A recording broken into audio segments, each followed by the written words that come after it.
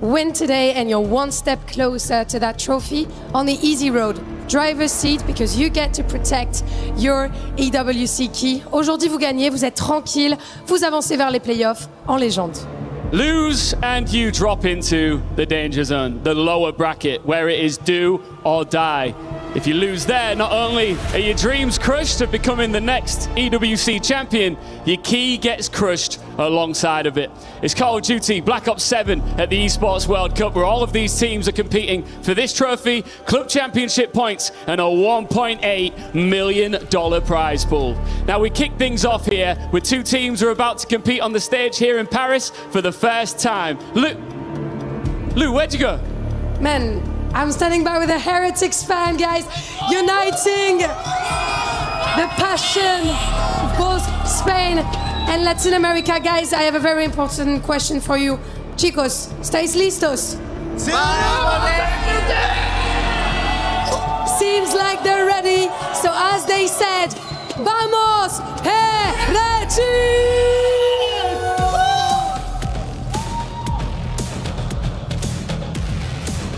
The power of Spain, a full Spanish roster, and an organization that has been here on the Call of Duty scene for a very, very, very long time. These guys know what pressure means, and they are ready to crush it. C'est le pouvoir espagnol de Team Heretics qui revient ici sur scène à Paris, et ils sont prêts à aller tout chercher. And their opponents, Vancouver Surge! Different faces wear the jersey, but we all know that this badge carries unfinished business. Vancouver reached last year's EWC Grand Final and left with a silver medal. But today here in Paris, a new Surge begin their own run and are ready to go again. It's revenge or redemption. It's Spain versus Canada. Call of Duty Black Ops 7 at the Esports World Cup continues. Welcome to the jungle. We've got leopard print on the main stage right now. Damn! Shift and study with you guys to get you kicked off for this wonderful, what day is it, Thursday? Yeah. Damn. I'm losing track of the days here, man. I can't keep up with the time zones. Heard that. Let's get this thing going, though. I mean, give me your thoughts here first, Jay, because let's be honest, Vancouver, haven't seen them in a long time. And I will say, like, their run with the new roster change, okay, looked pretty good. Not bad. I feel like it was a better teamwork aspect of the game, and it's only going to be like that when you have former players who used to play with each other have natural chemistry. It's good to see Mamba and Crace sitting alongside each other once again, and especially here on the main stage at EWC, because that's where realistically their careers truly started to open eyes of so many people that were watching. But I think Nameless touched it perfectly. Like, this is sort of, in my mind, a 50-50 series. I agree. With the way that Miami have been looking recently, it's not been good. Their expectations, we always can at least expect them to be consistent in top fours, playing against the best. The only team that they get the one-up on is FaZe, but then on the opposite side for Vancouver, with it being sort of a fresher roster, it was going to take some time, but we haven't seen them in so long, so I'm excited to see what the practice looks like. Yeah, I'm here for all of that storyline. And I think just kind of reflecting back to when they had played at Major 4, they only got a chance to play Boston, and it was a sloppy series. It was like one of those, like, neither team felt like they really wanted to win that one. But the interesting side on the other point here, as we flip the conversation to Miami, is that they added a bunch of predictable maps into this series, some of which they actually have familiarity playing against each other on. So how does the map set kind of lead your kind of narrative conversation surrounding both these two teams in this best of 5? Well, when I looked at the map set, it made me think, like Miami, how much practice did you actually get? Sure. Because ever since Real was thrown into the mix, the only consistent search and destroy map, and it's not even that consistent, that they used to play is Raid. Yeah. So they consistently are throwing that into their series. The one map, though, that is going to be a standout for both of these squads is the map number 1. Sake has been played by both squads only one time. It was a dominant performance from the Heretics, and it was a smoke show on the side of Vancouver. But this is where practice is going to be able to showcase itself on the main stage. I like that call. Let's take a look. This is on the season, but as of recent, your point stands. Yeah. Both teams have been pretty bad at this map. They've not preferred to see it in the rotation, but that was months ago. Stats don't often exist beyond maybe a week or two. Oh, at least you would think, maybe. Hard to say fully for sure, but we are looking to load on in. Okay, let's get our Thursday kickdown off. We've got the Team Heretics taking on the Vancouver Surge. Sake hardpoint.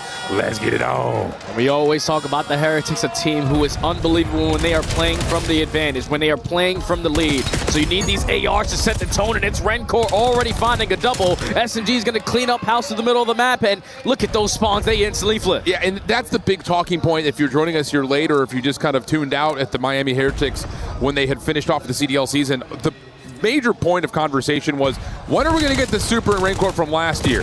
Metals has stepped up in these last couple of weeks. Real has provided a different tempo for this team, but the superstars that were there last year had been empty in the back half of the season. So can they show up today? So far, starting off great if you are the Heretics. Not spawning on the preferred side, getting 20 seconds off of the P1, and now trying to lock down these spawns for P2. Metals playing nice and tight in that corner. Nero does not check it, so the first kill goes instantly towards their way. And now, if you're the Heretics, let's just allow these gunfights to come to you, because you're fully set up. Got big moment here for Rancor, locking and anchoring the spawns. Floating through the middle of the map are the SMGs. Rancor with the final one. Nice snap for the second. Metals cleans up the front, and it's absolutely perfect for Heretics on the opening hold. And I thought I was going crazy. It looked like Rencor was finding every single kill in the feed, but we got double ones, we got double fives. Be prepared for anything here, Al. But so far, you can tell Miami are still destroying here at this P2 HP. You can't even get close if you are the Surge, but 2 kills do go their way. They're going to spawn 3 players all the way across the map. This final 30 looking like Surge is going to get. Yeah, that's almost too easy right there with Mamba and 0-5 as well. I was a bit puzzled to see Super, or Real, pardon me, spawn all the way out right there. Looked like they had the perfect lockdown in the backside of the warehouse, but not quite anchored enough. So Vancouver able to get in for the scrap time, and actually a vast majority of the back half of that time. And now making their move over towards rotation. You're going to get one of the players, the Heretics, spawning back behind P2. How much pressure can you take up on the map to potentially give yourself the advantage off this rotation? But with Super finding that first kill, he's guaranteeing those back spawns for the rest of his teammates now dropping. So Heretics are going to be able to take the lead and grow it a little bit more. How do Surge decide to set up this break? It looks like they're going to try to just flood the top bridge. Not on Super's watch. Nice double for him. Looking for a third, not quite able to. Real going to follow? No, not quite. Big win there from Nero. Allows Vancouver to stack up, get a break attempt on the way with 35 seconds left in the hill. Nero making the first move, gets shut down. Mamba's still looking to try to get just anything going right now on the main stage, and he will be bested by Real in the back staircase, and that will likely mean that this last hit is the last possible opportunity for time. Yeah, he's just taking tough gunfight after tough gunfight. I would love to see Surge instantly on their first attempt spread the map a little bit to try to contest those back spawns, because the 4 through bottom middle is not going to work, especially when you're allowing that one guy watching it finds the multi-kill. So a flawless 60 hold here from the Heretics. They blow the game wide open, and they have an opportunity to chain it over here to P4. Yes, they sure do, but Mamba will eventually get into the feed. Head hold from Lunar's backside dojo. Those 2 ARs looking to lock things down as you're still waiting for Craze to make his way back over towards the hard point. He will find one elimination in the middle of the map and then immediately come off spawn. Nice lockdown here from Mamba. Good read on the long route from Team Heretics. One more to deal with. That's Super at range, and okay, now all of a sudden, we've got Mamba starting to heat up a touch. Yeah, first wave already shut down. Now, if you are the Heretics, how are you going to approach on the second attempt here? It looks like they're going to say, screw going through the front. Let's try to take top mid bar control. And they do find the opening kill, but it's Lunar's finding a double. Mamba going to strike for the final. Okay, Mamba might have had a slow start, but he's on 4 in a row. And if Vancouver get this full 20, it's basically blow for blow tie game. Absolutely, and that's the one thing I will say about Mamba. He knows that, okay, I'm in a bit of a rough spot right now, but as soon as we rotate and get set up, that's when we can come to life. And so far, so good. Lunars shut down over the top of the hard point, and you're able to step up for a couple, and that will be the scrap time guaranteed for Vancouver. Really nice bounce back here on Ring, and we're going to make our way back over towards P5, where Craze and Mamba have already opened up a couple of kills. Yeah, Craze able to find a double through bottom pit, so all it's doing is continuously pushing the Heretics back, but you see that one spawn that does come in for a player like Real. You're not going to be expecting him to be over towards the warehouse, and he's going to make his life count. Finds 1 kill, eventually going to lead to the break, and Real, with the blessed opportunity, makes the most of it. Yeah, Craze now looking to try to get involved, trying to wait for a little bit of help. The nades will land. Now getting active over the top of the hard point, able to find the first. Still healthy, looking for more. Will grab it off the reload. Does he get the third? Over the top almost, but the shutdown is there nonetheless. 112, 107, 25 seconds on the hard point. Vancouver in the lead. And this has been a fantastic sequence here from the Surge, from P4 to P5. Not allowing the Heretics to get any time off of either one of those HP. And now in the final 15 seconds, they're still trying to commit at this. Mamba was 1-8. Now he is 9-9. We were waiting for the Cowboy to start striking. Yeehaw. Tell you what, almost for a double as Nero trying to get the rotation locked down over towards New. But an opportunity here for the Heretics to have some numbers over the top of the bar. That will help out as this long stretch of Vancouver Hills is finally put a little bit to rest. Split spawn situation here, though. Three dead already. If you're Heretics, the answer is no. All four will drop. Rencor and the rest of Heretics spawning towards Dojo for now. And now they have another opportunity, being blessed with another natural pinch. Two players on both sides. They're just trying to get these opening kills. Rencor's going to fly on in, only has ammo in his pistol. But at least for now, you're still contesting it for the spawns. I know if you're Vancouver, you're thinking, all right, we're clear over at the P2 side, but they are making this very scrappy. This is hard to read. Yeah, it really is. It's just all of this last 60 seconds have been split spawns all over the place. So win your ones. Hope you've got the COD timing in your favor. Heretics doing a nice job on the backside of this first hill, getting it nearly to a tie game. Real, backside staircase, able to find another. That will help out to clear the space and dictate where the spawns are going to be. One more up front and able to get the hip fire to land. Nero for a trade. Rencor over the top into trouble. Will eventually fall. So a little bit of scrap time here for Vancouver, but Heretics will have the hill at Warehouse. And again, they have so much layers being created. It's either Meadows or Rencor. Someone pushed out on the front side of P5, and you didn't check the corner the first go around, but this time you're not going to get caught slipping. You get the first kill. There's pressure towards the back. You're going to spawn two players from the Heretics all the way across the map. So this is the first attempt break that's going to be perfect. Absolutely beautiful. Super able to make a little bit of an effort happen, and that actually stretches an opportunity for both Rencor and Metals to work around the back. You're still trying to deal with Real from the front. He will be dealt with. Luder's now snapping over to the back. Nice for the second more. No, not quite. But in quickly is Craze, trying to follow up on the last few couple of members, but Mamba or Nero is able to jump on into the mix, and Vancouver will hold the back 20. Yeah, and this was Vancouver's hill in the first set as well. This P2, they've had their response, and where the Heretics were able to pull away the game was at this P3. So you have to have that same exact situation go down here, because you're going to be down by almost 20, 30 points going into this next HP, but at least for now, they got the spawns on lock. Rotation on the way. Able to find the first two are the Heretics, stabilizing this setup on rotation, plus an extra in the middle of the map thanks to Real. So what had been a 20-point lead for Vancouver is quickly going to fade. Although Rencor may get blindsided here. Yeah, quick route on the way back. That's going to block out the spawns, if not win them for Vancouver. Oh yeah, they're out. And an opportunity to try to get their way in now for 4v2 on the hard point. Super, what do you have for us? He's able to find the first. Pistol out for the second. Looking for more. Almost able to grab it, but there's just too many to deal with. But quickly on the rebuttal. Here come Team Heretics from the bottom of the map. They have numbers, but Craze has got the read. Wants to try to possibly win the spawns outright. He's got help nearby. Pushes, finds the kill. Now it's just down to cleaning up the last couple of members inside the hard point. Now he secures the spawns for his team. You know you have the numbers advantage. You're just going to choose wisely when is the time to go for the chow. And now that you have some assistance, fantastic teamwork on display there from the Surge. A perfect break gives themselves a nice little 25 to almost 30-point lead. But you need to find another quick break again. But Craze on 4 in a row could potentially earn himself the Hellstorm. That is unreal shots there on the Rencor. Metal's also in a little bit of trouble over towards the bar window. Craze wants blood, and Craze is going to get blood. 6 kills in a row for Craze. Now into the hard point, surely getting close, if not at a Hellstorm. But he will be felled. Super, now trying to zone out the front as this next pit is in pieces right here for Vancouver. Good moment for Heretics. And this is where the Heretics start to build some space through the middle of the map. The ARs are trying to lock it down, make it difficult for these SMGs to get any space through the middle. But that one blessed spawn does come in. Are you going to be able to read this if you are Super? You're just not expecting it. 2 kills go in favor of Surge, might lead to another quick break. But you get a win on the hard point from Rencor. Mamba trying to contest. Slight edge to Miami on the scoreboard. But here come the ARs pushing forward, finding every single kill. Real is on the picture, but out of it at the moment. And it's going to be an opportunity here for Vancouver to not just get the scrap time. They've got early numbers over towards New. Yeah, and this is what the sequence that cost the Heretics a hefty chunk of time earlier into this game. This P4, P5 chain went fantastic on the first go around here for the Surge, and now they're looking to do it again to potentially close out this map number 1, but kills initially do not go their way. Spawns are going to be a little bit sporadic, but Heretics are in the time. Oh, big win right there in the middle of the map. That's from Craze. That will open up an avenue of approach as Super is trying to lock things down over towards the warehouse. Stun comes through, Super is low. Trade is there. Now it's just out to try to find the kills over the top of the hard point. Rencor making life difficult in that fashion, but there's going to be a follow-up elimination on the way. 225 to 219. Vancouver still spawning close, but Metals is now locking down the hard point. He's running out of ammunition, needs some help. It's Real on the pinch. Can he find a way to clean everything up inside the hill itself? He's in some trouble, but the help is still nearby. 1v1 for the final bit of time, and Rencor is able to find the win. Still have a chance at winning here, but no longer going to be the case as soon as Rencor falls in towards the hard point. So Vancouver are still going to decide to play through old. They're finding a majority of these kills. The only one that they have yet to find is Real. So this is only going to be beneficial here for the Surge because they got a lot of mid-map already for this next B1. Absolutely. Keep your eye on whichever number 5 is on the bottom side of the map. Rencor pushing through old, but Vancouver are in the time.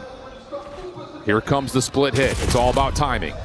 First blood comes by way of Heretics getting into the hard point, and they're going to find all 4. Okay, this is an opportunity to put this game away. They know where the spawns are, 238, 236. And this is where you can't really force these gunfights. Allow the play to come to you. You only need another 6 seconds to call map 1. Real trying to hold that front line. Scattered, able to find the first. Backing up, nice help on the way. Now it's just the last couple of seconds, but hold on a second. You got numbers here for Vancouver. Rencor able to find 1. Does he try to challenge the second and win the game? He's going to wait for help.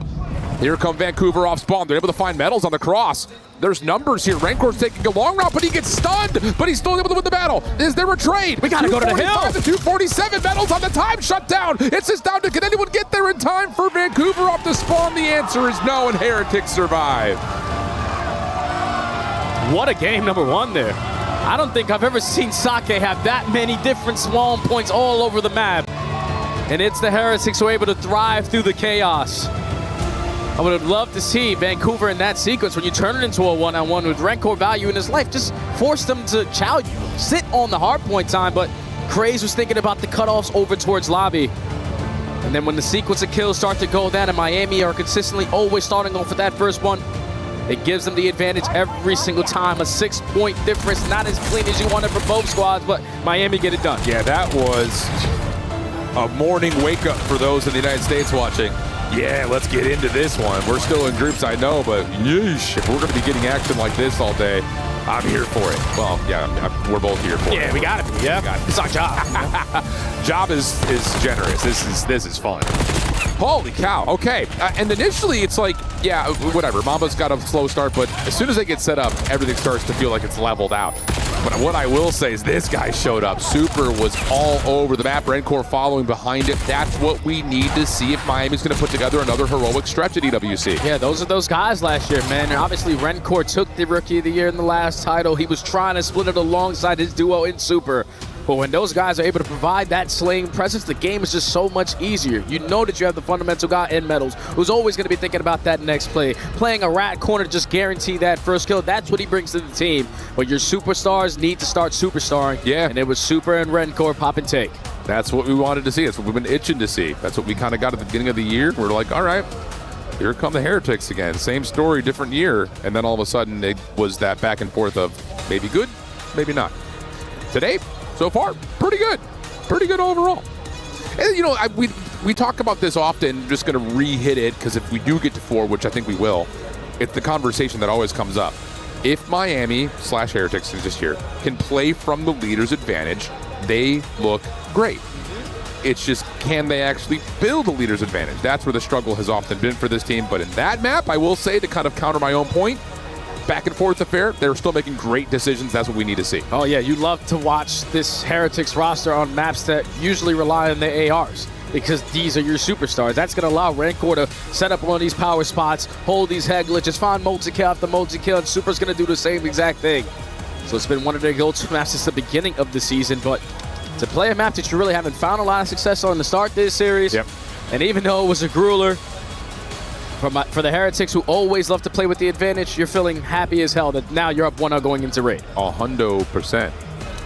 Let's talk about Raid. A search and destroy map that Miami has played an absolute ton of. There is more than enough film to fill up the Cannes Film Festival. I don't know who's going to be screening that, but if they do, they're in it. I'd go watch that. I'd go watch a can screening festival of Miami playing Raid. I don't know. I used to really enjoy the Heretics whenever they played Raid. That's when Super was able to set the S&D kill record with the sniper pistol in hand. But it's like ever since the sniper has been out of play for like the last 2 to 3 months of the game, their S&D is out the window. This is the only map that they somewhat find success on, and it's usually through Super being consistent in his first bloods. But now, since the game has changed with the meta change, it's forcing more of your SMGs to make all those big-time plays, and it's instant counters every single time versus the guy with the boomstick. So hopefully the practice, because you heard Methods in 6 saying this is the game mode that's going to take them a really deep road here at EWC. It's got to start here. I mean, let's just throw the numbers on it. Miami, when they started the year, were incredible. Unbelievable. So good. But you go back to Major 4 quals through champs, I'm going to give you an over-under 3.5 search and destroy map wins. Taking the over, it's under. It's 3. Under. It's 3 map wins. And 2 of them on Raid. That's ridiculous. Yeah, it's unacceptable. Nah, can't be having that. We'll play the over-under game with you guys on Control next, or pardon me, Overload next, which, oof. Okay, let's get into the Raid. Here we go. Vancouver on the opening attack. Quick play from Craze to get up to water stairs. No one even bothering to watch for it. He wants blood, and he gets blood. First blood early to Surge. A lot of info. There's a lot of pressure in towards ring, so oh yeah. I don't know. I wish they even trying to play with this. Let's get this bomb down on the opposite side. Oh yeah, we're planning this thing B immediately. Craze will be the pivot point, just kind of floating and looking to make life miserable for the Heretics on their retake attempt. Bomb planted. Craze will fall. Pressure established on the flank over towards driveway. And it looks like Vancouver are going to respect that with all 3 players in the post plant towards bed. We don't have any trophies to make this a little bit easier or more dominant setup here. A double pinch coming in from the Heretics. It's all about the timing. The baiting switch is good enough. They have the numbers. Okay, follow-up coming through. Lunar still completely unknown to where he is, but the follow-up from Real is good, and that's a 3v4 post-plant retake. Everything looked like it was going to go to Surge's way. Yeah, that just can't happen right there if you are the Surge. We found an early first blood in the first 20 seconds. We get the bomb down. We have a post-plant 4v3. But instead of using your 4v3, Craze gets isolated on the opposite side of the map trying to work a late pinch. Those are just risks you can't take at this moment. That's going to come back to bite your team. They were just so trapped in towards the bedroom. They had no space anywhere else. And the Heretics are able to get the perfect read for a perfect opening round. Unbelievable stuff. I'm actually a little bit surprised that off that bedroom post plant, they didn't try to put someone all the way back towards Aircon. They should have took space on the opposite side, or too. Or that, yeah. One of the two. Well, Heretics get away with the first round after losing the first blood. Now looking to get aggressive towards Laundry. Real is already in there with 3 eliminations. Looking for number 4. He'll find that one and get out of dodge. Playing the corner, a little shoulder comes through. It looks like he's going to find that. Yeah, Vancouver have committed to trying to still contest this somehow, some way. Are we kidding? What are we talking about right now? Nero now completely stuck. Nades and smoke coming through, but at a certain point, you just rush it through. I think Real actually gets credit for that last kill, too. Yeah, I don't understand what Vancouver right now are doing. They look like they were surprised at the fact that the Heretics so far pushed them into Laundry, but that's potentially going to be the case when no one is scouting for the early info. They push up for free. Real gets the first blood. Metal strikes for the second, and Super finds the third. Everyone providing their 25%. If you are a Surge, you probably got to slow this game down a little bit. I mean, once Real gets into Laundry, I'm just puzzled that Surge are still trying to contest the bomb plant. Like, we got to reform and try to hit through pillars or something. So Real will get 1 in that round and get to 4-0. And Vancouver have purely set their eyes over towards a Super first blood. Real a couple of tags over towards the back van. And here comes Metals on a late pinch. Shutting down anything towards mid. Keep on giving the Heretics early advantage. They're going to be able to capitalize on it. Look at how much map control they have. They said, okay, 3v4, we're going to give up B because we have an extra gun. That's going to be an easier opportunity for a retake. But Metals gets isolated, 3v3. Super. Follow-up information that there is a little bit of a backwards retreat. Real in a wide open position is able to get it 5th. Super for his trade is now on 4 in a row. And it's on to Nero for a 1v2. Shoulders being thrown. Information already gained here from the Heretics. And now Rencore and Super, that duo, going to play side by side around the middle of the map. Only 35 seconds left to go. Nero eventually has to commit on this bomb plant. Well, he's going to commit to it right here. It's the right call in terms of where exactly the Heretics are. And he's going to set himself up into Tiki. Rencore and Super, long-standing duo. Here comes their move. Rencore's going to hop on for the defuse. Oh, Hero's got the read, but nice shots from Super before he can tuck away. And that will be a 3-0 advantage to the Heretics. Looking like somewhat of their S&D back in the day. Consistently finding first bloods, even though it's Super with the AR instead of the sniper. And just finding themselves in a lot of early advantages. Nades are able to connect to have Craze half HP. Even though Metals is instantly going to be traded through the middle of the map, the fact that Real was able to get one Super in a position to keep the numbers on their side, and Super again in a position to play the trade. It's good to see, because it's been quite some time since we've seen him like that. Yeah, I'll say. What, like, where has he been? There we go. Let's see. Metals aggressive through Kitchen, able to find the first ball. This is just raw aggression. The Heretics are just not giving any respect to Vancouver. Mamba stuck over towards Money Window, is able to at least give him a chance at what would have to be a 1v3. Bomb is going to get planted. And at least got the info that they have to be playing over towards Laundry, but he is able to spot out Real. Too bad Real has a power spot. Heretics are playing them with no respect right now. It was a 4-man push in towards Kitchen. They consistently are finding that opening kill, so the trade fights, the domino effect keeps on going their way. And if you are Surge, you need to stop depleting right here, right now. This might be a 6-0. I mean, that's a haymaker call right there out of Lucky, I imagine, coaching from behind. Like, you're finessing, you're winning the chess game. I mean, initially it's a 3v4 you come away with, and you're like, all right, let's go. And then you have two back-to-back incredibly well-designed rounds, and now you're just going to hit them hard. That's one that totally gets you off balance, I think, if you're Vancouver. And I don't really know what strategy they're now going to play with. How do you try to respond to that? They've had a lot of aggressive rounds, and they usually are banking on Craze to be that lead guy, the guy that's going to take a majority of the space in the first 15 seconds. But it's just every time they try to take that risk, Heretics are there to blind counter them. So might have to switch up the pacing of this game, allow the plays to start coming to you, force the Heretics to start getting bomb plants down when it's potentially 4v4s. You might stand a better chance there than every single round just having a man down. Yeah. Looks like we have a bit of an issue, I would imagine, based on Mamba's focus. It's probably from him. Hearing it's an audio issue. Kind of ironic to say that. I'm hearing it's an audio issue. Get it? Like, because he can't hear it. It's an audio issue. Yeah, I got you, bro. All right, perfect. Jay's not dealing with my nonsense today. He's just like, yeah, I got you. Shut up. But it's just, Jay, help me, brother. We talk about this all the time in the green room. It's just like, what changed for Heretics? Like, all of a sudden, they look great. Why? Why has this not been the case all year? I feel like when we've been watching him ever since Real has gotten added back into the lineup, it's been a lot of ISO ball. And so far in this game, every time one player from the Heretics is falling, there's someone else there to play for that trade. So the teamwork aspect is simply outclassing the Surge.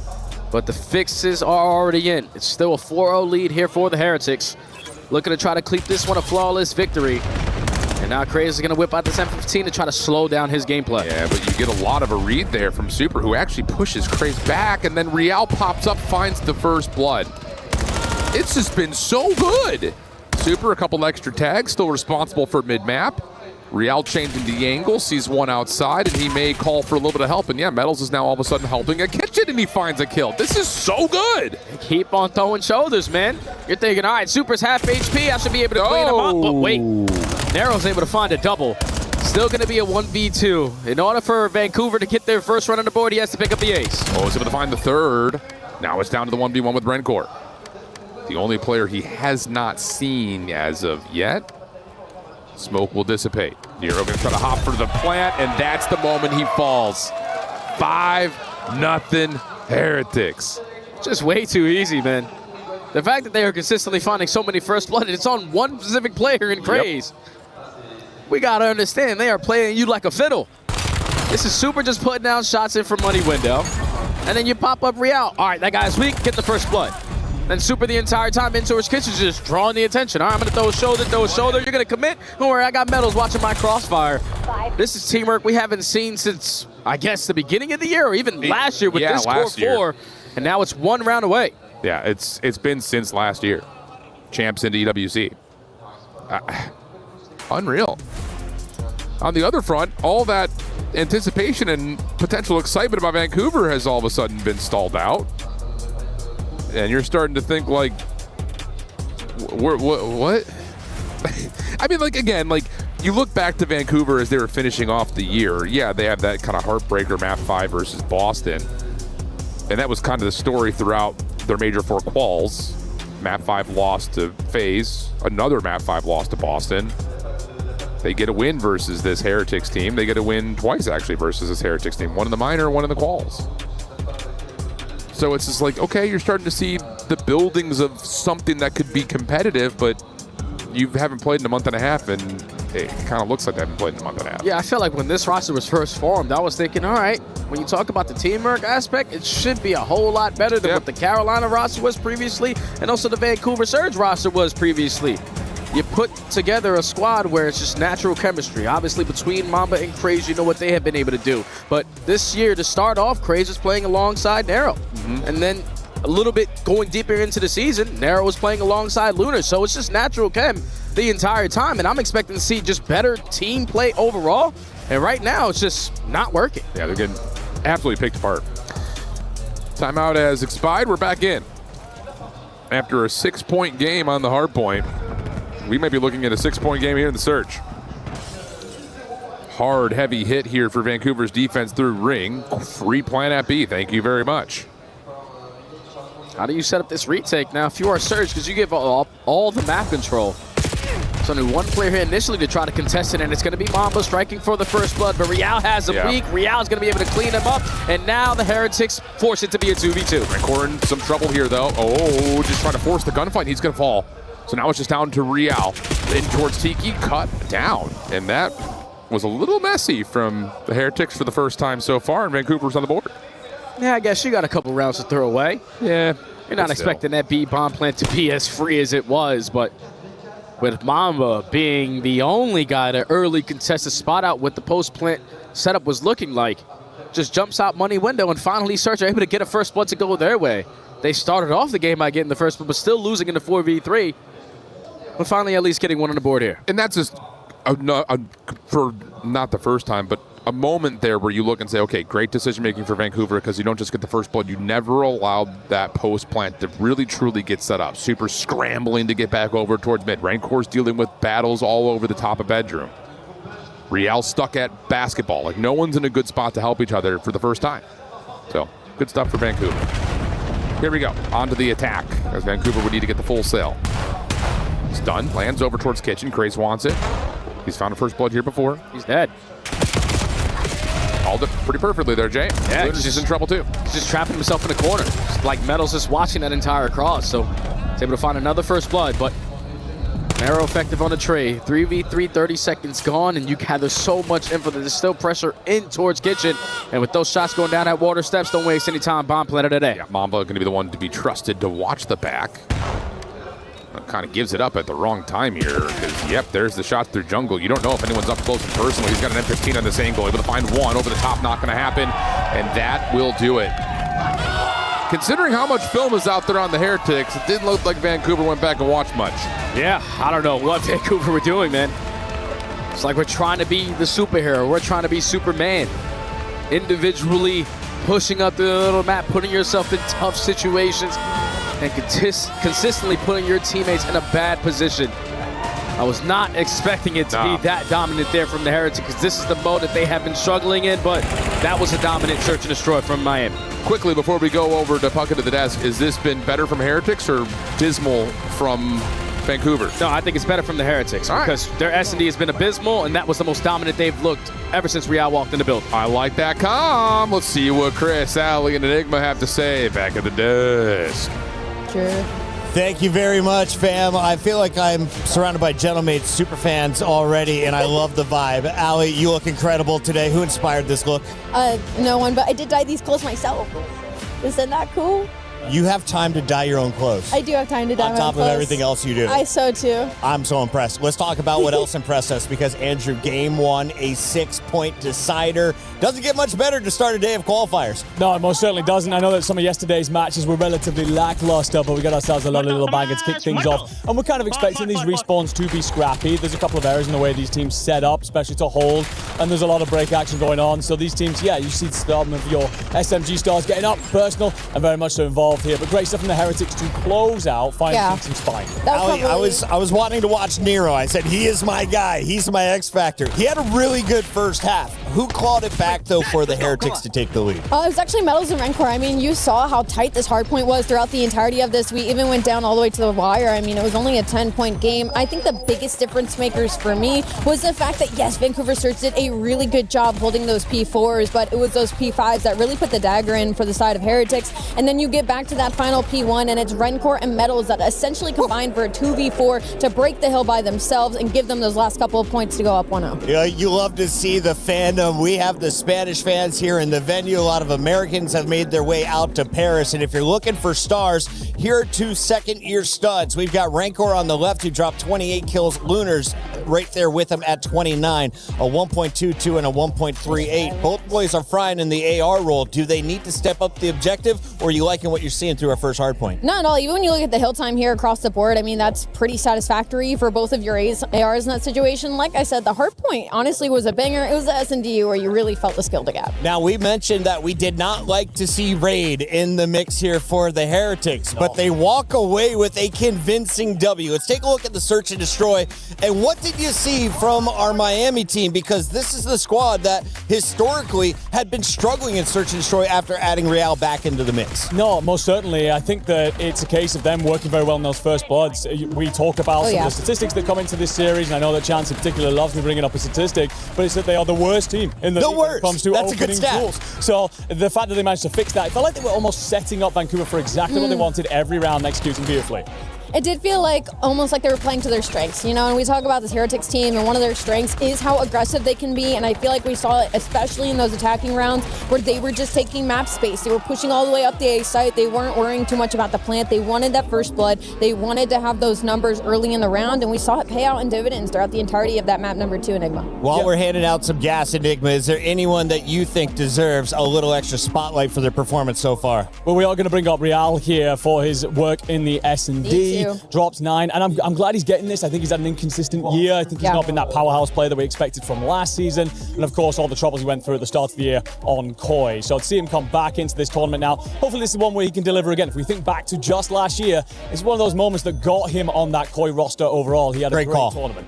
I think it answers a lot of questions about Heretics as well, because, you know, with the way that LAN has gone for them, with the way the roster has gone for them, they lose Trakes, they add back in Real, hoping to kind of revive some of that old chemistry that they had beforehand. It didn't pay out right away in our regular season. Seeing it now, a couple more weeks of practice, especially in their search and destroy to pay through, is big, especially for him individually in his spot in the league. While we're giving out flowers, I want to award some to whoever figured out the tech pause. Yesterday was a mess. It has all kinds of issues. Today is running smooth, and that tech pause was sorted out in under 2 minutes. So shout out to our stage after fixing things last night. Let's take a look at our map Samoas and what we have moving forward in this first of 5 best of 5s on the day. Sake was a 6-point difference, but it was a 5-point difference in search and destroy. A blowout in game 2 tells me that the Heretics have all the mental edge going into Overload. Do the stats back up that claim? I would say this is the best overload for both of these teams. Obviously, you want to lean Heretics just because overall they are the better team, but I think for Surge, you have a case to make. Nero is due for a map, and if he's going to do it, Scar Overload is a really good place to start. No, I certainly agree. Like, it's where you've got to build your way back into the series. We call it a swing mode for good reason. You get the opportunity to break here. Coaches are much more involved here at the Esports World Cup, of course, so this is where you put your arms around the boys and talk about through early strategies. Remember, the last 2 times you played Heretics here, you beat them. Now's the opportunity to start this week. You got to start winning somewhere. It has been an abysmal start for the Vancouver Surge. They're in the hole facing elimination, at least in the winner's bracket. For now, though, Spain is on match point, and we have a bunch of happy fans alongside Guy Blaze. Don't forget, everybody, we're not just in Paris. We are in Europe, and the Heretics superfans are out to play and watch their team turn up on the stage. They're ready to get loud, man. Hey, where are you from, okay? And who's your favorite Heretics player? I'm from New Jersey, and my favorite Heretics player is Super. Okay, Super's my favorite player. Super, you guys' favorite player. You guys like watching Super Snipe? Yeah. All the way from New Jersey, okay, to support. You must be a Super fan, right? Yeah. All right, let's go over here and talk to some more fans as well. Where you from, man? From Miami, Florida. Miami, Florida. You came from Florida? Anybody else come from Florida out here? Yeah, over here, more Florida people? Let's go. What about you? Where you from, man? Colombia. Colombia. Where my Colombians at up in the building? A lot of Colombians. Who's your favorite player? Oh, I mean, Metals. Metals is the best. Metals is the best, especially when it comes down to the SMG. And we also got some family in from the players as well. Alberto, we got Rencor's brother in the building. Make some noise for Rencor's brother, everybody. What would you like to say to your brother on the main stage? Well, best of luck for him. We are the family of him and supporting always in my life. And, well, a tope. ¡Vamos! ¡Va! ¡Vamos! The fans are here and they are ready to cheer on the Heretics. One more time, everybody. Let's get loud for the Heretics. Vamos! Let's go. So far, that Vamos is hitting different here in Paris. 2-0 to Team Heretics, loading into a Scar overload. Jay, want to play the over-under game again? Talk to me. What we got? Team Heretics. Wait, I got to give you a time frame. Over-under 5.5 since Major 3 qualifiers. This is their best overload technically, so I'm gonna go under. It's over. It's okay. barely over. 6 wins since Major 3 qualifiers, but All that's right. it. That's not much. That's not much. And I feel like when we're usually watching them win is when they're the team initially to get that first score, when they are playing with that advantage, because that allows their SMGs to play like rats, to hit these long routes, to play certain corners to just guarantee their one-on-ones, and that's when the Heretics are truly one of those top squads. I should have given you the context. That was for overall overload, not just Scar overload. See? My bad. I just processed why you were so much confidence. So you win. Come on, You man. win. Since Major 3 quals, it was 3 wins. 4 wins on this map. Actually, not a bad over-under I know line. a little bit of ball. Bad so I was over-under line. You know a little bit of ball, you know a lot of ball. Let's get into this ball right here. Can Vancouver find a way to bounce back and get this swing map, as Enigma had said? Building some momentum. Good start. 3 dead. Why not just go ahead and grab it and try to score here? Yeah, we should just go. We should not allow this play that's working on such a long route to be impactful on this play. And if you're thinking it's the Heretics coming off the respawn, they were going to commit over towards the 8 point. The juke moves are good enough for Sirs to get the initial score. Okay, there we go. A little tempo setter for us as we head back over to the field now. Lunar's the first one in position on the plane. Up and over, a little distraction there from Super, but it doesn't really deter Lunars from locking things down onto Real. Now the push starts to come through. Crazy able to take one hostage. Hello? Oh, man. I don't know if that was intentional or not, but we'll take it. That's going to lead to possibly a second score, but Real comes off spawn, finds 2. Crazy now looking to do it all himself. Finds the 3rd, able to grab the overload, but it's Nero. Good Last stuns. one left. Stuns are locking him in place. He's stuck in molasses, and that will be enough for Heretics to get the EMP out of there. Yeah, it wasn't easy, but they get the goal line stop and are now trying to work out of their spawn. It's always extremely nerve-wracking when you still have your AMP carrier so close to the opposite objective points. But now trying to take some space over towards the motel side. I love the way the Vancouver are playing this, though. They're not really trying to force these one-on-ones, but with 2 kills going in favor of the Heretics, they're trying to hit that go button, and Nero finds a double to stop everything. Everything does get stopped. That's the big key. Map position still in favor of Team Heretics. Surge trying to work their way out. And why not? We'll go ahead and do a Fly Saudia check-in with the Vancouver Surge. Nice.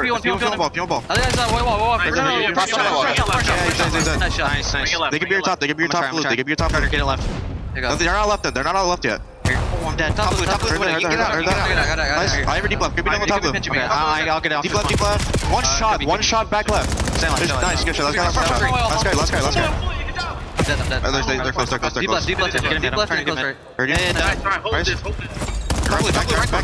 Top blue, so weak. Heard you. So top blue. Yeah. My EV. He's close on us. Beyond. Nice. Good shot. I'm retake up blue. Beyond, one shot. Beyond that. Nice shot. Rank core. One shot. He's showing to mid top. He's I'm laying down top. Nice, shut up. Heard you. One more. Nice. Good shot. One more under him. Yeah. He's in the corner.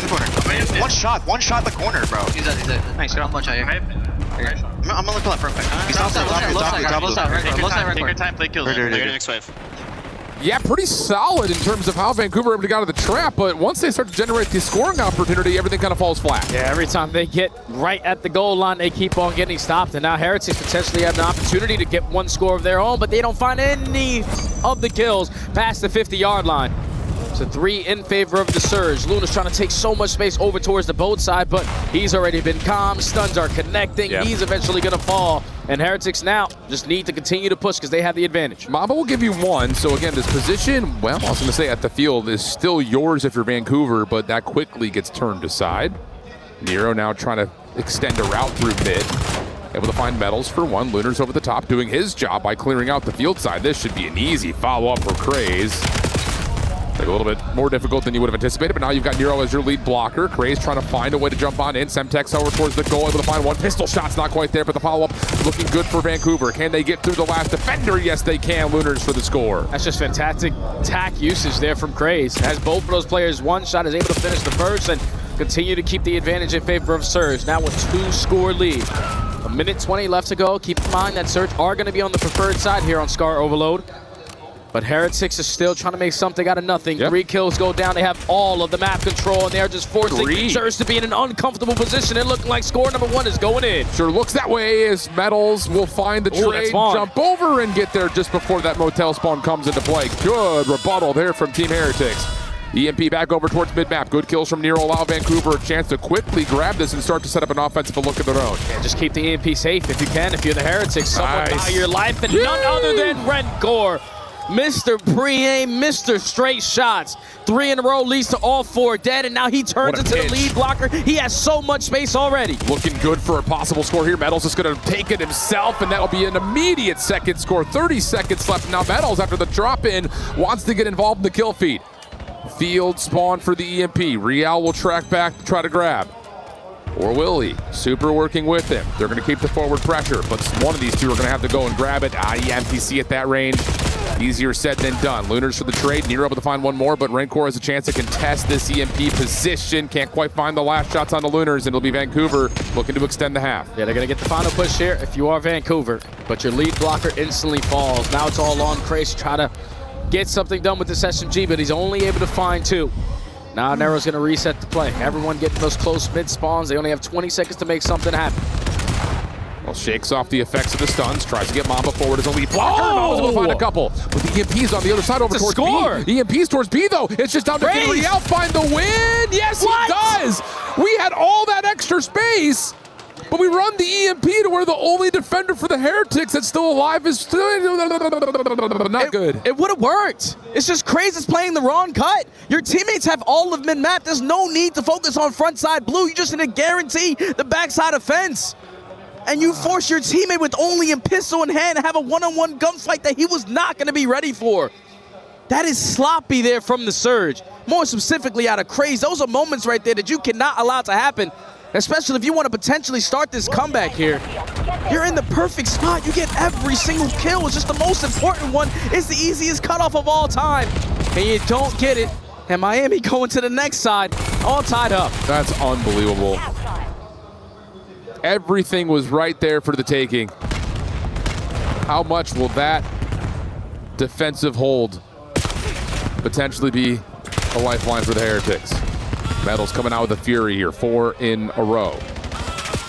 And make that 5, turn for 6. Oh, goodness gracious. EMP now in hand as we jump in for Team Heretics check-in. Área azul no va nada. Área azul está un tiro, otra por mar que tengo. From blue, Howell y from blue. Y otro ataque lunar. Muy tocado, mira. Métela. Nice. La bola no se izquierda, quedamos hacia afuera, va a ir from blue, metal. Sí, por encima. Te tengo. La pillo yo. Te está pinta con yo. Vale. Está encima mío, super. Azul, te une y azul. Área azul, 2. Área azul, salta. Dos marques, dos from blue. Tanque weak son 2, no veo a nadie. Van a pulsar medio para derecha. Otra apunta. Aquí no hay uno por allá, ¿eh? Creo que hay uno por lado. Estás tú en pro market. Yo te vas from market, ¿vale? Voy a la izquierda, super, a la izquierda. Izquierda uno, va, pincha verde uno. Y otro Tengo que dejar, fue a mi derecha. Ahí va a izquierda la bola. Vale, la bola izquierda y uno derecha. Está muerto. Vale. Sí, Artur muerto. Bueno, voy a ver piña. Sí, Voy sí, sí, a Outer solo uno. Y nada, no, está... Yeah, beautiful moment off of the killing spree to get in, find the score, take the edge, and we're not done yet as we continue to just pick apart Surge one by one. Opportunity to possibly score here. Pistol out, follow-up kill for Super is there. Does there an angle for Nero? No way. 4-2 the count. And they just keep on overwhelming them with these numbers. Surge are relying too much on these routes, and if your teammates aren't staying alive in those power positions, you're just going to be completely out of the play every single time. So Heretics now starting to pull away. 2-score lead. The kills are going to be a whole lot easier because you don't have to force the play anymore. And SMGs continuously are just getting lost. Metals, big win there. Keeps the pressure up for Team Heretics, who are coming off the spawn from field side. Mid-map cutoff. Mamba's going to be felled there. Craze looking to trade and just get some space. Just do anything in this position in front of the EMP. Double hit coming up through Market on the same front. Super, the one just guarding the EMP at the moment. He's going to come back into the play, find himself another, but he will be shut down. So Vancouver got some kills, some map position, but none of it's around the EMP. Yeah, look at those spawns. Everyone's going to be spawning over towards that plane side, so going to take a little bit of time just to work your way over towards Motel. But Mamba goes right up through the middle, finds a double kill, and now has the EMP in his possession. We just have to start moving quick, because the longer you take, the more these Heretics routes are going to consistently keep on working. Riel behind the play now. Oh, man. Able to find two. Has information on the players over towards the satellite. That's going to help the ARs get involved. And Vancouver are still being held back. They at least deal with the pressure from Riel, but they need to score. They need to find an opportunity sooner rather than later. They only have a minute, 50 seconds left to try to get something done, but that's going to be all four dead. Heretics are just consistently allowing the play to come to them. You no longer have to be the aggressors, and this is going to be a guaranteed counter score. Heretics up by 3. A really nice moment from Riel. Caught perfectly by our ops team, too. Just to know that, okay, here they come. Semtex your feet, get the damage, play forward, grab the EMP, score. Easy peasy, no problems, and Riel's not done. 4 in a row, make it 5. That's gonna be the Hellstorm. Oh! And Super will follow behind that for the 6th detonation, and Riel is having it his way. Oh, goodness, 7 in a row, 34 and 25. And that's gonna be just a victory lap there for the Heretics. Yeah, somebody finally got a trade onto Riel, but the damage is already done. Heretics up by 4. You got a Hellstorm that you're instantly gonna call in as soon as you come off the respawn. And Vancouver's hopes and dreams of staying alive here in group play are diminishing.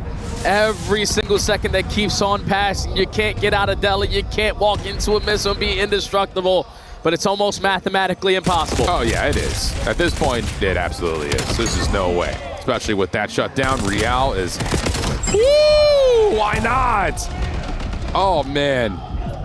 You know, there's just something about when Team Heretics comes and play like this. They are fun to watch, man. They are fun to watch. 40 and 27. Holy cow. I'll be biased caster right now. I want to see this Heretics all weekend long. Goodness. We might have a chance, especially with the way that they were able to perform in this series. Not only in this overload, but the most important one for me was that search and destroy. It was teamwork making the dream work, and the Heretics completely outclassed the Surge. SMGs aren't missing, and that's going to be another 3-0 to start off today. Yo quiero más. Más amigos. Oh my goodness. It's just, they are so refreshing to watch when they play like this. So refreshing. It really just, it legitimately teleports me back to where we were last year, where we're watching these guys. God, that's fun. They could always fight with the best when you talk about their hardpoint game. But this season compared to the last, their Search and Destroy took a heavy hit. If they're going to be able to contest in every single hardpoint, because you heard Riel in his interview, that was the game mode that they feel like they can go up against anyone. It doesn't matter the map, it doesn't matter the mode. They have a play style within each other that has seemed to be working out recently. But that Search and Destroy, the teamwork that they displayed there, haven't seen it since last year. That might be that one game mode, the catalyst to the reason why they make a deep run here. The only thing I want to see from here, the only question that I think lingers is, what does the map pool look like? That's my only question. And you know who's got questions? Lou's got questions. And she's on stage with our man Super. Thank you very much, guys. I am standing by with super congratulations. Enhorabuena para esa victoria. Y creo que los fans están muy contentos aquí también. Históricamente te ha ido genial en la IWC. Entonces, ¿qué es sobre ese torneo que os hace dar un poco más? ¿Es el dinero? ¿Es el lugar? Enséñame, cuéntame. Yo diría que es el torneo en general, tiene mucha aura, me atrevería a decir que es el mejor torneo que hay en la temporada, tanto por cómo nos tratan y cómo se siente el torneo, y que siempre va todo perfecto y tenemos mucha ilusión por este torneo. Estoy contenta de oír eso. Donc, first question, what's about EWC that makes you guys step up every time, because it's one of the tournaments that you've been the most successful at? Is it the money that I ask? No, it's basically the entirety of the tournament, the way it's carried. I'd say it's one of the best tournaments of the seasons, and I'm always happy to be there, of course. Y eres un jugador de S&D buenísimo. Y he oído que los fans echan de menos tu sniper. Entonces, ¿lo vas a dar lo que quieren o...? Dime. A ver, a mí me encantaría usar el franco mucho más, pero obviamente la gente aprende a jugar conforme va pasando el juego y ya no me piquean tanto como hacen antes, y yo tengo que cambiar mi forma de jugar debido a eso. Así que, por mí, a mí me encantaría, porque me encanta usar el arma, pero tengo que hacer lo que requiera en el momento. También tienes que seguir la meta, imagino también. Second question, you've been an insane, one of the best players in the S&D mode, but I heard that the fans are missing your sniper, so are you going to give the people what they want? Well, I would love to, personally. I would love to play that gun again, but I also have to follow how the game works and you know how the meta evolves and what is played and what is not, but personally I would love to. Y ahora hablemos de opponents, rivales. Si tienes que elegir uno para todo el torneo, ¿qué hay para cenar? ¿A qué equipo quieres ganar más que los otros? He oído FaZe, Koi, 100 Thieves, dime. Sinceramente, o sea, no me importa contra quién jugar, pero si tuviera que elegir a uno, diría Optic, por lo del año pasado, lo que nos pasó. Tenemos una cuenta pendiente y me gustaría jugar contra Optic. Vale, el rival Optic. So if you had to pick one rival for this tournament, one team you really have your eyes on, who would it be? Well, obviously, I'm going to say Optic. I heard personally about other teams, but his pick is Optic, of course, about what happened last year, and they also have a revenge to take. Y por último, ¿quieres decir algo a tus fans aquí de América Latina, de España, que están ahí en París? Lo que quiero decir es que muchas gracias a todos por venir a apoyarnos, significa un montón. Se escucha a cada uno de vosotros y hacerme caso, que nos dais muchas fuerzas para seguir jugando este torneo. Muchísimas gracias. Thank you so much. Tons of thanks, guys. It means a lot for us, and that's also the reason why we're happy to be here, and it's a pleasure for me to have you. Thank you very much. Gracias por la entrevista, and don't go anywhere because we're moving on to our next game, FaZe versus Movistar Koi, after a break. See you.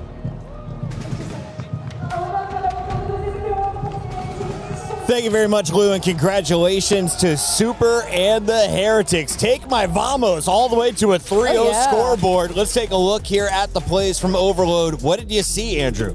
I saw them being relatively underwhelming to kick things off. You see them go down 2-0. It felt like they were very slow out of the gates. Seemingly locked it in after that. We're going to talk about some of those players at some point, but for now, very much so, just making sure that they come out. We talked about the mental swing that they would have coming into that map and how Vancouver felt like they needed to really get that kickback and they start going on that reverse sweep. I think Miami were reeling a little bit in that, but figured it out pretty quickly. The problem is Surge is just a little too slow. And we think back yesterday to the overloads with some of the open teams, thinking about the pit and the war, and some of our grievances was they put themselves in good spots, but they were just too slow, and Heretics is quite literally the complete opposite of that. So yeah, you get those first 2 goals, but once Real starts getting on a heater like that, it just felt like they were suffocating Surge. There was no room to breathe on this map.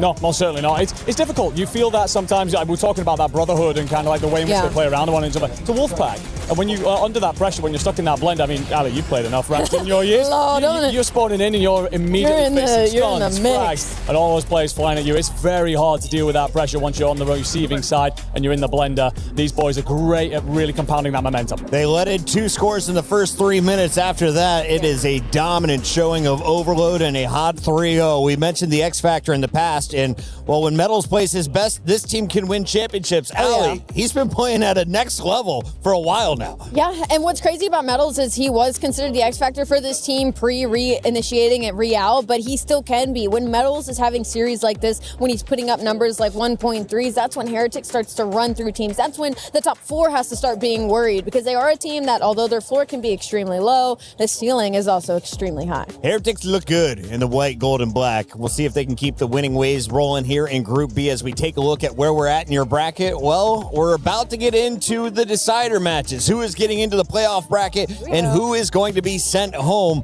You saw in the openers, it was Optic over War, 100 Thieves taking down Boston, Heretics just dismantled Vancouver, and now we wait to find out, will they be playing PN, aka Project Notorious, one of the tougher challenger squads, or will it be Team Falcons, who just raised to a top 3 at Champs? Well, actually, so I think I peeped some of the B stream. They were in that search and destroy last that I checked, tied up, and it looks like Project Notorious was able to take the search and destroy, which is huge. We talk about these teams coming in. The biggest part that they can take capitalization on is going to be in those map 2. So now in this map number 3, the fact that it's even within 1 point Enigma spells good. About for to be a Project Notorious. 2-1 finish here, I have a feeling, for the Falcons. Yeah, looking pretty solid here for the Falcons to close things out. Of course, we'll get a couple of seconds to scoop that device. But yeah, for Notorious, it's pretty impressive actually that they take the S&D, because they lost Beans coming into this. They've replaced him with Kami, and Beans was their superstar, their X Factor with the sniper in S&D. So the fact that they figured it out with Kami is good, but Falcons, different gravy on the respawns.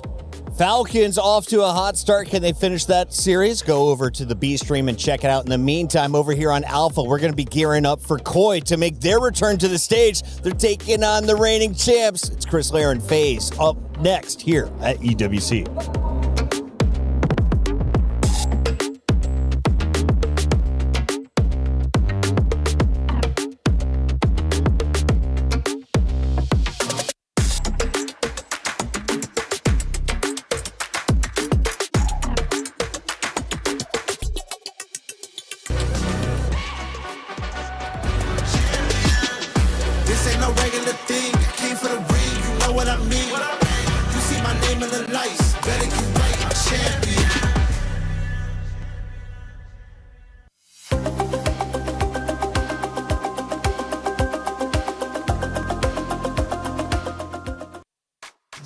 This week over at the Korea City Grid, we have PUBG Mobile, and of course, the lovely Glitter once again joining us to give us an update as to what we can be expecting from the club championship points and the weight that this stage is holding this week. Yeah, because this is going to actually be a big one for the teams that are in the top 5. Now, we have a 2-week game, so this is going to be a little bit long, and we're in the first half of our group stage right now. 2 of the teams that are actually big in this, specifically for PUBG Mobile, are Aurora and AGAL. Aurora and AGAL. For AGAL specifically, it's been a good week so far. Yeah, so this could be big because they are one of those squads that could potentially, at least bare minimum, get a top 8 when we're talking about finals, and that's points on the board for the squad that headed into this week in 5th place on our CC leaderboard.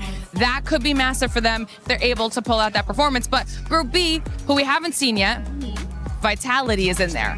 And Vitality is a very big favorite in this lobby. Absolutely should guarantee top 8 bare minimum. And they were 4th on the CC leaderboard heading into this week. So if we could see these squads do well through the group stage, that'll be a good indication of potentially how those trends are going to go. And it could really shake some things up.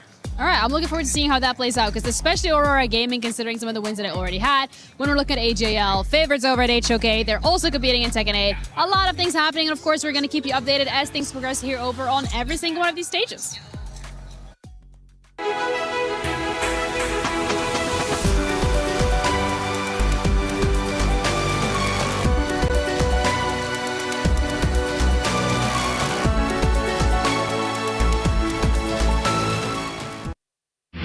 A lot of people are haunted by their past. I'm inspired by it. They're not just playing for themselves, they're really playing for their entire family. They have defeated their demons! They have crushed the curse! He thinks he can come in here and play my game! He knows nothing but go! Tyler, why? You're done. This is my ladder. You can't climb it. It's better than me hard-sucking masters. You're going too far now. Your eyes buggy. Your elbows ashy. That airline? That's an L airline. Somebody better hold me. Okay, yeah. Do something then. Raw energy. Hard, blow the house down.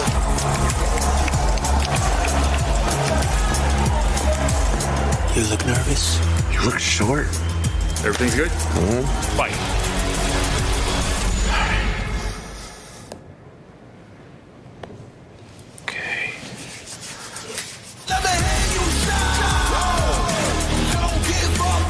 Do you really need the wraps? Yeah, that feels like overkill to me. Everyone is playing, you're not yet. EWC Play is your all-in-one platform to compete in fantasy, pick'em, and quests for a grand total of $300,000 in prize pool. Build your dream fantasy team in 5 different games and track your score with live results tables. Predict the winner of every game, every group stage, and every tournament. Complete daily and weekly challenges to earn boosters that help you climb the global leaderboard. Got what it takes? Join EWC Play now.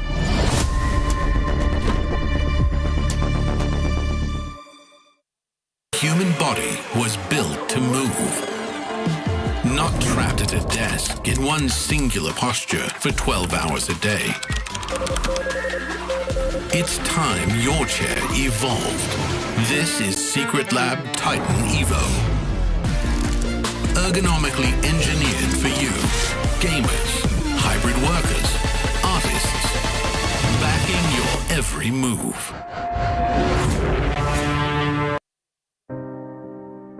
Damn, he was so good, man. Oh, he was so cracked.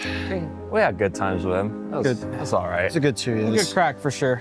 Didn't really make it there, but Man, screw that guy. I'm here now. Yes! I love it.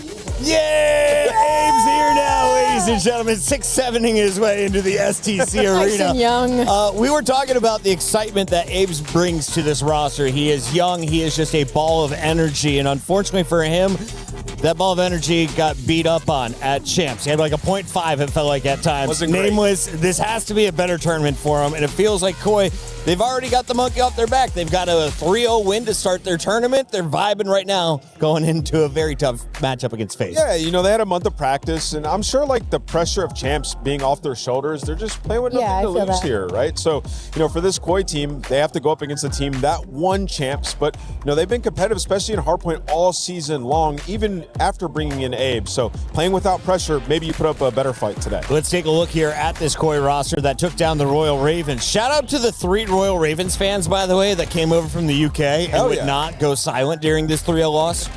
Shout out to them for real. Honestly, it might have been my aunt float out into the crowd. Poor Royal Ravens. But on the side of Koi, I mean, this was just business as usual, it felt like, from them, which is a good thing. Considering Abe now being plugged into this roster, they have a few more weeks now in practice under their belt. Like Ant said, they're playing loose. And I think the biggest thing is if they can lock up those respawns, they don't have to be as worried about the S&Ds versus a team like FaZe. Yeah, I agree. And I will say also, in the search and destroy yesterday that we saw from them, Insight had an amazing performance. He had some huge plays. Yeah. And actually getting him more involved earlier in the round, rather than just being on an island by himself like an easy read. Had some huge plays. Think about the nade where he finds 3 with the shots after that. Playing aggressive through mid in a couple of those rounds. I just think you need to sprinkle some different looks so he still can be excited about the game, because at one point he was one of the best search and destroy players in the CDL. Koi is a European club. They're notorious across a number of esports. Here in Call of Duty, they've finished on the podium, and we talked with Kleenex, the man who helped lead the way. Everybody, get your tissues out, because I got an issue with me. It's Kleenex from Movie Star Koi. You guys came out yesterday, first match of the day. Quick work. We appreciate you all for that one. How did it feel? I mean, obviously it's a good win, but I think Ravens aren't the strongest team, but I think it definitely showed that we're here to actually compete with the teams, and I mean, we just showed that yesterday. I don't think they really stood a chance other than maybe the S&D. That was about it, so. But like you guys took care of business. They weren't the strongest team in the tournament, but right now you are about to play the strongest team in the tournament, FaZe Esports. Talk to me about how you guys have been preparing for them specifically, because we've seen a lot of tape on them over the last few weeks, and they've been playing some damn good COD at a fast pace. Yeah, I mean, I think we played them at Major 4. Obviously, they didn't really do well for us. We got 3-0'd, but I think we learned a lot from that series specifically, and what we saw from Champs. I think we all knew what maps we're going to be playing basically maybe like a week ago. We had some time, but we definitely know what we need to do better and what we need to work on against them. Less focus on them, more focus on us, I think. I love that. Focus on what's going on over here, not in the FaZe camp, because, you got 2 hot fire rookies on your squad, and, one of them coming on recently being Abe, which is now your sub duo, and you guys are getting more time together, which is really important. But now you're going up against 04 and Simp. How do you and Abe plan on taking on that pressure or setting the pace and bringing the pressure to them? Yeah, obviously they're going to be a hard duo to go up against. I've played Simp many, many years at this point. But I think what's worked most is just playing our own game and just working what works well with us. And I think not really focusing on what they do. Kind of just slow the game, play our pace. I think when you try to play at Simp and 04's pace, it usually just goes the opposite way. Yeah. So something like that. There you go. And is the coaches and the comms helping a lot, being able to have them after the respawns compared to the regular season? Yeah, we play a chaotic game. I think having him involved, it makes it a lot easier to track names. It's not really fully involved in all the spawns and stuff. I think we're good enough to kind of control that ourselves, but whenever someone glimpses or whatever with any names, I think he's instantly there to back it up. And in S&D as well, it's very helpful in between rounds that you have someone else other than us just sitting there and saying stuff and giving input. So yeah, it's been helpful for us, especially with 2 rookies. Hey, I love that, and I'm excited to see where you guys go for the rest of the weekend. Best of luck to you, Toby. Thank you so much. There's a very happy Dane, a.k.a. Kleenex. He's about to take the stage for movie star Koi. On the other side, though, you have the reigning champions. They just took home the COD Champs event in their home city of Vegas. FaZe has been dominant. They've always been in your top 4 talk. They've lifted 2 trophies, though, this year, and the biggest surprise, they do it with 04 and Abuza. After losing 2 stars in Celium and Abizi, everyone thought this could be the end of FaZe.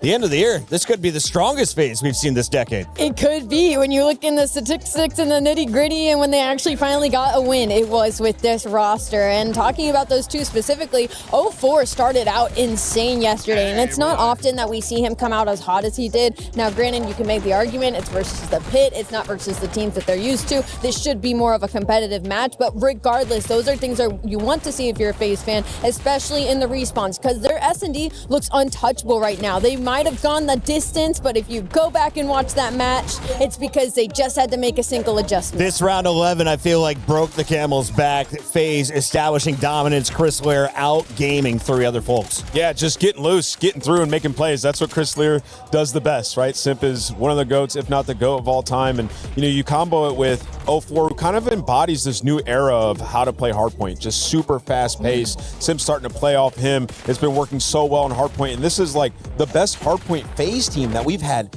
maybe ever, right? Yeah. Like they have been unbelievable in hardpoint since stage 2 and major 2, where 04 was the MVP. Yeah, any of these guys can take over at any moment, and they all get better on LAN, which is very difficult to go up against. A universal fan base as well. You see the FaZe clan represented by the UK mate. He was soaking up all the camera time despite it being a swift 3-0. My question, Ali, is do these teams send us to a game 4 today? And will they match up on Frequency, the new map? I think they will send us to a game 4. I would be shocked if they allowed Frequency in this series. Cowards. Yeah, we're not going to see this one. Just a little bit too new of a map. And also, me personally, I would not want to go against 04 and Simp. And you don't like what you're seeing here between the 4 gridlock sake combos? Oh, I like it. I was just saying Frequency was available. Nobody picked it. Yeah. The gridlock, we've seen FaZe on it. They've been sensational on that map.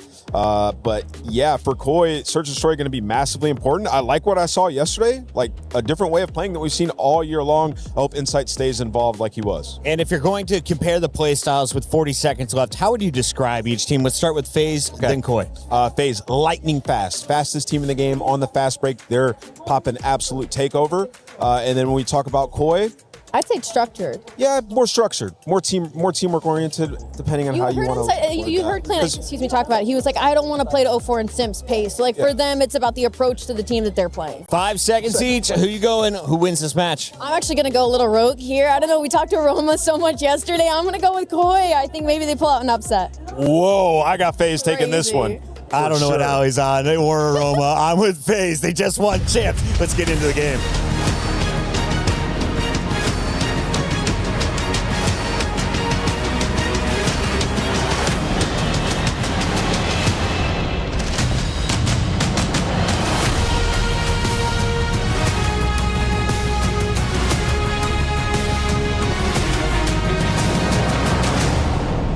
All right, back on stage here at Seeing with my extraordinary co-host Lou. And look, we started things off in a magnificent fashion. Lou, Team Heretics starting their campaign here at the STC Arena with a brilliant win. Yeah, the Spanish Pride shone on this afternoon, sunny afternoon in Paris. But do you know who else started with a statement yesterday? Any idea? The world champions? Exactly, precisely, the world champions, man. Let's see if they can follow it up. Welcome onto the stage, FaZe Clan!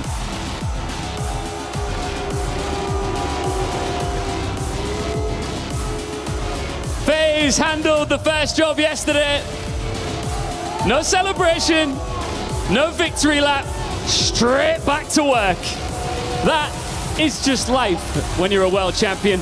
Every win is expected, and every single opponent wants to stop you in your tracks. And every single one in the crowd boos you in Paris. That's insane.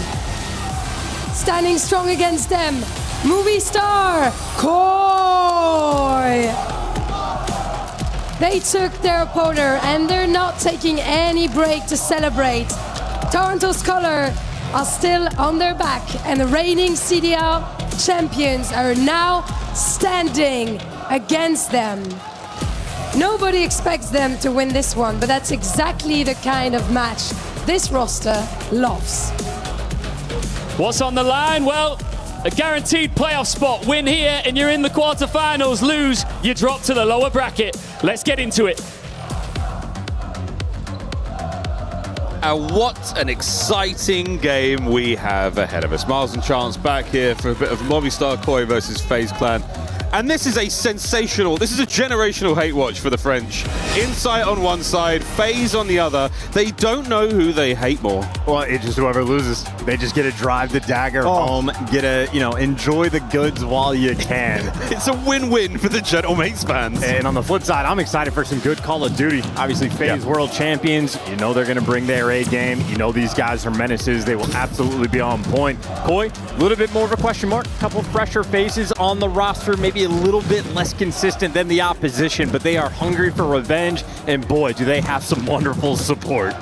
Well, the support is absolutely through the roof right now for both teams. That's Insight's parents, by the way. That is Insight's parents with the wonderful graphics. I could not be a larger fan of all the parents actually in the Call of Duty world supporting their children in this incredibly exciting and very unique endeavor. Regardless of that, we've got a great game in our hands, though, Charles. You're not wrong. The FaZe, the reigning champs, coming into this one looking very, very confident indeed. Movistar Koi, mate, I'm thinking back on the legacy that, Insight and Cleanix have had against FaZe throughout the years, way back to Cold War.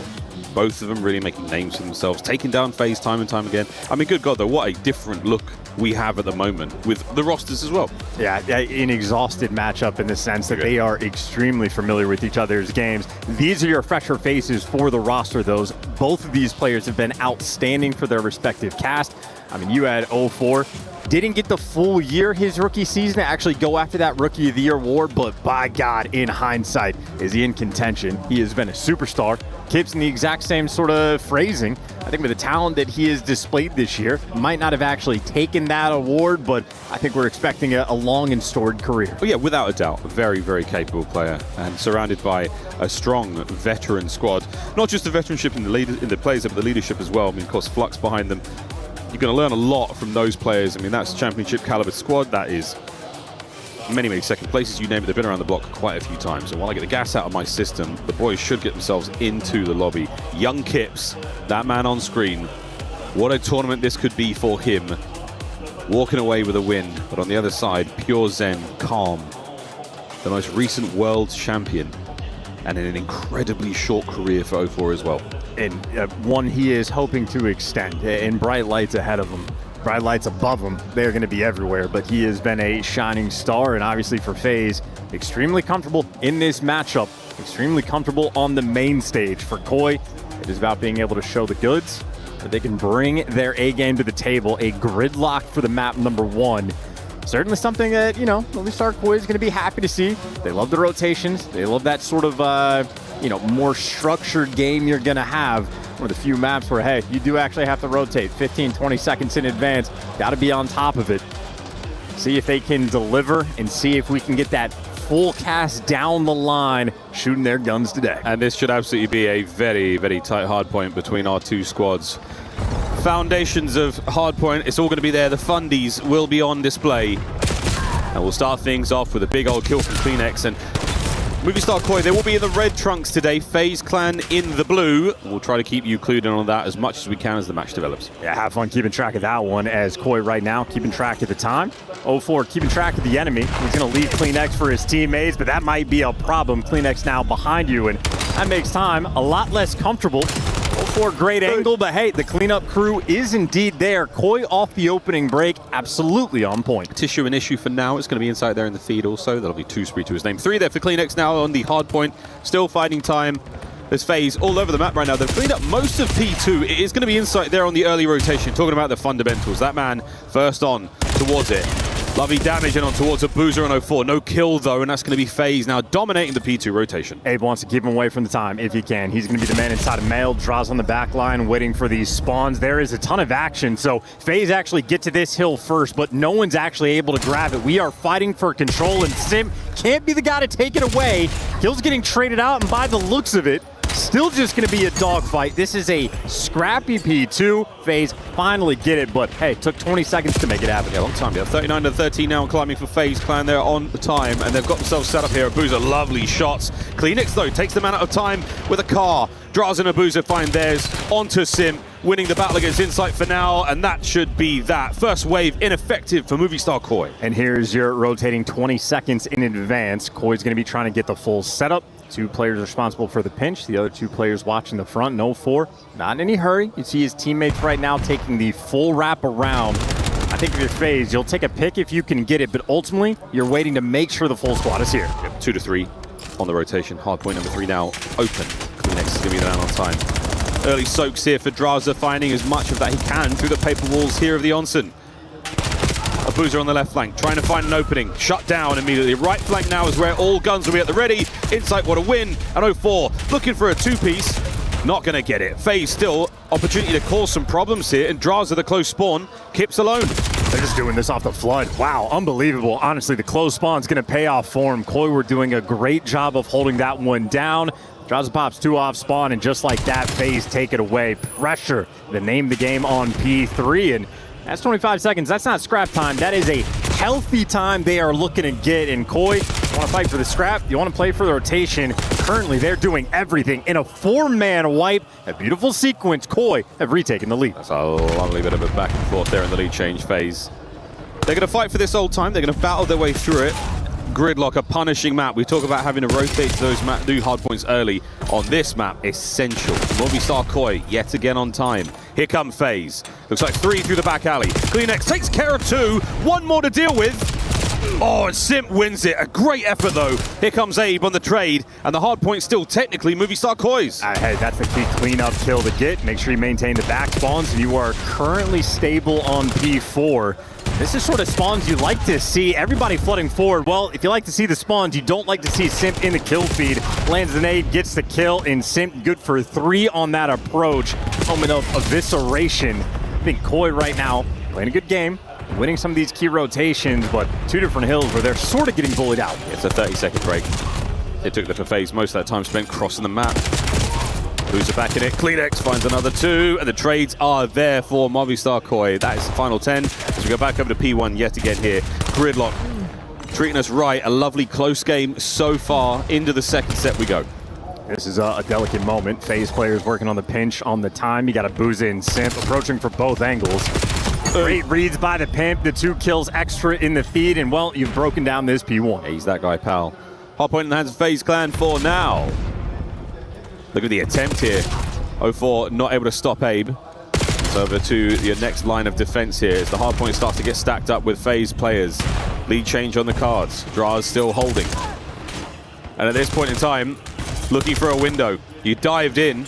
The contest is on, and Abe is still dancing here with the world champions. He stayed alive for so long. Contest continues. Lead change, not yet. Movistar Koi, hold on. I mean, hey, dance moves will pay off. You buy your teammates enough time, they can be coming in through, waiting in the wings.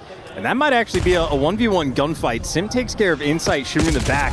That's for 18 seconds there on the P1. Wonderful time to get, but actually you're abandoning it for this rotation.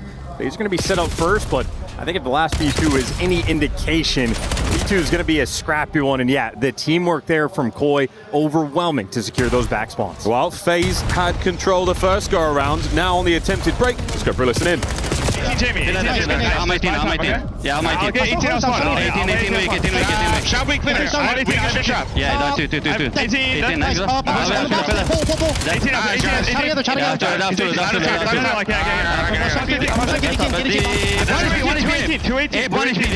that's 2, Tony. Nice, go. I'm not telling my phone, don't see him. Pilla weak. Yeah, 2-0. I spun on the back, I'm going, Chris. You know that, I kill the guy, no. I'm going. There's one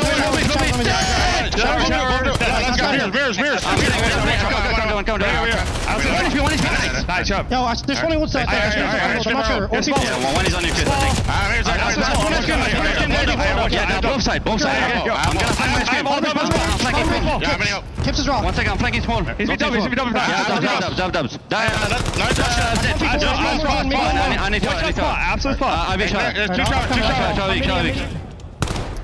Good work there, coming through for FaZe. This is one of the first hills where they've actually gotten the setup as the time pops to win that rotation, but it has been a dogfight of a game, and that dogfight gonna continue the moment you think Koi takes the hill, draws a pops 2, and they take it right back. Just when you think they're about to take the lead, somebody pops 2, and we're right back in it. This time it was Abe. Simp there on the man on time. Here comes the pressure from Movistar Koi, and Koi are kicking right now. What a battle. Still a very, very closely contested time fight, but two fundamentally sound Call of Duty teams. This is a treat, ladies and germs, and Kips is shahooting, ladies and gentlemen. 21-17 on the route to the new hardpoint. In all the emphasis on the back spawns. I mean, FaZe just traded away 20 seconds of the scrap time or that old time to try to win that rotation, but Koi, again, the teamwork on point. So much emphasis on doing the little things, right? And hey, still a fight. It's only going to be a 25-point lead for the moment, but this is where they're looking to extend it. This is the hold. Here comes FaZe to the main street, right up to the front. A few have managed to make their way upstairs. The battle is on, and it has been read. Insight from downstairs, brought down by Sim. Kips fills the hole immediately, and he might go a step further. FaZe members around him, and again, doesn't want to give up too much space. In and out he goes. Kips continues to slay through. Yeah, great awareness, great tracking. That mystery man playing off the time. Hunt him down. Don't let anybody survive, and this is far and away the largest lead we have seen all game long in favor of Koi, and one of the best holds we have seen. Kips finally going to be taken down off of the 4 spree, and FaZe, it's looking like they're going to be able to get the scrap time, or maybe not. This is constant pressure. Koi, they have been nuisances on this gridlock. It's lovely back and forth, baits and switches, you name it. They are playing gridlock nearly perfectly. What a battle. FaZe still very much in this. Next set, as we are going back and forth here, folks. The biggest separation we've seen Movistar Koi have all map long. And now FaZe, they find the time. Contest continues. Here comes a Boozer in the V with 2. Surely some time for FaZe. Well, that's some clutch wins. 04 is going to get taken care of, but now you still get the frontline pressure. Abuza ripping through with the AR. You never quite have all the pressure. Finally, Simp actually takes care of the players on the back line. Now it's all guns forward. No pinches rolling through. And this has been a P1 where FaZe walked into it down 50 points. By the looks of it, with the kills, how they're flowing their way, we could be close to a tied-up game on this rotation. Here we get towards that P2 yet again. We've seen FaZe looking so strong. We've taken turns going back and forth on it. What a wonderful P... Wow. For a second, a wonderful P1. Tables have turned. We've kick-flipped our way over towards P2. Movistar Koi potentially in control here. Let's go for a listen in. I don't see overpass. I'm overpass. One back block. I don't know where he's at then. Underpass. Back ramp. Already back ramp. I deep left cross. I think they're all left. Nice. What's there? Who's 04? Nothing front, bro. He's still ramping somewhere there. Yeah. Nice. 04. Okay, I'm holding the back. One time out. That's 04. It's 04 front. Okay, I'm blocking. I'm in sushi. Hand up. Underpass. Top milk. Yo, close sushi. Dead. I get into sushi. I'm blocking. Make sure you can't pinch us. Okay. You blocking, Ron? You sure? Yeah. I'm underpass. Close sushi. Ahead of you. I'm helping you guys. I'm good. Close sushi weak. In sushi. They're dead in front. I've been in sushi. Bring on. 2 more here. All three. Step out front. On side. Play ahead, guys. Just half health on the pillar. 20 seconds. All three old. Mike on bus. Play new. They're going out of... They're going one mil. One more mil. Okay. Well, you're walking hold Holding pit. deep. Push up here close. Nothing here, Ron. I don't see him. I have your pillar cross. I'm hold push him. One's deep, one's going to block. Simp. I'm trying to hold. Yeah, I'm trying to hold. I have hold sliding, but Yeah, I'm trying to hold you. That native me? I spawned small. I'm about to pinch hole. Okay. Two hold, two in. One spot. One through. Free. Hide. Banner. Just hide. He's pinching hole right now. Okay. Time, one shot. Outer, one shot. Classic Koi listening. Beautiful work there in the comms, and it's enough to get them this far. But FaZe, with P3 control, this could be it. This is the hill that is the setup for the end game. They got the final 20 seconds to the P2, and they just bully their way through to get this time. And hey, Koi, this is your first opportunity. You lose the first blood battle. Trade's starting to kick off on the sequence. Now you're just going for showers control, but by the looks of it, FaZe have it under lock and key. A last man standing has to reposition, get out of dodge, but his teammates picked apart. Abuza good for 2, and you gotta chalk this time up. That is an unbelievable two-piece. Koi now set up for the win. They've given up on showers, they've given up on the onset. It is down now to the wine bar. Low right-hand side of the minimap, those red arrows of Koi setting up now for one last hold. FaZe, what a gain from that last hard point. This is it. And they got top control. 04's in the back line. I mean, all 4 FaZe players just in the back waiting for their moment. Here we go, Draz. Finding his way now through the back alley, pressure down the front. Abuza cuts through, awkward timing there on the play, and Movie Star Koi are in. Well, and they're going to spawn, 2 in the back, 1 in the front. Number 6 is going to be across the map in Abe, so spawns right now for Koi are a nightmare. Koi have got to hold on inside time. This is absolutely paramount to them. Here's on Kleenex.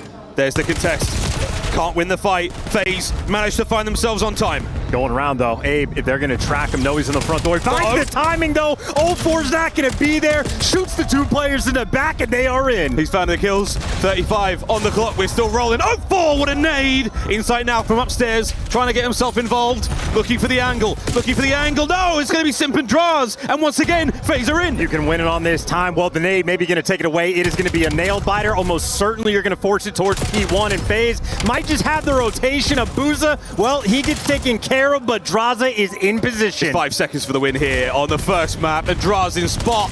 Shots are good. The nade over the top from Abe. Anybody there to contest? 04 pushing the front line. Game, FaZe Clan. What a start to the series. So painful. I mean, Koi had a 50-point lead at one point in that game, and it's just the gridlock theme. You lose out on a hill, you got to rotate 20 seconds in advance, and if you're going to a new time that early, you have to be able to secure it. FaZe breaking through on that first P3s where things got interesting, where they kept it close, and we're going to feel this one, man. That stings to let that go. What a map. FaZe, that's your world champions. That's the composure. And that's Big Sim. He's been here since last night, absolutely loving it. Absolutely loving himself some EWC 26. And this is the pro view of our players yet again. The timing from everyone, the gunny, everything was absolutely flowing here. Our first map of the series so far. Sensational work from both our squads, Charles, and hopefully a sign of series to come. Well, potentially, but again, for Koi, almost needed that. You had a very slow performance out of 04, especially early on. And if you're not getting that lights out of performance out of a superstar player, you have to be able to take full advantage. The lead they built, I mean, this is the moment. Again, up by 45 points on that P1. That's where FaZe come right back. Abuza, really sort of that like focal point for the team. He's getting the 2 pieces on that P3. He's the man that had 35 kills trying to drag his team to victory. And even this like 2-piece nade, so many of the little things started going right for FaZe. And that just makes that loss all that much more bitter. Unbelievable stuff. Well, great work here on stage. We have a bit of an update from Ton and Ian Chambers, my Kings of the North. Cheers, Ton. FaZe up here. No, this is Ton. Cheers, Miles. FaZe up in our second series on day 2 here. And Chris joins me to talk about the club championship. Of course, all the teams here are eyeing up this trophy this week, but overall, across all 7 weeks here at the Esports World Cup, there's a bigger picture.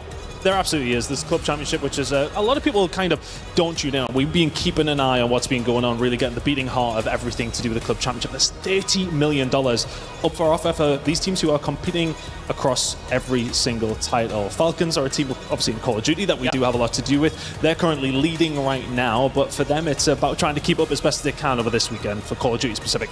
Absolutely. Look, I know you're a COD guy too, and I know you love this game, but right now you're based over on stage 3. Yes. What's happening over there? It's been Honor of Kings this week. We've had mostly MOBAs. Another mobile MOBA coming this week. It's a big market in China for those guys. AJAL, if anybody watches Warzone, they kind of know about that kind of roster and that kind of organization. For AJAL, they're the favorites. The Chinese teams are pretty dominant in that game. AJAL looking for a good amount of points, and if they do actually manage to win, discount any of the other stages, they will take the lead in the club championship. And as mentioned, $30 million prize pool, $7 million for first. It's a big, big thing. I mean, it's a potential org-changing amount of money. If you can get your hands on it, it can do a lot. We're looking at the standings now. If you're watching at home right now, and you can see who's at the top, who's not. Who are you expecting to maybe pick it up a little bit as we roll forward? I think we haven't seen enough from Vitality. One of the really big stories has actually been Team Liquid. They're yet to get themselves a point. Team who finished second the last 2 years. So that's a big, big story coming out through the previous weeks. They pretty much chalked their entire chance, to be honest with you. But yeah, Vitality, we're looking to see them maybe do a little bit more. For Falcons, though, it was a bit of a topsy-turvy start, to be honest with you. But the fact that they're still in first place, considering how poorly they did start, it's pretty good going, to be honest with you. Last question from me, short and sweet. Who do you think is going to win this? You're a COD guy. Give me the answer. I think I'd be foolish not to say FaZe, but Optic have got a good history here. Wouldn't be surprised to see them do it either. All right, good stuff. Thank you very much for the update, Chris. We'll see you again soon, and let's get back into the series.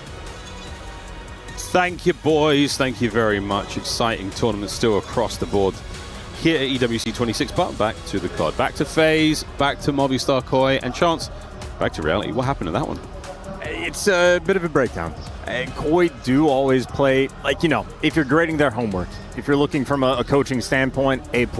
Anytime they need to make the sort of smart play, bail out on the old time, make sure you win the rotation, very consistent, working over towards those P2s and those P4 rotations, always working the back spawns before they make the approach. Quite literally just a single mistake on the P3. They get beat in a sequence just a single time. That is enough for FaZe to take over, and that just means for FaZe, it is almost feet up in this series from this point on. They're going to have all the confidence in the world, and they go into the search and destroy, play loose and free. Yeah, that search and destroy on its way now to quote my dear friend Austin Powers. Sake it to me, babies. We get in a map 2. Not amused in the slightest. Chance was chat, just in case you're wondering, and I know you were. I know you were. Here we go, round 1. Yeah, baby. S&D for the Sake. A bomb in hand. It'll be Koi, the first attacking round.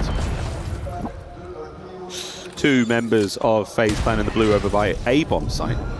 The Roma Draza, though, through the middle. He's going to be in a bit of trouble soon. It's Koi, what are we going for here? Not that many looks across Sake's search and destroy throughout the season so far, so your guess is as good as mine, chat. Let's get a 1 in the chat if you think FaZe Clan are going to defend A, etc. For now, Kleenex, he's crept his way up towards the battlefield, and that front line not moving yet. Everybody's getting creepy. 0-4 doing the exact same thing down low, and 0-4 should have the angle down low. They actually check the spot, still gets the first blood, kicks off the sequences of trades where FaZe come out on top. Sim in position here to try to stop any more trades. Koi need to recover the bomb. Mission complete. Kleenex has it. They don't have the numbers though, FaZe. The advantage there now over towards the B-bomb site. Check that out. And now the battle begins down a man for Koi defending A. A bit of a tough plant spot. Can't quite see that from everywhere in P2, so you're gonna have to play the key gunfights up close, and you make a couple hesitation plays, you just get caught in sight. They just run him down. It is the SMG duo of FaZe that kick things off, and it's Abuza.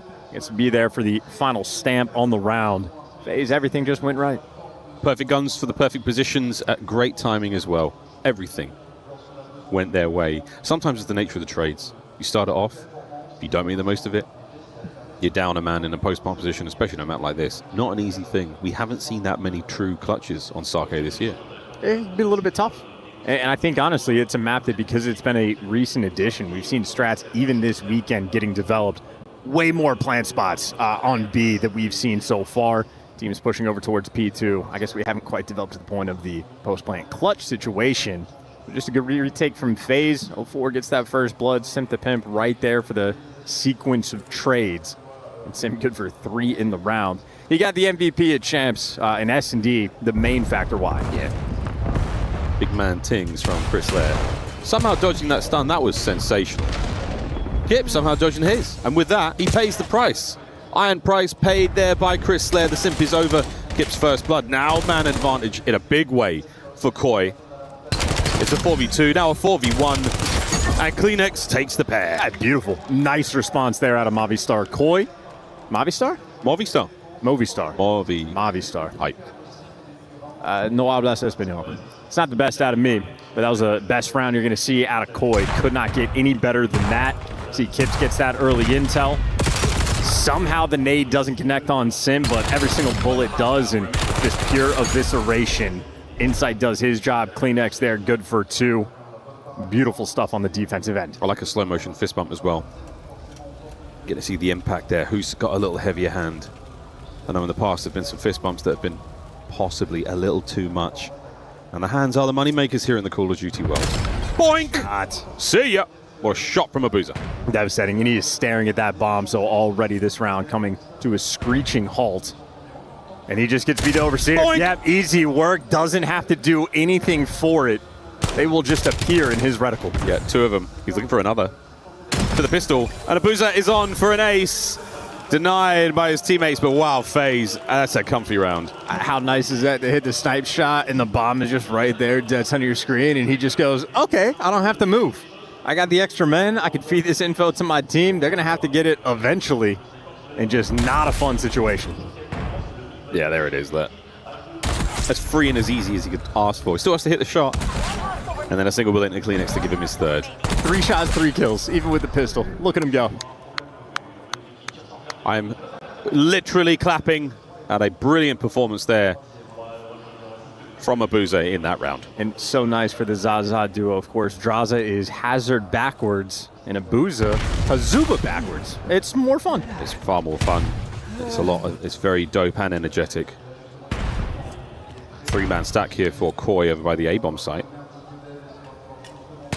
B's getting a little bit zesty right now. FaZe, are we going to get a plant? Yes, we are. And they've found their corners. The post-plant positions here. I mean, you were hoping for a decent amount to go right. And 0-4, yeah. Hope only gets you so far here in COD. First blood. Abuza though, looking to even the odds. Ooh. Nice catch up close. Gets out of dodge. Yeah, it's away with it, Kips, though. Makes you pay. Kleenex finds another. Now all down to Sim. Problem dealt with. Koi equalized with the defuse. Just a good swarm. The most important catch, of course, the one on 0-4. Wants to use the smoke on the floor just to try to pull that disappearing act, but Koi all over it. Defensive shootout we have seen. Just menaces. You see the nade on point. 0 time wasted.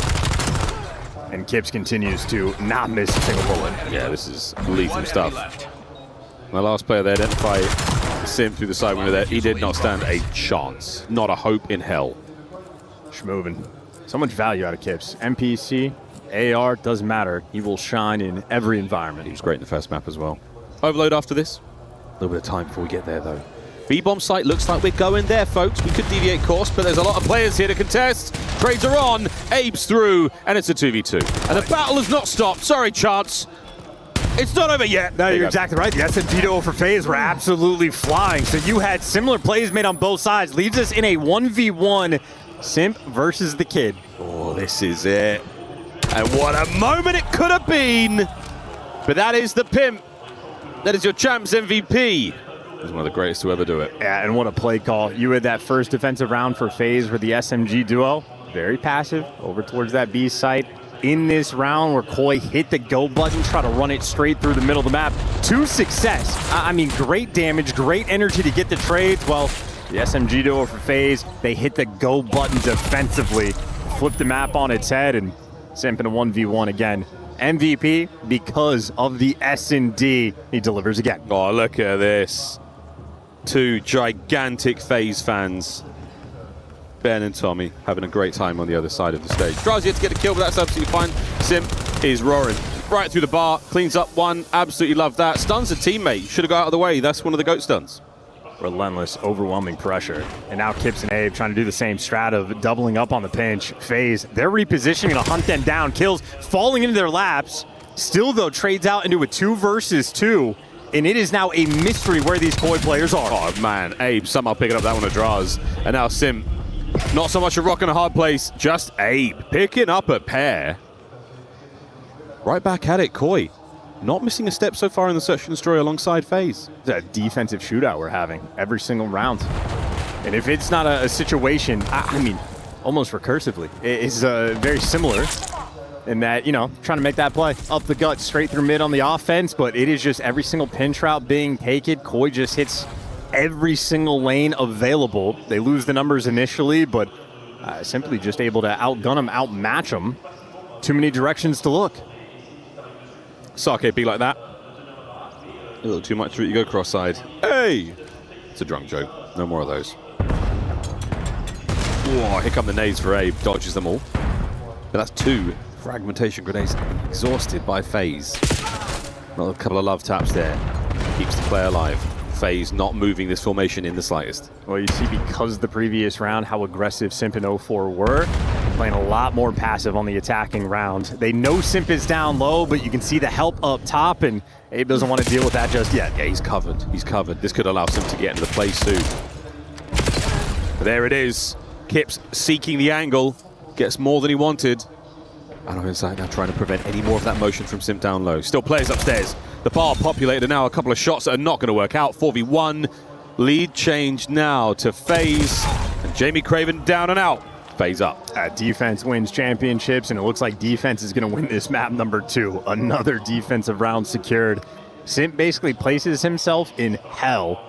You call it sake, you call it bar, you call it barrels. He is just doing the dance with the devil down low. And those spirits did not get to him.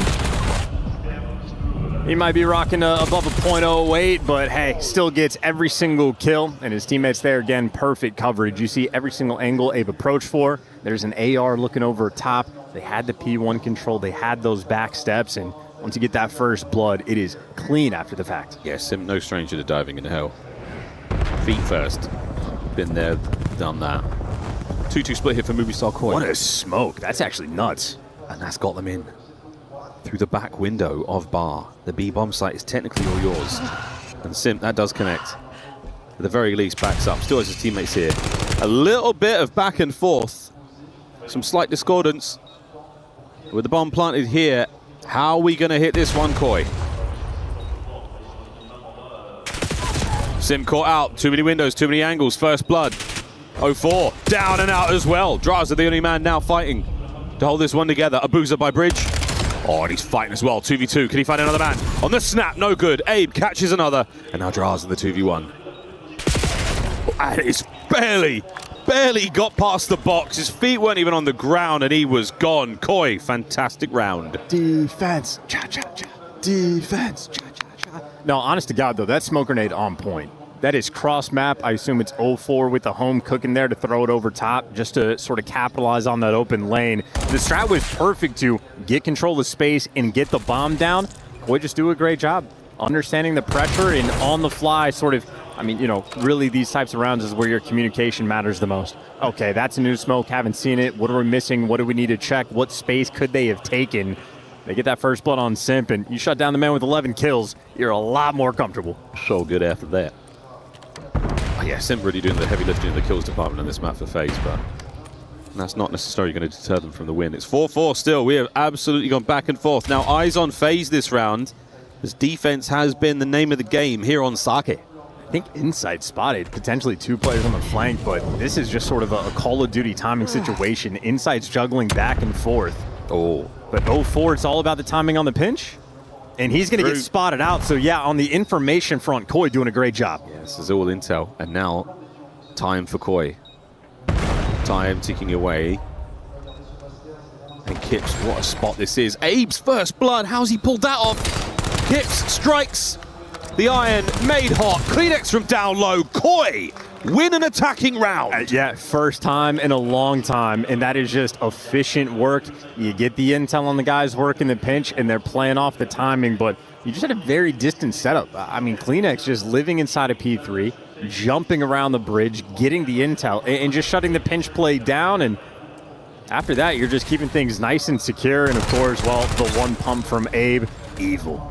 Just one. Damn. Come on, boys. Something like that. Hey, that's the man you want to have confident for the team. Yeah, Abe. made his professional debut at EWC last year. And so far, so good. Here in 2026, Insight with a first blood. This map point for Koi, that bit nicer. They need the response. Even in the 3v4, though, 04 is going for the bomb plant. They're trying to go for it all. Kips and Kleenex. They were making their way through on that right-hand side of the map now. Not anymore. It is Abe yet again on a 5 spree. 04. Back and forth, he swings. Sim, great timing. Oh, even better with a gunny. Another! No, Kips reads it. 2v1. Thank God for Kips. That would have been a nightmare situation. And now for 04, well, test the S&D prowess. Time is on his side, and they haven't hopped it. This could work out. Wait, he's going to make the check now. Perfect read. 04, what a kill! But to save the day, Jamie Craven, an angel, watching over Movistar Koi. They take the search. God, he's so good. I love that Insight. Got the first blood.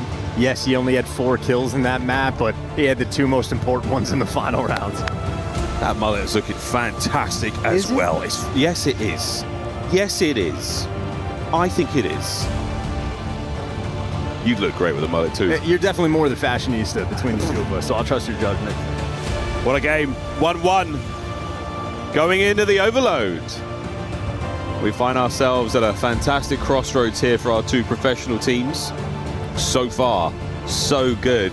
And what a close map 1 as well. I mean, everything's been very, very close. I think that was 9 out of 10 defensive round wins. So, and maybe the most important factor, the round where they're able to get the bomb down, Insight playing inside of P1, juggling back and forth. You had Kleenex playing in towards P3, and just a very sort of passive setup that they finally made work. Koi making good adjustments on the map. Great adjustments when it matters the most. Group stages here at EWC 26, absolutely litty, folks.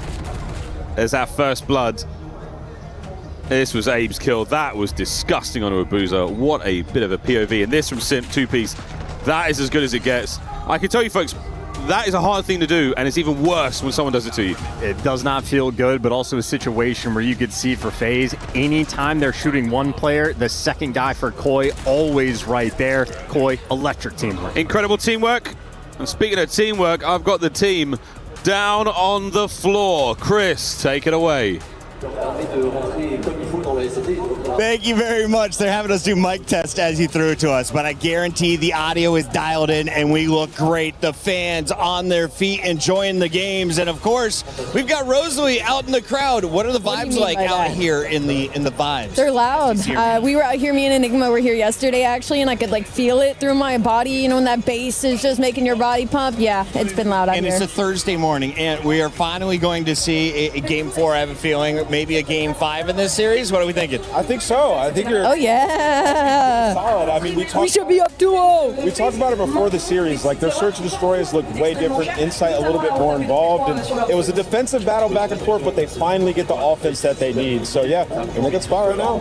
It's been a fun ride so far. We've got 2 juggernauts on the stage, and of course, this is just the first of many qualifiers that will send teams into the playoff bracket. So, Allie, what is kind of the expectations for our squads? What have you seen? What do you want to see in the second half? I feel like for these squads, at least, they're used to playing up against each other. Right? These are 2 of our pro teams, so that's why you're getting a higher level of competition. But from the side of Movistar Koi, this is definitely a more surprising result than I think we all expected. I said, I was going for the upset here. I think that S&D was extremely impressive, especially when you kind of want that map 1 gridlock back with how close that it was. We've got a series on our hands. Have we had any blowouts other than the Heretic Search and Destroy, which was a 6-1? In Search and Destroy? Because I feel like all searches are going at least 10 rounds here in Paris. They have all went the distance. Here, you can borrow mine for a second. I'm going to grab a super fan who's really awesome. Yeah, they've all went the distance. We've had a bunch of. I'm dual wielding, by the way. Thank you. They've all been fantastic. And I gotta say, the crowd. It's awesome out here. It's only gonna get more packed as time goes on. And here goes the next swap. Here you go, Chris. Here's your mic back. My goodness. What's up, buddy? I've been out here in the audience. I've been finding some of the best fans, and this man busted out a Black Ops 2 copy, Nameless. I thought since he's good at Black Ops 2, I want you to sign it as well. You might want to chat with him, and we should get his thoughts on his team because FaZe is up here against Movistar Koi. Sir, first of all, you were here last week watching Call of Duty Warzone. What is it like watching Black Ops 7 as well? I was actually watching Overwatch, but it's been great. I mean, to come out to a big event like this, I mean, 9 years ago when I first started watching esports, I wouldn't have never thought I would have been here. So now that I'm here, it's great. And we're seeing your team that just won the World Championship playing for an EWC title. They did it 2 years ago. Do you think FaZe Clan will be our EWC champions at the end of this week? I think so. I mean, they've got the EU crowd with them. I mean, I'm here. They'll have a bunch of FaZe fans here. They've been playing lights out so far, so, you know, I'm happy to see it. Who are you most scared to go up against as a FaZe fan in this tournament? Optic, I mean, I just got, you know, valid. Once again, I gotta go back. It's just like the old FaZe Optic rivalry, right? Of course, E-Class. A little bit of PTSD there for sure. And then final question I have for you is you have a Black Ops 2 copy. Yeah. I'm guessing you're pushing 28. Our oldest player in the league is Brute. Not Brute. From Optic at 27. And he didn't even play BO2. You're under 30. I am under 30. He's under 30. Okay. True or false? He's got good taste. You are over 26 years old. False. Ooh. Are you Sir? right at 26? Are you a 2000?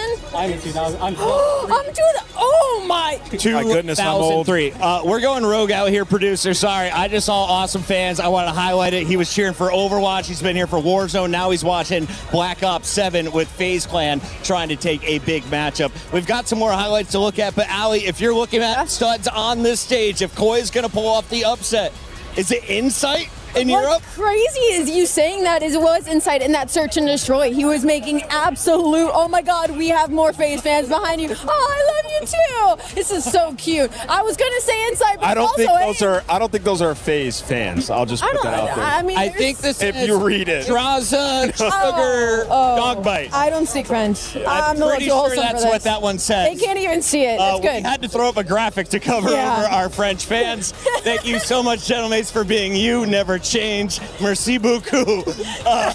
Draza may be hated no matter where he is in the world, but he is looking good on this stage. I don't know about that. Is he going to be your top performer on Gridlock, or who do you have to watch, as we are guaranteed Gridlock Overload and Sake for hardpoint number 2? Yeah, I'm going to go with Abuza. Yeah, I think in the overloads, he just pops takeover, and he'll get the goals, find all the kills.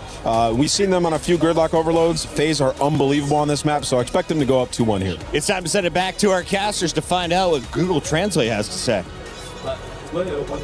Americans are so much fun. Merci beaucoup. Thank you for those signs. We can't show a single one of them, but hey, at least everybody's having Everyone's fun. having great time, and all of our French fans here, the English is immaculate. It is immaculate. Their handwriting, their artistry, it's very admirable. And the stereotypes are true. I was well informed before coming to Paris of, like, if you attempt to speak French to a French person, they're just going to look at you and be like, it's okay. My English is better than anything. What do you want, young American man? Hello, how are you? I'm like, I'm doing great. I'm doing great. It's Thanks, good to see man. you. Yeah, I was going to say. Merci beaucoup. An eclair, what do you want, dude? That's the reaction. That I haven't gotten saw. a dude yet, but that would make me so happy. Yeah, what do you want, bro? I'll tell you what I want. I want Gridlock Overload. It was my advice I gave to you coming to Paris. It's me that said that, I guarantee you. This is true. It's great advice. Here we go into map number 3, all tied up at the hump map, and that's where things get spicy, especially here at the professional level. 2 teams that absolutely want it. FaZe might be the reigning champs.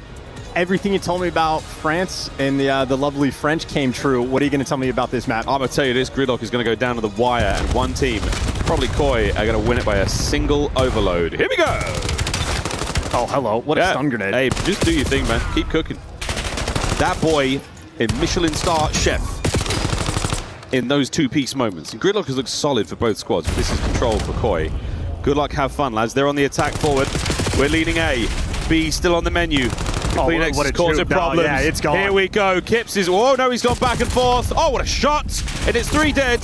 Sim, a single kill's all you need, and we're getting the goal. But Sim, what a kill! Sim saves it on the goal line. Kleenex, no! Down and out. The pimp. What a takeover. Yeah, reading overload spawns continues to be one of the more difficult things in Black Ops 7. That is a wildly missed opportunity there for Koi. Unfortunate how it pays off, and now I got to take care of Draza. Sim wins the gunfight with a pistol, and Draza never got taken care of. One guy in mail, done and dusted, and just like that, you get the goal. There you go. Sim doesn't actually get the Hellstorm, so an important death in that situation, but the goal nonetheless. Yeah, that's the goal.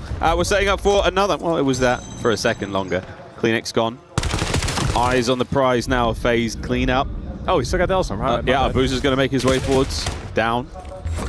Possession back over to FaZe. Here we go. Opportunity number 2 with 3 minutes 30 on the clock. And this is a juke. He's going to show it towards Ice Cream to allow Draza to get in the mix, and he is pushed all the way through showers. And I think this is just a response for the pressure. You're just waiting for them to make the play. Draza does it. Good trigger discipline.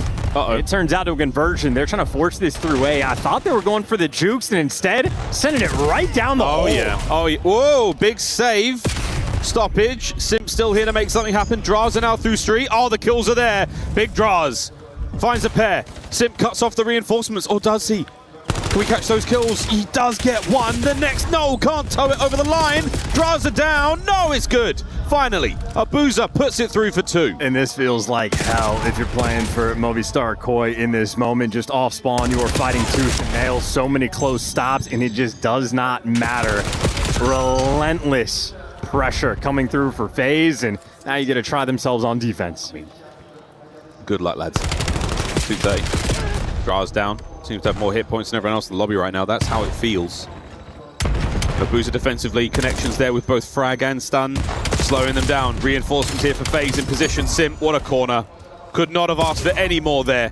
Kips with a pistol, somehow walks away with 2. A third, and I might have laid an egg. Grab from Abuza, and we're out. You could have laid that egg, and the fourth guy still would have killed him. Just an absolute shutdown there on the defensive end, and it looks like FaZe really just enjoying this A site. They're trying to set up for the long haul, and it's because Simp ran it in the Hellstorm. Here we go. What a nade from 04. We've seen a For lot. no reason. We've seen a lot of those. Hellstorm's going to buy you some time. Here goes 04. Gets rid of the trophy, you name it. We're going back to A on the charge. Simp, no good. Stopped in the air. Kleenex, can he hold the line? Insight now backing up. And it's all down to Draz to keep this play alive for as long as possible. That should save it. That should seal it. Kleenex there with the possession shortly. Someone's got to grab it. Could be opting for the reset. Nope, here we go. Fighting towards the A goal, but a dangerous spot to be in. You're just going to have to take your time on this one. You're going to have to kill an entire wave of these FaZe players before you get a capture. Kibbs dancing in P1, wins the gunfight. The device, well, just overwhelmed and outmatched. 04 is going to be good for 2, and this will be anybody's ball game. Abe, huge gunfight to win just to keep the play active. Yeah, right now Abe is absolutely having himself a time. Lovely pieces so far. Looking for another. Might want to keep the NPC out. He's been so dangerous with it. There's a man there watching the cross here for FaZe, so 04 is going to slow this down as much as he can. What a nade from 04. This time meets its mark. EMP stalled yet again. As Koi, they're just hoping for too much to go right. It has to be perfect before they just try to run it over the line. And this is it, surely, boys. With 35 seconds on the clock, we're able to make something happen. Yes, one in. Insight with a big pistol kill, maintaining position. We could see a second. And small battle won there for Koi. And final 25 seconds left, maybe to kickstart this first half. They are certainly set up around the new device. FaZe, though, pressure through the pinch, taken care of. Pressure on the front, well, that is Simp the Pimp working up Pop Bus.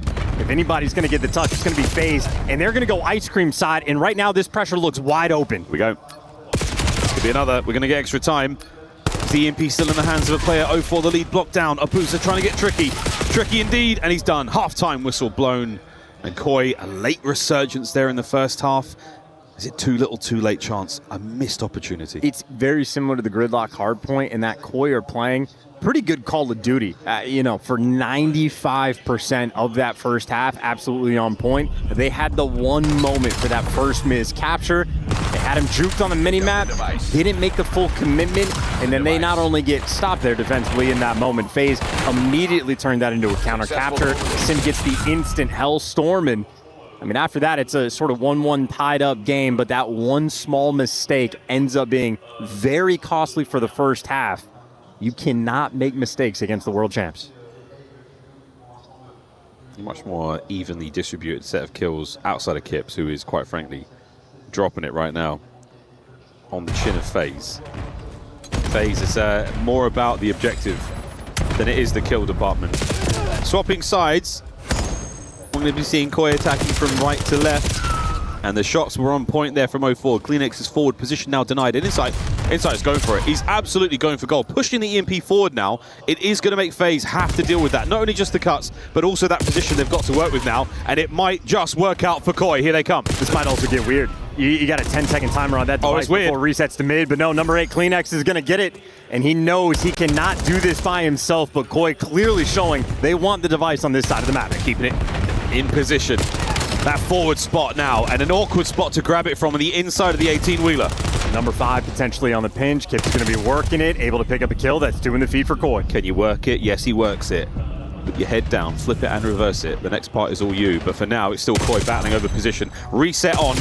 CleanX looks to be in position to grab this one, but all 4 members of FaZe alive and well. He has to get a kill or 2. There's the stun connection. Perfect read on the player on the flank as well. Tobias Yul Jonsson right now doing it alone. Ooh, 0-4. That's a deep pinch he's going on. He's being a distraction, and Kips knows it. Yeah, just overwhelmed. You're hearing in the comms that everybody's behind you. You start to freak out, and comes down to effectively a 1v1 near that device, and Simp good for 2. Insight given the hands. Right back to it, though, in the middle of the map. Sort of a solid contest for now. Abuza turns tail. Immediate run. The top lane. Koi defensively are here. We should be able to hold this one back. Mid-map pinches on. We're watching that flank as well. Here comes Draz. He's going to elect to go all the way to the back. Is he in position at the time you're going to punish him? It might just. There we go. CleanX and Insight find their kills. Carrier down. 3 dead. And look at number 6. So on the minimap, yeah, they're just going down low. Through Ice Cream, forcing it. Able to be that lead blocker. Insight last man in line. Everybody's here. This could be a perfect capture opportunity here, Koi. Let's go for a listen in and see how the attack sounds. Can we one-shot Draws? Sold out. 2 outer. Sushi. My pinchy, bro. My pinchy set. So damn it. 1 close sushi. Outer sushi. Outer sushi. We're talking about sushi weak. And sushi. Still sushi, yeah. And one Sushi weak. Nice, go steady. I'm one shot. Staying down. Yep. He chow. Guys. Laying down. Nice, bro. Last guy, close. Go steady. Stay up. Where? It's Sush, not touched. He went back to their heady. He's in Sush still. Still Sush. Got naded. It reset. Push out left. Shut up, quick. Keep up left. I'm pitching right. Yeah, I think you saw one P2 maybe. We're here. I'm already here, bro. They're nading me. Close. Hold it. Close, bro. On time. On P1, bro. P1. One shot P1. That's nice, bro. Sim was left, by the way. He's gonna be over past left. He wrapped. Alright, nice. Hole. Absolutely went right with the ball. Hold, Josh. Make sure you're right. Trying to go quick. Don't go deep as well. Could be small. I spawned here. Nothing here. Might be charged. Let's drop here, back door. They're just gonna hold me. Fuck off. I'm playing close. Okay? Yeah, I'm playing close. Got one. Nice. Still, you know where I spawned. I spawned here. They didn't hit it. The wrap. It looks like a wrap. It might be bait. Oh, it's charged. Very close shot. I'm pinch. Back right here. Yeah. He's gonna keep holding it. One try pinches. I have to pinch. Son of him. We just need to try play. They have a try close. Set up. Okay. Close. Back right stars. That's a stalemate you're happy to see right now if you're FaZe. Koi trying to take the advantage. See you later, Trophy Systems. An awkward moment there for a bit of friendly fire, and now Insight still on the dance, still trying to find these kills. Can we get carrier control? Not yet. Simps on the run, finally brought down. Numbers here with Koi. Are they able to get these clean kills and make a run for B? Well, they lost the middle of the map, so it's going to be a little bit slower on the approach. 0-4 wins that gunfight, and that is just an open lane where you're not quite comfortable. But if you're going to be picking it up and they're going for the full wrap, maybe a juke if they're leaving Insight in position. Koi playing with options. This is great. FaZe, though, defensively, that's Draz. Out there by the A goal, it was a 2-2 split.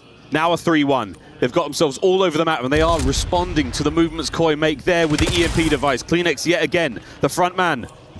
Calling out the player below. Abe needs a bit of help here to make the play happen.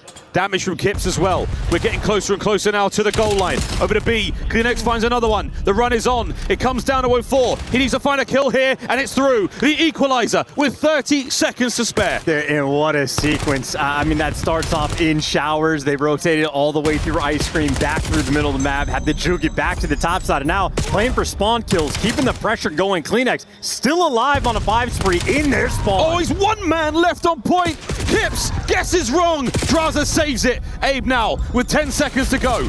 Can we find that final capture? FaZe the pickup. Extra time will be theirs. Another chance. One final before we go to extra time. They're looking to call game. But no, I think Insight, maybe inside of showers, was able to get that final kill. Looked interesting. Had to have been the guy to grab it. Either way, closely fought battle. That is a single score there in the second half, and you could see how hard Koi needed to work for it. Maybe had device control for a minute and 15 seconds before they send that bad boy home, but they're working for it. It's calculated. Comms have to be on point. CleanX found the route. Abe winning some key gunfights there with the pistol device in hand, and just a hell of a play. Hell of a play. Wicked composure.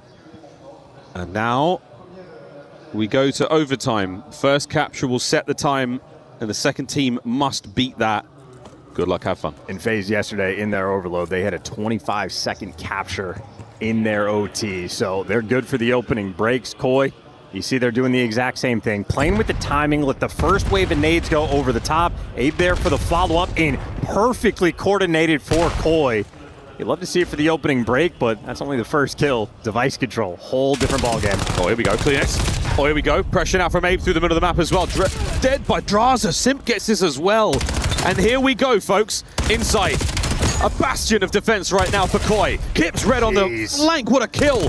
But it's an errant stun grenade there from Kleenex. Keeps the mid-map pressure alive. What a nade from 04. The damage as well there on the Kleenex. He's got to stay alive by the time. He has Kips to back him up. The Great Dane down. 04 up. Kips now on the flank. Finds 2. That's 3 dead. Here we go. But look out for Simp. He's on a pinch as well. Opportunity here to make something happen, and Simp has ruined it. He's just the overseer. Can't actually go and collect that device. Yeah, Simp kicking all these extra kills. And Kips with a nice 2-piece, but still, you have to get the device, and it is still Simp behind you, doing everything. Say this man's name. He is still running, still rolling. You bought so much time through the middle of the map. 1 goal is all you need. 04 cuts the middle of the map wide open. Draws now trying to push the right flank. Identified immediately. Kips on the kill. Pressure through the middle of the map dealt with, but you've still got EMP possession. Abe on the wrap. Abe on the flank. Can 04 make some space? On the charge forward, now down. A quick turn here, an opportunity for Koi to dig in. And you see 04 was actually heads up just to keep moving that device forward. He knew the pinch was going to be rolling through. Heads up gameplay. Now for Koi, they're trying to send number 5 Kips on a mission. And FaZe are picking it up, and 04 gets the kill. This is high-level overload being played. Yeah, and FaZe have not given up this pressure by B. They know it could be close. Abe has got to find a kill or 2. No damage from the Semtex. He's left with nothing to throw now but his NPC. Kips on the back up here. It's a 3v3 here in the doorway. The threshold will soon be broken. Both teams vying for some form of control. Abe, has he found the window? He's pulled the defenders. Another kill found, and a run now. He's making the play. It's Kleenex. He's down. Kips crosses. What a goal. The time set. What a juke. It's a Venus flytrap type setup. They have the full spread. 04 over towards Broken is constantly worried about the pinches, and you just had Koi very patient towards the middle of the map, and it's just that slow work for that swing out. You can't check all the corners in the backside. You're never going to be able to force that through the pistol unless you do something absurd. You have to find a dish route out. And Koi, again, this is high-level overload being played. Very difficult to orchestrate. Everything has to go right. This is a bit of a chess match between these two teams, and 2 minutes and 18 seconds is not too shabby, but for FaZe, they don't fear that time. No, and again, we're thinking about a similar opening break here. Look out for the nades. It looks like FaZe are going for it. Nades be damned. They've dodged all the bad ones. Oh, but look at that. Kips getting right to the front line. Trades on. Numbers are still here. Abe absolutely sends it over the top. Shots were fantastic, but it's Kleenex. Red by 04. You pick up a couple. And you've still got pressure here. Still maintaining the middle of the map. Nades again from the close spawners. Who will find the advantage here? Right now, the numbers going the way of Koi. It's just keep away game. Simp, though, he's going to be behind enemy lines, and this is sort of your fearful moment, but Kleenex is also going to be behind enemy lines on the flip side, and all what Koi have to do is not let them touch this device. 04 knows it, and he's got it. Now the guessing game's on. EMP through the middle of the map. No, we're going to wrap back. We're going for the B capture. We're hoping for Sim to get as many of these kills as he can. That's massive. Here comes the pressure. The goal line is wide open. They've got the timing, and that is that, folks. FaZe, get it done. He's getting good at that. Oh, man. I mean, listen, this is just a criminal game. You and Koi having it. They just pulled off one of the most impressive gridlock captures we have seen this year. So hard fought, so well orchestrated.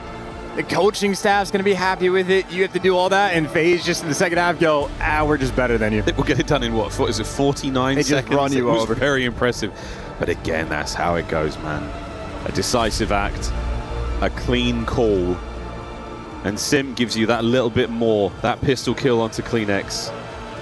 He opens up the right flank, no reinforcements allowed, and that was that, folks. These are the highlights from the entire Gridlock Overload. What a fantastic game that was. Lead change now, and match point for FaZe Clan. In my head, when I'm seeing that teammate from 04 on his teammate in the middle of the map, I'm thinking he's bounced off something weird. He's coving it over top. No, he threw that straight in his grill. That's hilarious. Yeah, man, what a great game. Fantastic battle. The second half, I mean, that second goal from FaZe, this one, just unbelievable. To tie things up 2-2. As close as you like. Great work then from Koi just to get that first half of overtime capture done. But it was the Pim.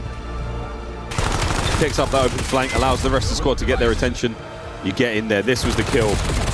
This one hurts so much. The boys managing to get into the courtyard. That's going to be the goal. All safe and sound. Run it home with plenty of time to spare. GG's. Nice. Go next. It's just so brutal. I mean, if you're thinking about the year for Koi, they just get dealt consistently difficult hands. They're such a professional organization, at least from the team players, the coaching staff. I mean, they're squeezing water out of rocks and doing such a good job, pushing the world champion team quite literally down to the wire, and then they just get skill diffed by Simp in the final moments. They make you work for it, but that just means the victory tastes that much sweeter. Smiles on the faces of FaZe. For now, smiles for now. God knows what's about to happen next, because both our squads are still chomping at the bit, raring in what ultimately is a very closely contested game. But that little extra, that difference maker, that thing that gets you over the finish line in a champs, FaZe have got it right now. Simp, his series performance so far, shy of 11k damage, a 1.22 in the hard points. 3 maps in, 10k damage is pretty nuts. That's very impressive. He had that sequence in the first half of the OT where, you know, it took Koi 2 minutes and 18 seconds to get their capture, because Simp, quite literally, the man on a mission in the middle of the map, goes on a 5 spree, I believe it was. And that was it. You kill him a single time, you get that score a minute sooner. Still wouldn't have made a difference because the second half was at light speed, but this is just the difficulty. A stored matchup. Insight and CleanX have been squaring up against, whether it be the Terrors or Simp or any variation of the FaZe team. And this is just how it always goes. Since 2021, they've had their back and forth, but I think the overall record has got to go to the FaZe boys. Yeah, no, they're the gatekeepers. Yeah. If Simp didn't exist, CleanX and Insight would have 7 championships. They'd have rings and championships. You're not wrong. Wow, that's a really great what if COD moment. What if there was no Simp? If one player didn't exist? Yeah. Well, no, we have our answer. It was the Jetpack era. We didn't let him play because he was too young. So a lot of players have rings that probably wouldn't otherwise. So that's quite literally it, man. Oh, here we go. The last 60 days of hard points. Yeah, not bad at all from FaZe. Back to Sake we go. We started our search and destroy off here, and now back again. Whether or not this goes the way of FaZe rapidly, or if Koi can bring the goods, I mean, this is match point. Can we see a coveted Game 5 in our series? Let's find out. Opening break set this tone. You had the story on the Gridlock where Koi pretty much had to lead the entire game. They extended up to about 50, 60 points in FaZe. Just a hard-fought comeback. Well, off the opening break here, Koi, it is deja vu all over again. They win it, get the initial time, and they are just crawling around every spawn. Yeah, all over the place. Lovely space games. Awkward spawning moment there. Obviously, Abe absolutely just ripped the Zaza duo out of their gaming chairs. And now Kips to find some time. This is a lovely bit of back and forth right now. In the kills department, it's going to be Simp, who now takes charge, takes control, and gets his boys onto the hill. Uh-oh. Tough. What a fight. Every time. That's the Black Ops 6 into Black Ops 7 special. The old slide, turn, burn. Adjustment of aim assist at closer ranges there made those fights a little spicier. Way back in the beta. Now to P2 we go, and it is going to be FaZe in first. A lot of pressure on 04. He doesn't really have support on the time. Well, now the reinforcements are off the spawns, and Koi, they lose that first blood. You trade out Draza, and while Simp is sort of refilling the pressure on the back, it looks like Koi trying to square up and just hit straight through the front. This is great. Koi through 3-man in. 04. Oh, he's maneuvered in a position. This is great. The contest is one thing. The next man, great shots from Draz. Looking for another. The side door, no need. A boozer's on it. FaZe, what a hold. And it's classic. I mean, that's great coordination for Koi to get everybody grouped up together. They expect that back pressure to be there, so they bang out through the front, and 04 just has great finesse, and the AR's off the back of it, able to just light that kill feed up. Koi doing a lot of things right. FaZe, simply better. It'd be like that. Will it be like that for much longer? 44-17 right now, FaZe Clan with the dominant lead. Sprees developing across the board there. Draz, Simps, absolutely cast the curse the life out of that one. Simp as well. Yeah, you know what? I'm just going to stop. That is now Koi trying to fight their way forward in control, but that is FaZe with the good spawns right next to the hard point. And I mean right next to that hard point. Must be nice. You love it when you get it. And they take full advantage. Yeah, Simp good for 2. Kips wants to strip it away. And hey, the huge 2-piece just to keep your team alive. Oh, your boys in the geometry class right now. What a nade. Off the wall. Shots from Abe. The young rookies finding their success here. I'd say that, technically not, but you know how it goes. Another 3 dead here. The impenetrable P3 looking very, very flusterous right now. I think I might have made up a word there, Chance. You can do that, man. That is, in fact, how language works. And you got to make up a new one for Simp because you already saw he had 10K plus damage already in this series. Now he's 14-6. And this is just, I mean, again, light speed. He's playing well enough that 04 has been the super soaker so far on Sake. And Koi, they're going to be set up on a rotation, but they have dug themselves in a hole. I did indeed make up a word. Wow, that's going on the CV. Well, 78-26. Koi a little slower here. And CleanX is having himself a stinker. Not a happy man right now at the 3-13. 15-6, though. All smiles for Sim. Good God. Trophy gone as well. There's another one there. Get it, Sim. Destroy it as well. Yeah, I mean, listen, high key. How many players had their careers extended because of that under 18 rule existing? And not just Simp, the Dashies, the Celiums, so many guys that were kept out for a while. Just gifting other players money. That's the era we're in. A lovely 3 from Abe. Give it the whole team. Dude. Go on, son. 16-8. Is that the turning point? I mean, maybe. They're down by 50, so it's going to be tough, but this is certainly your sequence. Now he's maybe a kill or 2 away from the Hellstorm and not going to get it. 04 checks the corner, and that is a quad feed, and 15 seconds later, FaZe take away the time. It'd be like that sometimes. Shades of Bukaj. Good Kips now. Hey, that's a 3. Hey, kicking things off. Is this the turning point? 51. A 50-point game, and Kips, he's looking for another. He's absolutely loving life, but no. Another attack on time. Abe heavily tagged up. Is anyone going to get there? No. FaZe back in it. So yeah, a quad feed. It takes 15 seconds to make the re-break. Kips gives a 3-piece there. Now it takes 20 seconds before FaZe are back in time. Looking good so far on Sake. CleanX a 2-piece, maybe just to try to get in a little bit of a flow state, and a 4-man wipe off the board. Another great moment for Koi. They need to capitalize. That was a really lovely sequence. Koi. Here we go, lads. FaZe from P2. Here the attack comes. Identifying most of it so far. A little bit of pressure here from 04 up close and personal on the hard point. What a snap indeed. But Kips there, up for the challenge. And now leaving time for a second. He's got so much to deal with right now. Still members of FaZe there to play with. They're going to find that old time for a second longer. And that is back to P1. What a set here on Sake map 4. Yeah, first half, Simp destruction. He got the 20 kills. Insight and CleanX currently suffering. But for them to be suffering in the game to be this close, you already know if they kick it up just a little bit, it's going to be good. Team kill rolling through for Draza. He takes care of Simp. And hey, your whole team's going to fall. Kips continues to dance. Him and Abe, they have been monsters so far on Sake. It's unreal. Abe is having one of those maps. Simp, though, trying to keep up and absolutely doing so. That 22-14. Hard point time for Abe as well. That man is the statistical wizard right now on this map of Sake. Looking for an attack towards time. Insight gets tagged up, and FaZe yet again finding themselves in a happier place. Lovely stick there from CleanX. 12-19. He's back and alive. We've yet to cross the 100-point mark. We do have P2 in the hands of Koi for now. And they are desperate to win this rotation. They're going to get it at least off the start, but where Insight falls, look at number, he just spawns up instantly. Koi did not put any aggression on P1 for the final 20 seconds just to make sure they get the back spawns, and it has already been stripped away. Stripped away immediately now. 3 players on the attack, 2 on the defense. Oh, they've done it. What a kill. Simp now Just in the outskirts. Dips a toe, waiting for the boys. They're going to be hitting the pinch as well, and Kips is about to get shot in the back. Not an ideal spot to find himself in. Simp bides his time, it doesn't pay off, and we are about to see a lead change. Yeah, Abe has been playing extraordinarily well so far on this Sake. He has been the main reason that Boyer's still in the mix. Insight wants to be the guy soaking up on the time, but if Abe and Kips fall, I got bad news. So shall everybody else. FaZe rip you apart, and now the question is, how many players are going to spawn out for Koi? It's going to be 3. Oh dear. Abe on a solo mission to fend off the entire team. Oh no, that's terrible news. Here we go, Abe, what have you got? Got one? Nearly gets the second. Great damage into a boozer. That was wonderful. Simp on a lovely corner. Diabolical corner. What a shot on a Kips.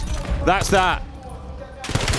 Stick that in your pipe and smoke it. Here comes the attack from Draz. Looking for number 5 in a row. Absolutely nails it. Nearly has a Hellstorm. Oh, God, dude. They didn't block the back spawns. You think that's FaZe making a mistake? No, they're just farming kills. I mean, this is not really efficient Call of Duty being played for FaZe. It's a very small lead for the amount of slaying, but by God, is the slaying good. Draz. He's still going. 8 now in a row. 28 overall. And he is keeping that front line firm and steady for FaZe Clan. Hellstorm ready and waiting for either of the upcoming hard points. The next 2 are going to be a dangerous place for Koi. Well, you think Koi on the back line maybe going to be ready for the gunfights instead. Draza, hey, finally they kill him. That's what it takes to take that man down. Well, one way or another, they get him. 0-4 to the front. Koi, there we go. Here, instant Hellstorm. Wide open hard point out there in the little rock garden. A trophy system will take care of those heat-seeking missiles, but oh dear lads, you are now trapped. Here come FaZe. No good on the splash. Can 04 oh, he can capitalize. What a wonderful opener. Abuza now to pick up the pieces. No good. Koi survived. Yeah, CleanX makes the play. 16 and 25, but very heads up in that moment. Hellstorm gets called in. He goes on the pinch, wins a gunfight, and now for Koi, they're stable. Similar to the Gridlock in a sense, a very closely fought game. Hey, fantastic hard point. Lead change on its way. Insight holding it all down. 3 spree here. CleanX takes care of the well. That's the right flank, and it's going to be Abe. Guns at the ready. Lead changes there. FaZe battling forward still, and it's going to be 2 of them making their way down the rock path. Open hard point for now, but that's going to be 8 seconds of scrap time that, realistically, not going to cause a huge difference here. Lead change on. Top side of the hard point. We go. Yeah, an Insight passive for the Chow, and he ends up getting gunned down, so Abuza with a 2-piece to open up the time. If this game turns into a 3 or 4 second game, honest to God, Abuza might have won it in that sequence, but on this rotation, CleanX good for 2. Last man standing is Abuza, and again, he gets an extra kill. Still, though, Koi is stabilized. They just need to be able to collect this time. It's good time. Get in the time if you can. FaZe finding the attack through the front line. Simp finding the pinch yet again. And here he goes. Oh, boy. Gets the damage in and out. Oh, what a turn! All 4 dead. Koi in trouble. He's walking on water now. 32 kills for him. So difficult to take down. Seeing everybody off spawn. Schmoving, given the good comms. Finally, he gets hunted, but his team still comfortable in the time. How do you bounce back here? Not a huge bit of gain. Oh, what a brilliant 2. Now 3 dead. Breaks on. 10 seconds to harvest here for Movistar Koi. Yeah, effectively tied up after 2 sets of rotation. This is map point and match point coming through for FaZe. Desperation hour for Koi. Only 4 points of separation. Back to P1 we go. Strap in, ladies and gentlemen. The nades are going to be there. No trophies to play with just yet. 04 goes absolutely ballistic. Draza now through the middle of the map. He and Abuza soaking away the time. Over 200 we go. Just exemplary performance. Everybody coming off spawn. Koi doing the right thing. They're trying to take all these routes. Draza reading it the whole way, but CleanX just blitzes right past them, and Koi run this time over. 30 seconds left to fight for. Big work again out of Simp.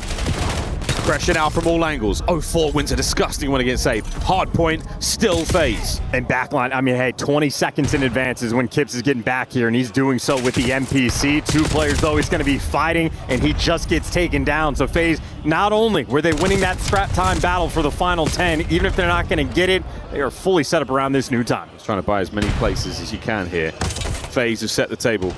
Movistar Koi desperately trying to get themselves in there, and it's denied. Denied time and time again. FaZe, all good. The backdoor play from Kips has begun. Simp immediately applying the pressure. There it is. Abe now steps up to the plate. Is he man enough to bring down the Pim? He is indeed. Now the battle to the back door. Trying to stay alive are FaZe. Doing what they can. 0-4. Able to get one. Back spawns. Maybe going to open up the pressure, and there you go. But even the nade rolling through is on point. FaZe, they're just doing everything right. Oh, what a nade through the window. Now Simp on the dance. Still good from the hip for another. Abuza picks up a few. 0-4 joins him, and I'm calling it here, folks. Game FaZe. 5 seconds to go. All bases covered. The final score, a 3-1 to FaZe Clan. What an absolute nightmare Simp the Pimp is to deal with.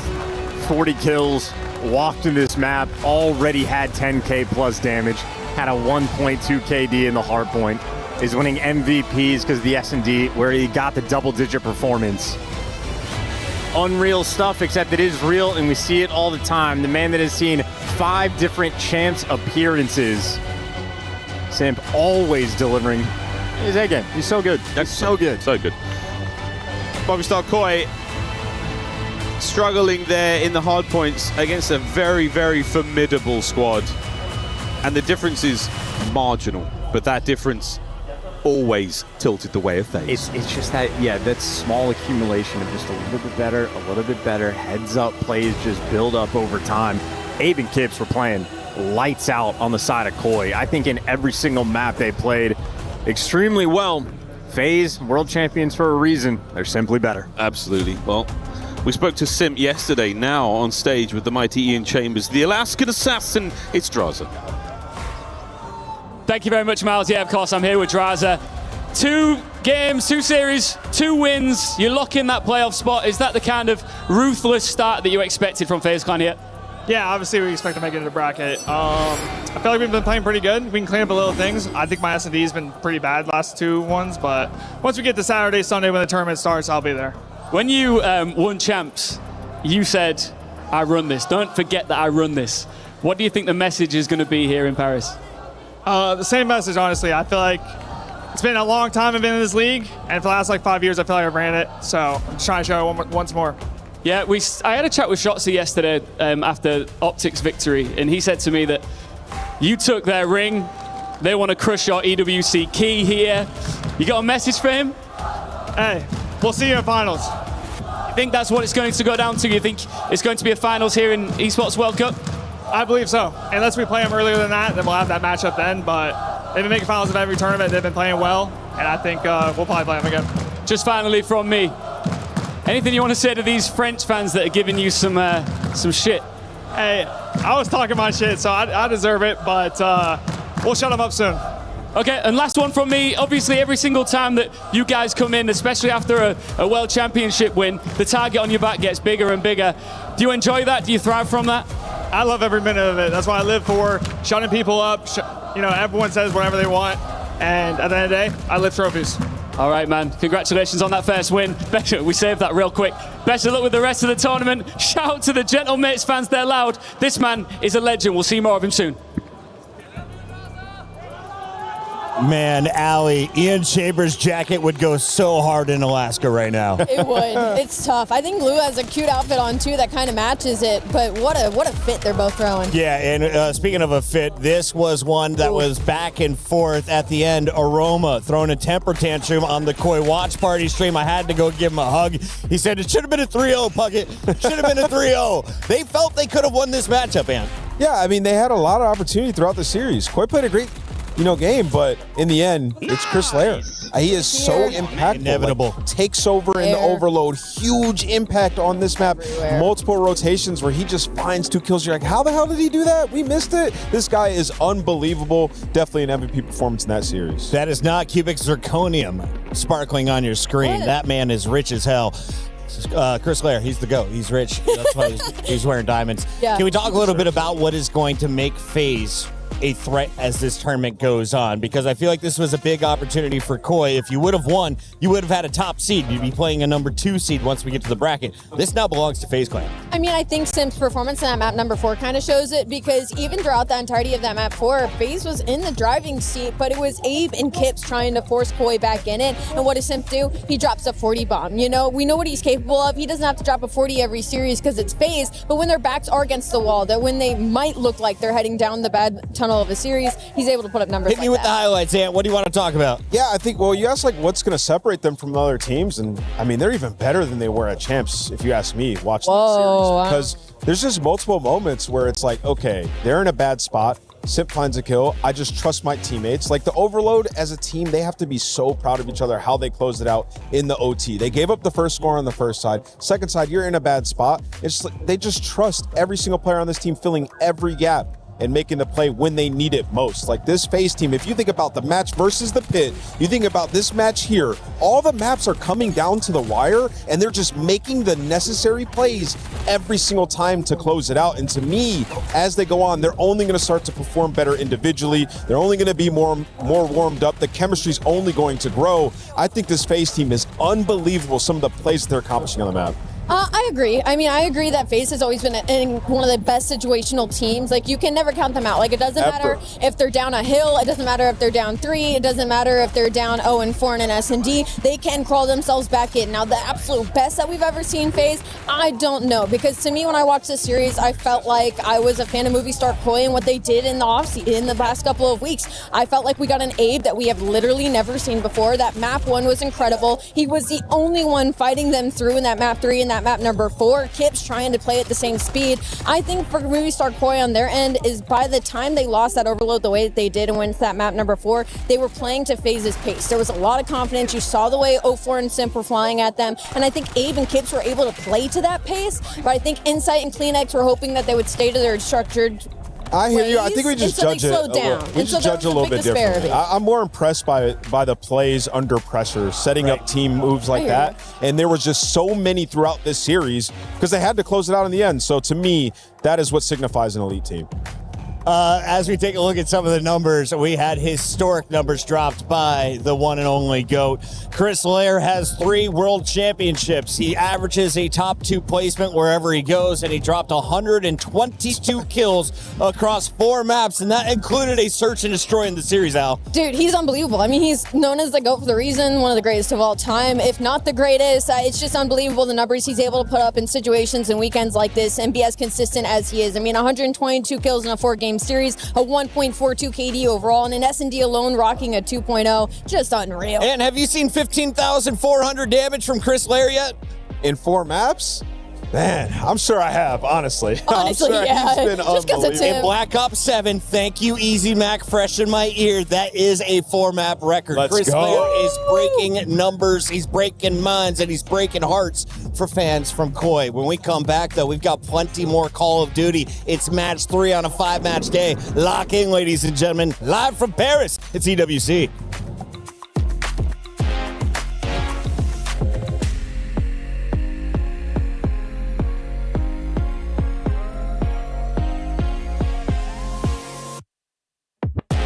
Give me time, Chris, if you can. One sec, sit down, back down. Have you back down, Have you left. Nice, have you side.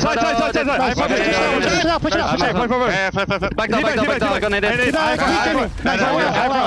much better. Outside, you're good. Iron it. Okay, I'm trying all front, guys, all front. To front, nice. Let's go! Come on, man.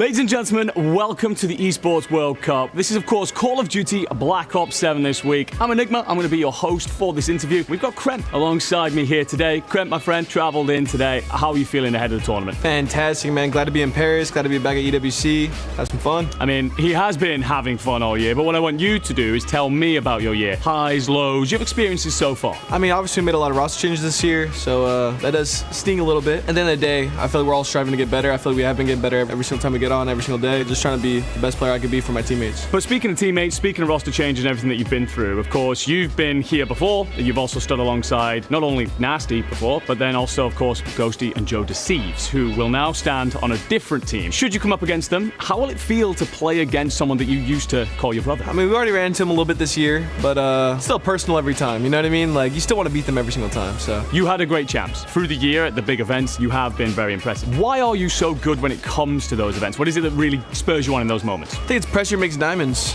I feel like when you get there, you get the most dopamine, the most rush. You feel like everything's more important. Obviously, you're going hard every event, but those ones, like, if you don't perform, you shouldn't be here. Love that answer. Pressure makes diamonds, can also burst pipes, of course, but I think we know which category Kremp sits in after the year that he's had. But it's amazing to hear that you do get motivated by those big moments, because, of course, you've been in so many now. Has it changed over the years, or are you still the kind of person where you get onto that stage and you just got that little bit of extra kick going? I mean, it's just land. We're back on land. Like, I got that kick every time. Like, man who enjoys what he does, for sure.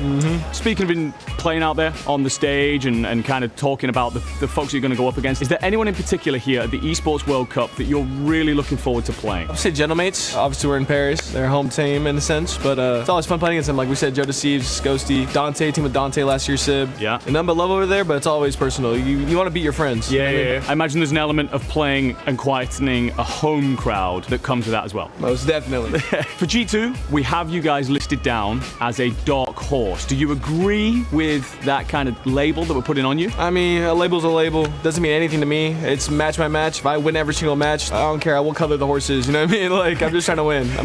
I don't care what color the horse is. I've never heard that line. I've done interviews for quite some time now. That's brand new to me. Let's get straight to winning. What is your confidence, whether it be a percentage or just a feeling inside you? What is your confidence in G2 winning this event? Oh, I'm very confident in G2 winning this event. If I were to look at myself, I'd probably say that's my biggest goal as a competitor. I haven't won an event yet, so I can pull up to every event like I want to win it, and like I want to win it more than anything. Crazy stuff indeed. Looking forward to everything you achieve this weekend, my friend, and of course, congratulations on a great year. Looking forward to seeing you crown it off beautifully. Thank you, thank you. That's been the interview here with Kremp at Call of Duty Black Ops 7 at the Esports World Cup.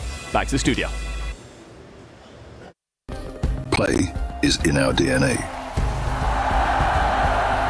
Whenever we let it out, it becomes our superpower. Now imagine an entire city being built to supercharge it.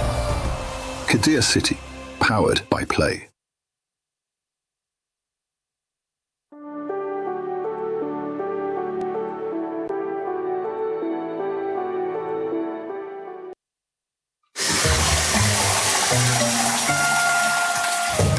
Justin! I need something really cool. There's so cool outside. I gotta take you right now. Come on. But I'm about to close stream EWC though. No, you can do that later. Come on, What do you mean do it later? Before it goes. All right, let's go. What are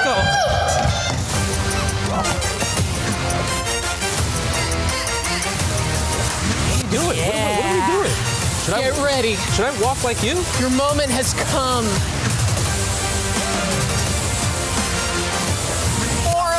Aura? Riz. 6-7.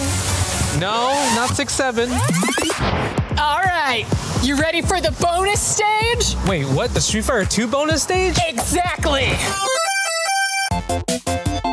That is crazy. Am I gonna be allowed to be back into my country? I don't want to destroy a car. Well, I mean, sure, it looks great, but I think that this is even better. Think you can handle it? All right, if I get banned, it's your fault. Let's go. Je veux faire du chiffre avec mes lettres, être maître du monde alpha, réinventer un vocable, accentuer chaque syllabe. Car, you think you tough, Car? You think you tough? Oh man, I don't want to hurt the car though. Why do you gotta beat up the car though? I don't. Car deserves it. Does it? All right. Oh! Are we supposed to do that? Hit it. Hit that card. tu adaptes des lettres recyclables en cas de rature. Le rap est un total investissement de soi-même. J'en suis à même et ne suis pas le seul à l'être. Combien d'entre nous parviendront à réfléchir avec leurs lettres, à mettre les barres sur les dés, à se faire protecter, reste à masser le bâton contre les graines de star, j'ai du biatol. Vilaine star de 2 jours qui ont du fric de toujours. Je veux faire du chiffre avec mes lettres. Achète ma pochette, achète ma pochette, achète ma pochette, achète ma peau, achète ma pochette et mets en route ta technique perle. Plus qu'il faut pour mes compos. Elles sentent le vécu, valent quelques écus. Ma vie est une merde que j'écris sur du PQ. Sors dans le regard de Mastercard. Bien que pour elle je bavarde pendant plus de 3 quarts. LTD a passé son rideau de fer. Je ne baisserai pas le mien, je n'ai pas que ça à faire. Il faut que ça pète.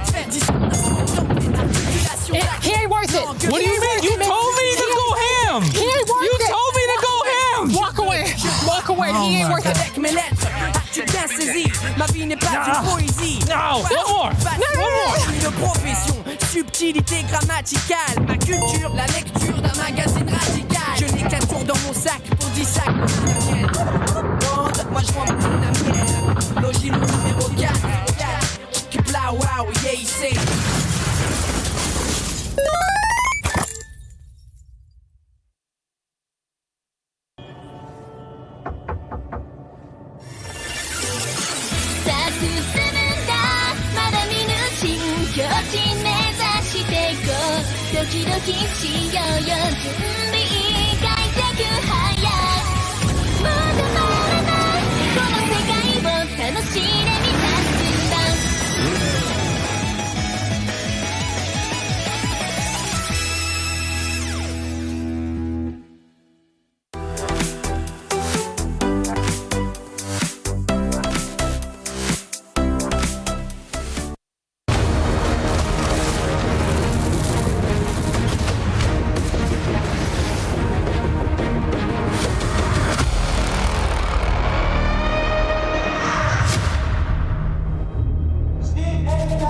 Welcome back into Black Ops 7 here at EWC 2026. A $1.8 million prize pool, and more importantly, the title of the best Black Ops team in the world on the line. We, of course, are going to see some familiar faces, a new retooled roster, and, of course, Beans making his resurgence at the pro level. Welcome in, everybody. It's Chris Puckett alongside Emmy Award winning Rosalie and Nameless. Hello. We've had a great show so far. Yesterday was exhausting, but the vibe is at an all-time high so far on the week, and it hasn't even gotten to the third match of the day. Nameless, we've got a lot of time to talk about Gentlemate, so let's talk about what they did over Omit, because this was, in theory, the toughest match of any of the challenger teams. They had Ethan, they had DK. They're supposed to be good, right? Yeah, and they shut Ethan down on that hard point. That was the tone setter for the series. You know, it got close. He didn't have his best performance, but he did have an opportunity to close it out. They checked the corner that he's in, and then it's a wrap from there. And I just think that was the momentum that the Gentlemates needed. And, you know, now going into this G2 series, this is familiar territory. Like, they're comfortably 3-0'd them at the last event. And Gentlemates, they're just ready to cruise, Chris. They put in a lot of work. And it's important that we started on the hard point topic, because when you talk about these two teams specifically in their matchup, Gentlemates has dominated the hard point portion of this. I believe 5-1 overall, and the map ones alone 3-1. So they start these series versus G2 incredibly strong, and it's mainly off the back of the ARs. Sib and Dan love this matchup, rocking 1.2s right now in hard points, so they're definitely feeling comfortable staring across that stage. I don't know if you guys can hear it at home, but they have the best drummer in esports. She has been lighting it up for 4 weeks, it feels like. Since we are back here for Major 4 at La Defense Arena, the Parisian fans have been supporting this crew. They ran it all the way to a top 3 at their home event. What is the expectation now for their second go-around in Paris? Doing the whole thing! Okay, and I only say that really because of how good they are, and now you've given them many more weeks of practice after that top 3 placing. So yeah, expectations are through the ceiling right now for the Gentlemate squad. Let's talk a little bit about the opponent for the Gentlemades, because on the other side of the stage, we have G2 Esports, and G2, they just won in Warzone. They invested in some guys that have been competing at the pro level for a while. This was their big year. Will that be the same story in Black Ops 7? Because I'm looking at a man going by the name of Envoy, a world champion who's been in this game for a decade. He was lighting people up last night. Yeah, cool, calm, and collected, and just happy to be here on this roster. Yeah. Start off the year at the highest highs, getting a win for the Gentlemates. So, he's going up against his old organization, obviously wants to take them down, and they have a firepower ad in Beans. You bring him in, he could be a streaky player, but he can take over at times. I think what we saw yesterday was just Envoy saying, I have some years left in the tank. I'm still elite. I could take over and respawn. I still win my ones in search and destroy. And now they want sweet revenge after getting 3-0'd in losers round 2 at champs by the Gentlemates. Ali, I originally questioned it. Why would G2 bring in Beans if it's going to make them ineligible for the club championship points? I think they want the money and they want the prestige of being a top-tier Call of Duty team. And he may be that missing piece because you had a group of nice boys, right? Now you got a guy with some edge who comes out and says, Cloud9, they're not a tier 1 team. We beat down tier 2 teams and we just thrashed them 3-0. Beans is out for blood every time he gets on that stage. He is. That is definitely the biggest change that you get from swapping out Skies is you get a lot more vocal. He's going to stand up and be screaming at the other side, and that crowd might have zero effect on him because of his personality. And that's what G2 is investing into their COD team. Nameless, we got a minute to go. The techno is blaring. We got our maps and modes. So for this best of 5, if we are going to see a whole bunch of sad Gentlemates fans, including Rosalie, how does G2 get the job done? Well, across these hard points, Gentlemates as a roster are actually 3 and 5 across Scar and Hacienda. So I think if you're G2, you feel good about that. And then the Gridlock S&D, they're one of the teams that showed us initially some of the best looks on that map. Kremp likes to get lost mid, make some plays late into the round, and when they go over towards towards Showers, rather, these guys are phenomenal, clearing out spots with their nades. So I think they have a good chance in the series. I really do. I think this is the Game 5 banger that we all deserve. We're going to get it in this one. Double dose of Gridlock, double dose of Hacienda. 75% of the fans are siding with Gentlemates on EWC.com. Where are you going? I'm going to go with Gentlemates, of course, in this series. Not just on the side of being biased, but also the statistics back it up. They dominate this match. Nameless, one-word answer. Who wins? Yeah, G2. G2? Gentlemates? Spicy. Let us know in the chat how you see this one playing out. It's time for your decider.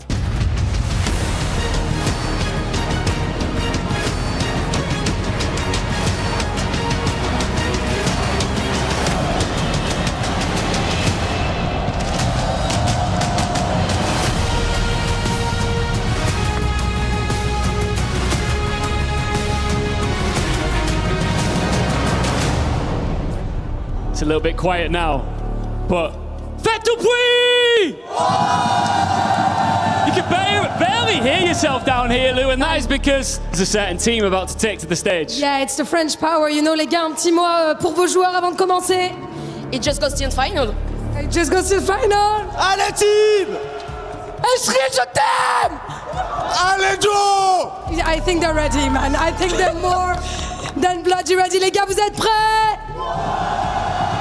Come on, Lou, we got business to take care of. There's nothing like that French passion, but they've got a big test standing in front of them here as we make our way here up onto the stage for our next matchup. And let's not forget what is on the line here, a guaranteed spot in the quarterfinal. You miss your shot, you drop to the lower bracket, and you're in trouble. And it's another business, but first things first, let's welcome to the stage, Gentle!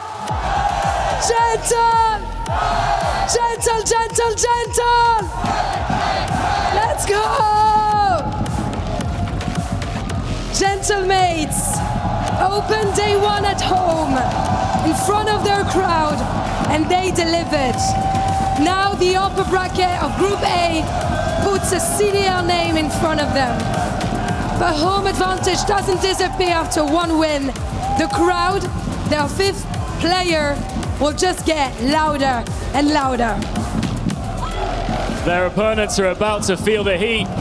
It's G2!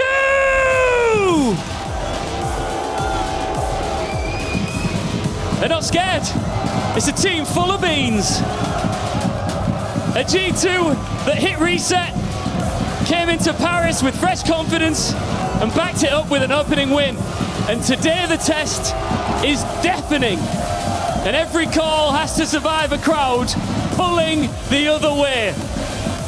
And the question is, will the mates be gentle or rather evil? And will G2 be ready for it?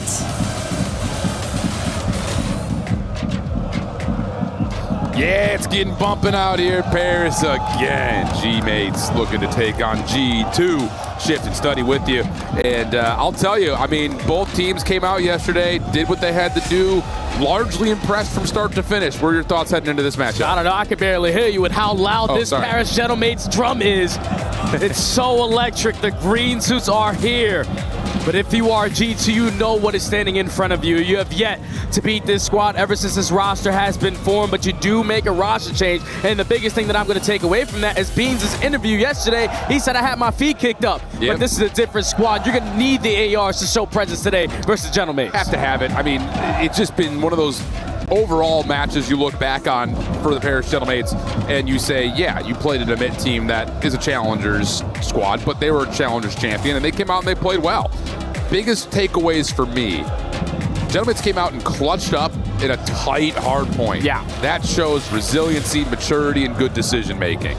They come out in a back and forth search and destroy, come away with a lot of first bloods and eventually take the edge to win 6-4. And then they beat the brakes off of them in overload. They look like a complete force, which is refreshing for G-Mate fans. Yeah, that was the thing that I was mainly focused on, because when you talk about this Gentlemates roster ever since it's been formed, you're expecting instant success. You're making a roster change for an MVP candidate in Joe Deceive, so you expecting their hardpoint game to be outstanding. Their search and destroy on land has been top to none. But then when you talk about that overload game mode, this is something that they had to work on, because the majority of the series, they were playing exposure. You can't play exposure here, so you got to throw something different into the mix, and it was good to see how dominant they were on that gridlock yesterday, now having it in today's series. And the easy segue point, again, it's Envoy in a revenge match. That man on the other side, Estriel, was who replaced him. And Envoy popped the heck off yesterday. Oh, yeah. Oh, my God. That may have been one of his best series of the year. 250, 227 on the gridlock. Good decision-making, good macro gameplay. Again, where Cloud9 kind of break down at the end. They win their own raid search and destroy with, again, a lot of first bloods. And then you finish off by absolutely taking over on the Den Overload. It was just nonstop action for G2. Definitely looking like they are hitting, maybe not their ceiling, but one of their pinnacles so far with this roster. Yeah, I feel like when they made this roster change originally, it's not like you were thinking about immediate success. When you talk about players like Envoy, when you talk about players like Nasty, they usually rely on time to gain that chemistry, to understand what we like to do on the map. And the difference between them and the Gentlemates is that you picked up instant success with Joe. So this G2 roster is going to be completely different than what you saw at Champs, what you saw at Major 4. They're going to be a lot more prepared, and just based off of the maps that we saw, I think it's anyone's game. I think that's in fact exactly true. Exactly true. I am kind of focused mostly to see if Envoy can put together another solid performance, because if we talk about this all the time, not to say that he's underperforming, but when he has games like that, oh yeah, G2 is looking like one of the best teams in the game. And this is all kind of like, I don't want to just alleviate and run away from the point that Beans is brand new to this team, but he feels like an instant upgrade in a lot of ways. Skies really did not have the best finish to the end of the season. Beans was kind of on a bit of a hot hand in challengers, and he kept that yesterday. So it doesn't really feel like the focus is necessarily on the Beans specifically as much as it is the rest of the team and him as the glue. Yeah, I feel like it's an entire team effort here if you want to take down the Gentlemates, because they just have so much firepower. The last time that they matched up, it was 3 players sitting over a 1.3 KD. That can't happen. Skies was at like a 0.6, Nancy was at a 0.9, and both the ARs just consistently are getting shut down in this matchup. But this is why you make that roster change, like you said, my friend, to pick up a more consistent player, to pick up a more aggressive sniper in search and destroy, just to play more around the team. I'm excited to see what Beans can do in this main stage. Well, let's take a little bit of time to hear and focus on the Gentlemates overall, because yesterday's performance for them really was just the Joe Deceive show again. It just kind of ran. Wait, Estriel went crazy too. Yeah, at the end of the grid, the overload, pardon me, on gridlock, on Den rather. No, it was gridlock. Yeah, it was gridlock. He was bananas. And that's the refreshing thing about bringing Estriel into the mix, is that you have somebody who can step up and keep pace with Joe, or can fall back and be the guy to keep the ARs a little bit more safe. He can do it all, and that's something we really touched on a lot when he was with G2. Yeah. Not just this year, but also last year. He's the do-it-all guy. Yeah, and that's the reason why they decided to add him to this lineup. Estriel finally getting his shot in his best roster in his career. Yeah. And the reason why they do it is because he's been fantastic in the closing moments of games. I feel like he hasn't really had those situations so far ever since he's entered this Gentlemates lineup, but yesterday in that series, every time you needed to have it, he was able to provide it. Estriel was on a different planet. Other than that, you talked and focused specifically towards the ARs. Sib had a good day yesterday as well. It's just like, I don't know. Would it be fair to assess both of these teams by saying if Sib plays like he can for Gentlemates, they look like one of the best teams in the game. The same way we would talk about if Envoy plays the best visibility, G2 looks like one of the best teams in the game. Oh yeah, well Envoy's the objective guy, so if he's going to be popping takeover, the game is just extremely easy for every single one of his teammates on the map. But Sib, on the other hand, he's a guy that's going to realistically just go out there and just do what he needs to do for his team. He has unbelievable submachine gun play with Joe and Estriel in the mix. You know Dan Ghostie's going to be Mr. Fundamental, but one thing that I really took away from Sib's gameplay yesterday is not the full commitment on the sniper in Search and Destroy. He was going back and forth between the AR, the NPC, whatever the team needed to do, and that's what I've wanted to see from Sib for quite some time. Yeah, I like that call. It just comes down to consistency for both those two players. That's really kind of what I was hinting at a little bit there. It's just like if they can play at that level throughout this tournament, you're looking at not just potential Dark Horse, but also, of course, potential Major 1 champion getting back to that same level. Clean. Love it. That's a lot of breakdown right there. Oh, you guys yeah. still with us out there on the YouTubes and the Twitches? Because we're ready to go. We're fired up. Oh, I'm excited for this one, man. I know if you are current, all he's thinking about is winning. He is yet to hoist the trophy in his pro Call of Duty career. But it's a match at a time, it's a game at a time. And you know, even though there's a bunch of your friends all the way across that main stage, you want to be able to get that last laugh. So I think this map number 1 is big for both squads because you're talking about a Scar hardpoint where realistically it hasn't treated this G2 roster well at all. They are 0-3 ever since they have at least added Envoy into the mix, not really with Beans. But the reason why they are struggling on that is because if they're not the team initially towards some of these hills, they really struggling in breaking. And that's due because they can't really find kills. So hopefully Beans is able to be the difference maker in that category. I like that call a lot. In particular, just to kind of give you a little bit more of a head-to-head here, across the entirety of the season, obviously because of the roster changes, the numbers are a little artificial. Yeah, a little asterisk. Yeah, a little bit. But Gentlemates are 5-1 in hardpoint versus G2. They're 2-2 across the other two modes. So what we're getting at here is, again, you make improvements to the roster specifically geared towards trying to match the Gentlemates pace in hardpoint. That's where we're really kind of boiling this thing down to is if Gentlemates get up on you, they're going to start running away. So you have to be able to hold them at arm's reach, and that's why you put Beans into play. And you have to also be able to put the nail in the coffin as well, because even if you find yourself up by 80 to 90, the Gentlemates just have this clutch gene in them. And if that score does not say 250 next to your logo, they are going to continue to fight and potentially walk away with the map 1 steal, just like they did yesterday versus that Omid squad. So for a team who realistically is undefeated ever since they make this roster in hardpoint, also undefeated in Search and Destroy versus the Z2 lineup, all right, that overload has to do something, but we obviously have to get there. That's fair. We will get there. Again, just a reminder on the map set, Scar, Gridlock, which the Gridlocks are unique. These two teams have not played each other on that map mode combination. And just generally, they just haven't played a lot of it, period. I mean, in particular, you look at Gentlemates, they gave it a go for talking about Gridlock kind of overall. Recently, and I think more so they played it kind of in the beginning when it was brought in. Yeah. They really haven't gotten a lot of reps on it as of lately, though. So it'll be an interesting map, too. No, without a doubt, man. And this is where that practice back at home, locking in on the gameplay, focusing on the little things that can improve your team on maps and mode combinations. This is where new strategies need to be able to come out. Agreed. And I know if you are G2, you're also going to be thinking about that. When this roster was formed, we're always going to be expecting them to be really good at Search and Destroy. That has to be their win condition. Maybe steal a respawn, make it all the way to a game number 5 and try to clutch up there. But who knows, man? Ever since they have added the new slaying presence in Beans, potentially could be more consistent with that AR, might provide something that they didn't have before. Let's just kind of zoom out a little bit because we get to this point of our ramblings where the viewership just tunes out and they start to listen to Tommy going, yeah, they're wrong. Where does G2 win this series? I don't think they can 2-3-5 Gentlemates. I think they have to take one of the hard points. They have a really good chance in the overload because I feel like if you are Gentlemates, you're relying so much on your slaying. But if you give G2 that early advantage, that's why they have the objective-minded submachine gun players who are going to force themselves to be really difficult kills on the map. But other than that overload, I think it's this map number 1 for G2. Okay. You have yet to beat this team in a hard point. This is a map that you have yet to find success here. Yeah. But if you can come out the gate swinging, shut up this crowd, shut up everybody across that stage from you, that might be your win condition. Yeah, and to be fair, the crowd's loud, but it's not like when we were in the major. No. We'll just peel back 20,000. Yeah, I mean, this is 500. I mean, we're not dealing with apples to apples here, which is more than just a very fun family board game. It's one of those situations that I don't think G2 is going to care much about drums being beat. It's not the same vibe right now. It will be this weekend, but right now, group stage-wise, it's chilling. We're vibing. It's not a big deal.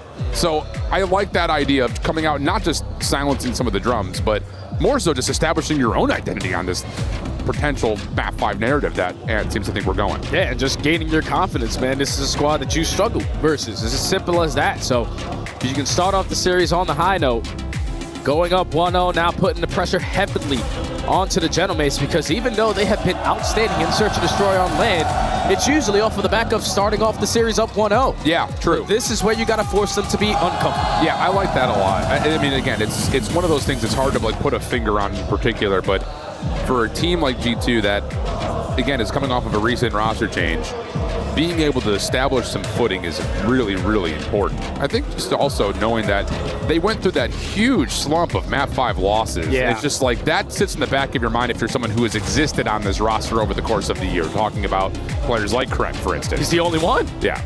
Literally the only one from the beginning of the season.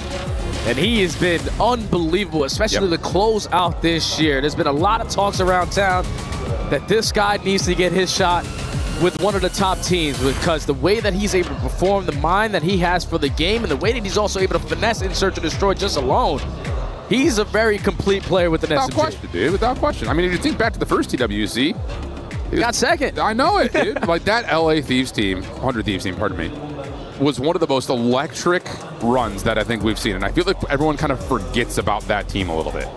Do you agree? I feel like people forget about that, how good that team was. Yeah, because it was so unexpected. Yeah. You just weren't expecting a guy who was just knocked down the challengers not too long ago to walk back up and dominate the game. Nasty was unreal. Dan Ghosty on his redemption arc after getting dropped off of his previous roster, joins a roster full of scraps, and they just make the best out of anything.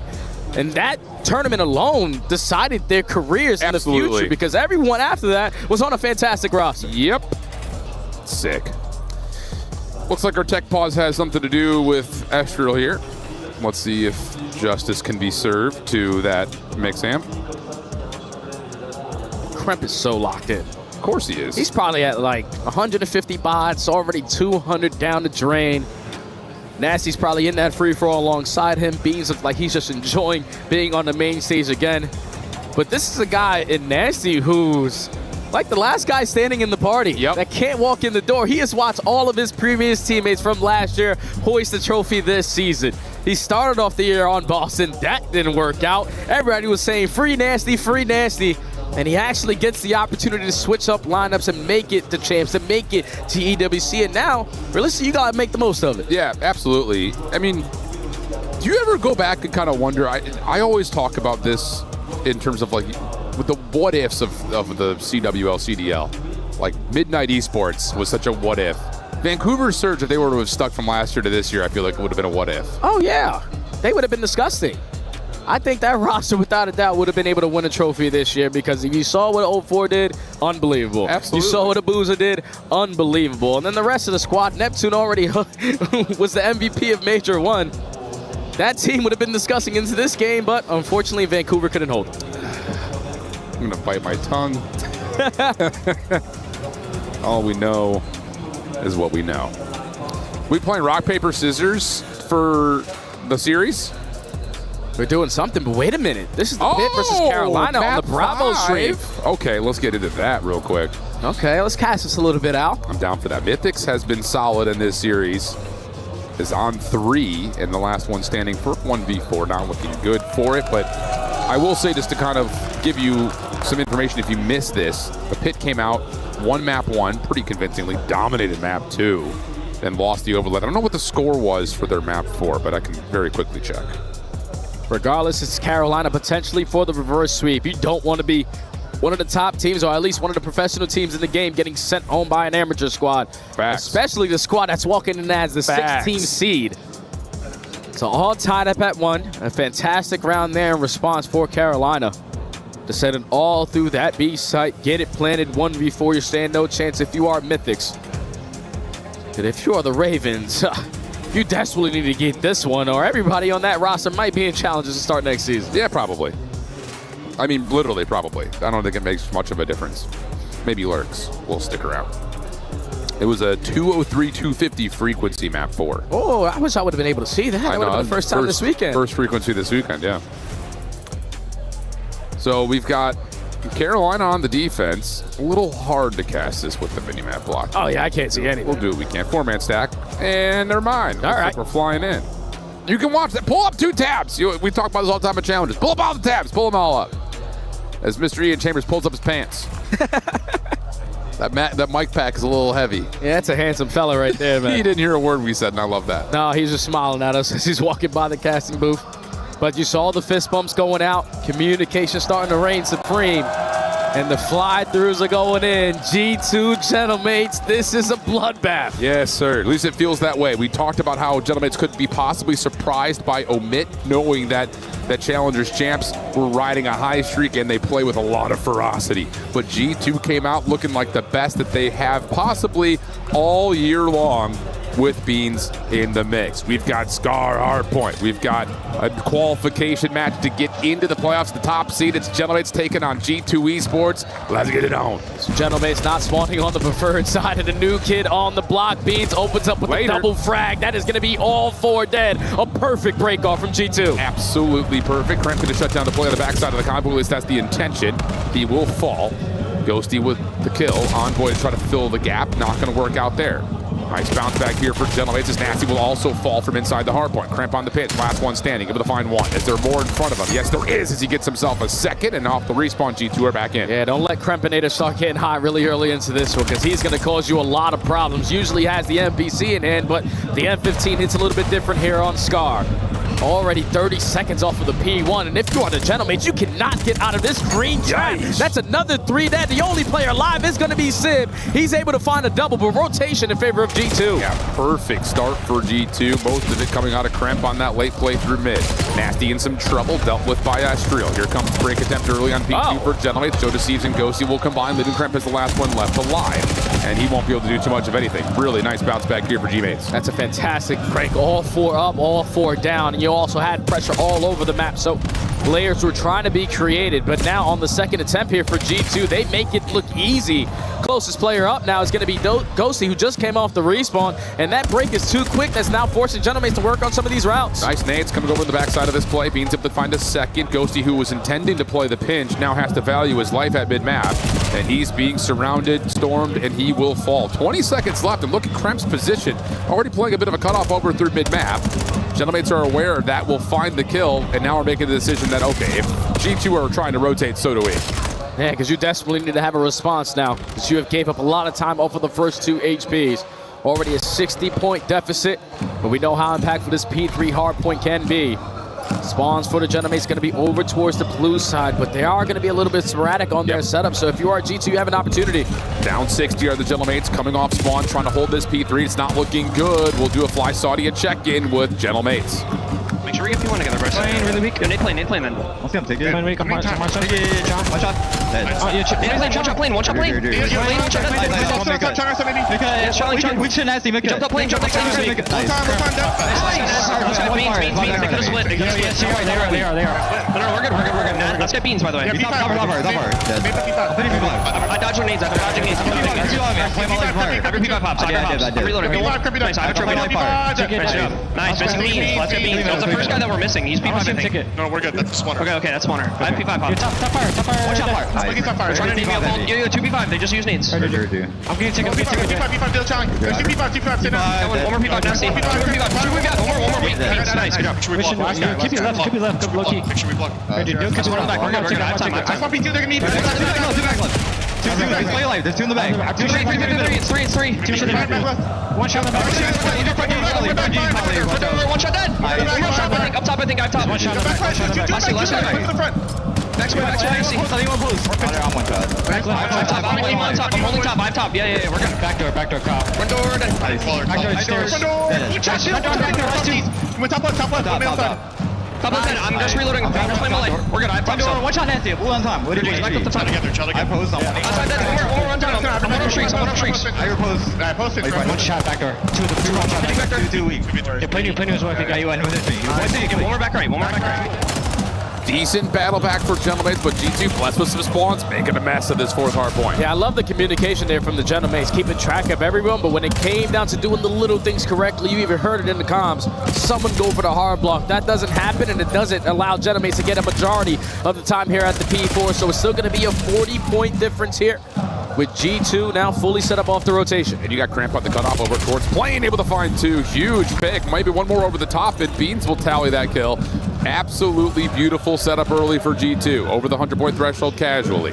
Opportunity to do more damage here with this setup. This is literally picture perfect in terms of how do you put a zone around P5. But if you lose your individual gunfights, things can cap real quickly. Nasty able to find one up the middle. Cramp able to follow behind that, and the setup stays strong with 30 seconds to fight. Yeah, as soon as you get close, they have every single crossfire set up to not give you any breathing room. You're thinking it's going to be a one-on-one gunfight. No, it's actually a 3v1. So you keep on shutting down these waves, and the scoreboard is just getting out of hand now. An 80-point lead here from G2. I said it before the map starts. If they're going to beat you to the punch, that's their win condition, because they are not successful in breaking. And so far, they have won a majority of the rotations on the first set. Cramp is playing out of his mind. 19 and 10. He is all over the map, but he's not stopping anytime soon. Gets the 20. 3 in a row. Trying to find the fourth, but Estriel shuts him down. Nasty trying to find his trade. Good damage, but can't confirm the kill. Around the back. Maybe an opportunity to keep this side of the map in the favor of G2, and that will absolutely have Envoy spawning with it. Yeah, this is what you want if you are G2, to dominate this P1 just like you did on the first set. You need blue control, but do get an opportunity if you are SU with that black-blue spawns. So you're going to get caught off guard as the player on time. You're hoping that the guy that's sitting at top blue and Nasty can get this trade, but yes, choose wisely when he's going to come in on this chow. 28 seconds left in this hard point. Estriel going to get tagged up. Help is on the way around the back. That's Beans who finds the kill. So now the sides have been established. G2 from blue side. Gentlemates on the hard point playing through mid. 15 seconds before we start to rotate over towards new. Ghosty at mid-map, trying to do what he can to try to stall out G2 Esports, but it's an even kill feed. 2v2 over the top of the time. Estriel now on the pinch, trying to flip those spawns around, and he will be successful in doing that. Good moment here for Gentlemates. Yeah, but they're not around this HP yet. And G2, you know, in this second set are going to guaranteed have themselves some trophy systems to make this even better of a hold. Every time they usually go up against the Gentlemates, they struggle in Slane because their ARs never show up, but everyone is rocking an M15 right now, and that's why they're keeping this comfortably this entire game. Great stuff, Estriel off the pinch, able to find one, looking for the second. Nice from Estriel, knows he's got Beans nearby as well. Doesn't want to overchill the fight though, and that'll be enough for Ghosty to come in and help. Really nice for Gentlemates, starting to chip things in. 35 seconds remaining. Let's see how G2 set up their breakthrough P2 with a check-in. Estriel one time. Top cat, there's me 2 cat. Jen not peeking. Jen, every time. Top, top below. Low weak. 20 seconds. We can start Jen and pop. Start thinking there. Ben, you'll have a trophy soon. Up the top. That's fine. Already make up. Already make out here. Switch to them. Come on. Holding make up flank. And push out dirt. Only push it. Make out. Half out. If Dan is out. One's old. Big right here, but If Dan is deep blue, I'm gonna play old. I'll push him. Nice, Dan is our boat. Dan is our boat. Make up, Joe. Dan, watch out. P5 dead. See down. Yo, P3 trench. Weak their side. Both to their side. I'm nade over wing. Low right tunnel. One. I'll play. Watch out. Nade the plane. There's two plane. Plane again. Plane weak. Nice time. Let's go. Time again. Almost here. He's top lane. Tough set of circumstances, but G2 is hanging pretty nicely, still retaining a 40-point lead. Yeah, and I just love to hear the communication there from Coach Dan Looney. He's giving that objective mindset. All right, only 20 seconds left. You're about to earn your trophy system. Let's cut our losses. Start thinking about new. They're just playing a step ahead right now, but Gentlemates are low-key starting to start this comeback. You're still going to be down by 50, but they are lighting up the kill feed for free because everyone is starting to match that presence with the M15. Great trades, though, from Beans, looking to get himself onto a third, but it'll be Envoy taking care of the low health pool in front of him. That will separate a lot of space between G2's front line and where this hard point actually is. Nasty involved. Envoy right behind him for his trade. Everything has been so damn good for G2's setup. Looking for more. No, Envoy can't quite find Sib. So now it's on to Cramp with an M15 inside the hard point. Not the weapon you want, but the one you have. Nasty, tough fight, able to win it. Beans able to get one more. Now it's just down to can you find the flip? And yes, they can. It's just down to telling where Sib is. The hunt is on. He's trying to play his life on the corner, but G2 are going to find the kill and hold. Gentleman's cannot get in, man. Every single time they're trying to start this trade sequence, it's always G2 finding the opening. And right in that situation, it was another clean 4 dead. So you are forcing the Gentleman's to cut their losses. You are getting closer and closer to that 250-point mark. Everyone from G2 providing their 25%, but these rotation gunfights are massive from Envoy. Oh, yeah, gonna get himself onto 4 in a row. Knows there's one more over towards green, but he's able to find a lot of damage onto Ghosty first. Not enough to flip the spawns, though. Still, a 100-point game. Gentlemates are in trouble. And they're having a hard time slowing down the force of G2, playing with some tempo. Envoy now getting himself back into the mix onto the hard point itself. Can't quite find the kill on Estriel. The Gentlemates will have some time. And they desperately need as much time as they can get. You need to continue to keep on finding effective trades around this time. You can already see G2 now have the numbers advantage, even though the spawns are still going to be very close here for the Gentlemates. G2 are just looking for one sequence to potentially keep on pushing them back. But even if you give up this 25, you don't want to flip the map out. You have trapped them every single time you got over towards this P1 at green side, and you have an opportunity to call game at it. Yeah, Estriel does have a Hellstorm. Went on a bit of a tear right there for a moment.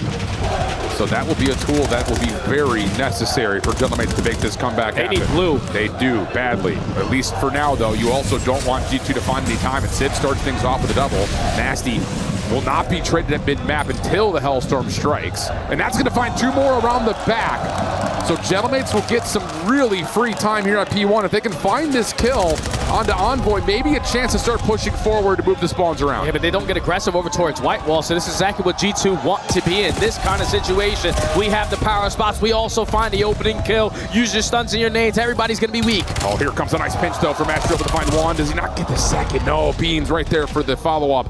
Just down to Sib. Off the regen, gets in for some good test, has an SMG.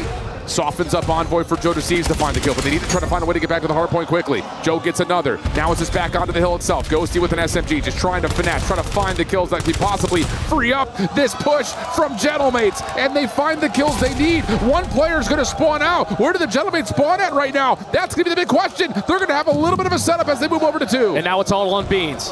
How can he play his life in towards blue? You know, all of your teammates are going to be flooding the backside of the motel, but you are just drawing so much focus. You have to choose the right time to strike, and you also allow one of your teammates to spawn with you, but it's a 2v2 around a time. Envoy's on the hard point. It's going to be down to what Astral can do from the front. He's able to find the first. Hard point stays neutral. Kremp steps in to put the pressure on. Over the top with the heady. He's in some trouble. Astral finds another. Nasty!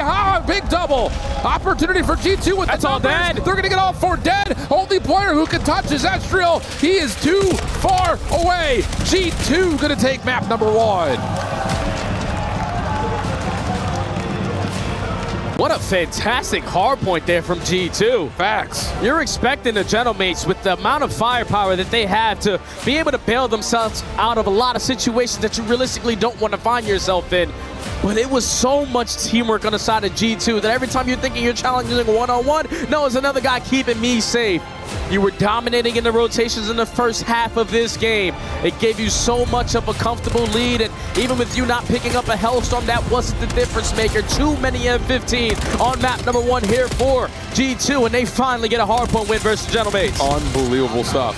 Exactly what the doctor ordered, and like you like to say, Jay, everyone pulls their 25%. Starts with Kremp. Goodness, 20 and 10 to get things kicked off. But at so many different moments, you saw the impact that Beans brought into the picture. A couple of key doubles that he was able to kind of reduce the AR line to allow the SMGs off respawn to get back into the play faster. That's something that maybe we don't talk about all that often, but definitely you feel the presence of it when Beans is on shooting like that. Yeah, Beans started off hot, man, and all he has to do is just make big-time plays. That last play of the game, to just stay alive in towards blue, knowing that all your teammates spawning all the way across the map. I don't even have to get a kill to be so impactful, because he was drawing the focus for the Gentlemates players to always look at that side and never have the advantage on the opposite. The numbers weren't pretty, but the teamwork was outstanding there from G2. Well, that's just map number 1. Lou's got one of the Gentlemates loyalists, as Mystic is with her. Thank you, boys. And I am now joined by Mystic, French co-streamer, one of the legends, of course, as well, of Call of Duty in France. Mystic, c'est un plaisir de t'avoir ici, tu le sais, and you're a real COD OG because you were playing a LAN 12 years ago here on Ghost. So I want to know about your passion for the game for more than 10 years now. T'es passionné de COD depuis tellement d'années, mec. J'avais 10 ans que tu jouais déjà au jeu. Est-ce que tu peux me parler un peu de cet amour que t'as pour COD depuis le début? Bah, c'est le jeu de mon enfance, j'ai joué compétitivement un peu comme ces types, mais pas aussi haut niveau. Ok, eux c'est vraiment des monstres. Et juste Code 11, quand ça te prend plus jeune, ça te maintient à vie, et c'est pour ça que j'en suis encore là aujourd'hui. It's the game from my childhood, you know, like it just took me from the beginning. I got to play, you know, on these stages, maybe not at this level, also like the boys, and it never leaves you basically. And next up, you know, playing LAN and being here and co-streaming also means sometimes tech pauses, little ad breaks and stuff. So do you have any advice for the co-streamers not to get bored? Bon, on le sait, il y a des pauses, et puis voilà, quand on est co-streamer, comment est-ce qu'on arrive à ne pas s'ennuyer dans les petits moments un peu plus bas? Bah en vrai, on écoute le desk français, ils sont plutôt doués, ils ont une belle équipe, donc on passe le temps, on regarde et en même temps nous on papote et puis voilà. Et l'analyse desk anglais? Aussi, on fait attention, on regarde bien. We pay attention, so pay attention to the analyst desk. We have the French analyst desk here that is doing amazing, and of course we pay attention to the English one. And I've been seeing that you're excited for the game between 100 Thieves and Optic, but who do you think is taking it? J'ai vu que tu avais hâte de ce match. Qui gagne entre Optic et 100 Thieves? Et les Thieves, pour Hydra. Ah, supporting the French kid, of course, Hydra and 100 Thieves, but let's see first if Mate can take the win here. Back to business, boys. Well, so far it's been as close as we would have hoped it would have been, just based on how these two teams match up on paper. Now we've got gridlock, though, back to back. Both these two teams, not a ton of rehearsal through the regular portion of the Black Ops 7 season, but again, the prep has to lead towards why these maps are in the pool. Yeah, this is that LAN record right now for the Gentlemates on the line. You've been 11-2 ever since this roster has been formed on local area network. But on the map that you usually don't find yourself playing, you're going to be in an uncomfortable position probably for the first time in quite some time. I think their main focus is shutting down the playmaker on the other side. Yeah. Kremp is always going to be able to find an opening, and if you allow him to get loose, we might as well start thinking about map 3. Yeah, I think that's absolutely the case. The other factor here is Beans could potentially pull out the scope. We don't see a terrible amount of rounds here on Gridlock, but it can be a factor. See what we get as we're going to get a quick hit over towards the back part of Showers here. The only player involved is Joe Deceives. Kremp's able to find one. Nasty's able to take down Joe Deceives inside the bomb site. So as long as Beats can hold, this is going to be a free plan today. Oh yeah, this is info galore already for G2. One player spotted at the middle of the map, and we still have the numbers advantage. No need to force any one-on-one gunfights. I love that G2 are all rallying together. Now they have info onto both players. Someone's going to get isolated. Love this. Yep, you have Nasty watching the exit. Bean's going to follow up by playing through with Envoy. Ustriel now by himself with the 1v3. Able to find the first flame lane. Second shots are decent, but Nasty's right there. Able to follow up, and yeah, like you call. Great intel, great first blood conversion, good decision making to get the post point set up early. Just a beautiful play call there, and no hesitation on it as well. You had Beans, who was rocking that sniper in towards Showers. He's probably thinking about the tree head glitch. He's not able to connect onto anyone, but the fact that Kremp gets the first blood, even though he does fall, Nasty instantly finds that second, and you already had info onto the final. So a beautifully played round there from G2. Teamwork on display again. All right, good first round. Nasty comes away with 2. Gentlemate's turn to hit the offense. Going to be a 2-1-1 split here on the attack. Aggression at least showing itself a touch, potentially the B Street.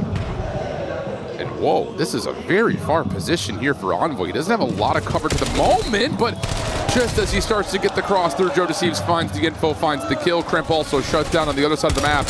And yeah, Gentleman's going to run away with this round. Yeah, 1v4 all up to Nasty. He's on the complete opposite side of where this bomb is currently being planted, and every time you try to cross your way through one of these alleys, the info is already going to be gained. A perfect response there from Gentlemates to tie it up. Beautiful, beautiful, beautiful. That was a weird setup for G2. Just trying to like play forward on both sides of the map at the same time. But it's a little odd. It's just that small timing, though, right there from Envoy. If he stays committed in that prone position, Joe probably turns that corner and doesn't check that spot. Even with Kremp getting blooded on the opposite side of the map, you could have made it more manageable in a 3v3. Just Call of Duty timing is not going to always go your way, and it was beneficial there for Joe to find a free first kill, and eventually a free bomb plant to secure the round. Almost as if G2 were looking to play a passive timing. Yeah. They're predicting Gentlemates were just going to kind of play up and then fall back. But not the case. 1-1 the count. Right back to it. Same setup for G2 on this attack. This time there's a little bit more help here, though, for Gentlemates. Joe Deceives going to have Ghosty working with him, although both defenders have been noticed. Nade Stun's going to clear some space out. Estrel's actually going to find first blood into Kremp lingering through mid, so now the flank is open, and G2 are going to get cold feet at A. Yeah, you're taking care of the playmaker. You know Kremp loves to make those kind of plays. But now in a man-up advantage for the Gentlemates, you know that they have an extra gun in towards Shower, so there's no need to try to contest that anymore. Kill the noise, try to cause some doubt. You can already see on the minimap, Gentlemates are biting on the bait. If the problem is, even if you find this kill at A, Envoy's so far away that, well, never mind. Ignore what I was about to say. Envoy's here. He was always here. Go to Sieves. Did he see info? Now he has. Estrel also tagged away, and the bomb's going to get planted. Good opportunity here for G2. Just comes down to the timing from Sib on this pinch. And he may have just had the most awkward timing ever. He's got floated around Envoy, and just as soon as he falls, Estrel finds the other two. Yeah, God, timing so far in these last couple of rounds have been insane. You get the bomb planted, it's your job once the post plant goes down for you to pick up the pinch, but it's 1 second too late. Sib gets by you. And on the opposite side of the map, Justice is still on a different level. Locates 3 on the round. It's easy when the final player is going to be weak. But I saw 7 EKIA there from Estrel. He's continuing on the high note. Oh yeah, he's everywhere right now. It's a big round. Good timing of coordinating that play as well from Gentlemates. Everything collapsing all at once. 6-1 for Estrel, 4 in a row. Nade over the top. And here comes a quick hit onto A. Envoy's playing on the site. He's seen some of this already. Beans is sniping from inside Showers and connects onto Joe Deceives on the outer lane. That will put an immediate pause to Gentlemates. Although Estrel's still committing here. Envoy! Wow. Oh! Saved by Beans potentially. That's your bomb carrier down. Now you have all the info. Nasty's able to isolate onto Ghosty. And now it's Civ left in a 1v4. Finds the first kill for free. Perfect read onto the second. And this is where Call of Duty timing is not going to be his best friend. Envoy gets the better of him in this round. G2 tie the game. Almost. Almost. Almost a chance right there. But Beans with the monkey wrench, throwing the scope into the outer lane at Showers is now a major consideration next time G-mates are on offense. Yeah, and that's why you add this guy to the lineup. You're just not expecting these shotgun angles with a gun that only shoots 1 bullet at a time. He said it in interviews so far throughout this weekend, I'm the best sniper in the game. And that's just something that 100% caught Gentlemates off guard, because Skies was one hell of a sniper too, but Beans just has these angles that are unexpected, and that one caught you off guard. Absolutely the case. It's hard to disagree with them at this stage of the game. We have not seen Super's presence with the scope. Envoy, stuck in the back room. Or is he? Able to find Estrel for first blood, immediately traded back. But G2 were really not interested in playing an aggression towards A, so Gentlemates will get that position defensively, but they're a little bit vulnerable here at B. Yeah, but that's so much info already gained here from G2. Envoy gets the first 2 other players shoot right behind him, so there was 3 players on the left side of the map. So let's rotate it to the opposite site and try to get this down, but Sib catches the timing to at least force it to be a 2v2. Get a little bit awkward here, though, for Beans with the scope out, especially now that Kremp falls. Beans trusting the scope. Rifle right in front of him, he'll grab it. Still trusting the scope first, though. This would be unbelievable if he pulls this 1v2 off. Yeah, but the Gentlemates realistically don't have to make the move. No. Beans has to get this bomb planted, and now timing is going to go in favor of Joe Deceives. You think in G2 have a big opportunity to potentially pull away. The Gentlemates are just finding themselves in a very crucial spot at a crucial time in that round. And it was Sib through Ice Cream that shuts down the bomb carrier. And then Kremp continues to just get caught in the middle of the map. Yeah, it changes completely if Sib is a little further out of that cubby and Beans able to find that shot before Nasty falls, but not the case. Gentleman fans are happy to see it. Up 3-2, but it's been good. I mean, this has been as back and forth as you could possibly want in terms of setting yourselves up, counter-adjusting in the middle of the round, And now we're going to get Gentlemates with a little show of force. Not too much towards A. Nades over the middle of the map will have Beans interested. And both teams will take a bit of a pause here with a minute 10 on the clock to play. Yeah, this is one of those slow and steady wins the round. Get a feel out of where the info is going to be. That's a fantastic frag again, man, from Benjamin Beans. First blood towards G2. Now only 55 seconds left to work with, and if you are the Gentlemates, we got to regroup. Yeah, and I don't know if Envoy was able to see anything on that little slide out. But Beans has his attention in the right space. There's the slide through for Joe Deceives. That cross will be noted. Although a lot of space has been given here by G2. Ooh, Beans nearly able to Sip. Look at Sip. He makes it by. Long play from Sip. Oh, he doesn't check the corner. No. Sip, oh, he's able to get one. Still healthy. Not able to get the second. Beans' pistol will come through to save the day. Joe trying to follow behind that. Less than 30 seconds to play. Lots of damage. Can you follow up on it? Still more tags to come, but Joe is going to get overwhelmed. Oh, if Sip is able to at least check his corner on that pinch, he could have potentially lined up all three and called the round there. But only able to take down one in that power position. But it's still Beans. This is why you add this guy to the lineup, especially in this game mode. Yep. Opening first blood with the frag, finds a kill with the pistol. And it's good to see Kremp playing alongside his teammates. You kept that extra gun and it worked out. Yeah, I think Kremp didn't expect that was an Absolutely not, no. He's sitting there like, which one of you guys is moving? Oh, it's Sip, shoot. 1 and 6 for Kremp. And it's 3-3. Yep. Quick hit. Same setup for G2 that we saw in round 1 and the third round. Their second offensive attempt. Envoy this time will shut down Joe Deceives through the smoke. Astro will get one through mid-map. G2 will take that as a luxurious option to move through A and try to catch him on rotation. Envoy gets another. Slips away, avoids the potential trade. Now wants to fight. And he's able to find Ghosty. Last one left on the backside through small is Estriel. He may get away from this though. And the rest of this 1v3, now down to 1v2, will reset. And this is where G2 don't try to fight this anymore. Let's just rotate it over towards B, get this bomb planted. Nasty's going to have the entire cross through the middle of the map and through the backside of the P4 building. And he's potentially going to get isolated. A 1v3 on the cards here for Estriel. 1 versus 1 with Envoy. They swapped him out for Estriel. Does that plan pay out? Envoy with the info, shuts down the clutch. G2 with a huge response. Just too good again in the teamwork aspect of the game. And I love the play call. Once they got that first blood onto Joe in towards the site, Beans obviously quickly gets traded, but Beans also gives the comm. There's so much pressure through the middle of the map. So the only way that they're going to ever be able to stop us at this A bomb site is if they try to retake through their spawn. So G2 don't give up that space. They push it out as the aggressors, and they force it to be a 1v3. Gets down to a one-on-one, but that's why you got the Dark Prince in the lineup. Advantage now, G2. That was a fun little 1v1. Take my spot. Let me tell you what. And he picked up the ace, I think? I think so. 4 in a row.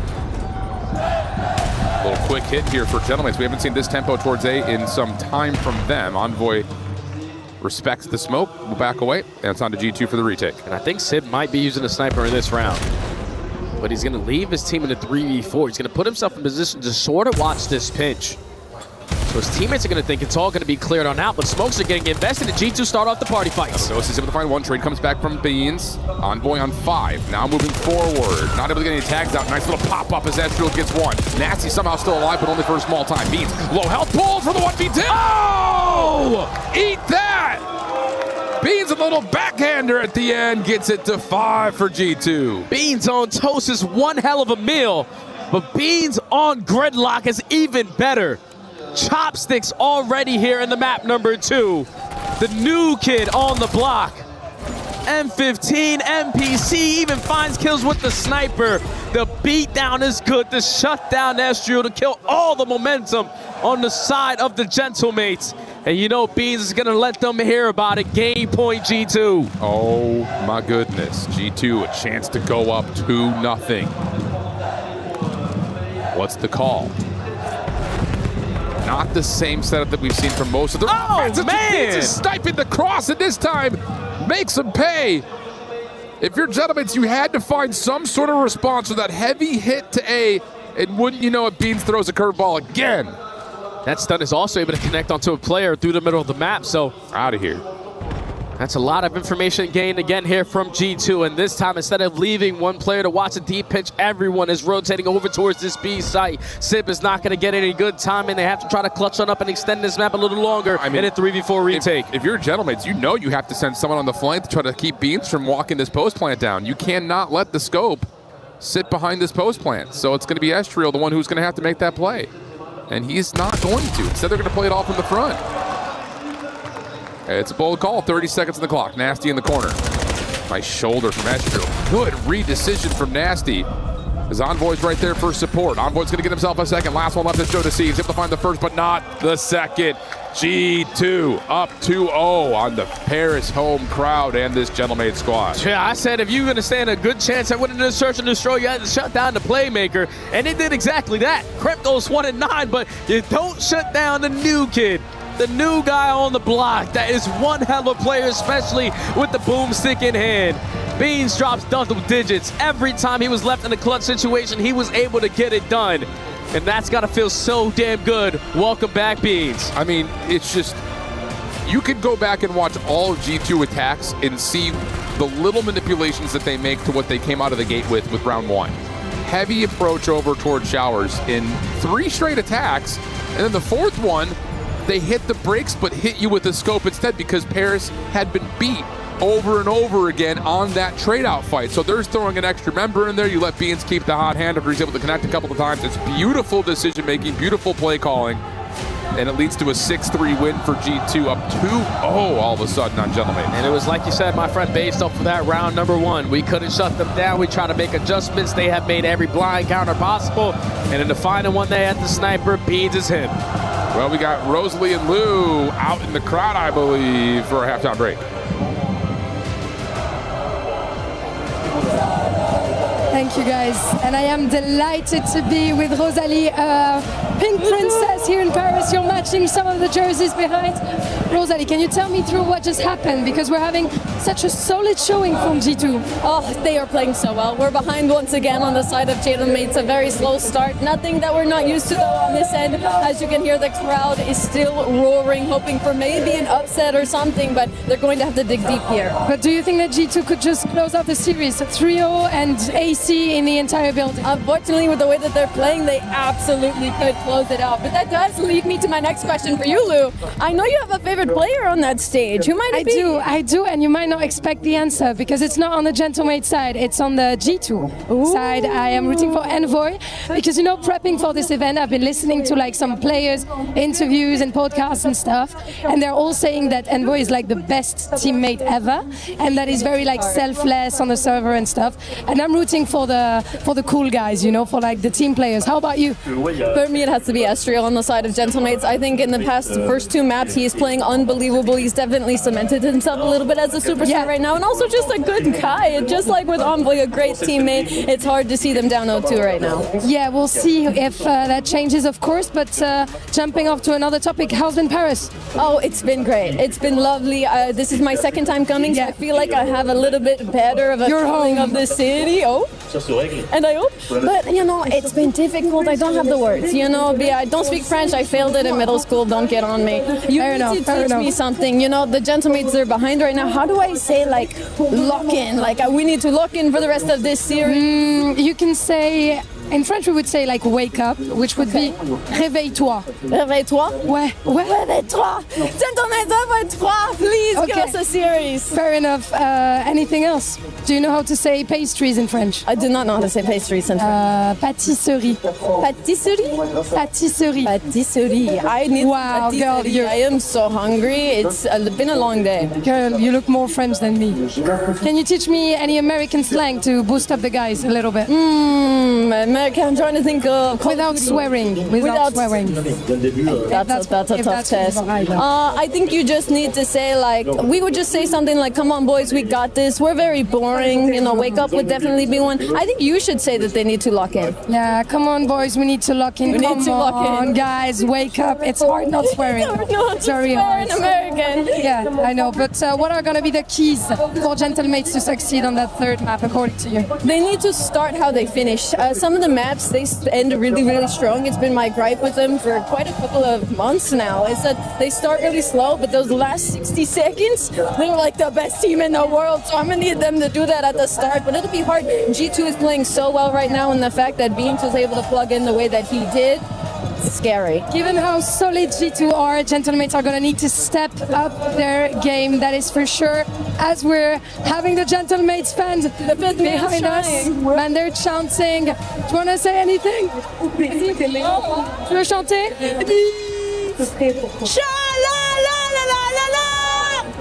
I think I don't have any eardrums anymore. You may be a better singer, to be very honest. But I've taught you something else in French that you can say to Paris and to France. Do you want to say it to the? I do want to say it. I'm going to look at my cheat sheet. Paris, je vous aime, merci. It has been so fun. Thank you so much for the love and support. Beautiful, beautiful. You look more French than me, actually, with that. I know. I was talking with like a French local. I need to go get a bottle of wine. Maybe go to the Eiffel Tower. We'll do a post show. They would give you for free. That is for sure. Well, I tried to look American at least with the shoes. I love it, and you guys are matching with the cheetah print on stage with Ian. I love it. It's beautiful. Yeah, it's been a big thing for us, of course. That's it for us yapping here in front of stage as we head back to business on Game 3. Didn't realize we're in the Paris Fashion Week over here. I mean, damn, Jay, you're wearing this nice jean jacket. They can't even get you on camera. Oh, yeah, we not going to be seen at all. But when did Allie become French? I don't know. Her accent was real strong right there. And then shout out to Allie. She gets us with this, come on, guys, let's go. Let's lock in. All right, Al. All right, Al. You got it. Oh, mercy. I gotta get my boy Jay on camera. Your fit looks tight today. Thanks, dog. bro. I'm gonna compliment you since the girls are complimenting each other. Thanks, dude. Thanks. I wish I had some cheetah print, though, because they look great in cheetah print, you know? Maybe dye my own clothes the way Allie did, too. That's insane. Speaking of dying, how about Gentlemates? So too. That was not the segue we wanted. Oh, yeah. Gridlock, though, this is the interesting story point because we talked about how both these two teams have really not found much favor on it throughout the regular season, but Gentlemates came out and showed us how it's done yesterday. Yeah, usually they love to play exposure, but unfortunately here at EWC, exposure is no longer being a map pool, so it makes the veto process a little bit easier here for G2. They're going to get a map that they somewhat have found success on, and you know, even though the Gentlemates were able to dominate yesterday versus Omit, G2, with the way that they are shooting, with the way that they are outclassing them in the teamwork aspect, this is going to be a tough game. Yeah, I absolutely agree. It's just the tempo that G2 is playing at right now is just... This is what you bring Beans in for. Yeah. I feel like I'm repeating myself, and I'm sorry if you guys feel like I am too, but this is what we wanted to see from G2. And it's just like, again, you guys all know the story out there, but like G2 had to make the most out of a bad situation. Yes. You get picked apart, you get pulled away. There's all this conversation about like, how do we improve our team? And like all of a sudden we're losing all of our key pieces, but you still find a way to make it work here. And wouldn't you know it, maybe the best glue of all comes by way of a big guy who usually wears Crocs. Shrek Crocs at that. Yeah, those things have ears on them. They do. I don't think he's rocking them today, but got the New Balances on. Whatever he's got on, he's got that sniper on point. I just think if you are the Gentlemates, you need to come out the gate swinging. You heard what Ali said. You need to start off this game the way that you like to finish game, and that's strong. They are always this team that's going to be willing to fight all the way to the final moments of any map, of any mode. But on a map like Gridlock, if you're not the team to get an initial score, you just put yourself in such a tough position to try to catch back up. All right, let's steal Ali's words. Come on, guys, lock in. Here we go. Gridlock overload. Let's get this thing going. Dotaseed's on the early route, already being tested by Cramp, who's in his way. Do they expect Sip to be here? They do, but Sip still finds the kill. Regardless of that, EMP still being held, although 3 are dead, and uh-oh, Nasty's in some trouble here. Tuck and tail and running. He's the only defender in position to try to find anything here on this rotation. Sip going to create this space. Here comes the play from Estriel, trying to get through, but all the nades will slow him down, and G2 will hold. Yeah, all it took was Nasty to find that one kill, because you don't allow that play to get pushed up on that beat point, and then your teammates to be impactful off the respawn, but the stop does come in. So you're still trying to contest for this map control. Joe is able to find 2 after Ghosty finds 1, but the reset is not going to help the Gentlemates. Over the top, Ghosty able to find a kill, but like you mentioned, now you have to follow up and find these kills. Ghosty the first one to drop. Dotaseed's able to trade, but it's not enough. Last player left is Sid. He's trying to force it with a pistol. Not going to work. It's close. It's real close, but it's not there. Yeah, it's just once that reset goes down, no one's in a position to even retrieve it, besides the guy that was coming off the respawn so far away. So put a lot of pressure on the teammates who were already pushed up for the map to try to consistently find their kills. But this is looking like a perfect counter until Estrel has something to say about it. He's able to find 2, looking to potentially find more, but now it's all on Ghosty. The flank is not good. G2 get the first score. What a little slide finesse right there at the end from Envoy. Slipping, sliding, getting all wet and wild over there towards the backside at B.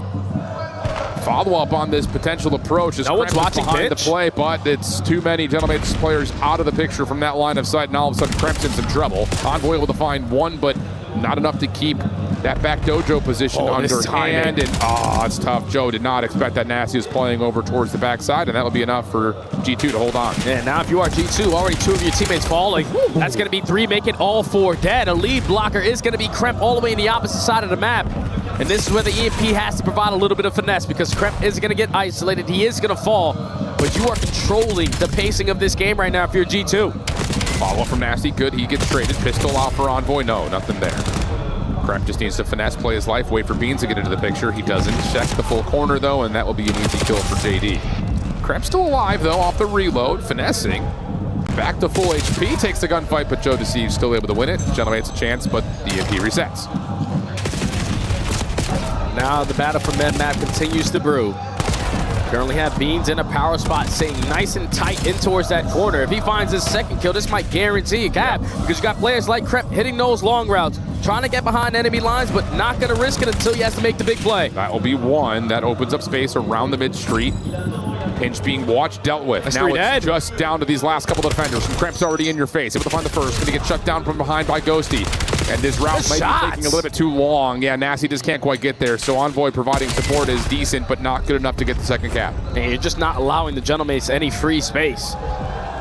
They have to work out of their spawn again. 1:45. Direction is going to be over towards Showers. You're going to have Joe trying to at least draw the attention on one side of the map. So you can potentially have the numbers on the opposite, but Beans finds Sib, and he might potentially be able to find the second, but Joe effective on the trade, and another stop comes in for G2. Ghosty holds his position, can't quite lock down the shots to get Kremp for the double.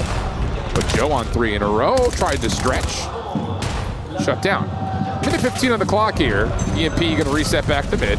Sib in trouble, will fall. Estriel trying to follow up, good. Not able to get the second though with the pistol. Back and forth. Game of tug of war here.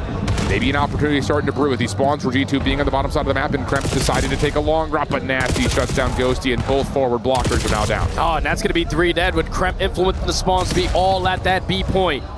Someone grab this EMP, someone work your way all the way through the middle of the map and try to get past the pre-aim of Ghosty. That does not happen. And now Kremp's got his hands full. How long can he finesse in this position? Gets into a good spot to re-wrap back over and find Sib. Huge moment here. Kremp is just sliding around, keeping the Gentlemates defense on their toes, but the EMP will reset back over towards the mid-bus. And the Gentlemates will find a couple of kills to keep things neutral. 30 seconds to fight here in the first half. You got the Gentlemates taking their sweet time in their spawn. They're playing to try to counter off of the mistakes that G2 potentially are going to try to make, but they keep on lighting up the kill feed, a majority of them going their way. Sib able to find one over Deuce Shower and is just going to get out of there and allow his teammates to now regroup over towards that side of the map, but that double might be good enough to just end out this half down 1. Very well may, especially as Sib and Estriel find a couple of kills, but with 2 seconds remaining, it's going to be an extended half here as Gentlemates will have the extra time. Envoy still holding at mid-map, waiting to shut down someone through the mid. Not going to happen. Ghosty finds the first. That's a big pick. 20 seconds on the clock. Next one up is going to be Beans in the corner. Shut down by Joe. Huge move. Ghosty finds the second. Now you got numbers. Uh-oh, G2's in some trouble here. Envoy finds the first, but the EMP is going to make its way over and score in the last couple of seconds. Yeah, those are just gunfights you can't lose. Joe on the backside of the courtyards hits Beam with the went flying high in the sky. Gets the better of him with the NPC. Even though it's extremely slow progression there from the Gentlemates. You end out the half at 1 and you will gladly take that. Absolutely you will. I mean, really, there wasn't a great offensive look until that last scoring chance right there for Gentlemates. They were getting pushed around the map a little bit. Besides the break-off, where it just came down to Nasty finding 1 kill, that was their best opportunity besides the one in regulation time, or at least overtime on the first half. But that's good to see. Players like Joe, you know, are going to be able to pull out some miraculous kills out of nowhere. Just winning that one-on-one led to that score. Huge, huge, huge. With the sides, let's go again. Top of the second. Ghosty going to be watching from the overpass. Joe Deceives working on that route over towards Showers. Not going to work out for him there. Estriel now the one trying to finesse around the bus. May have a lot in front of him, but Beans will shut that play down. And now an opportunity for G2 off the rip.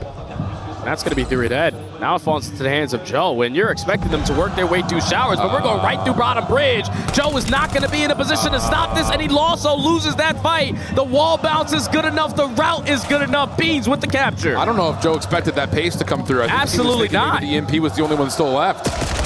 That's a critical error right there for the Gentlemates. That gets immediately punished. Now you've got a chance to relay here as Envoy's able to find one, keep his life. Nasty there for the support. Lots of damage coming through. Should make this a little bit easier for the pistol carrier of the EMP. Oh, man! Nasty will get 2 follow-up scores there, and we're not done yet. Beans can be the next one to run. And if you're on a Gentlemates, we got to make a team decision here. Are we going to Rat Pack as a collective unit?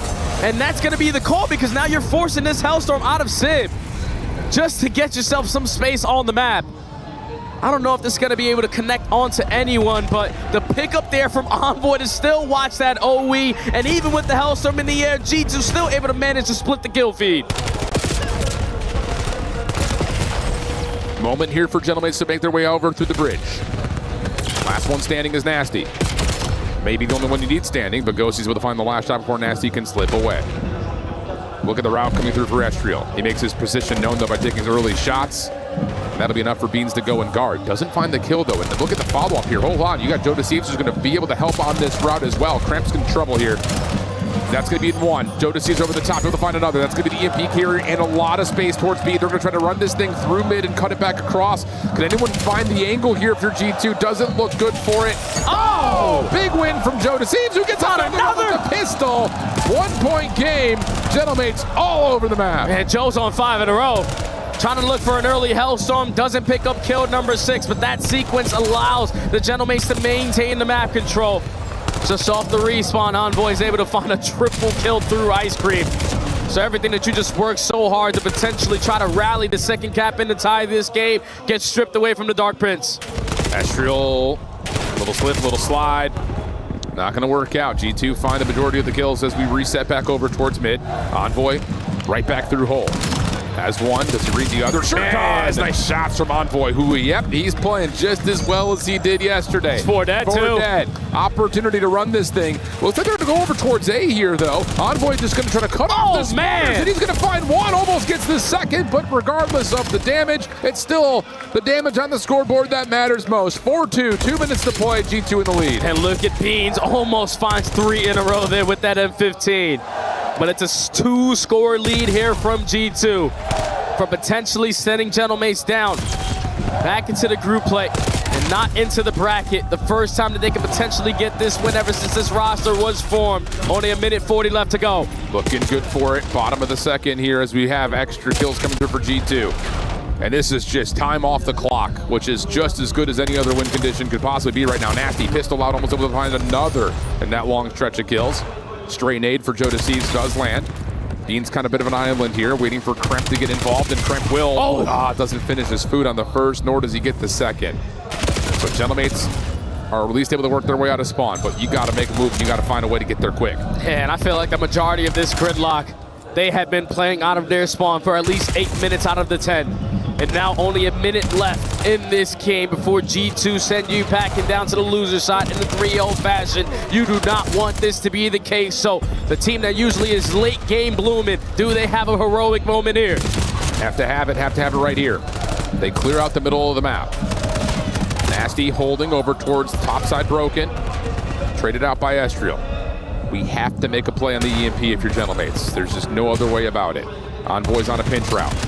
He gets one, looks for the second. Actually has a lot of damage on the Joe Deceives, but help is here. Ooh, Beans actually kind of puts himself into a weird spot, but he's able to find one. That will slow down the play completely, and now with only 24 seconds remaining, you got to pick it up, you got to score, and you got to immediately be there for the reset again.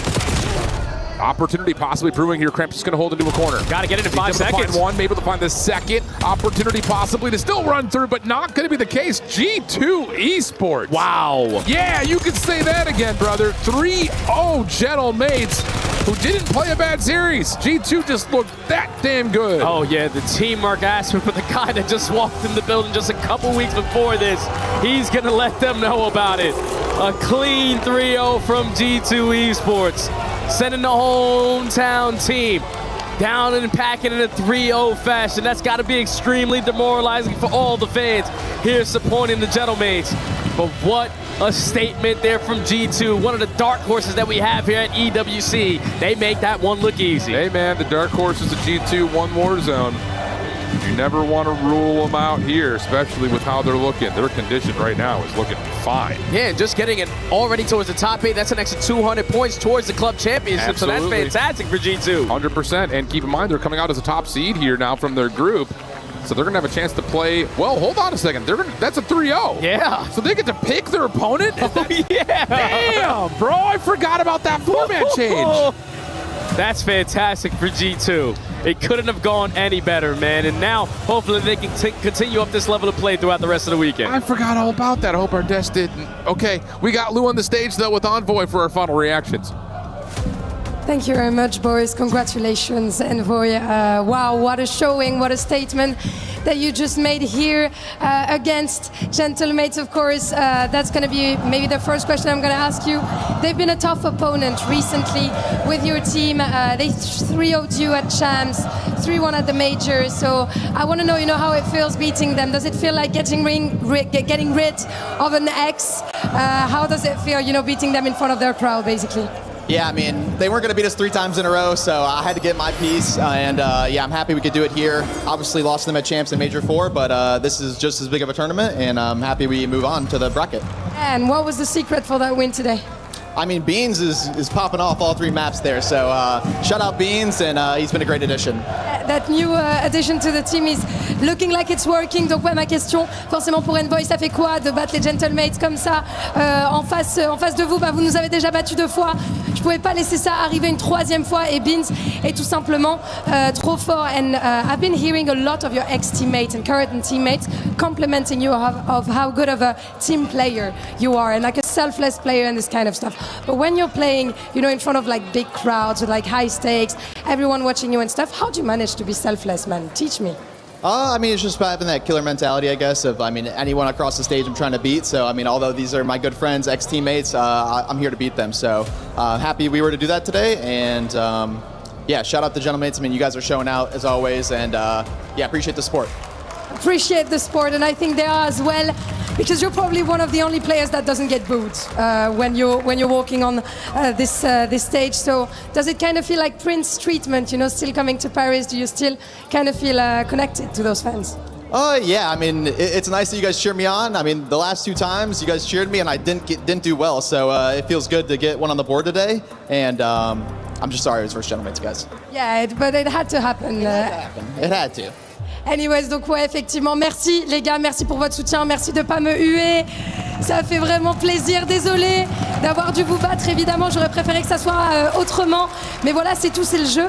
And next up is gonna be Optic versus 100 Thieves. I want to know who's taking it. I think Optic is the better team right now, but I think it's gonna be a Game 5 banger. Oh, so you're predicting a banger? I am predicting a banger, yeah. Better than that series. If it's a 3-0, I'm gonna be mad at you. Donc effectivement, lui, il prédit que ça sera Optic qui gagnera le match en Game 5, and we can already hear the booze. Man for one legendary American team. Thank you so much for joining me, Envoy. Merci beaucoup. And we move on to our 4th game of the day, a banger. See you there. Is anyone else getting superhero vibes from that guy? I don't know if it's more Peter Parker or Clark Kent. What are you seeing Peter from Parker, Envoy? For sure. He's definitely a little bit Spidey. It's crazy when you talk about Envoy because we all know his story. When it gets close to the end of the year, he becomes a different beast. And I feel like we really got to see that on that stage this season. That is probably the best performance I feel like that we've gotten out of Envoy. I feel like he's always had a big brain on him, but what is it about his play style that allows him to level up towards the end of titles? The guy's a Call of Duty savant, point blank period. Starts off titles really hot and ends them well as well. So when you look at this team and their addition of Beans, him having the ability to take over a search and destroy, find 3 first bloods, it doesn't matter that Crimp wasn't playing well. They were able to do it through Beans and Envoy in that S&D, and then so much momentum headed into this overload. The second half of this overload, they had map control for 4 minutes and 30 seconds. Other than the 1 3-piece out of Joe, it was dominated by G2. This team is here, and they mean business. That's back-to-back 3-0s, picking their own opponent. things couldn't go any better for them. Speaking of spice, we said they had a bunch of nice guys. They had success, but they were missing maybe something like this. As you see the ears flying out, Beans lets the world know. Bring on the booze. We're down to play the villain. I'm used to that role. Yeah, the 1v2 that he had was electric, and then Allie, the first blood in the final round, like, this kid's a beast. He is, and it's not often that you can plug and play a player, but a player like Beans, he's been in these uncomfortable spots before. He's been tossed around when it comes to the Pro League and going down challengers and coming back up, so he's playing with no fear, and I feel like that's what G2 needed. They needed 100%. A player that would just come out with some confidence, because the other three guys you saw, they were all sitting still when that map ended, and Beans was like, let me prove the fire, give us this momentum. He's brash, he's beautiful, he's Benjamin Beans, and you're going to see him in action a little bit later for G2 because they now get to choose their second-seeded opponent of whoever comes out of the other group. Let's take a look at how things have shaped up here in Group A. FaZe Clan over the Pit, Movistar over Carolina, but it was FaZe over Koi, and then you just saw G2 take down Gentlemates. Over on the side station, though, there's a bit of revenge here for the Challenger squad as the Pit EU has handed our first CDL team packing. Shout out them. Man, I feel like in that first series versus FaZe, we saw maybe a glimpse, keeping those 3 maps close, but they end the reverse sweep. They don't allow Ravens to fight back in. They close out this final S&D. And just looking at the screen right now, I'm looking at participation from everybody on the squad. It doesn't seem like one person's taking over, which last time we watched them, I feel like we were heavily leaning into the F-Dot story. So shout out to the rest of the squad for spawning in on day number 2 AMP. Yeah, and this was an awesome map. I got to see a little bit of it as it was on Bravo, and Mythics in the very first round finds 3 and clutches up the round, which is huge in a 1v2. And you see in this final one, 2v1, just overwhelming Trakes, closing it out in a game 5, winning 2 S&Ds. Yeah, shout out to the Pit, man. These guys, they showed a lot of fight in their first matchup up against FaZe. Very close, and today look a little bit stronger. That is some serious money difference between bottom and, of course, top 12, as we are going to send our first 4 teams packing in the early rounds of elimination. Everyone else has an opportunity to lock into a bracket or stay alive for one more fight. We have the Pit moving on. They will have a decider match in front of them. Allie, we also have a play-in match in front of us. 100 Thieves will be taking on Optic on the main stage. This is a massive showdown between 2 juggernauts. Why should everyone get excited for what's coming up? Just the storylines for both these teams. Looking on the side of Optic, obviously not happy with their chance placement, looking for a win here, maybe some revenge. And on the flip side for 100 Thieves, talk about not having a good chance placement. They bowed out extremely early despite being one of the favorites, and also Hydra being on the squad should have some of these fans behind him. And we were missing this matchup at Champs, right? Like everyone thought we were going to see it at some point, or late in the tournament rather. We get it here though, and it's a huge match qualification for bracket. I don't know who's going to win. Honestly, I really don't. I think it might have been a Champs curse for Scrap. We'll talk all about that. And Shotzi on the other side of the break. It's Optic versus 100 Thieves live from EWC.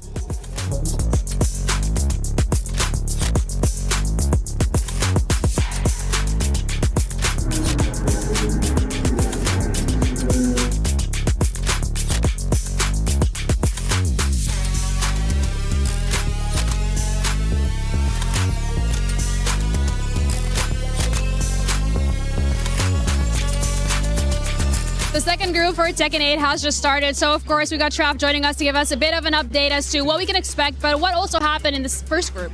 Yeah, so in the first group, we did manage to see Jonding representing Team Vitality pulling through the lower bracket. So he had to claw his way through a little bit, but managed to get through to day 3 of the competition. Some other CC relevant teams, you're looking at the Falcons, you're looking at AGL. They were yesterday's news, but they are both through to day 3 as well. So big stuff from them. We did just see Mangja play for VP as well. They're another team who are right at the top of the club championship, challenging for that crown, and they managed to get through the upper bracket as well. So they're in a great position to do well. Do you have any favorites in terms of the teams that are moving forward today? I think VP looked really good. It was a close 3-2, but at the end of the day, it still seemed convincing somehow. I'm not sure how that works. It might not compute in anybody's heads, but it still seemed that way. All right, well, thanks so much for the update. That's it from us, and of course, anything changes, we'll let you know.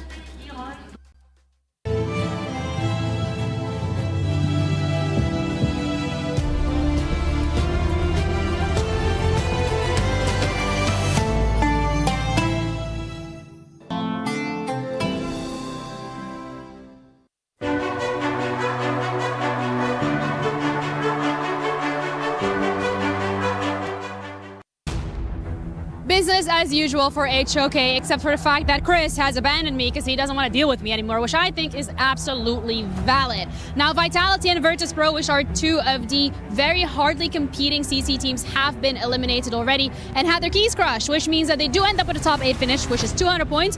Great for them, but maybe not the results that they were looking for. However, for the Chinese team's confidence is still at an all-time high. I'm talking cash money on the line, all-time high. $10,000 if you can take a map off of them. $100,000 if you can take a series off of them. So AJL are still the favorites. They are most likely going to be in that finals heading into the next few days.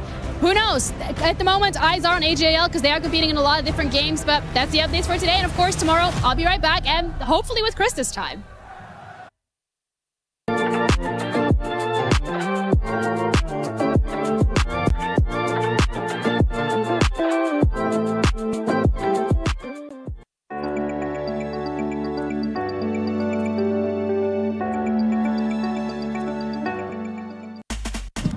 What's up, everybody? We're here in the crowd, and it is time to do our pick'ems.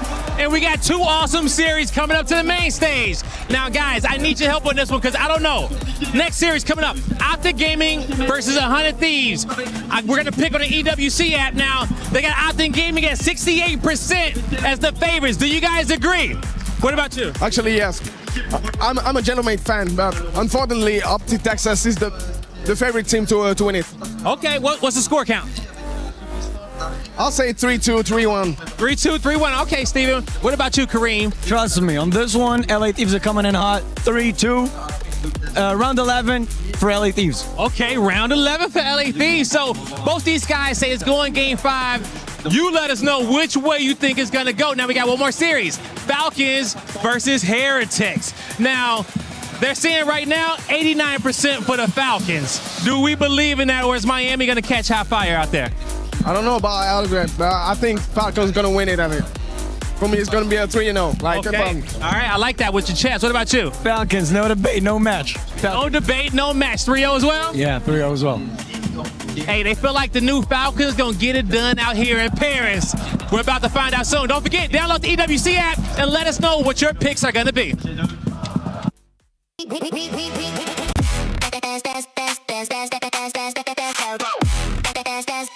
We book Esports World Cup up.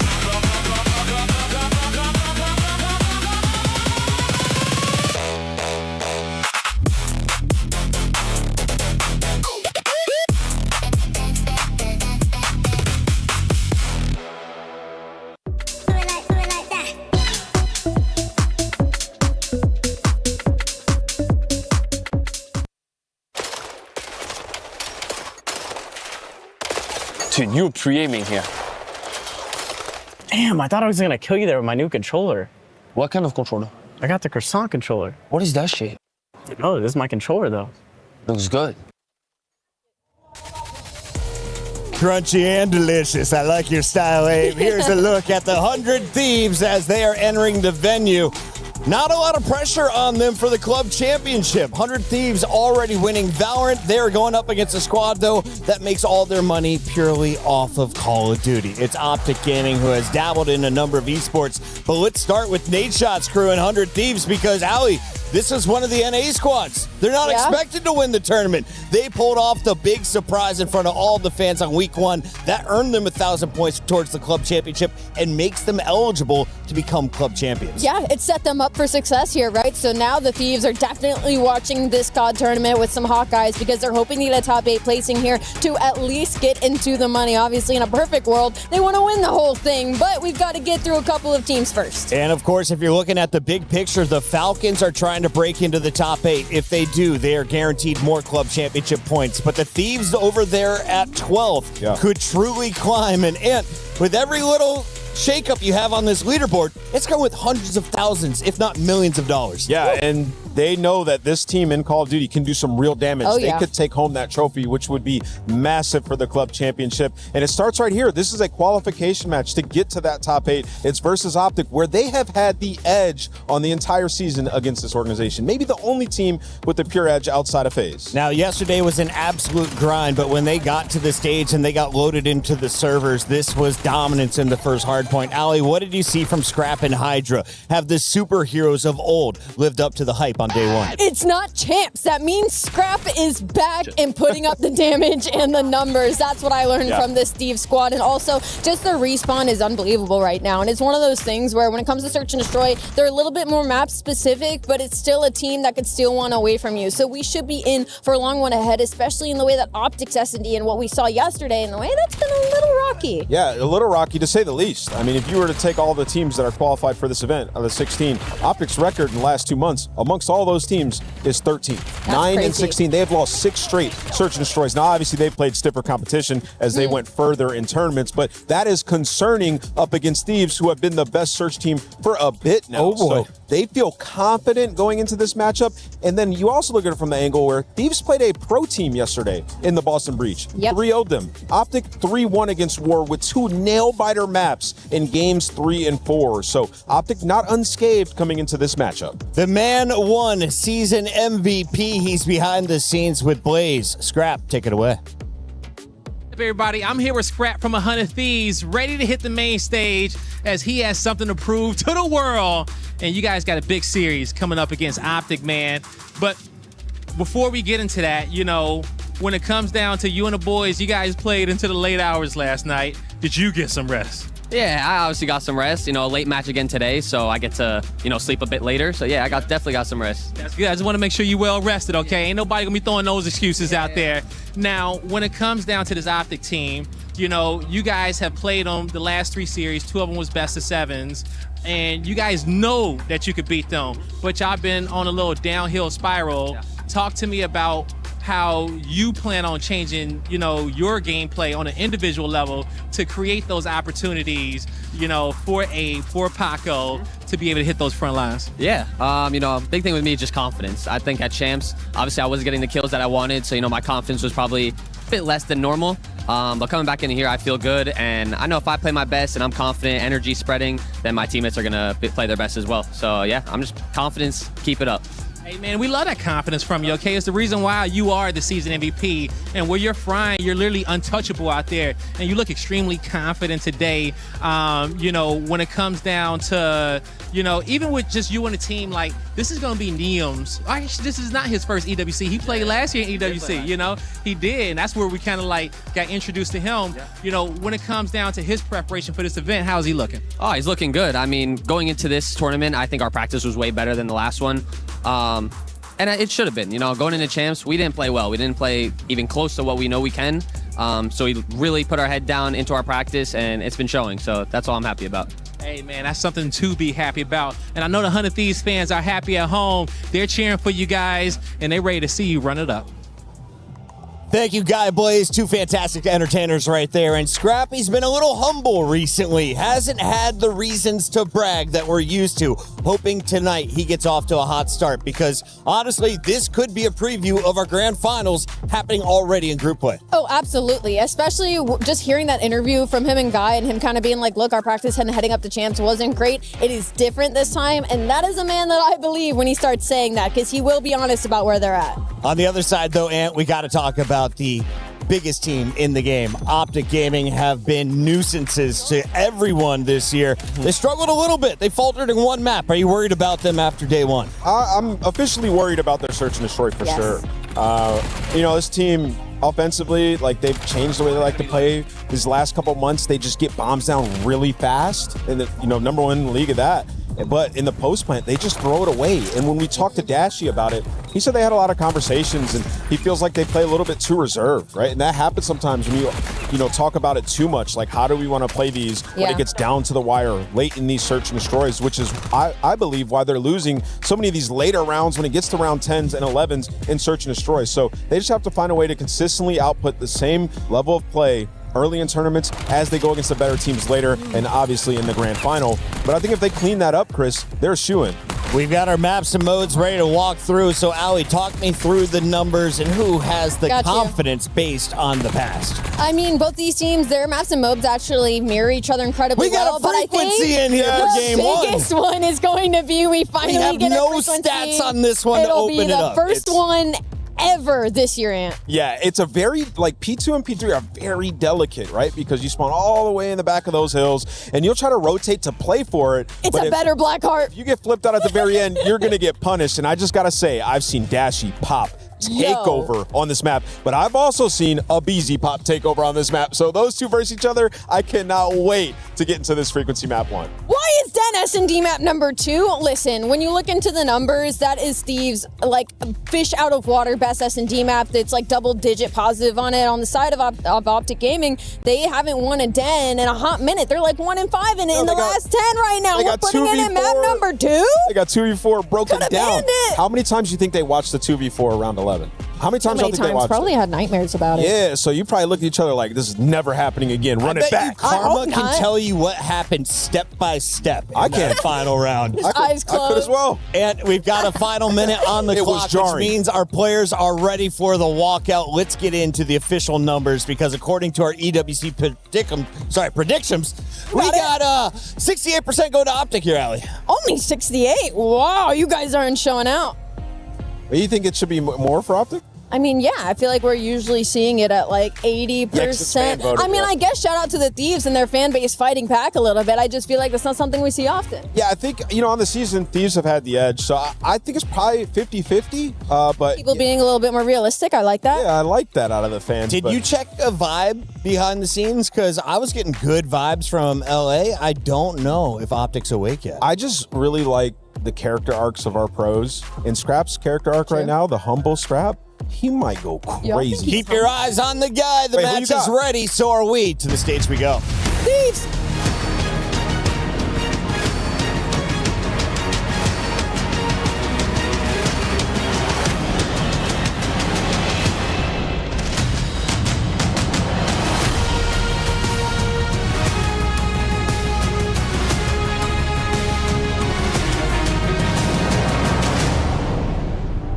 Sometimes in life, we get lucky. When the bracket gifts us a matchup that we cannot wait to see. The matchup that everybody's talking about, but you get it nice and early in the tournament. Day 2, to be precise. And that is exactly what we have in front of us here. Indeed, Optic Gaming versus 100 Thieves.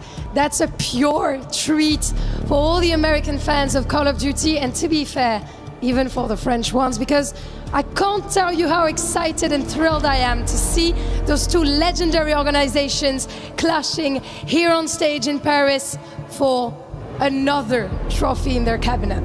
The defending EWC champions up against the super team built to be champions. And it's next. And it's gonna be absolutely massive, because if you win, you're a quarterfinalist.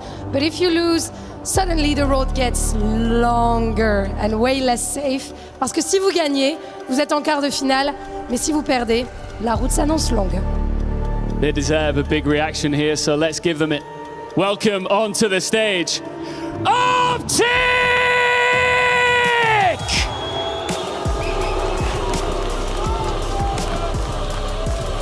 The title defense is officially underway. Optic took care of their opener yesterday, but this is where the temperature begins to rise in Paris. The green wall against the super team with a clear mission to take trophies away from them. And against them, a name you all know, it is 100 Thieves!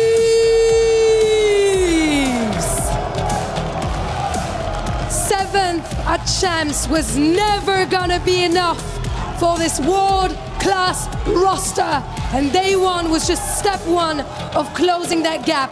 They have a revenge to take, a bit to lose last time against Optic, and they come here to claim revenge. Le petit prince, Hydra ici en France et ses coéquipiers pour prendre la revanche. Champions, superstars, rivalry. This is the kind of series that defines tournaments, and we're getting it on day 2. Lock in, COD fans, we're in for a treat. Well done, team. I've gone from 6 to midnight, and it's only just turned 7 p.m. here in Paris. Early days here, and it is going to be a long evening. We know we got round 11s in this series. We know we got potential game 5s in this series. The gambling addicts are going to be fiending for this one. Exciting Call of Duty to be played. Yeah, a very, very heavy-hitting, hard-hitting, heavyweight bout between 2 top orgs in the COD world, 100 Thieves and Optic Gaming. When they meet up, it's always fun. Champs, they didn't really have as much fun, poor Thieves. But that was a different time, that was a different place. And now as we get ourselves geared up and ready to dive into what should be a fantastic series, determining who really makes it out of the group at this point in time. The loser, I do believe, will be playing the pit, is it? Because Linz wants a bit of Gentlemates, so this one I'm not going to do the math on. I've already lost. I'm already out of it, mate. Who do they play? I don't know. You know what, doesn't matter. I have confidence in both of these teams to make it out. You know, the Deaths touched on it. Yeah. This could be a potential grand finals matchup. Maybe have to deal with FaZe at some point down the line, but there are very high expectations for both of these teams. Figure it out. Sorry, figure it out. You figured it out? It's okay. Well, at the end of the day, though, winner goes onwards into the tournament, and 2 wins means you get to choose your next opponent, which is quite a fun little feature. But let's see how it goes. Late into the night last night, we saw the Thieves play, and it really was late. The current title defenders, Optic, they did manage to walk away with the dub last time. What a time that was after the back-to-back at Champs. March, they marched their way into this tournament. And I've had it on good authority that it's going to be the winner of Vancouver Surge or Project Notorious. So, win and you're in. Win and you're in. Hydra chance now chanting through the arena here, the STC arena here in Paris. Coach Karma, you can tell he's good at Tarkov, can't you? You can just tell. He looks like he's good at that. You know, I don't know what you mean by that, but I fully believe you. You know what I'm saying? Absolutely, no doubt. You know what I'm saying? You know what I'm saying? Other side of the board, Shane, not good at Tarkov. I'm going to throw that out there. Not at all. I don't think so, bro. Abizi, good at COD. Very. Very good. I'm liking this analysis so far. How deep of a bag do you have for this? Oh, I'm still going. Hook, good at anything. WWE. Scratch. Sports games, solid. Solid. I didn't say good. I definitely didn't say good. Hercules? Great at most. Oh, that's a fantastic sign. Stay hydrated. It's a graphic designer right there. Arguably. I've seen some brilliant signs, and a lot of signs that we have had to cut away from because they are vulgar or garish. And I mean from Insights Parrots. It's right behind us. I could grab it. We're not on cam, thank good God, otherwise I would grab it. But yeah, a lot of fun. Some of them are so offensive if you can read French. Scrap is on fire. That made perfect sense. But some of them are really, I'm not lying, folks. If you're watching from home, you're missing something special here. This room is full of fun. And there is a tremendous energy. Paris has absolutely treated us to nothing but good times in the COD world for the last few months. And now a frequency, our first frequency of the Black Ops 7. I'm absolutely loving it. Very much looking forward to seeing frequency for the first time. It's going to be a very interesting map because who knows who the front runner is going to be. When does Optic play? Once we jump into it. Somewhere between the next 30 seconds and 5 minutes. We got good news for you, buddy. We got great news for you, pal. We'll be playing soon. Hydra getting ready to party in front of another French crowd. See how he fares. We'll be right back into this game ASAP. And Niam continuing a wonderful rookie of the year, and his tenure so far with the Thieves has been a very fruitful one at that. But Optic, the real question is back-to-back EWC wins. How impressive that would be. We'll see if that can be the case. Once Shane gets his headset on, we're almost ready to rock and roll here, folks. Our lobby is just being set up. Getting ready to roll right into our matchup again. Win and you're in to bracket play. The losers will have one more chance to get things done. Coach Shane there. He's been at nearly every major COD tournament ever. Pretty much all of them. Including all of the EGL Blackpools. I went to an EGL Blackpool many times, but 2 of those. Oh, wow. What do you know? Gotaga, take a look at that one. Think Mates fans after that last series are a little bit thirsty. A little bit thirsty. Get them some hydration. See what we did there, Chaz? Right, it was a callback to the sign we saw previously. From the graphic designer. From the graphic designer, possibly. Almost ready, folks, to get into this once again. Older BZ, man. How are we talking about the phase trio splitting up last year's EWC? Abe's year, pretty good. Celium's year, not as good yet. And then the one guy that actually read a book, world champion. World champion. Isn't that funny how that worked out? The power in the pages, friends. So much wisdom. Those people have made mistakes and written about them so that you don't have to. That is the power of the book. Almost ready to go here, folks. Scrap, is he unleashed? Is he powered up? As Ali said, we're not the CDL champs anymore. The pressure's off, and hopefully the gameplay is back to where it should be for that man. And he's looking ready to roll. Optic on the other side of the stage. The most lethal four that we may have ever come across in the COD world. This should be a fantastic series. And that Thieves fan you see in the crowd banging on whatever. He's the biggest Scrap fan I've ever heard. Endlessly chanting that Scrap is on fire. An extraordinarily drunk human being. I hope we get him some water. If he could hear us, I'd offer him one of these bottles, but here we go. Here we go, mesdames and messieurs. Let's get into it. To Frequency. What year is it, Chance? 2026, Miles. Who's running Grapple? Who's got the Tempest? Oh, God, it's good to be back. Clean break. Optic are going to have it right inside the time. Shotzi covering mid, and I mean, hey, this is where he gets to dance. Oh, look at this. Look at this. Shotzi, the roam through the middle of the map. Oh, that was the old blue window. Oh, here's orange. Oh, wow, the windows. Mid-map, pressure. Hydra kills them all. Merc on the trade, and what a lovely P1 so far for the Optic boys. 20 seconds to go here by Elevator. Oh, wow, feels good to say that. Boop. Bit of work there. Towards that right-hand side of the map. Merc's on it as well. And now Merc v Scrap. This should be fun. It's a classic battle. Any hill on this map can be turned into a money hill, and Optic might go back-to-back. You have Thieves getting utterly stuffed out. Next man in line, Hydra's gonna fall. Optic have won the rotation. Thieves, not a single point of BZ, not a single kill. There you go. They got there first. 50 seconds up. Not a second to the Thieves' name as of yet. Oh, still denied. Mercules, what a two. Still denying time here for the 100 Thieves squad. Barely able to get close. Shoulder to shoulder the inside. Shotzi still playing that left flank. He finds his kills. Now over to Merc, to the window. Sprays a BZ all over the walls. And now the charge is on. And Scrap picks up two before it traded out. So still 67-0. It's only going to get worse.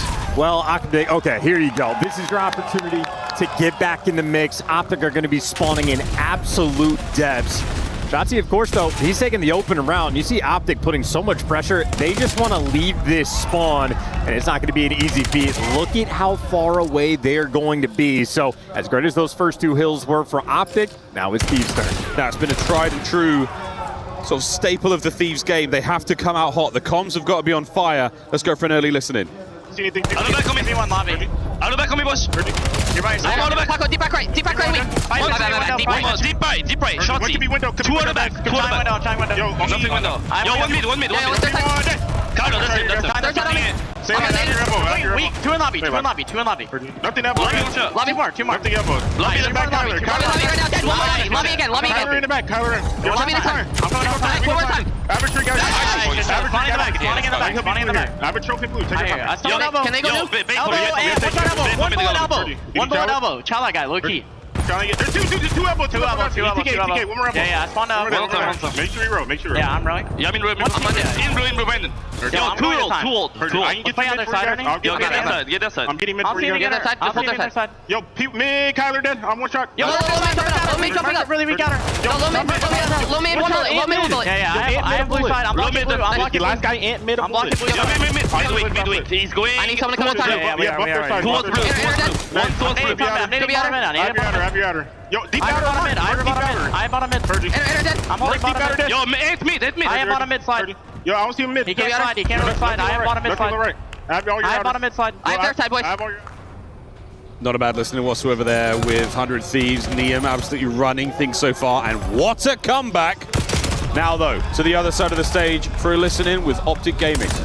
Wait, group up. Group up here. Don't give him tricks. Still on our bullet. Nice. Yeah, we should probably just row. Let's row. What's that inner? One more inner. The last, okay, two more adult. No, they're going top mid to new. Don't talk to me. Yeah, You. Aping, I can't draw. There's two guys, two. Another one. I'm dead. On new. And you puck absolute. One more top mid. Nice, Tank. Keep it up. Dead. One on me. I know. Gotta help him. Gotta get there. They're all there. All their side. All their side. I grab out of Paco. Dead. Nice, get up. Block. I'm Watch out. I'm getting behind us. I thought trophy, but Flat dead. nice, she's dead. They're gonna be behind us. For sure. One is. We definitely flip. I think we all flip. Yeah. Every single one. Okay. I'll block. Yo, hold me. I need Two top mid. Yo, they're going both sides. Easy still top window. I'm flying at this kid. Yo, watch their side, guys. Deep drop. Have it. Nice, good fucking win. I'm trying this. Two. Ernie's weak. I had him once. He's just ironing. He's on the plat. Could be mid. Yeah, they're behind us also. Yeah, gonna be mid on me. Yeah, Merc is feeling fantastic right now. He said, yo, Beezy's window, I'm gonna go fly at this kid. That is a Beezy you're talking about. Well, hey, but you are allowed to fly if you got 14 kills. Mercules is currently almost leading the lobby. Actually, funnily enough, Neum has 16 kills in a minute in time. Get the rookie some help. Yeah, my boy's doing everything. Whoa, nice two. It's going to be 3 dead in the feed there for the Optic boys. The lead starting to climb, starting to develop a little bit further. Now back over to the small room. This last time, all Optic. We saw a late break for the Thieves, and so far, so good. Thieves still trying to make entry. Dashi from behind the table takes care of a teammate. Neum on the pinch, and there's your break. Big moment for Thieves. Not only do they have the break, once again, it is the dagger spawns coming through. Optic looking to find an exit route, but no open lanes. They're going to have to bang this out right through that main door. Here we go, right through it. Contest is on. Thieves, thick as just that on the inside. Hydra, good for one more.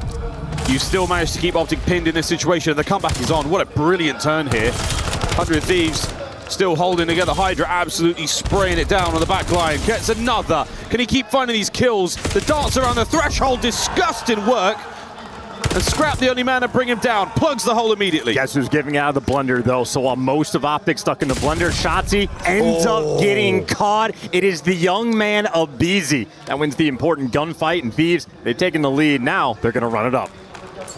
Still got a man in the back, though. Shotzi manages to spawn deep. Dead again. He's been red. 3 dead. Optic down and out. Whoa, they've been absolutely wiped. And now to the right-hand side of the map, they are spawning up. Thieves running it up. And now it's everything in the middle of the map. You know, you block those back spawns, and you can sort of spawn trap in either direction. You will hold this from the front. It does not make a single difference to Thieves. Neum eats an aid. Hellstorm in the back pocket. How many plays have we seen from that window through for the Black Ops 4 season? And here in 7, it's on. Abizi finds his 4th, nearly the 5th. Hook of the trade. Optic fight their way in.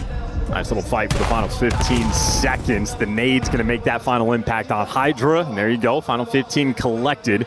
Maybe about a 15-point game, rotating towards that new time. Optic right now trying to kickstart and rotate this to the blue side of the map, but they get punished. Thieves fully inside, and this is where we had the listening for Thieves last go-around, and it is all about the trust. Everybody spamming the comms. I have this side, I got that side, and when you falter, somebody just got to pick it up, but it looks like Optic overwhelmed. They've made amends. They found the break. Dare Hydra to put out that Annihilator. What a throwback that could be. Neum, oh dear, Shotzi goes high. Picks up a lovely pair there to hold on to the control that Optic have got on the pipes. Now 3 dead though. Last man left alive, Merc on the dance. Here we go. Hydra looks left, should have gone right.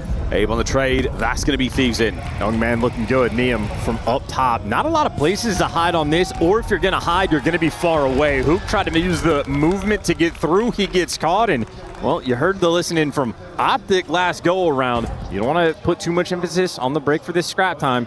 You always set up for new. The P1s for Optic have been elite. Well, we're about to go back to it. Over to the elevator one more time. Statistically, a tough game so far for Hookah, that 10 and 21. The rest of the squad trying to keep it all even, but you are being outslayed by the Thieves right now on frequency. Merc Up on the threshold, Shotzi finds another two-piece, put in a 2020. It's perfect vision here on P1 so far. Merc with another as we still dance around. Surely someone's going to get a Tempest soon. This has been sheer and utter dominance, though, on the P1. You would need a Tempest to break it at this point. Yeah. I mean, Optic crawling every direction. Yeah, CWO Vegas, that's how it looked for Big Bruce way back when. Back on it we go, and the dance is here. The NPC for Big Bruce, good enough for a moment. Can Hoot get any more? No, a little bit of damage into a Beezy, but Honest Abe finding another two-piece. And there, Mercules back into the fray. Off the wall we go. Good for two. Merc goes high. See you, mate. Off the map. It goes as low as possible. Shotzi now trying to find the route. Any kills you get, maybe force the spawn out. And Shotzi's pressure, at least he's going to push number 5, Scrap, on the minimap all the way out, and he's going to get caught towards mid. It's going to be an interesting setup towards this new time. And let me tell you, this is a hill where you want a trophy system. Let me tell you something. Chance Bernthal. Optic with the time for now. Thieves on the outside, one man in the middle of the map. It's going to punch a hole through, not going to happen. It's going to be a right-hand side hit right now for the Thieves. Optic lead change. Now we are in the business end of this hard point. This map 1 about to bang wide open. Merc once again finds one on the entry. Dashy holding it down from the rear. The break is good and the Thieves are in. That's a massive break. That could have been the dagger. You're going to end up with those right side spawns. Then you're going to crawl out of it. Instead, it's a fight and it's a lead exchange for Thieves. We've got plenty of time still. No win here, but my good God, we're going to be closer. Beezy still, what a map he is having so far. Neum, the young rookie, tooth and nail, holding on to everything they've got. The last few seconds here going to be essential. Rotation on. Optic will be in position by the balcony. And they're going to need that perfect hold. Thieves up to 238. Maybe they're going to get to about 240 going into the new time. They got 3 players crawling around this new hill. Scrap flying his way through the front. All through the windows now we go. Neum Wally goes high. On board with Hoot. Back down. And Beezy with a kill. Dashy holding it together as long as he can. The break is there and the Thieves are in. Shotzi gone. The close left spawns. 5 seconds for a contest. Can anyone get there in time? Hoot, the first man, goes high. Contest is good. The next few are in, but it's done. Thieves, first blood. And it's the First Blood Reaper that ripped their heart away for that final break of Beezy. Just wins some wicked gunfights to roll through. Just a couple pixels on his screen, but for a Beezy, one of the best shots of all time in Call of Duty. Showing off the work there with the NPC. You were thinking about that Optic lead early on. I mean, 63-0, they were stuffing them out. Scrap was doing everything he could to keep his team alive. It was a slow resurgence coming through for the team. And following enough, it was the rookie, the main guy leading the pack, the 16 kills, the minute in the hill time. He was Mr. Do-It-All. Once his team started to get a little bit more active, well, the team did it all. Yeah, Neum Hellstorm did it all. Wonderful performance. And I wonder how old was he when Black Ops 4 came out. Some of these players, Abizi won a world championship on this game, one of these maps. Incredible stuff. No specialist to be found in this era of Call of Duty, but wow, Abe, right back at home here on Frequency. You just got to be so turns on this map with no big grab slams rolling through, no War Machine bailouts, no cluster nades sort of making that mixy. Nothing. Yeah, you just have to be squared up, ready for the gunfights. The map is fairly straightforward once you get used to it. And again, Money Hills out and about, spawns can be fairly easy, at least at this level, to manage. And I just know, again, at Beezy, for that final tear, just a destructive show of force. Neum sort of kick-started it, but the follow-up, just immaculate. There you go. I mean, First Blood, as you say, for Thieves. And now we go into a search and destroy, and the question is, who wins the round 11? We know where it's going. Yeah, if it goes that way, Optic have got a bit of a curse lingering, looming over their heads. Those round 11s have not treated them well. We are on a spree, I believe it's 4 in a row. From the Champs Grand Final to here, a round 11 has cursed them every step of the way. And even before that, I might be missing one from that winners bracket run. Possibly. Yeah. I don't think you ever miss, Miles. I've seen your shot. You're great in game. Thanks, man. But I know I'm used to the old habits of the CDL where we pull up the scoreboard just a few moments after. Who did struggle in that map, number one? He did. I think is a player that is incorrectly criticized by many of the fans, sort of over-critiqued, but suffered there. Man furthest behind on the scoreboard, and that'll be the man you're looking to bounce back in the search and destroy. And he will do just that.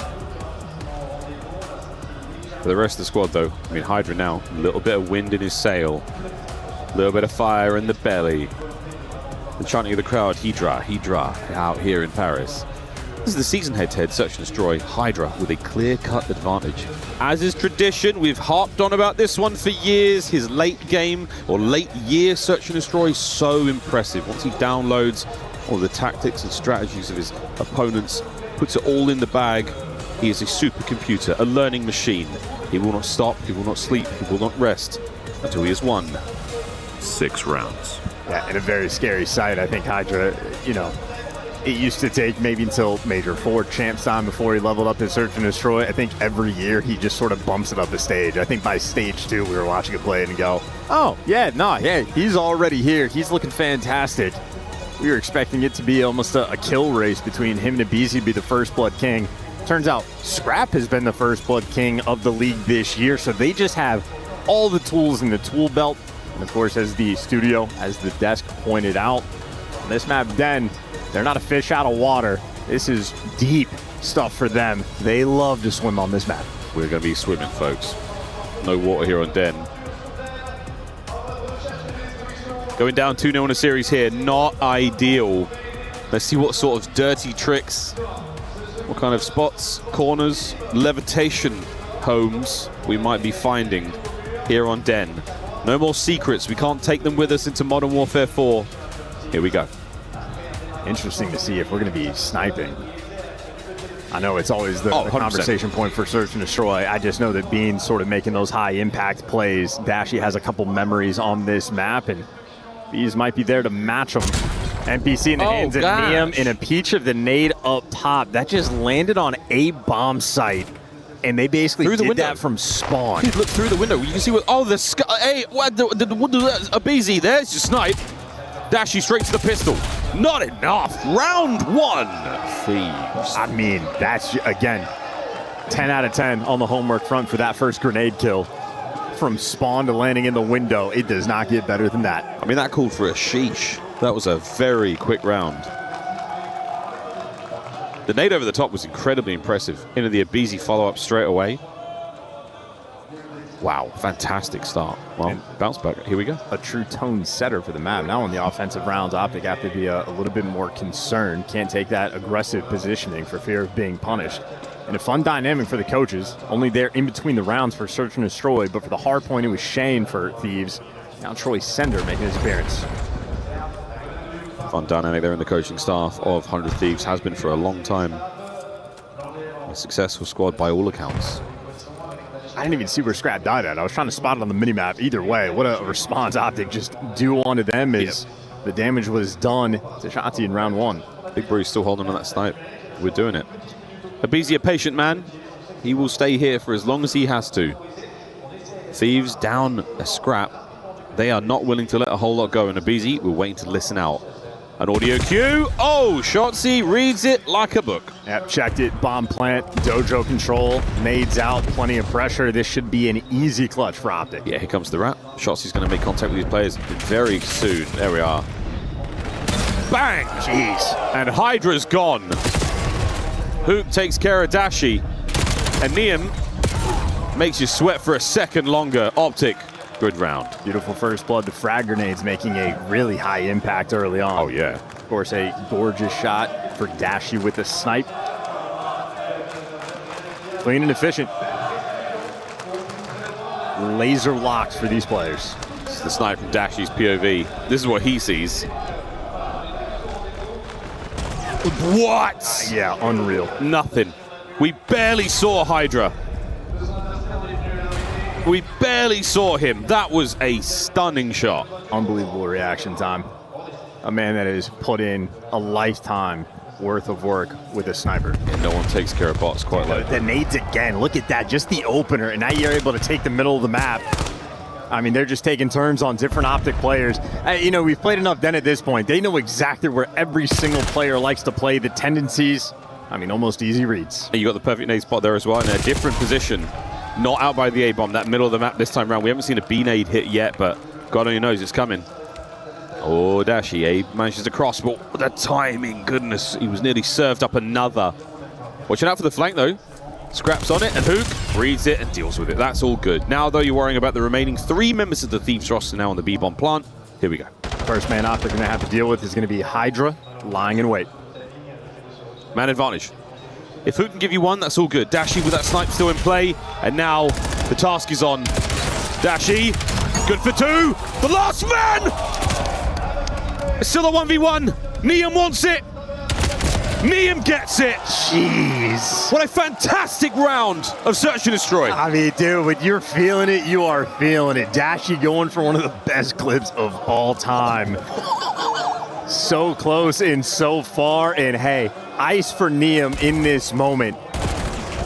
Both your teammates die, a bullet whizzes past your head, and the most fair and adequate criticism of Niam this year has been his clutches. He is often the last player alive.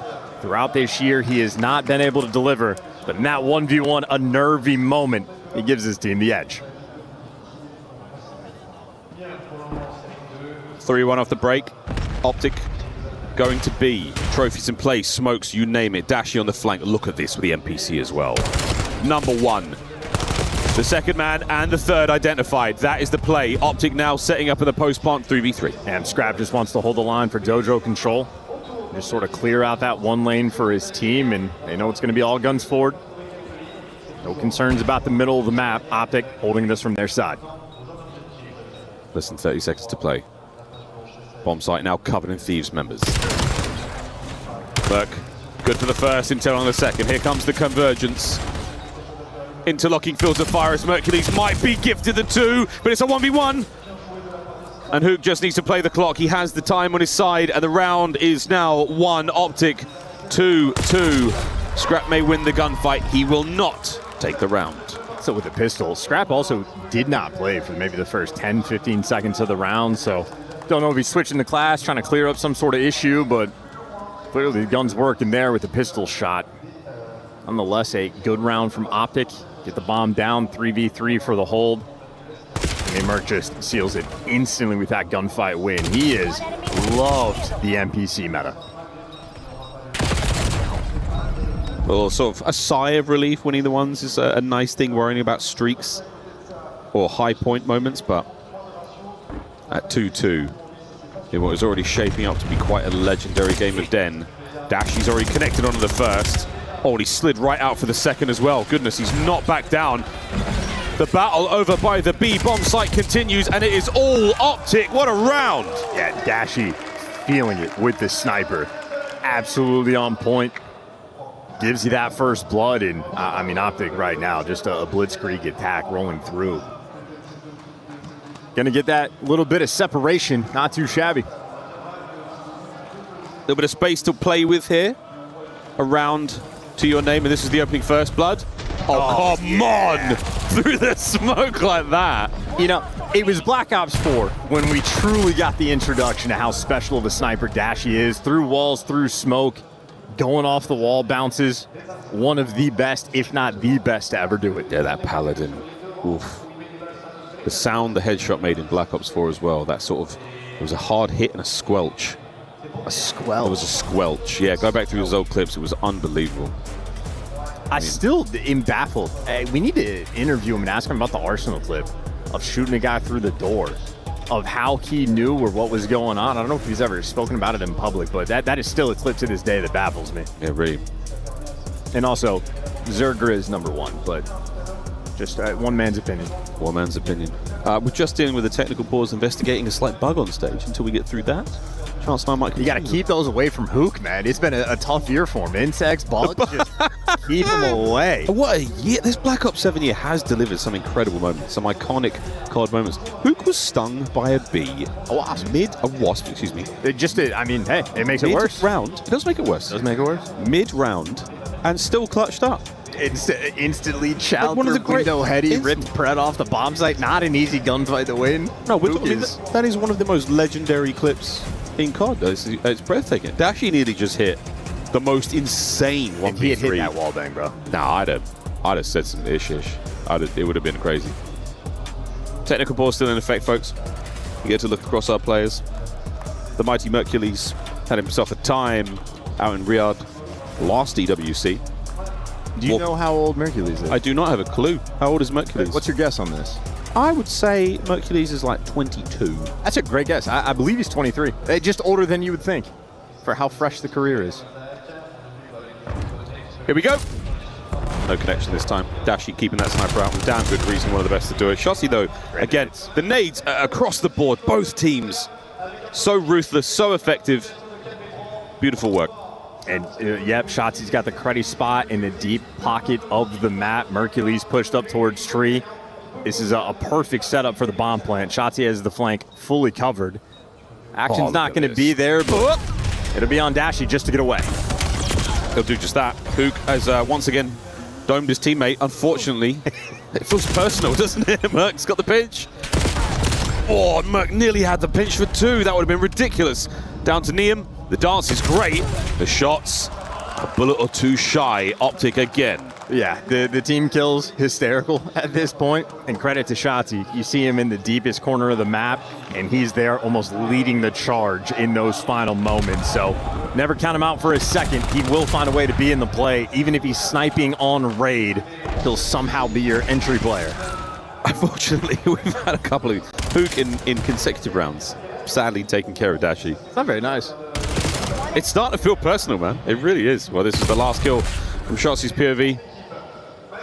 And when you have the numbers like that, you have the advantage. You have to press. And Optic's so efficient at that. 2 is all the Thieves have managed to muster so far. The 4 rounds of Optic looking great. And another delightful opening nade. On both sides. All sides. Everyone connected. Every lane. Every lane has been naded effectively. This one no different. Merc for 2. Merc for 2. Shotzi over the top. Get him on a map point right away. Yeah, meanwhile, Hydra on the other side of the map takes care of Dashi, who just gets to come. He's over here. Don't worry about it. It's fine. Oh, he's trying to play a nice, tricky little spot here, but Optic are not falling for this. Far too smart. 3v1. With the bomb on the ground, they have 50 seconds to sit, twiddle their thumbs, and hope the Hydra tries to make a bold play. Yeah, he's getting spotted out by Hook. You have Mercules just standing over top of that bomb. And Mercules been one of the best S&D players on the year. High impact in this round. Hydra, just not too many options. Options? Is he going to check this corner? What a nade. But there's the corner play from Shotzi. He finds his 5th kill in a row as the 5th round is won by Optic Gaming map point. A team got wiped, Miles. Team got wiped, won the round. I mean, frankly, that's kind of how it goes. Shotzi just flying in to get that final kill. Mercules even had that team or player half HP. They're playing at light speed, and Mercules leading that charge. Nades on point, and they're just keeping it moving. Again, he has enjoyed the NPC meta. I mean, he was the best S&D player in the game when he was rocking the M15. Now he's just showing off how good he is with every weapon. We get a couple more big booms out of Dashi. I think the chances are actually very good. Oh, where is the pistol? Oh! This guy. Come on! Well, he delivers 2v2. Shotzi slices Neum. And now a 1v1. Shotzi versus Scrap. A throwdown that Scrap technically has the advantage with that M15, and now the guessing game begins. Shotzi is at large. Just gonna fly, clear through mid, go check the bomb. He's doing it safely. Shotzi wasting 0 time. Has it collected, but now this is the guessing game portion. Scrap is also playing this quite aggressively. And Shotzi, those COD instincts, absolutely on point. He pumps the brakes at the right time. That's unbelievable timing as well. Well, less than 30 on the clock. Clock goes red. A gift from the COD gods. Patient play. Rewarded. Thieves live. Yeah, great S&D being played in this game. Scrap has spoken about it. Everyone knows top Slayer in the game. He has been the best Slayer in Call of Duty, at least from the AR perspective, if not overall, for many years straight. Dashi showing off the goods with a sniper. You just have plays being made all over the map. Scrap sealing the deal. He's spoken about it. Always been a top Slayer in the respawns. He says he doesn't feel like he gets the credit he deserves for S&D, but make no mistake, lethal in every mode. Fast plant here. Yep, going down immediately. I would tuck those toes in if I were you, Hydra. Wait, he's got off the bomb. A little bit more space to play with here in the Thieves. They are here to reinforce. aBeZy gets right into the mix. Able to get traded out. 3v3. Hydra, what a gift the nade is. It connects on a Shotzi. Man advantage. It's not even the guy he was looking for, but he'll take it. In the meantime, Dashy on the pinch. They are clearing this deep route. He's hit the deep route perfectly. Oh, they've pumped the brakes. No way. Unbelievable. Hydra, what a round. Down to Mercules. Do not count him out. They've identified him, and he still has a frag grenade to work with on how lethal and how efficient our players have been in this map alone. That could be a kill in its own right. There's tons of time. And look at this respect, though. Even though they spot him in Dojo, the bomb carrier is the one watching middle of the map. They had the intel, and that fear might cost them. Mert, good for one, knows the second's nearby, guns him down. The 1v3 is on the cards. It is not over yet. The bomb carrier Hydra now does not play the obvious route. He's hit the flank. He has to worry about the time, though. Will Mert go full ring around a Rosie? He does indeed. He's going to check A. Bomb plant by B. It is Hydra's only chance. He's on it. The timing! Miracle made by Mercules again. Outstanding work for Optic to tie it up. The fear of God has been put in the Thieves. Too much respect being shown. Hydra could have planted that bomb in the first 10 seconds of the round. Even in a 3v1, they fear him. The first kill was something. Neum absolutely slayed, and here we go. Doesn't miss a bullet, doesn't skip a beat. Unbelievable. That is unbelievable work. We are all tied up here. Desk, how are we feeling? Amazing. This is so glorious, Miles. What a day of Call of Duty we have been treated to already, and what a matchup we have on our hands. Optic Gaming going up against 100 Thieves, and we are knotted up at the half. Allie, how many times did you say, nice, Mace? Nice, Mace. I said it right when he got that second piece, too. Like, it wasn't even at the end of the round. We were like, nice, Mace, for him to close it out that way. I always thought about it of, like, Thieves is one of the only teams that have a player like Hydra that could match kind of the pace and what shots he does on the map, but it doesn't matter when you got a player like that making clutches. Nameless, my microphone light turned green. I think if I hit it, nothing. My mic still works if I hit it, right? You sound amazing. It still works no matter what I do. Well, Optic is still hitting it when it comes to the hard or the search and destroys, but 100 Thieves was hitting the hard point frequency. Can we take a look at this new map? Yes. Walk me through it. What was the difference maker in our first decider? Yeah, so the final rotation, you know, when we get to that P2, 100 Thieves are spawning in the back, and it's very difficult. When you're coming from the front, like if you're Optic, you can hold it easy because there's only one doorway they have to flood through. So, you know, they lose that hill, and it's like, all right, how do we want to approach this? Well, aBeZy goes, I want to call game. He had so many high-impact plays, and down the stretch, he finds 3 huge kills to close it out on P3, but it was back and forth up until that point.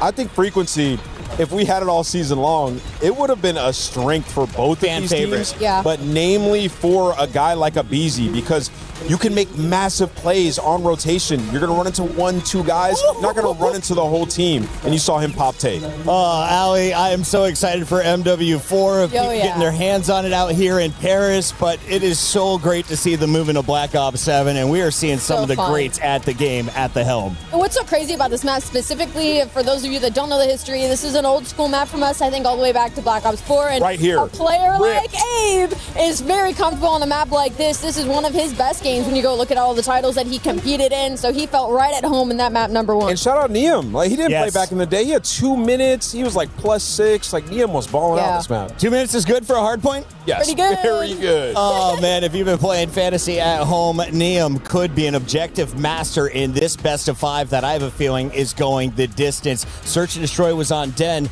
Allie, what do we have in front of us? We've got Overload, a hard point guaranteed with a 1-1 score. I think after that Den S&D win, that was huge from the side of Optic. I don't know if we can pull up the maps and modes in that one. Here we go. Oh, never mind, I lied. We're going back highlights, to the Den baby. S&D. It snaps a 6-game losing streak for Yeah, Optic. so that in was the Search and point I was Destroy. getting to, is that like that Den, I was very nervous about being map number 2 in this series, especially when they went down 0-1 after the way that hard point played out. But shout out to Optic, clearly something behind the scenes. Like you guys said, nightmare rotation when it came to that 2v4. They put in some serious work. Yeah, and I think I like what I saw from Optic on their defenses, like super aggressive, and also Mercury's with the NPC playing really aggressive throughout that map, which is a difference from what we've seen from them usually on Den. But yeah, this has been the best series so far for me, Chris. I love what we're seeing so far. It was less than a 25-point decider on frequency. Welcome in to EWC as the new map has been featured. We have the classics remaining: Scar, Den, and of course Gridlock if we get to the Game 5 Search and Destroy. Who has the edge in this Game 3 in particular? I want to know individual names that our observers should be watching. Yeah, so Neum has been unbelievable in Overload, but That's true, mostly but- on this map. And they have been unreal at Scar Overload. And now that exposure is removed for this event, it gives them an edge when we talk about the vetoes in Overload. They love this map. So getting Scar in this one is a win for the LA Thieves, now just to capitalize on it and get the W. Is it Shotzi or I was Hook? gonna more say important? it is a win, but on the other side, but the first name that came to my brain was Hook. I don't know why, but I feel like especially on Scar, there's just so many routes that you can abuse. But Shotzi does seem to have the better statistics, at least when it comes to Scar. But Hook gets lost. He's a good route runner on this lost. map, right? So I think Hook and Neum, like both of them are the route runners for their team with the ball in hand. So I think they're the two to look out for. Some of my favorite players to watch in all of our Game 3s. Hook, a monster when it came to upload. He's showcased what he can do in this game mode. When it comes to attack and defense, though, does one side of the ball have an edge here on Scar? Yeah, 100%. The team that's pushing into blue, you want to rack up most of your goals on that side because you can get into blue, get lost, and just keep them in a perennial spawn trap and blend them. And we've seen both these teams do that. They both have the elusive SMGs who can finesse that. And I think, this should be the highest level Scar that you see. Highest level Scar featuring two of the biggest names. It's Call of Duty Black Ops 7. Back over to our casters. Thank you very much, lovely desk, lovely standing studio desk friends. What a fantastic time, and maybe the best Scar we see in our lifetimes, Mr. Ashworth. I love this map. Yeah? I really do. All modes. It's my favorite at the end of... okay. S&D had Calm some down. incredible moments. Like what? Like that time where they all fought by the B-bomb site? Yeah. I don't remember that one, Miles. That one seems unfamiliar. All right, hard point is how overloaded it was. They were great. It was Yes, fantastic. absolutely. You're not wrong. But we're going to see another one. Damn, that was an intense zoom in on Merc. B-bomb sites on P5. Yeah, that was the joke because no one Okay, went. just We barely went there. Oh my god, chat, help me out here. Microphone activated. Back in the days for the cast off, we were talking about this earlier. Whenever you ask which one's the A-bomb site and B-bomb site, panic in my heart. I never know. It's left and right for me. It's over there. It's that one. Yeah, the one by tree or the one by I know. The only one that knows it is Mercules. He is the only player that deserves the gas in S&D. We talk about Hydra leveling up the game, and then it turns out doesn't want to plant the bomb. Forgot about the objective. Panicked in the final moment. Didn't even get there with 5 seconds on the clock.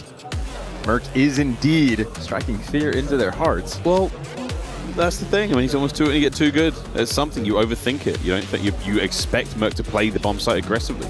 You expect him to check you on the plant. There's 5 seconds of the game left. What a brilliant decision. Hydra does jump on, does arm for a second, gets off it. The brain is overthinking. He's overthinking the moment. I mean, we have the blessing of Codcaster. Merc gets in for the 1v3. When Scrap was in lockers, he saw him in dojo. That should just be an instant call to, hey, bring it over. Someone could just go play mid-cut, you trap him in immediately. That is a situation Thieves win 99 times out of 100. They win it 100 times out of 100 against any other player in the league. Hercules, he's on his Doctor Strange. Time Stone. You think that's how he did it? Who? Mercules. Boy, he had the time stone. Came in the league, won champs, won EDC back-to-back, trying to create like a new dynasty, always in the grand finals, one of the best S&D players. He time stoned it. Yeah.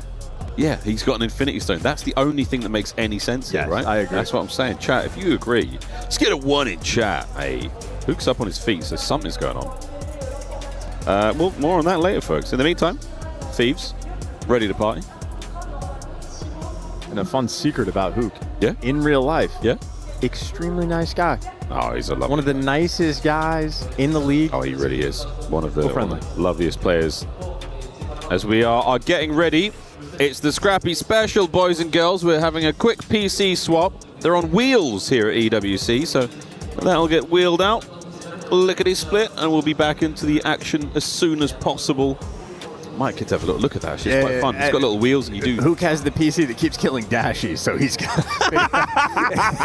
He needs the one that kills the Thieves players. Right, that's it. We've got the wrong PC. Okay, well, while we get this one set and sorted out, we're going to jump over to Mr. Chambers, who's got himself some Optic fans. Hello, Miles. Look, I know you love a northern accent, so I've been searching around this arena for some northern lads, and I've found them. All of these Optic Gaming fans are from Manchester. All the way from Bradford and Manchester. Come on, Optic. We're juicy for Brucey, horny for Forby. Shout out the watch party. Shout out Scumpy. Let's go, baby. All right. You can give us as much time as you want. We can talk forever down here. What's your name? My name's Sully. We're spotting Optic all the way from UK, baby. Let's go! Sully, why do you love Optic so much? You know what it is? Scumpy's the goat, Formal's the goat, Karma's the goat, Dashy's the goat. They're all the goats. Let's go, baby! Come on! More goats than a farm. What's your name? Hasnain. How you doing? You enjoying Paris? Loving it, of course, loving it always. So look, you're an Optic fan. This time last year they won the Esports World Cup. They're coming after the back of a tough loss at Champs. You worried at all about them here? Never. I know Optic are the goats. That's it. They're gonna bring it home, baby. Let's fucking go! Let's go! God, I need to do more COD. I love these guys. Who wants to talk to me? You want to come forward, anybody? Who's this lady right here? Come on forward. Come on up here. Okay, hiding behind the sign. I'll talk to you. Come on, brother. Get up here. What's your name? My name's Hoodie. Nice one, Hoodie. Big COD fan? Always. I started playing a couple of years ago. Hit Erie thanks to watching Dashy's videos. Come on! Juicy for Brucey always! Let's go! Let's fucking go! What do you think of Paris? Are you enjoying it here? You know, enjoying the whole Esports World Cup vibe? Yeah, it's amazing. It's a brilliant venue. We came all the way from Manchester. We've been watching for years. And honestly, it's been a really good experience. Love that. Anybody else? You want to come forward? Oh, we got a mates, man. You want to talk?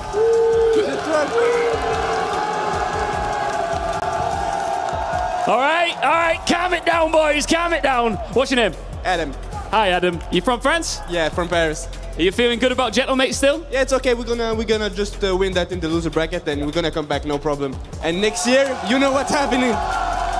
Game over! Game over now! Get him out! Hold on. Is there anything? Anybody can join, by the way. If you want to get involved, I'm right here. Just actually, it's actually happening. All right, come on, guys, get in. Oh man. I'm lost. Hello? Can you see me? All right, you want to go? Right, let me just shuffle this legend to the front. Here we go. What's your name? My name's Aziz. What do you want to say, Aziz? There's one man in the stadium. There's one man. He went 4-23 with the lights in his eyes. And his name is Tommy Zuma. The fraud, big nose, loser. I mean, what? Talk about taking your opportunity. I love that. What's your name, man? Andre. Hello, Andre. Where are you from? I'm from France. You're from France? Whereabouts in France? Close to Rennes. Hey, yeah. I mean, I've been watching since Black Ops 2 Esports, so have to support Optic. So let me make something clear here. So you're from France. Yeah. You got the Gentlemates fans over there booing you because you're in an Optic jersey. Have you switched on them, or have you always been an Optic guy? Always been an Optic guy. Nice. I mean... What do you want to say to these French fans over here? Well, I hope to meet them, and maybe we can kick their ass again like at Major 4. I was at Major 4 to see Optic win, so... Okay. I'm used to getting booed by them, so... Tell me your name one more time. Andre. Hey guys, this Frenchman called Andre is an Optic fan. He gave the Gentlemates fans some right there. Can you make some noise for Andre? Anybody else? Say something. Yeah, go on. The Green Wall is international. We stand wherever we are. The strongest org in the game. Let's go, baby! Come on! Wow. Anybody? You guys with the green hair, do you want to come up here? Come on, guys, get up here. We got a couple of fellas with green hair who are going to come and join us. What's your name, mate? Jack. Hey, Jack, where are you from? Doncaster. It's a Donny lad! I'll tell you what, I don't know if the French guys and fans here know what Doncaster is, but I won't bother going. No, I'm kidding. I love Doncaster. I'm from Hull, so it's all. No way. Shall we go for a cup of tea when we get back? Pint. We'll go for a pint. We'll go for a pint. So you're an Optic fan. Tell me more about how you fell in love with the game and the team. Again, been watching from BO2, early days. Scumpy the GOAT. Everybody knows it. Yeah. Everybody knows it. And then, come on, we nearly got the 3-peat, but back to back here, make history. Easy. Easy. Come on in, mate. Come on. Where are you from? Donny as well. 2 Donny lads in Paris, in the city of love. This is what I came here for. Tell me your story.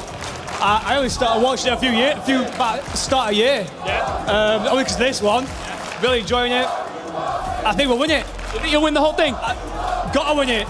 Gotta win it for boys. Yeah? Hey, lads, what's your name? Max. Hey, Max, we got a Thieves fan.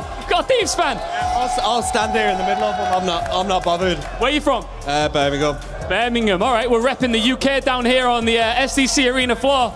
Listen, I'm going to protect you here from everybody. I'm sure you feel protected by the guy in the leopard print jacket. I'm sure you feel real safe right now.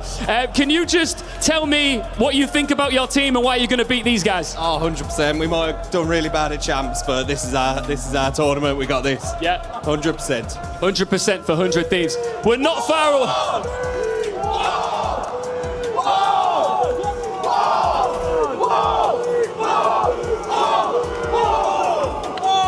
Tell you what, it's loud down here. I'm liking these fans. I ain't spoken to you, mate. Do you want to have a chat? Come on up here.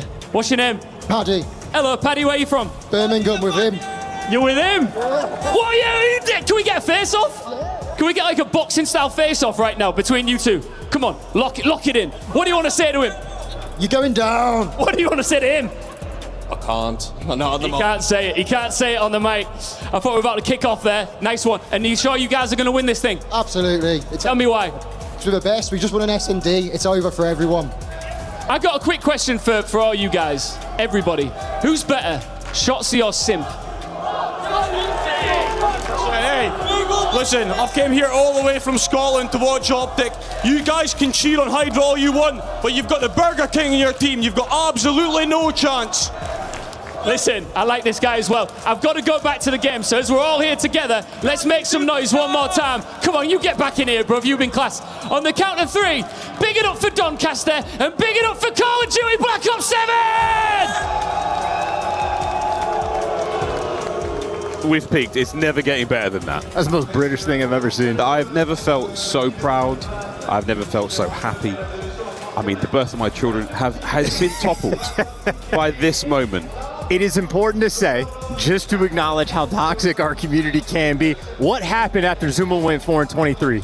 What happened to that series? He won that series, Miles. He did. He won that series. He won that series. I mean, everyone got a lick there. No one is safe. Yeah, wow, what a fantastic bit of engagement. And only one piece of profanity left at the lips of those incredibly passionate fans. Yeah, shout out to the Thieves guy for stopping himself. Yeah. You know, on the mines is nothing but hell. Really, really brilliant stuff. What a fantastic. Yeah, from Doncaster. What does that mean? I mean, it's just a part of England. Doncaster, well, I understand this. It's a location. It's just like I don't know. It's a nickname that you'd give 2 Donny lads. But Chambers surprised. He seemed very excited about it. He was very surprised. I mean, to find so many people from the north of England was a real surprise for him. He really loved that. Yeah, great accent. It was a lovely thing. Here we go. I could barely recover from that. Chance, you're going to take the first half. I'll be right back. Jotzi with the opening nade to blow up his own truck so you don't have to deal with it from the enemies. That is the high-level tech we are dealing with. Or he messed up his nade. I'll never know. A genius or a fool, there is a fine line in between. It's all a matter of perspective. Now, we're still going to make something happen here for Optic. They're not giving up this mid-map position scrap, though. Thief by name, thief by nature, steals the EMP and, well, quite frankly, holds that mid-cut on his own. So good for him. Dashing the rat back. Here comes the defensive play. Damage dealt, but no good for the kill. One more man to deal with, but Mercules is that man, and he finds the whole team alongside his boys. What a play! I was going to say, he was going for the spawn kills. Yeah. He picked up one. Optic were really trying to stretch this. I think Thieves maybe done enough or maybe not. The Shotzi play ends up paying off. That is high risk, high reward. Optic up 1-0. Yeah, that was a most perfect counter-attack from Optic. Thieves now with a chance to get something going. Merc unable to capitalize on the power position he was gifted, and now Hydra might have just bought you all the space in the world. This should be 1-1 unless we can get in position. Neum backs up for a second, waiting for Hydra to get something going here. The kills are going all over the place. Hydra has to go massive. Oh no! It's another goal line stoppage. And dude, Shotzi's already in position. Well, number 8 actually gets by. That is crazy COD timing. He's going to trust it with the trigger discipline. There's 1, there's 2. Number 3 in line over towards P1. You just got to get the device out. Dashi going to pick it up. 1 man to beat, and Shotzi's going to get him. High risk, high reward again. Optic delivered. They're taking chances, and it's paid off. 2-0 in the first 2 minutes of the overload. And poor Dashi cannot catch a break. He has gotten team killed so many times. Yeah, what is going on? Bruce has got a hit out. Are they doing this for gifted subs or something? What is happening? Well, Hook trying to make amends, and he's looking to get the 3rd in. Oh, wow. What a stop from Abizi. Here we go, Thieves. Can they get something? Another team kill. That one's fine, though. That one's just to clear out Dashi. You'll take what you can get. They're going to be wrapping this all the way around Plains side of the map. Thieves are playing for the long game. So scrap mid-map presence. Possession still though in the name of the Thieves. Abizi trying to sort of soften up the defenders there from mid. Lovely work here from Big Bruce. We're going to keep that play alive. Optic's defense so far holding. 3 players, yeah, squared up, ready to go. They're going to win 2 extra gunfights, and Hook not wasting any time. Extra kill towards mid-cut. They just don't quite have the support, so Optic can clearly see they're trying to set up for the long term. Hook, and with the ability to get the spawn kills, he is going to be forcing Thieves spawn over towards P2, which is exactly where that device should spawn. Here we go. Pick it up and run it straight in. Optic, drop the ball. Yeah, that is the Neum special. Fine, I'll do it myself. 2-1, 2 minutes on the clock.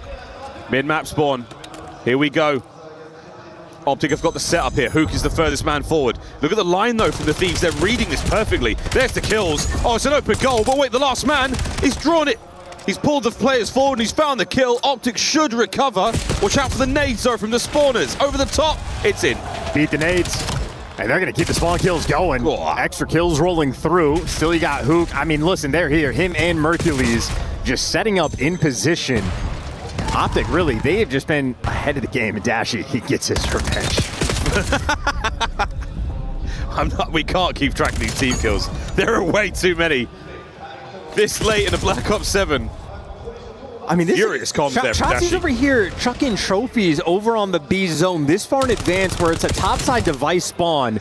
I mean, they are right now so far ahead of the game. If they played any team on day 1 in Overload, it would be the most confusing experience of all time. And right now, Thieves doing what they can to handle it, but the heat so far is too much. Still 3-1, 50 seconds to go. We're still holding on to this one. This is a bus parked sort of moment here towards the end of the first half. 19-9, by the way. Dashi is having a fantastic time in this map so far. Dude, look at this mini-map. I mean, Optic right now, they had 3 players over on Plains side of the map. Thieves completely overrated to the other side. We are playing, I mean, this is high-level Overload. We are playing ridiculous mind games. 22 seconds, though, left in this half. LA Thieves looking for their potential final opportunity for a score. Oh, wait, might be able to get one here. Can we break through? Neum and Abizi, this is good. One more defender to deal with, and there we go. What a lovely consolation prize going into the second half. And we will see, though, Optic will have technical possession of the next EMP on spawn. If they can grab it in time, we could be looking at extra time, and yes, we will. Another 30 seconds, and a little bit of a desperation play from Hook.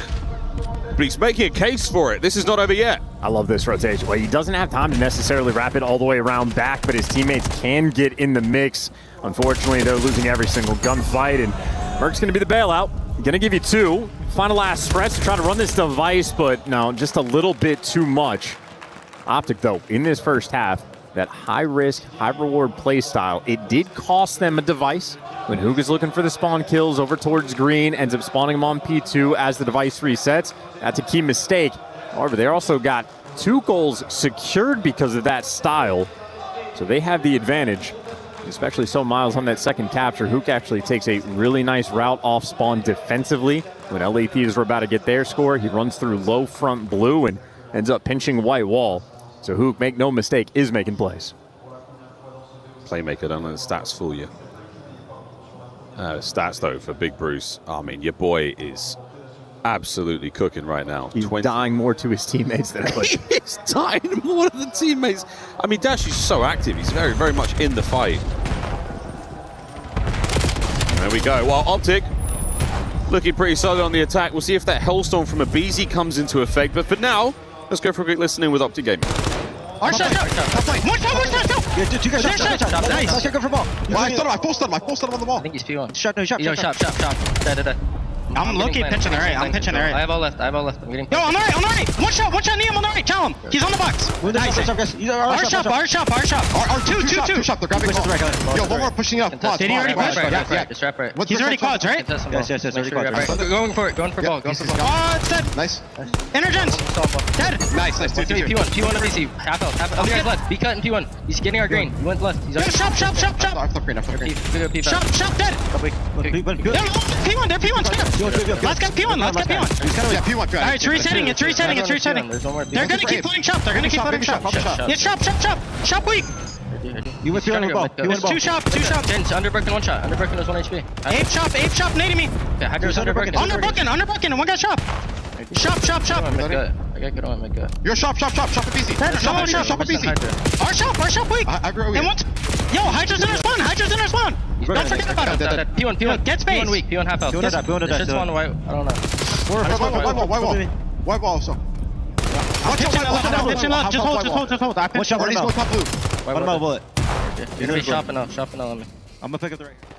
Hook has just called out shop so many times, it ceases to be a word that makes sense. But now they've cleared out shop. They got the lane pushed out. Number one leading the charge. And Merc with the follow-up. Another goal for Optic. A 4-2 lead. There you go. Abe's two-piece just to get his boys out of spawn, but wait, Shotzi, oh no, this is exactly where he wants to be. Oh my word, another bullet from the hip there would have sealed the deal, but that's all dead. Now we go. Thieves, on your bike, boys. It's time to play. Oh, it's going to be a square-up battle, though. Every single Optic player spawns up over towards this A site, and that's exactly where they're going. Optic actually sort of full rotate out. A delicate moment, and that's a mistake made. Good enough for Thieves. They're closing the odds just a little bit. And Abizi on a 5-3. Keep in mind, already had that early Hellstorm. He's had a hot game. Plenty of time still have to play. 2:30 on the clock. 2 in the feed now for the Thieves. Hook's trying to cause problems. Dashi is a problem. 27th kill netted. Here we go, though. Neum, the carrier for the Thieves. Under the coverage of Abizi's Hellstorm, this could be devastating. We are looking at a potential equalizer. Yep, Hydra's trying to clear out top green. He's done it from P5. Everybody moving inside. They've dodged the Hellstorm, but to go inside a shot, you're just trying to run it straight past them. Can't quite get it. Shots he's able to find 2. In spite of the Hellstorm, you get nothing. That's unbelievable. What a recovery. Oh, it's knives in the shot there for Scrap. Still trying to buy that space. An opportunity here. Abizi. Oh, he can't get past the 18-wheeler. That would have been unbelievable. Hydra trying to pick it up. He whiffs a bit, and Bruce is on a run now. He's going to stop those vigilantes. No thieves when the Dark Knight's overwatching. The attack still continues now as Optic parking the bus another time. 3 on the left lane. Looking for an opportunity through the middle, but Thieves, they desperately cannot concede here. Another goal will be the dagger here in Overload. A hell of a win by Scrap to kick things off, but Hook for the follow-up. Couple trades rolling through. That mid-pinch is open. And number 7 Abizi does have the timing, and he wins the gunfight. Thieves, if there's any opportunity for them to tie this up, it'll be right here. Has to be right here and now. Abizi, what a moment. Cuts down one, has to kill a few more of these defenders, and he's done it. Another, one more bullet for Merc. Hydra! Can't get it done! Mercules, what a save! Trying to run it away. Number 5's going to be here and taking care of business. 50 seconds for Optic to survive. That is a sensational play. Thieves, though, starting to pick up the pace. Can they catch the kills? The mid-cut play now. Dashi saves it.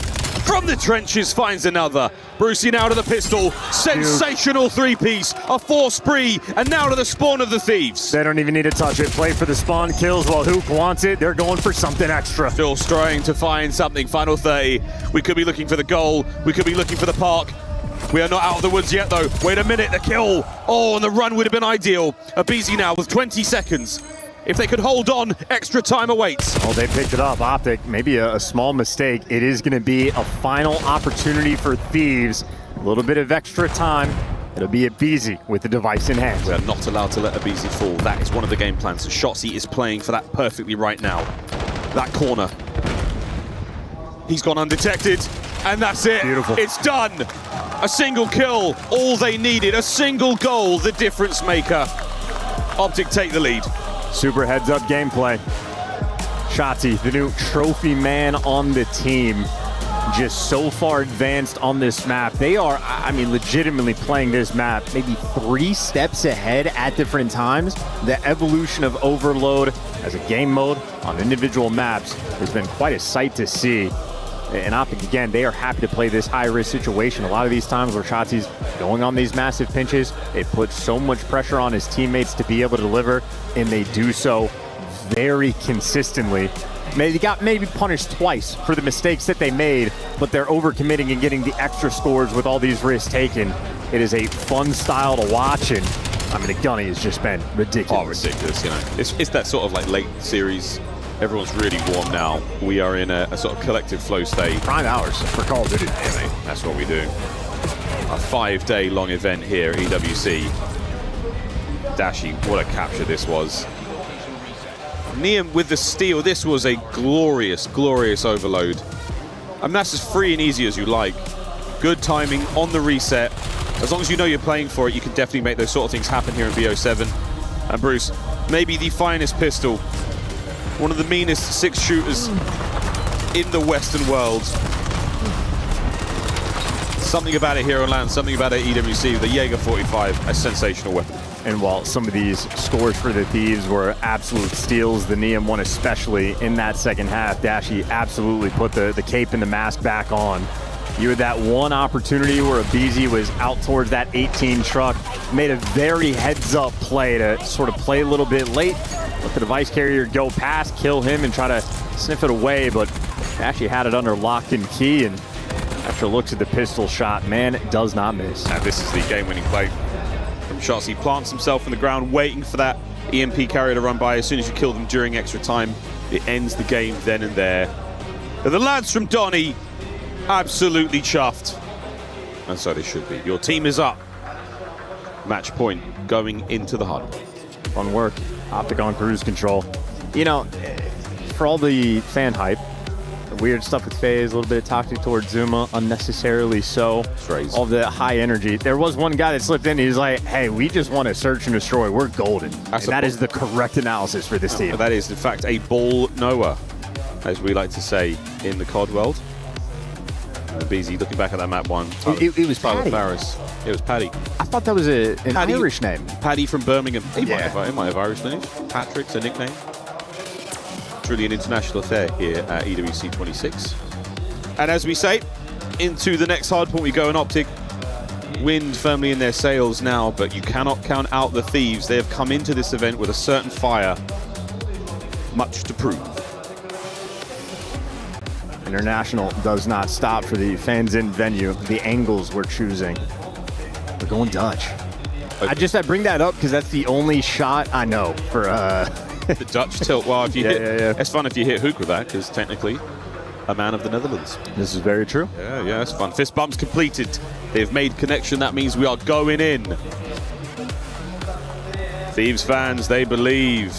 Let's go Optic on the other side of the stage. Although that lad threw a phase up. That was a very clear phase up. Saw them earlier today. How dare he? That's fine. Fandom in the Call of Duty world. Very, very welcome to Den. The last time in this series. Here we go, folks. Optic on match point. Thieves to force the game 5. You know what? I kind of want it. I want to see the... So where Optic are spawning off to the left is patio. There is like the outer, not like wall run you can do, but there's like out of the map tech you can do through patio. Haven't seen it this year in a CDL match. Maybe today's the day. Today could be the day. Could be tomorrow, the day after that, or the day after that. Plenty of options. As the opening time now going the way of 100 Thieves, they're going to get themselves a little bit more as Hydra. Wow, good work. Bruce causing a lot of problems there in his hit points department. Yeah, just playing off the tendencies. Hydra, instead of being aggressive, jumping up top, expecting the players to jump out, and he guesses. Oh my God! We are familiar with one another. How did he do that? He just hit the Spartan ground pound on Abizi. He's not done that in a while. And Shotzi! Wow, what a spree! Rip your heart away. That's impressive stuff. One of the most mechanically gifted gamers we've ever seen. An incredible 5. And perfectly tied up as P2 pops. Optic taking their time. That was very patient. They're waiting for everybody to get in the mix for this break, but as they lose Mercules, no trades rolling through. They're trying to take these spawns. Taking them by force. Who crosses that threshold for a second? Straight over to Bruce, slow and steady. My word! To the Pistola, Dios mío finds another. It's such a delicate game they just played. The little dance battle for the back spawns. Hook just sort of jumps in, jumps. Again, Hook is 1 and 2. Very heads-up plays, and of course, Dashi with the ultimate execution, but that is efficient teamwork through and through. Delightful to watch Optic work. We've seen a lot of the Optic gameplay so far on the other side of the Thieves. A little slower in the kills department. It has been very impressive. But this is a lovely attempt here. It should be a 2v1 there on time, so the next 10 going the way of Thieves. Oh no, abandoning it. Going for the rotation fast. They know they've got Hook trapped. And there we go, Thieves. Playing the numbers, playing the advantage. Here comes P3. Yeah, they're taking deep routes off spawn. Niam, that is heads up in the moment. Scrap leading the charge with the MPC. A couple follow-ups are going to be there. Great tags on Dashi. You expect a follow-up, but maybe an overcommitment. Dashi, a difficult man to kill. That's ridiculous. Digs his heels in. The unbreakable iron continues. Niam up close and personal now. The nade, whether it's from mid-cut or not, but shots he pitched as a whole. Back over to Hook there, his NPC rattling out. Great shots from Scrap. Holding the line down as firm as possible. And this play is not done yet. Backing down. Thieves have the lead. Trying to run it up just a little bit more. Able to catch a couple errant players. Now Optic, instead of having the typical teamwork, a little bit of a moment of a disconnect, and they're going to lose the spawns because of it. Thieves right now trying to capitalize off on the opportunity. While it looks like they're trying to win that rotation, they have lost this scrap time, and that's a decent chunk for Optic to get. Puts you in a lovely position now going into tree. The battle on, but Niam, oh, he's got hit first with Shotzi. He is soaring with Mercules on the cover. Trophies at play. Now we're ready to go. What a turn here. Optic will take the lead and full control of Nuke. God, Shotzi so heads up with the trophy. He wins that battle against Niam, and make no mistake, that is sort of the mini game these pros are playing, but that mini game has a mega impact. Mercules with another team kill. Optic adding another one to the pile, but the pressure game, you imagine, if you've won the trophy war, those stun grenades will be connecting. It is causing a problem keeping these plays active. Shots, damage, trades, endless, back and forth, easy on the friendly fire, lads. There's too much of that in this series. And Big Bruce playing a mean game, setting Shotzi up now for the kill. Can he get a few more? Sure, straight over to the rooftop. Hook gets involved, but the Thieves, immediate bounce back. Kills are good, but the outside roof, Bruce not playing games, 13 and 8. What a series. Yeah, these cats are flowing right now. I mean, how quick that chemistry is developing. And Dashi ready for the second gunfight outer because Merc is going to clear it out. Their comms right now coming through with the speed of light. Second set upon us now. Thieves will be first into P1. Instant break, instant trade. Will Abizi be able to get there? No. Look at the coverage there from Dashi.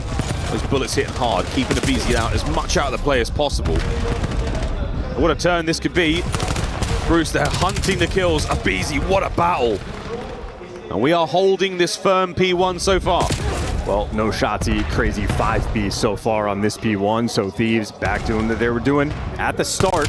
Looking good, holding it down, good tagged by Hydra. That is just mid-cut control by Optic. They completely force it through, did enough to keep Thieves away from the time. Lovely patient play here from Niam. Playing these angles very well. Onto the pistol. Dashi down. Great work out of Niam. That's a lovely 3 spree from inside P1. Looking to the P2 play now, and yet again, the red arrows on the minimap. 100 Thieves, they are there. It's the exact same scenario of what we had the first go-round for P2. Optic, so much emphasis on these back spawns. Hydra's going to be covering the back. Scrap loses the first gunfight. Pressure now on the NPC. And just the movement good enough to drop you. Dashi ends up getting that kill. Abizi, last man standing near the time, and he gets dropped by a teammate. Scrap needs to bail him out. So a big bailout player here from Scrap, and he's holding firm. He and Hydra get their kills. The pressure now on through Garage. Oh no, Mercules finds 2. Traded out, pushed out, worried about the players in the back right now. Thieves digging in. getting their kills so far. Here come the reinforcements from the stairs. Shotzzy down as well. Over to Merc. He gets one, but the battle continues. Thieves still on top. 8 NPCs. We are getting to war. Oh, man. Too fast to keep track of, and we got a bit of a kill race. Neum right now with 18 kills. He's the man leading the charge. All the damage in the world. It's a trade fest. 1v1 for the scrapdown, and Hydra's gonna get it. Hellstorm in this 6th spree, and his team already has that rotation. I don't know who's more turned, the players or the observers. Well done, boys. What a map so far. Thieves with a slight bit of separation. In now to P3. They have positional advantage. Abizi with the nades and the stuns and the tick of all those hit markers. Attack now through the middle of the map. Shotzzy finds the pinch. Is it going to be a break? It sure is. Optic are in. There we are, sweating on this den. Well, where you lose that rotation, or at least that time, Hydra from the sky wants to get it right back. Well, here we go.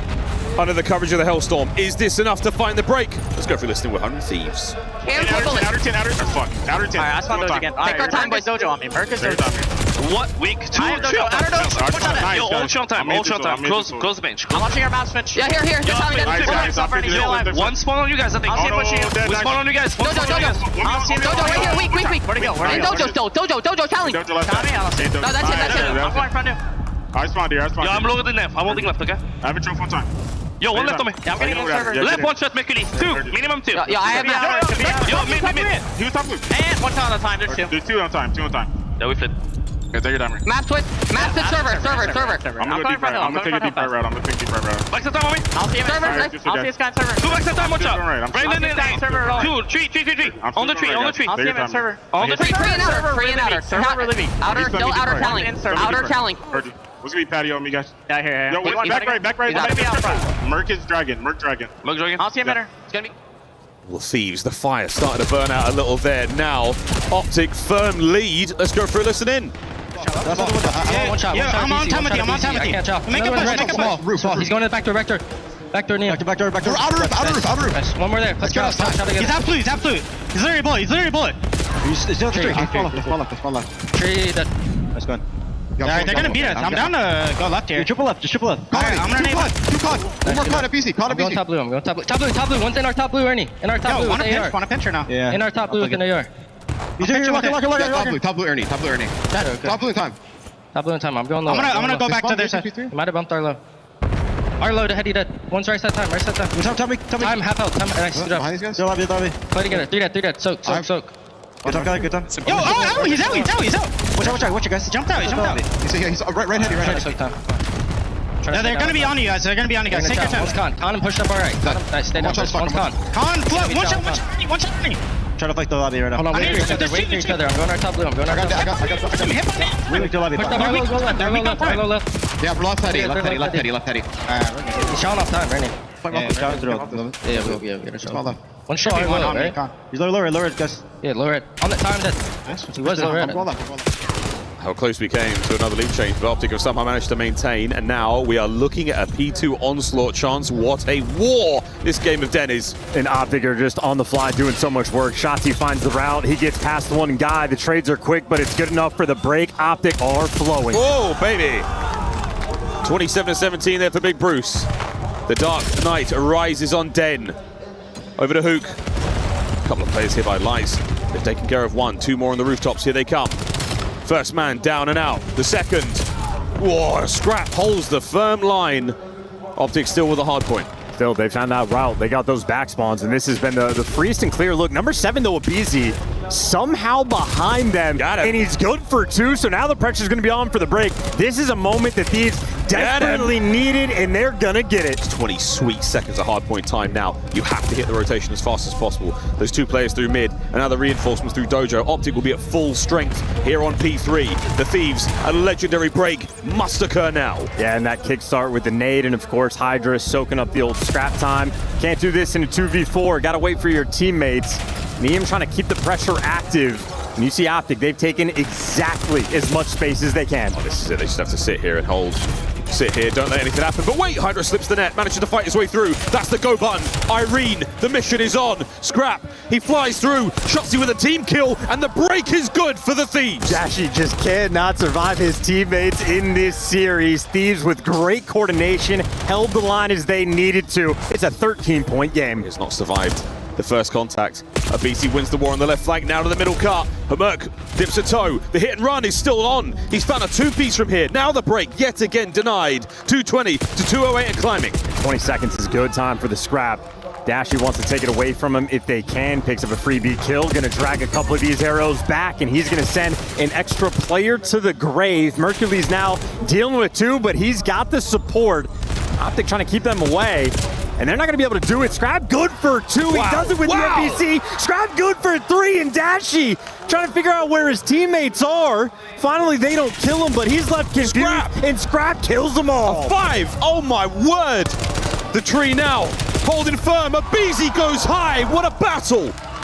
Over to Niam. He's ID'd the entire team. What a nade from Hydra. Holding onto the hard point, lead change, Thieves in the dying seconds. And they pick up everything. These guys are locked. We are going for the game 5, unless Optic can find the break. Shotzi on a sneaky route. Abizi though, holding him line, holding him together. The front line still raging. Abizi loses the battle. Pressure now on the tree. Optic with the break. 6 seconds away though for Thieves. Hydra just wants to live, can't get it done. Optic, they've cleared him out. They cannot win it here. This might come down to a P1. It could well truly come down to it. The final 10 seconds, Optic need all of it. Shotzi finds himself another corner in the middle of the map. They've done it. The timing is done. Scrap has snuck through. Optic from the rooftops. Do they have the timing? Do they have the kills? No. Game 5. Here we go. And if we're doing a top 5 plays from EWC, Scrap might be the top contender. That 5 spree he just went on. He was a solo man back towards Dragon, and he just dealt with the entire team. Yeah, that really was something, man. See the words there from Shane. I mean, you have locked it down. He denied the flank, and on the next life, Abizi bought as much time as humanly possible. Not only that, Scrap comes off spawn, comes in, helps break that hard point hold that Optic had at tree, turns the game on its head. This from Shotzi, again the knife play, everything was there. The opening bout, two teams at the tippity top of their game. What a matchup. Chris, I am buzzing.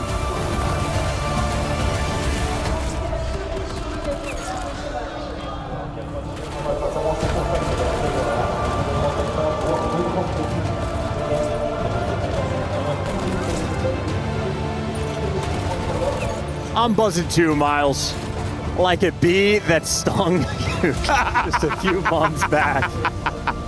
Oh, man. What this tournament already. This is one of the best ends. We're still in the groups. All year, without question. We're still in groups. Here's a look at Scrap's play from his point of view. Cleans up the one-shot kill, good for 3. He gets an extra one after that. Just a monstrous play exactly when he needed to make this moment. And Scrap here at the end clears up the outer kill. Great reads. That main AR with the NPC making it look easy. I'm not sure how well the fans at home can hear the crowd, but you can see it. Obviously, the Genomates fans, they turn their allegiance to Hydra. And well hydrated they are after that game. What a sensational series so far. A final map, gridlock, search and destroy. We've seen it all. Optic, well, maybe the round 11 curse could potentially still be on the cards, but they have won at least an S&D for map number 2. Now they're going to be happy for the map 5, but for gridlock, anything could happen. Mr. Puckett, are you there? Oh yeah. What's up, everybody? There's a look at the handsome man, Mr. 5 Rings, Damon Karma Barlow. Shaved his head for this event. He's locked in. Game face, and that was not a happy Damon face at the end of Hardpoint. And can we start there? Because what a finish by 100 Thieves to force a game 5. I was ready in this seat 5 minutes ago, ready for Optic to finish it strong. Yeah, you know, in the beginning of that game, you're looking at it, you're like, man, it feels like Optic have full control. And then it's 110 to 109, 100 Thieves. And you're like, they just survive the beginning of this map, because Shotzi started off with a thunderous 4-piece right here. Optic were having a good time, but it was the P3s. 2 of the 3 P3s, just sensational by 100 Thieves to give them, the ability to stay in this game, to make those spectacular plays like we saw from Scrap at the very end. It was reminiscent of map 1, right? Just a kind of a slower start from the side of Thieves, but once that ball gets rolling, it is incredibly hard to slow it down. When Hydra, I feel like, is flowing like that, especially, that's a Hydra that I feel like all season long, not that we didn't get glimpses of it, but this is when we really needed it to show out, right? Versus a team like Optic Gaming. On top of that, I mean, seeing Scrap pull out the SMG, the AR players are picking these things up, and they're like, you guys get to shoot with this? Yeah, these guys, they're going the extra mile. I mean, there were 2 spectacular individual plays on this map. The one by Scrap, but we can't forget about Abizi. Back P2, finding 3 kills. Like, the game could have got totally out of hand. They're going above and beyond. This tournament means everything to them, and now they find themselves in a game 5. You can see the emotion. I just had my friends from Tekken come by asking what's going on. These are your big dogs, right? Yeah, these are the biggest dogs. On the left side, Optic Gaming has gone to every single grand final. On the right side, you have seen some incredible peaks. Scrap, MVP on the season. If you look at the matchup, Allie, it's only a 7-kill difference between these two. They're both going positive, but most importantly, over 13,000 damage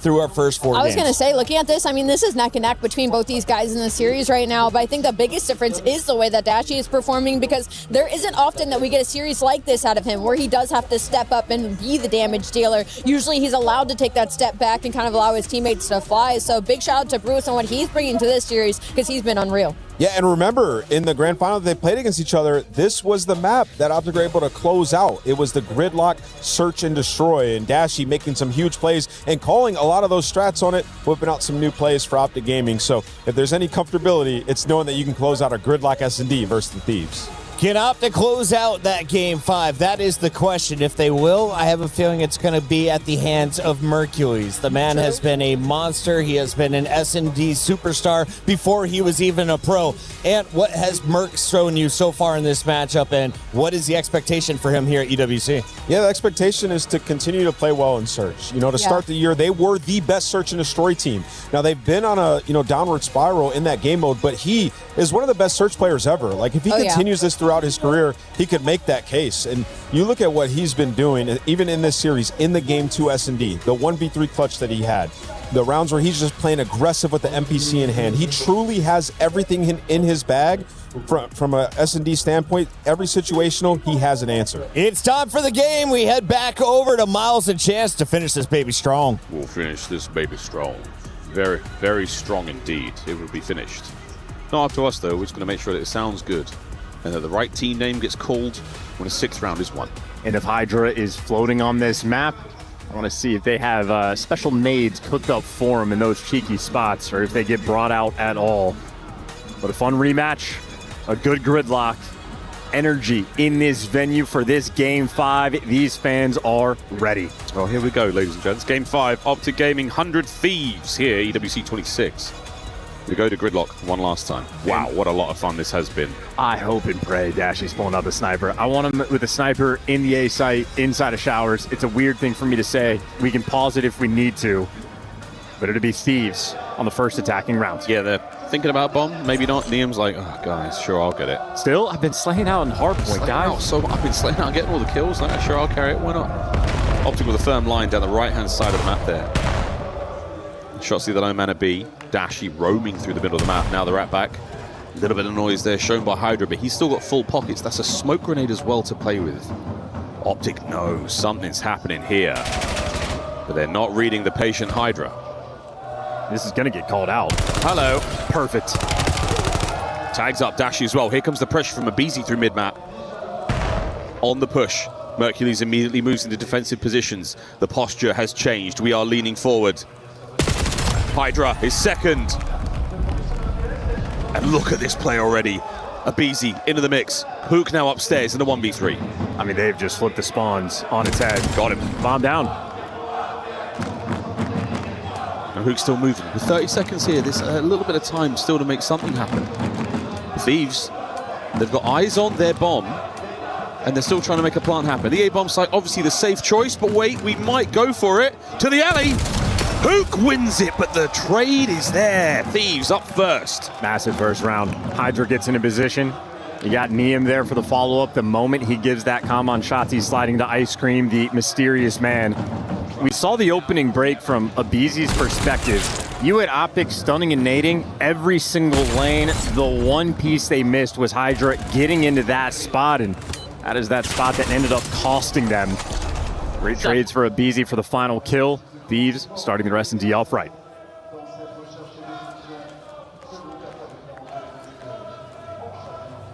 Abe spree just for the first. Nothing massively of note. We're getting closer and closer to those trophy systems. A bomb, a lot of love here. Optic, 3-man hit. Dash, he's got the flank. Going for it in showers. Perfect navigation here. Shotzzy in another corner. There's the bomb plant. Thieves, have they saved their ordnance now for the retake? Maybe. That's the smoke though. Fantastic shots from Hook. Hydra the last man up. Middle of the map duel by Dashi and Neum. And it will all fall to Neum now as the charge is there. Optic on the big old round. Perfect. As efficient as it gets in S&D. They clear out the site, instant bomb plant, deal with the smoke grenades, and just force Scrap and Abizi away. They had the numbers on the site, play off it perfectly, and Shotzzy just gets to lie and wait. Look from all of the individual POVs. Hook having one hell of a round.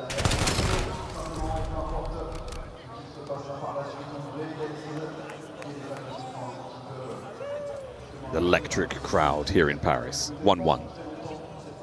Attacking round for the Thieves, and again, A-bomb site looking rather attractive. The nades over the top. Merc, does it connect? It does not. Nobody home mid-map. It's a perfect 2-2 here for Optic. They're waiting for Optic to make a mistake. And this might be a standoff battle between Hydra and Shotzzy. Each have sort of claimed their space.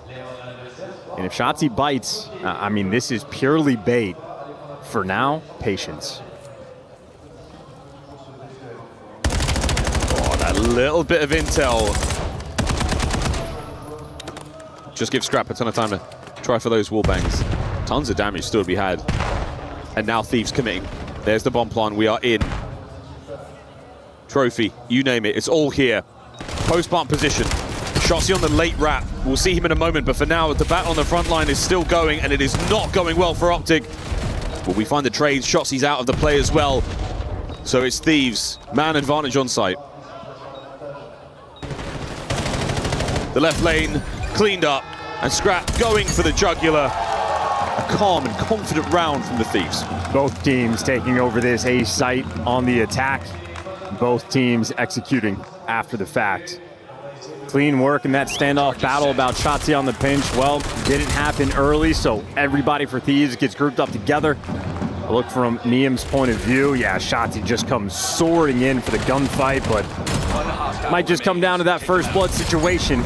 See, Scrap ends up running out of ammo by the end of that round. He was the man sort of bullying his team to make sure they can get in that site safely. Yeah, those wall bangs, quite literally paper thin.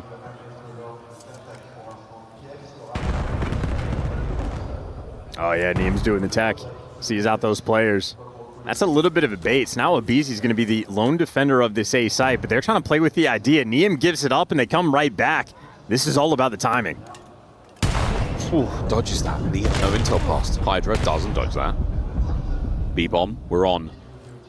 There's the nade again. Is the damage there? No, it's Merc. His NPC strikes. Scrap, try not to give up these positions. You can't let Optic, if they get the rooftop, they're in. And that hop check gives you some space to play with. Abizi, he's up first. Oh, the damage is gone. 3v3. Looking for the trades.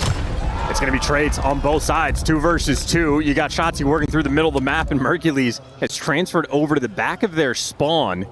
And Thieves are, in fact, reading this. 2v2. Into the red we go. 25 seconds. Optic, are we looking for the recovery? A gift. Can we finish the kill onto Abizi? No. Scrap. Perfect coverage. Shotzzy 1v2. This is doable. Not anymore, it's not. And that might be the most important round of this map, with the exception of the final one. A 3v4. Optic just had outstanding tactical and nade usage to get control of this site. The one mistake they made, Abizi pokes his head out of ice cream, finds that kill, and now we got to reposition. Optic had a couple opportunities, a couple tools in the tool belt. Shotzi working through the middle of the map. Mercules through the back spawn, but Abizi and Scrap read it perfectly. But what a sight to see. Dashi, he's pulling out the snipe. And this is adaptation now. You need something to change. We're not exactly digging deep. This is a very, very viable move. Nobody home as of yet. Oh, that is absolutely outrageous. Neum, what a first. Devastating. Dashi's head snaps back for this one. Thieves, they can taste this 4-1 lead.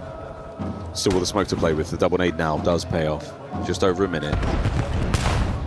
And the Thieves start to tiptoe their way closer towards that B-bomb site through the middle of the map. Abizi. He won't be tiptoeing for much longer. The first gunshot starting to work. A Hook trapped between a rock and a hard place. Over the top he goes. Wow, gets tricky with it. Mercules makes it an awkward gunfight. Gives you the advantage. And now Neum in a 1v2. What a get back this could be. Optic with a wonderful response. Merc is a menace in search and destroy. Directly below him. Here comes the challenge. Will Merc go for it? No, we're going to hold firm. Bomb recovered. Possibility for the plant. Will Mercules' spidey senses tingle? Will Shotzi make a move? The he chase. Doesn't make it. Yeah, Shotzi, they know where he crossed to. They are on the hunt. Slammed. Absolutely slammed. Merc now to his right. And Neum. What a moment! What a clutch! That's going in the top 10. The rookie of the year. The only criticism you could have of this young man is his lack of clutch in search and destroy this year. Not at EWC. He has found his way. The starting nade to the final clutch. Neum. What an unbelievable round. In frustration, setting in for Optic. When clutches like this happen, that is devastation. Neum has been key for 100 Thieves. 4-1. Over to the showers. Thieves, there's nobody home here. Optic will have the free B-bomb. They can plant it, they can run around, whatever they want to do. There's the plant. The stun check doesn't connect, so wait. Oh dear, Mercules first. The fadeaway, good for now, but Neum's still strong. He's on a 4 spree, creeping up on that Hellstorm. You got Scrap that wins a gunfight in the distant depths of spawn. So Neum just waiting for his teammate to get in position, but they don't have a ton of time. Scrap the man trying to make his way forward on the bomb site. Technically wide open for him now. And Hook and Shotzi, they've gone for the runaround. Neum, eyes on. What a win from Scrap. It's a 2v1. Hook now just has to get them off the bomb. Time ticking. Will he check this? They're looking for the kill. They have to be on the bomb now. And Hook has done it. What a kill. Optic's still alive. Hook is so good. Always making the heads-up play. We saw it on Den where he just plays off the game clock. Deja vu all over again. Hook for the 1v2. Neum gives the call. Hook gives the response. These two teams are getting after it. And today is Thursday. It is Thursday here at EWC 26. A composed young man. Can we find 2 more rounds for the Thieves? Optic starting to string them together when you need them the most. Here we go. Oh, dude, another nade first blood. That's mid-map nade as well. And Abe's already got the intel there on Mercules, so now you're thinking about the pressure. Where are we going? Yet full call. We're all in on the A-bomb site. Hook, though, connects with his own. Trades now in the showers. A messy affair, and technically a 2v1. Dashi is alone. And now that if the back door open, you've vacated the bomb site. Hydra, he will take his time to check this. This will give Optic a little bit of a leg up in their journey around now. Bomb plant, 2v2. Neum in the middle of the map. This is a nearly unguessable situation, but good luck, have fun, boys. Hydra's about to get shot in the back. Unaware. And there it is. Neum, can you clutch again with 30 seconds to play? He has been proving his case for Rookie of the Year. another opportunity. No nade. No stun. And as of now, no problem. A 1v1 against Mercules. And he gets it. With seconds to spare, the defuse is good. And I wonder if in these moments, the expectation is you can play off the crowd, because that has just been the theme for so long. And now because of champs, the amount of tweaking and confusion in these moments, and what should you do? Well, you should have watched the pinch. Optic, secure that 2 versus 1. I mean, not even that. You're thinking about playing off the crowd. There's just a lad out there with a drum going mad. Yeah, you don't know. I don't know what to do with this information. Well, the answer is trust your gut. Play the man. Optic string another round together, 4-3. Trying to keep that resolve. Dashy trying to lock back in.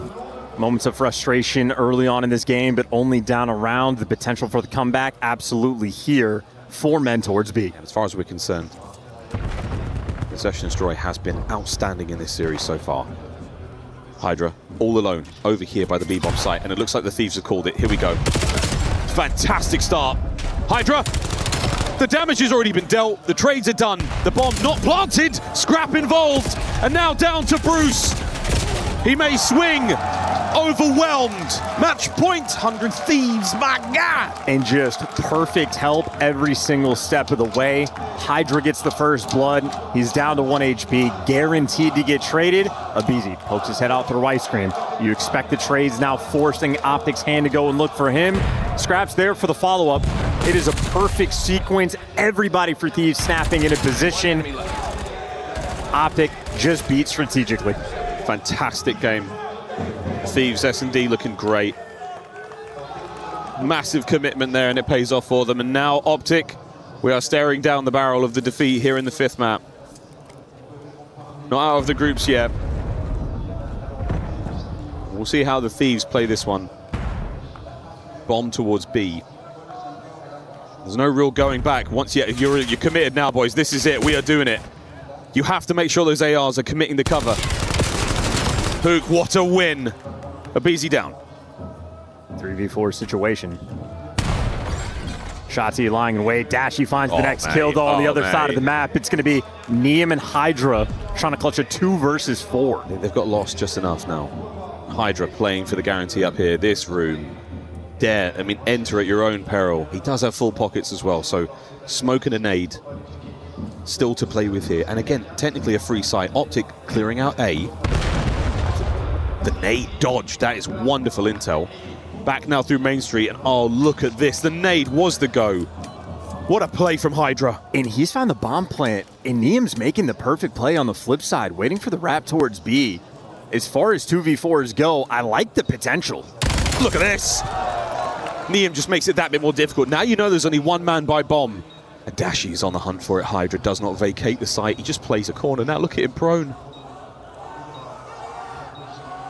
The time will tick away. Mercules will check sight. And he's down. Dashy makes it a 1v1. And it's over. 100 Thieves. 2-0 in their group.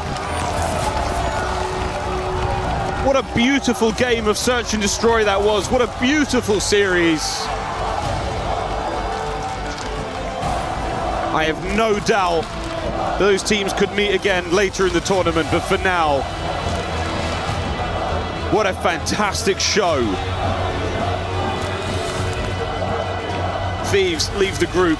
Optic will play one more. And Scrap had the heroics on the final stretch of that den. But I think Neum might be my MVP for that series. That map one on Gridlock when they were down 60 points off the rip. He was the man with the most kills, most kill time. He's the guy making the plays in the Search and Destroy. He has only had issues this year in the clutch, but at EWC, he has been delivering time and time again. He started this year with the deep bag. He has been the Swiss Army knife for the team. And the one weakness he has had, he has absolutely improved upon. Incredibly impressed with Neum's performance. Unbelievable. Well, that is that, folks. Still got a game to play here at EWC 26 on this lovely Thursday, but for now, it's Scrap with the mighty Ian Chambers. Of course, it had to be Scrap that we talked to. 100 Thieves locked their position in the quarterfinals. Hey, make some noise for Scrap and 100 Thieves! Even the Gentlemates fans making some noise. We'll get to that in a minute, but to start off, look, that was just such a awesome series to watch as a fan. How was it to play? Oh, come on, those are the ones we live for. That's why I play this game. It's a gritty one. It was gritty, and this is a rivalry, you know, it goes back so long. How much do you enjoy it, especially when it goes like a long series like that? Do you get fired up whenever you come against these guys? Oh yeah, you know, the heart's pounding a little more.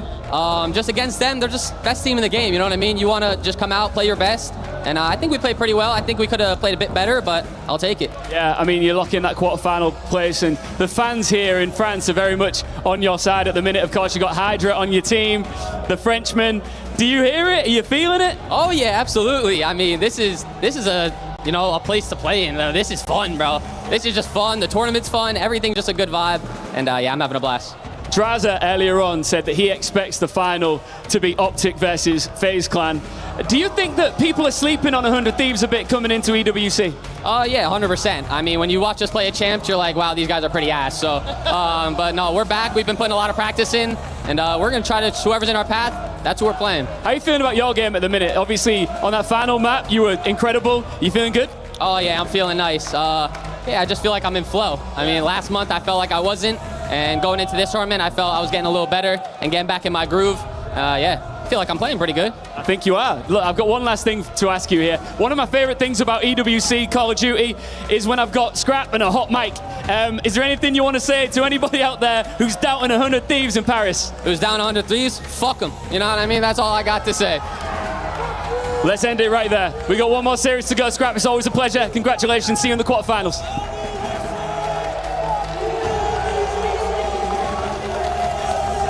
You were doing so good, Ian Chambers. We were almost TV friendly. Let's take a look, though, at what wasn't. The massacre from 100 Thieves side. They took care of business early. A 3-1 start gave them all the confidence. And then this guy, the rookie, is playing for an EWC MVP title early on. I could see Ian's mic shaking in that last question as he moved it towards Scrap and what he was going to say. But shout out Nia, man. He was clearly the MVP, especially in this game number 5.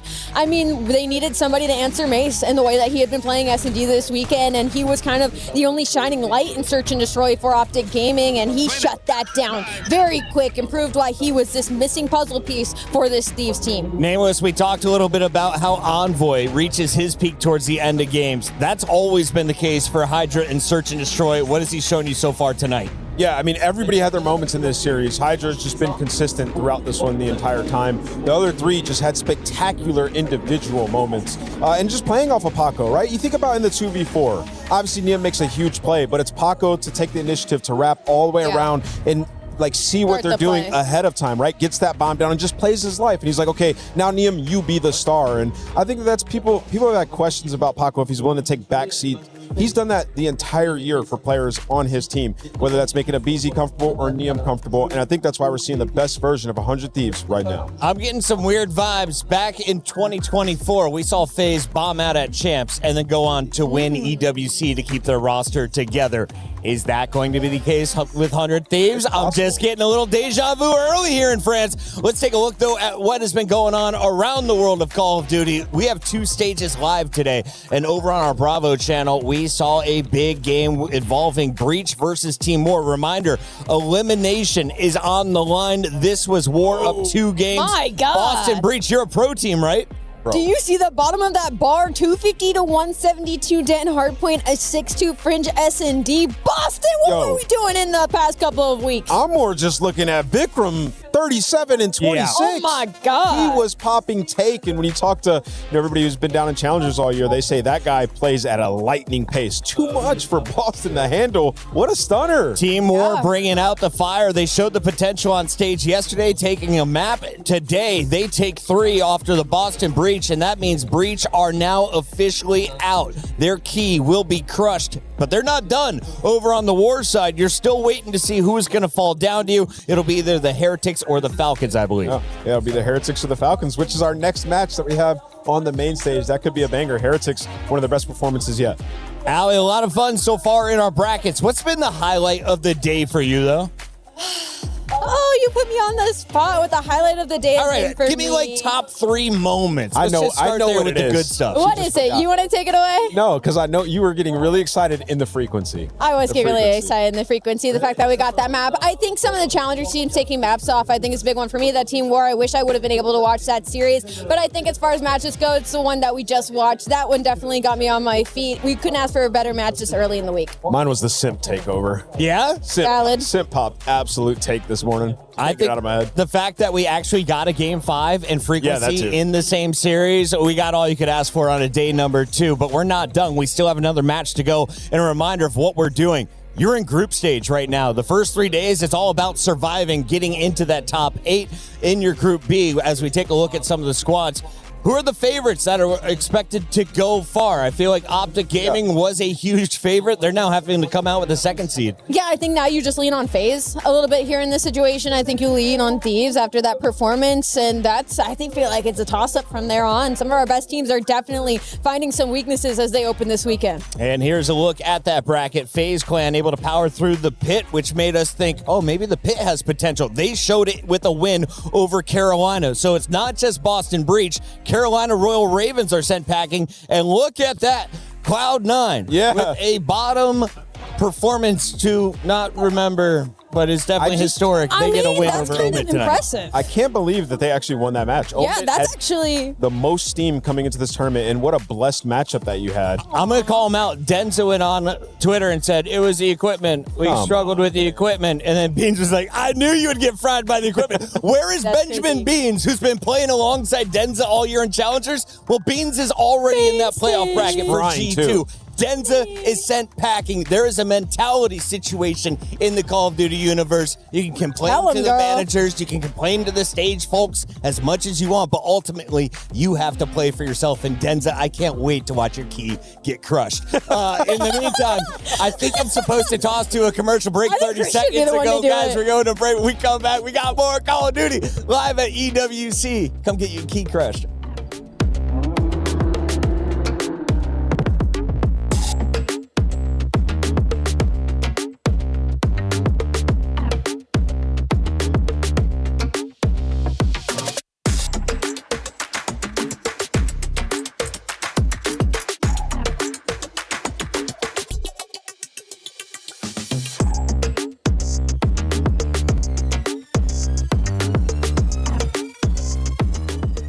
Nice, stay alive.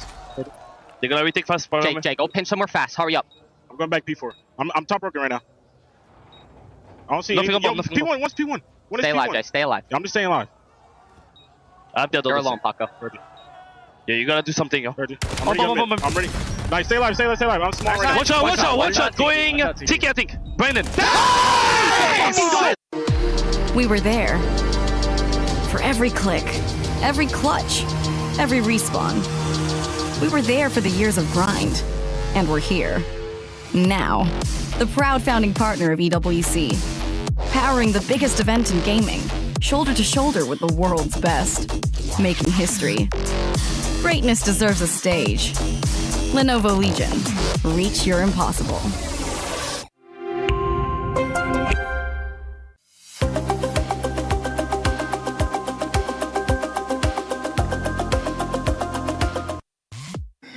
Things are progressing slowly but surely for Tekken 8 on the second day of the competition. Rob as well as Stroud are joining us this time around. But Rob, how's it been going over on that stage? Oh, this has been absolute insanity. I would say like the biggest thing has been Arslan Ash, 8-time EVO champion, but yet so far he has never had a big performance here at the Esports World Cup. This is the best that we've seen from him so far, and of course he is representing that Twisted Minds.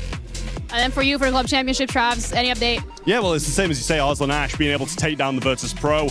He did a great, they're in similar positions on the leaderboard, so getting that win across the line, getting through to day 3 of the competition is a huge thing, especially when, obviously, Hafiz didn't manage to do the same for Twisted Minds. He's in the lower bracket now, so still a bit of work left to be done for Twisted Minds today. All right, well, thank you, gentlemen, for the update. That's it from us, and we're going to head back over to you guys.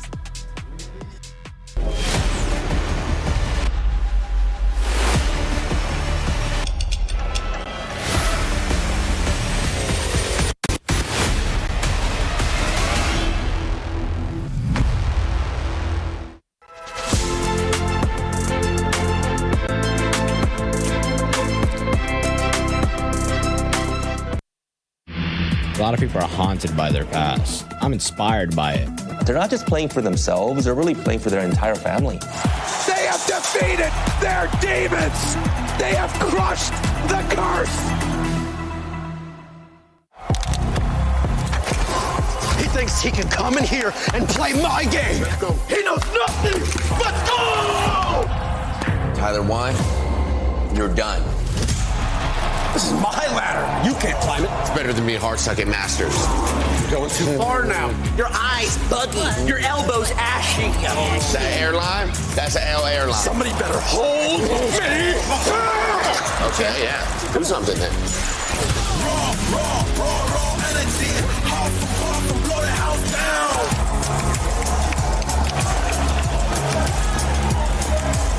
down. You look nervous. You look short. Everything's good? Mm-hmm. Fight.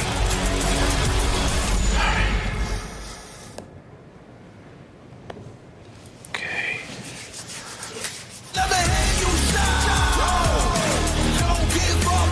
Do you really need the wraps? Yeah, that feels like overkill to me.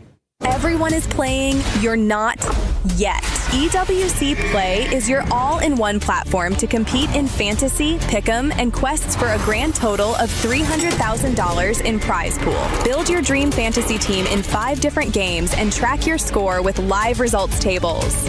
Predict the winner of every game, every group stage, and every tournament. Complete daily and weekly challenges to earn boosters that help you climb the global leaderboard. Got what it takes? Join EWC Play now.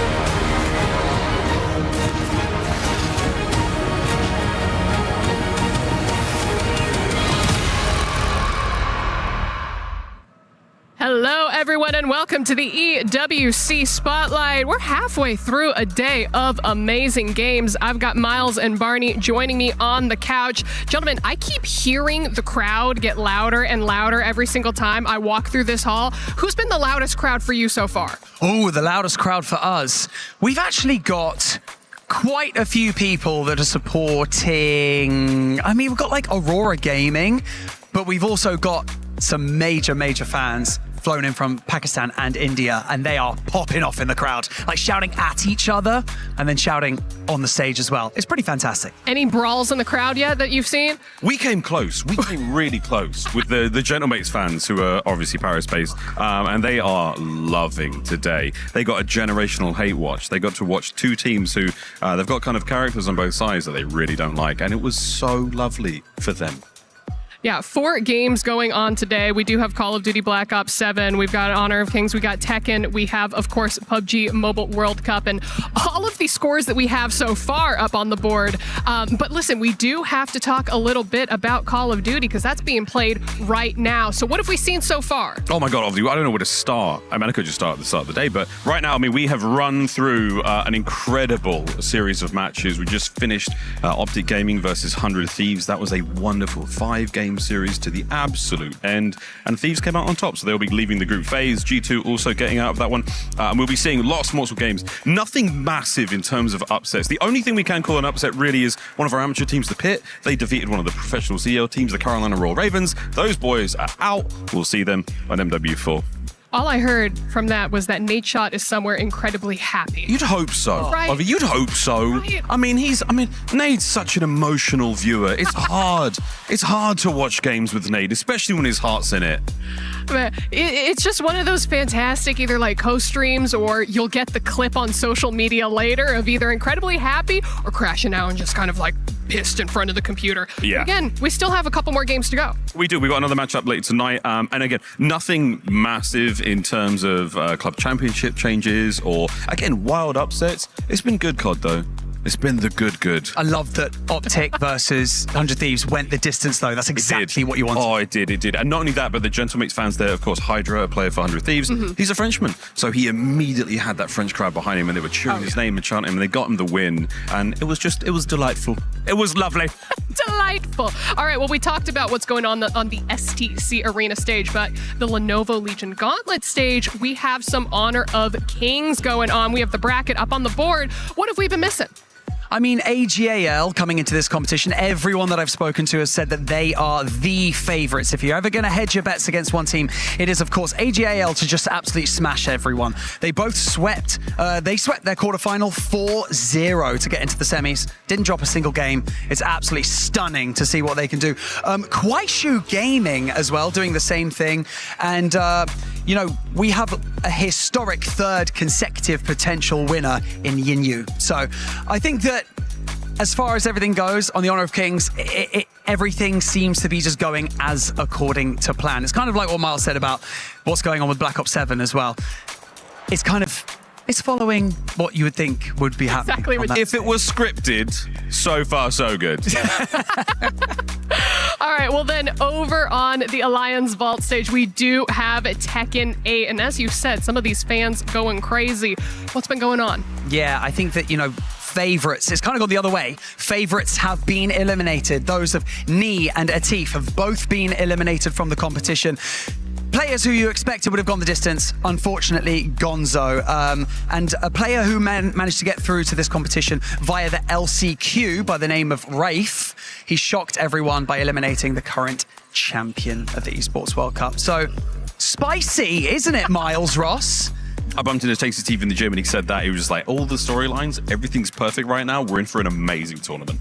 Okay, here's the thing. We only have a couple minutes left, and I know that you want to talk about some PUBG Mobile. We have to jump into that over on the Qiddiya City grid. So what do we got? Yeah, the Qiddiya City grid's been popping off. Again, kind of according to plan with a few minor twists. Nigma Galaxy are a team that are often really good, but this year they've been playing terribly, unfortunately. But coming into this competition, they've been absolutely pulling it out of the bag. And fortunately for them right now, they are in third place. In terms of club championship, Aurora Gaming are in 4th, and GK and AGAL struggling a little bit in 9th and 10th at the moment. All right, well, final thoughts. I want to come to you first because we're going to talk about Black Ops in a second. Final thoughts from you. Final before thoughts. We get back into it. Tekken, they may as well have thrown a grenade into the middle of it, so it's pretty interesting to see what's happening right now. I think HOK going according to plan. Keep your eyes on AGAL because they should stomp their way through the tournament. PUBG Mobile, it's anyone's game. We're in the group stage, we're in day 1, we got like 10 days of competition, so it's going to get spicy as we go through those days. Spicy. Can I get a spicy prediction from you on the next match coming up? A quick one at that. I think another professional team loses to an amateur squad. I think they get knocked clean out. TKO, see you later, team. They'll be on the plane back home a little early. Oh my goodness. Man, this has been the most exciting EWC Spotlight so far because I'm just getting spice thrown at me. Potentially a brawl in the crowd, a little bit of this. But again, we have some games to watch, so let's go jump over to the stage.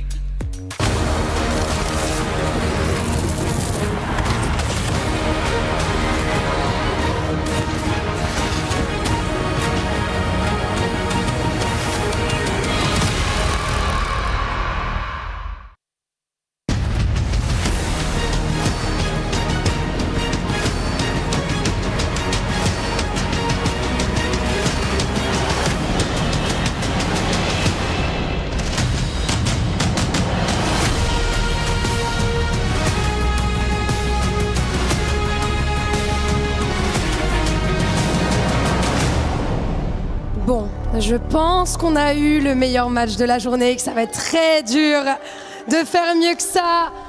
Ladies and gentlemen, this felt like a grand finals already, man, and it's only day 2 of Call of Duty here at the Esports World Cup. That was epic. 100 Thieves have deserved it. But Ian, how do you top that match now? I don't know, it was crazy, and Scump and the boys, that was for you. I know you enjoyed it last time. Heads up, boys on the sofa. Now, this next series might not have all the glitz and the glamour as our last one, but I'll tell you what it does have. It has exactly the same stakes. Vous l'avez compris, c'est soit Heretics, soit Falcons en quart de finale de l'Esports World Cup, and they need to be ready for it. Ian, it's time. It is the final series of Call of Duty Black Ops 7 Day 2 at the Esports World Cup. Starting with Team Heretics!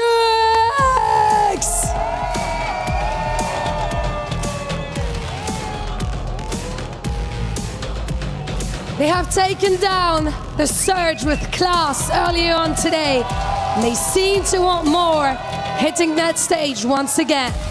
4 Spanish boys with a dream, getting a trophy on their continent, on French soil, here in Paris. But will Saudi's favorite let them do it? That is still to see. Please welcome Team Falcons!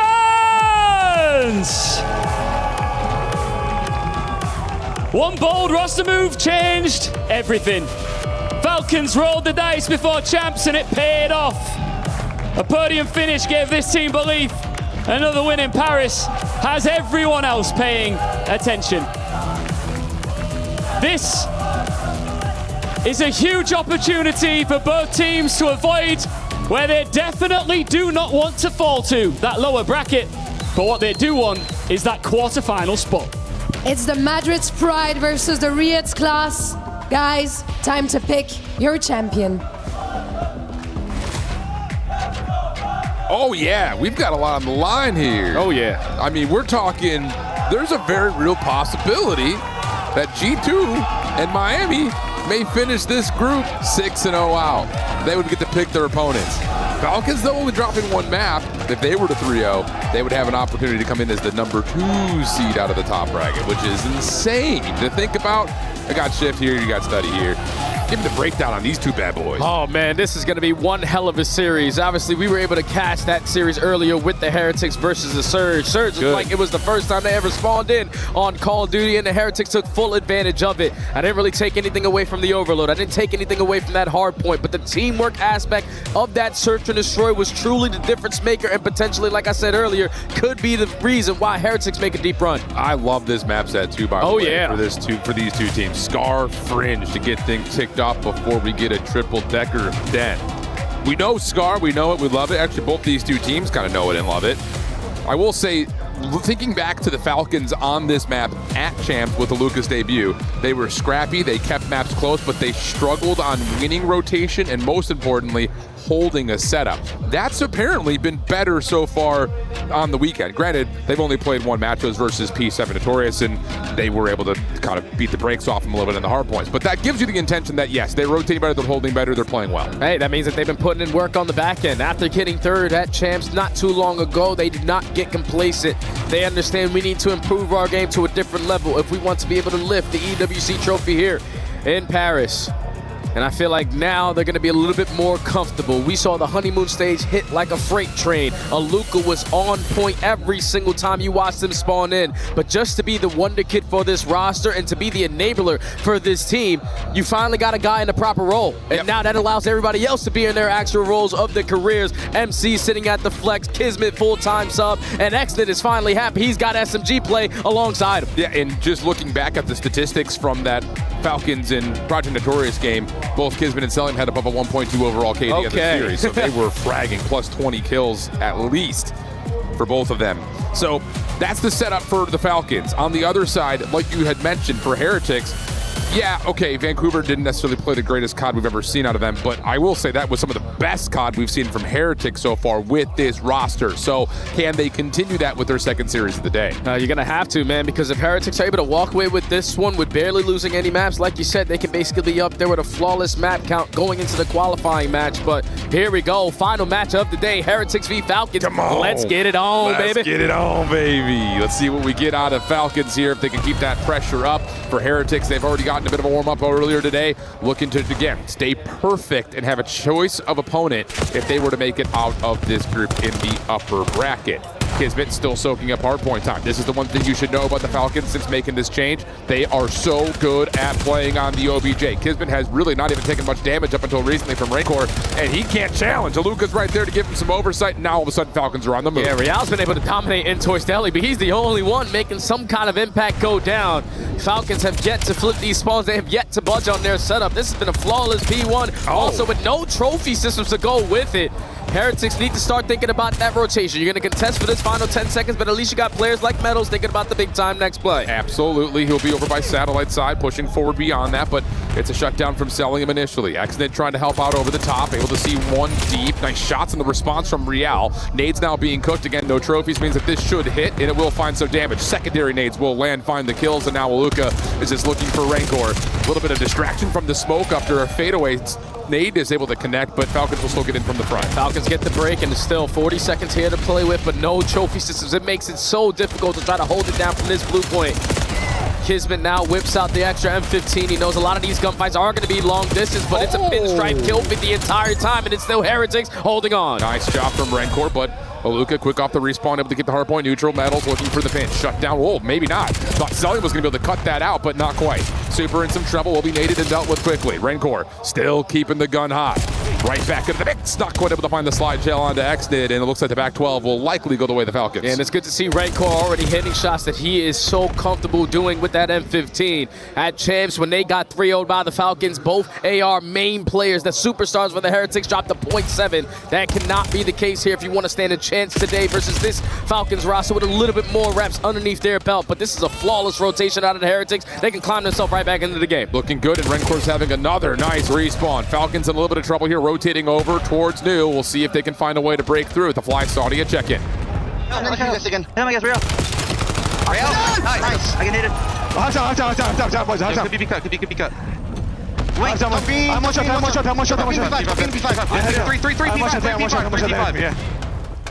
Make sure he holds on. You're good. I'm nading down. One up net. I'm nading. Yeah, chop. He's chop. I want to chop Real. Okay. I'm playing. Close left. Met it. On ice. I said nice. Yeah, well, let's get big cut now. Top on Real. Let's go. I'm blocking on one more. Yeah, get them. Wait, stop. Yeah, I'm laying down both. Yeah,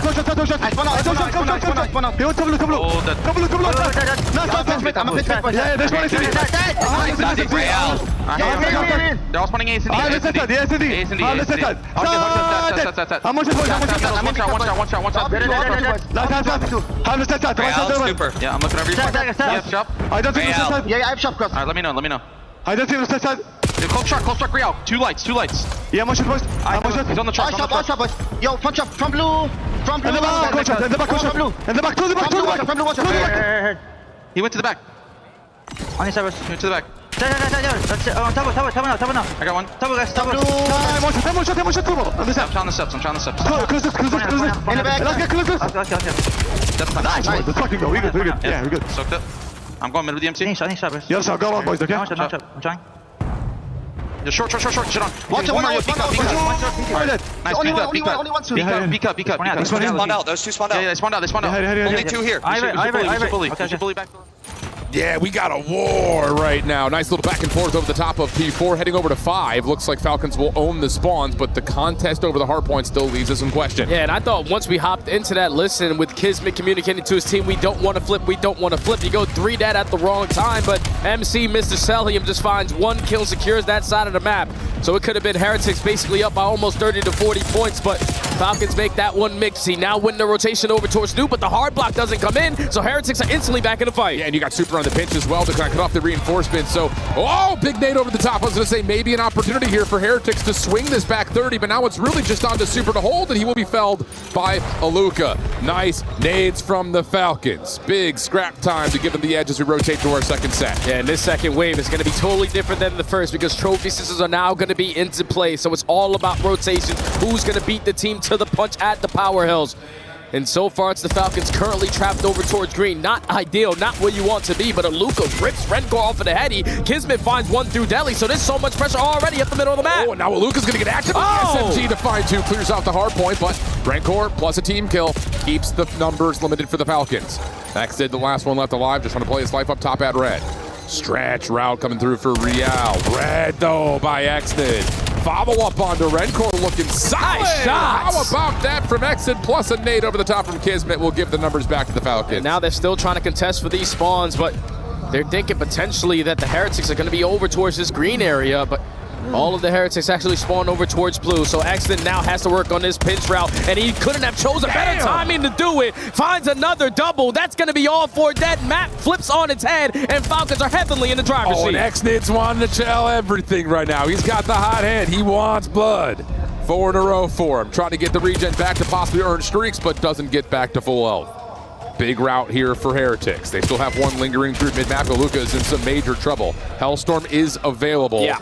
That might be key because right now Heretics have everything they could possibly want. And if you are Falcons, look at the long round being developed here for Exton. They are going to commit so much here at this P2, knowing that they got the bailout Hellstorm for the Money Hill at the next. But it's Exton with the route. Spawns now flip, cannot find the trade onto the second, but it's Metal's trying to hold them back. I mean, that's just blessed spawn for Exit on that route, but the first shots from Aluka over the top are insane, and then he turns his next life into more pressure onto the hard point. Still stays neutral. 30 seconds to fight for. Both teams want it. Holy moly. Aid from Super gonna land.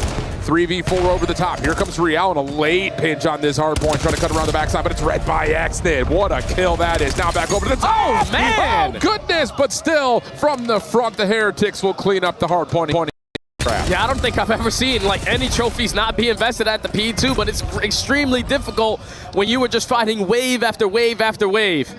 And now the Heretics are going to beat you to the punch over towards the Money Hill at P3, but this is what Falcons are banking on. Let's soak up this final couple of seconds. Let's try to put ourselves in a position to contest, at least using this Hellstorm to the best of our ability, but realistically, not a single player is in a position to contest this. Not particularly, no. That trophy system actually does a lot of work right there for the Heretics. Exnid, trigger discipline largely executed on for the first. Able to get the second. Goodness, Exnid is shooting. Damn! Now you have an opportunity for the Falcons to lock things down, and this is not where you want to be spawning if you're the Heretics. Absolutely not. You got to get past this first wave, and that's going to be Aluka just maintaining mid-map, because if you're going to commit through the front, Celium is going to make you pay for it. Lines up a double, shuts down that first push. That's going to be all four players coming off the respawn, and with only 20 seconds left, Falcons, your big job is to not lose these next spawns. Okay, Smith just finessing, playing his life up to contest a lot of the time here on the hard point of the back 12. Aluka over the top shutdown. Careful here if you're Exnid. Or maybe not. He's got the hot hand. Why not try to fry? Not going to happen, but his teammates will still spawn up, moving over towards B4. Where does Saud spawn? He spawns all the way in Narnia. So now all of a sudden, a lot of pressure on these last two Falcons towards new. There's no hard block coming in. So you got Rencor pitching from one angle, the close P2 spawns coming in for the rest of the Heretics, and it's Metal starting off the engagement. You are feeling the pressure if you are the Falcons. You are forced to play from the back end, and so far they are managing so damn well. 3-for-1 trade. Last guy is going to be super alive, and the first wave is instantly shut down. Really well done by Aluka. Oh, man! Now over the top of the white wall, able to find more. So now there's extra space here with only 30 seconds left to the hard point. This game could get out of hand quickly. But first two kills on this next breakdown for the Heretics are good. Kismet has to step up. He had a monster series yesterday, and Exnid will benefit from all the early damage. Goodness gracious. This Falcons team is absolutely coordinated. Oh, goodness. Exnid for more. Trying to look on the rotation to new as the Falcons will get the scrap on 4. And he also finds another kill onto Real. So every time you're thinking, all right, it should be a free trade. No, Saud is making you pay for it. Now the Falcons blow the game wide open. You get a quick break here at the P5. It's basically going to be a GG, so these routes need to be able to work, but Aluka gets caught through the middle of the map. Tough moment right here, though, as Real will be stuck. Trade will come through. Kismet looking to jump on in. Checks the corner. Very well done. Finds one, but over the top, Rancor's able to get a kill. Celium is the player playing off Spawning the him out. block. He will spawn them out. Exit over the top, gets into the hard point, finds the kill. Back over. Oh, my goodness. Oh, my goodness, Exton. He wants more. And with the way he's shooting, I can't blame him. 19 HP, though. Let's take a breath, Exton. Kismet now next on the pinch. It's just so good from the Falcons. Medals will drop. Nowhere to go if you're Rancor. Yeah, that's more like it if you're Falcons. Clean. Scrap time's theirs. Yeah, the final 15 is going to go their way. And you already have the playmaker in Kismet. Le Bulldog trying to work his way or play the timing at the white wall. It's all on Metals. When is he going to decide to go for this child? Now he has the info that Kismet is going to be in that position. You take care of him. You're fully set up around blue. Heretics so far doing exactly what they need to do to potentially start this comeback. American Bulldog, French Bulldog, doesn't make a difference. Both breeds exist. Now it's down to the Heretics, trying to lock down this P1 time to dig into this deficit. What Not a 15-point game, but a Luka again off the pinch as Rencor scrambling. Super able to give not just one, but two nice pistol shots from Rencor. Heretics, a bit of a lifeline here. 40-point difference. They're starting to light up the kill feed. ARs are finding their kills. Real is still living rent-free in towards Delhi. Only 30 seconds remaining here at the P1. This is bound to be another photo finish here as they breach the 200-point mark. Sure feels that way. Rencor still full HP, getting more help from Super, who's able to turn that into 4 in a row. Can't quite catch the fifth. Selling him over the top. Nasty little movement. He's able to find 3. 13 seconds of time, plus look at the minimap. Falcons have exactly what they want. The perfect position, spawning Heretics all the way out. Look at the way that Xnet is playing this. He knows that they have to work on these long routes, so let me just camp myself a corner and guarantee the first. That's going to be 3 that off the rotation. The stun is able to connect, and all you are doing is consistently pushing Super back. Not able to find the kill, but you only need 9 seconds to win the game. But Super's able to get 2 now. All of a sudden, you've got 3 players in. It's just Celium, the last one left, is able to find 1.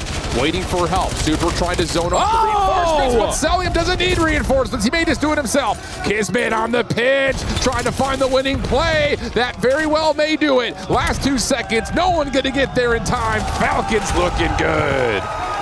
Just way too much firepower, man. Managing a lot of the money hills, winning a majority of the rotations in the game, and even though the Hellstorm wasn't impactful with the kills, they were still able to push Heretics back in their setup with the clean 4 dead, strictly off of those M15s. You were just late to the party a couple situations there if you are the Heretics. But Falcons, ever since the addition of a Luka, they've just been outstanding in respawns. But Xnet is always gonna have himself one of those respawns in the best of 5 where he just says, don't worry guys, I'm gonna do it all. I mean, and it's not just his individual ability, which is obviously highly showcased.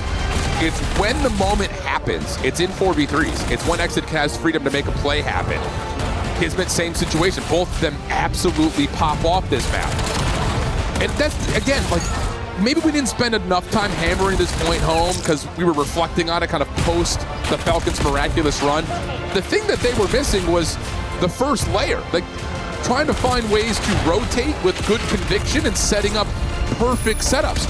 Now, all of a sudden, you give them an extra 2 weeks, they're doing that. They look great, and that's terrifying for everybody else. Yeah, because you even saw it at the perfect setup of the P4. Absolutely. Luka's coming. I got all of Deli Cross. Kismet isn't scamming. He has all of P2. Celium sitting top blue. Xnet is in the time.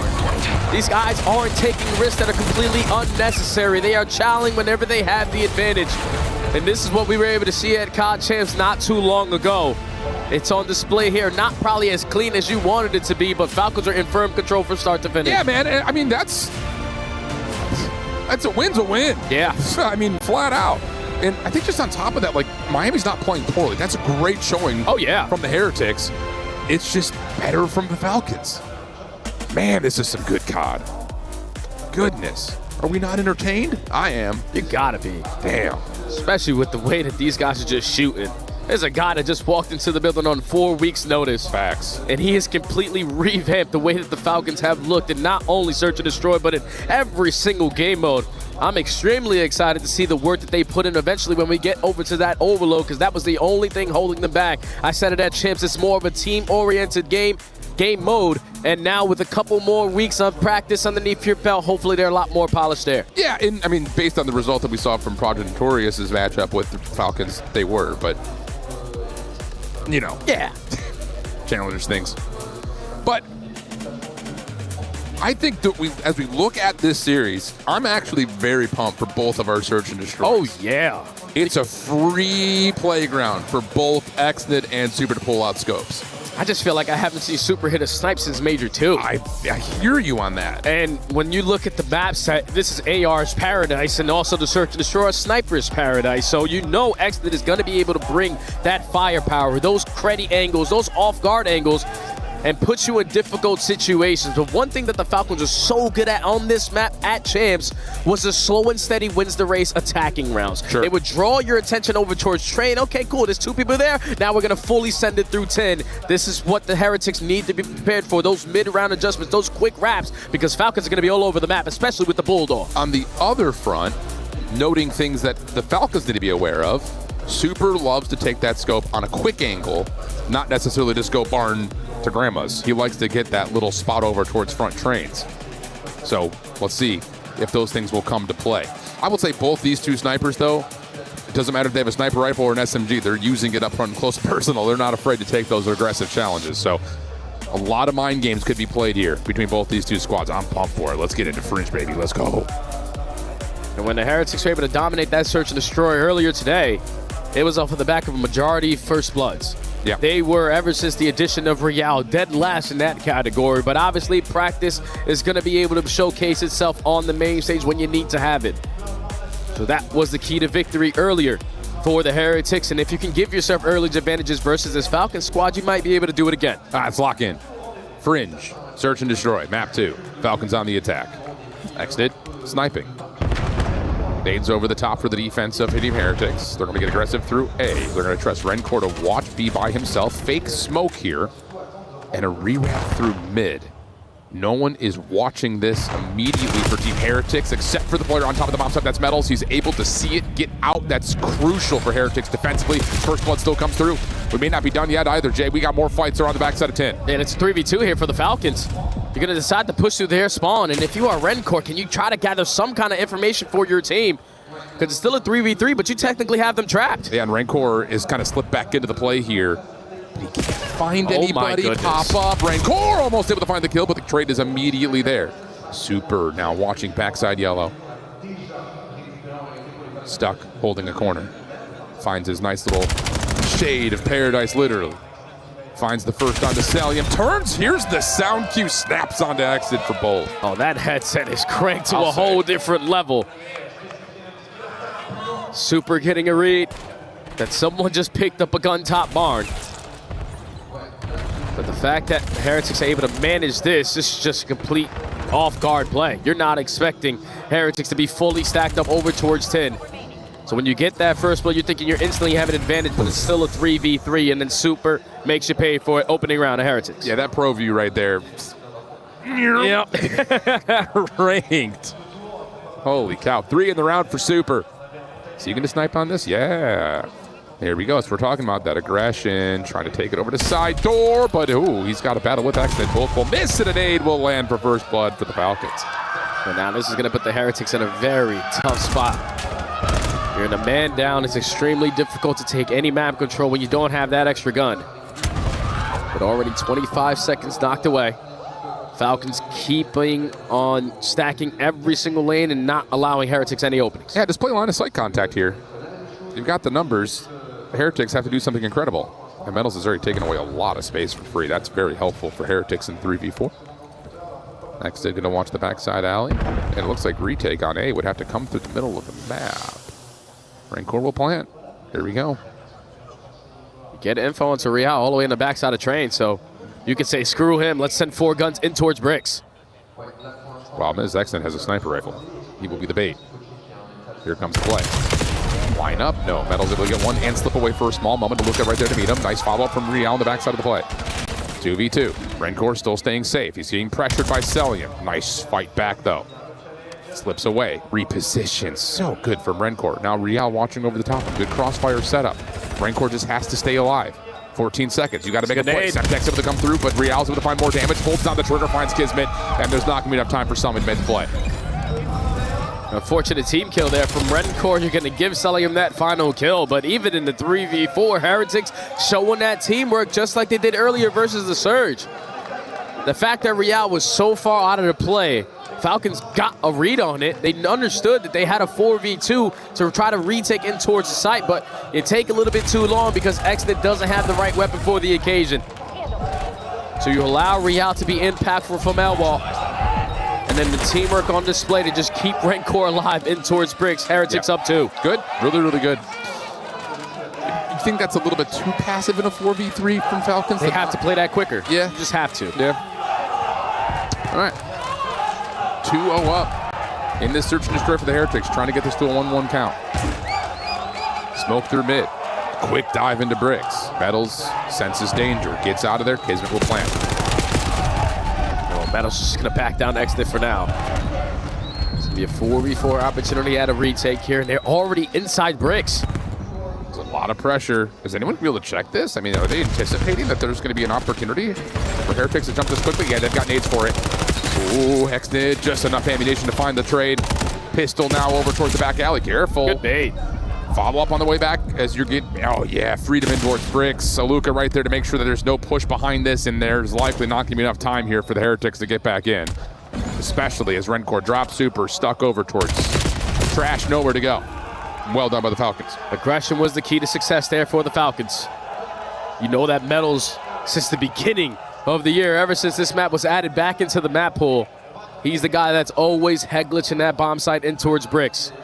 So you're able to invest the smoke grenade, get yourself to the middle of the map, no hesitation on the bomb plant, and then when you're finding those first bloods, when Exton is able to at least clean up that kill on the Metals, you were keeping the gun advantage in your favor. Falcons get one on the board. Yeah, and I love that call right there, too, in terms of how you set up your post plan. It's like, whoa, we just got that site for free.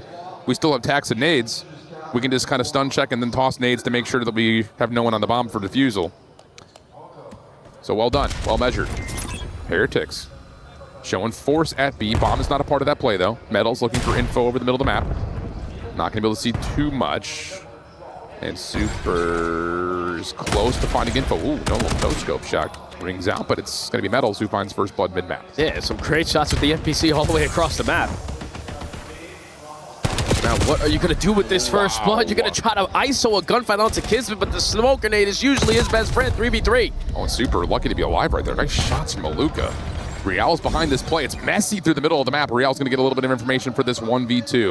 Will isolate Kismet for the freebie. Now it's down to Cell, who they know was playing behind B, but that was a while ago.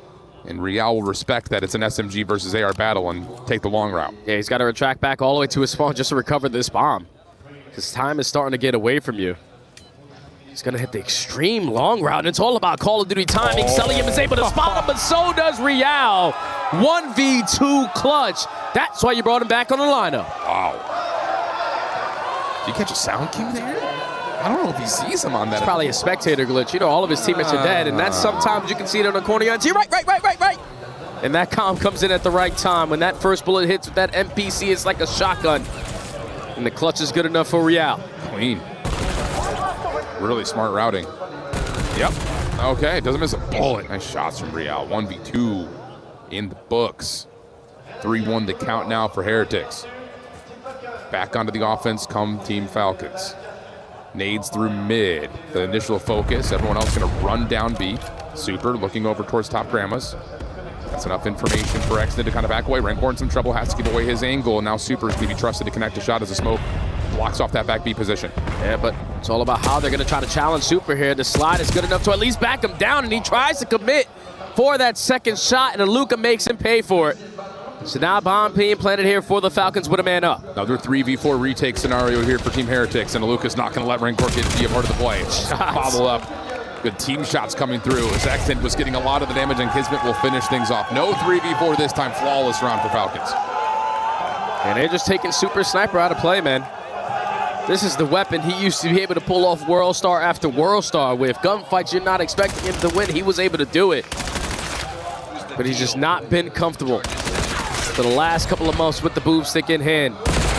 Teams are working so well on countering those sniper players. And the aggression so far has been the key to success for Falcons on 2 attacking rounds, but can we win a defense? Yeah, that's the question. Let's find out. Heretics on the attack. Eyes towards mid and then immediately over to B. Celium still playing in the back. Kismet going to play up close and personal. Smoke comes through. Stunned to follow behind. That exit will fall. Look how fast he is. Behind the play at Trains. He needs 2, finds 2. Oh, that's so good. Smoke trying to give him some separation, but Super and Metals will combine, leaving Celium now for the 1v2. Cell going to step up. He knows he has Metals close, trying to catch it by surprise. Able to find the first. Does he expect the second? No. But that'll be enough for Heretics to keep their edge. I thought Kismet made the big-time play. He found the timing through small room, was able to pop a double, and you give your team the early advantage, but this is where you need to be playing that man-up advantage. Aluka just gets caught in the middle of the map for absolutely no apparent reason. Then you know, with how fast Metals was, Kismet was bound to be traded, but Aluka cannot afford to die there. Yeah. You put Celium in a tough spot, and that's now 4 rounds for the Heretics. Okay. That defensive question still stands as well for the Falcons. Keep in mind, they did play this map versus Proud Notorious and lost it 6-4. ponder on that. Here we go. Whoa! Okay, nades over the top this time. That's from that backside at A. That will land, Cellium will drop 3v4, but all those nades are going to give some information here that maybe we can still stretch something over to B. Yeah, but you got to do it slow. You know, they usually have at least one player scouting on this side of the map, and it's usually Rencourt sitting on the backside of the trains. But Heretics are not budging at all. They are going to give up this bomb plant and play their numbers advantage. Yeah, why not? You can hit a quick flank if you wanted to. Next, they're going to make some noise over towards A. Doesn't really do much to the defense, but what? What? Over the top of the mid fence? What an unbelievable counter. So now you've got a 3v3, and all of a sudden, you've got a wide open B site. Yeah, that was one of those classic Black Ops 3 wall bounces over the wall in towards Junkyard. And now with 25 seconds left, all of the Falcons are trying to get this bomb down at B, but Rencourt finally into the play. 3v2. And they know that the Bulldogs playing in towards Barn. They overwhelm them. Exit's going to try to make something happen over towards A. And the last second check from Metals will put this round to bed. 5-2 Heretics. Search and Destroy looking mighty fine. Oh, yeah, they are fantastic right now, especially on the defensive side and also on the offense. But that first blood category, they are dominating in this game.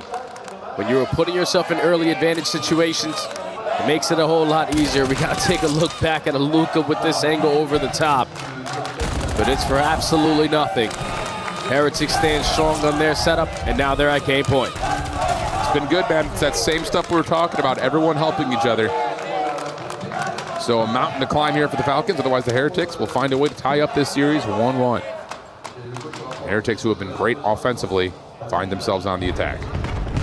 Different look here for Falcons. Lots of focus through mid, and Metals has seen the quick stretch. Kismet is going to get isolated here. There should be nades or something. There's no one helping him. No, he's completely screwed. Yeah, nowhere to go. Good read from Metals. Good isolation from Heretics, 4v3. Another first blood for the Heretics. Now you can do whatever the hell you want here. Potentially in this final round, information already being gained. You know exactly where Exit is going to be. You know what Cellium loves to do on this map. So let's just take everyone towards one position and let's bang it out. Yeah, you know Exit's watching that cross. Now you also saw him over towards Briggs. Aluka gets a read over through Junkyard. Trophy system right in front of the bomb site to be deleted. Smoke coming through. What? Now, lots of damage. Hello? Surely we don't lose. How is he alive? I have no clue, but X is able to find the first on this retract towards A. Real in some trouble. Heretics look a little bit scattered here on this post plant. Careful. And Cellium's able to make you pay for it. 3v2 now. You know they have to be playing somewhat close in towards the Junkyard, but Rencourt is going to make you work. 1v1. 1v1 with Exit. Opening shots. Connect for both players. 20 seconds. Nice shots from Real, and Heretics come back with the fire here in the Search and Destroy to tie us at one map apiece. Yeah, and it doesn't take the sniper rifle plays, the superhero plays out of Super to get this one done. Whatever work, whatever practice they've been putting on the back end, their Search and Destroy might be back. It was 6-1 earlier versus the Surge. It's 6-2 versus a better Search and Destroy team on one of their preferred maps in the Falcons. And Heretics do exactly what they need to do to tie the series. Clean. It's really, really good. This reminds me of that Heretics team from the middle of the year that was so good at Surge.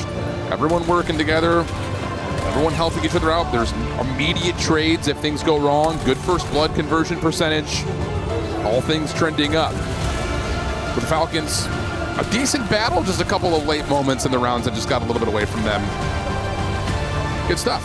Good stuff, good stuff, good stuff. But with that, we've got Puckett and the gang ready to break things down.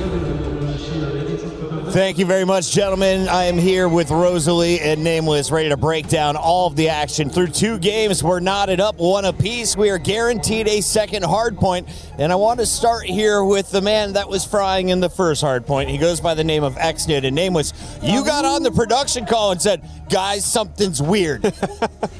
What was it? What did you notice? Xnid, I think the Esports World Cup are helping him a little bit. If you take a look at his setup, he usually plays with a hard angle. The monitor massively tilted, and I don't know if you could tilt this monitor, so he's actually playing straight on, and he had an incredible performance. You know he's probably slightly uncomfortable. As a former player, I'm telling you, you're uncomfortable when your equipment's different or you can't get it just right like you are at home. Well, this time it helped him out. Seeing the game straight on allowed him to pop off.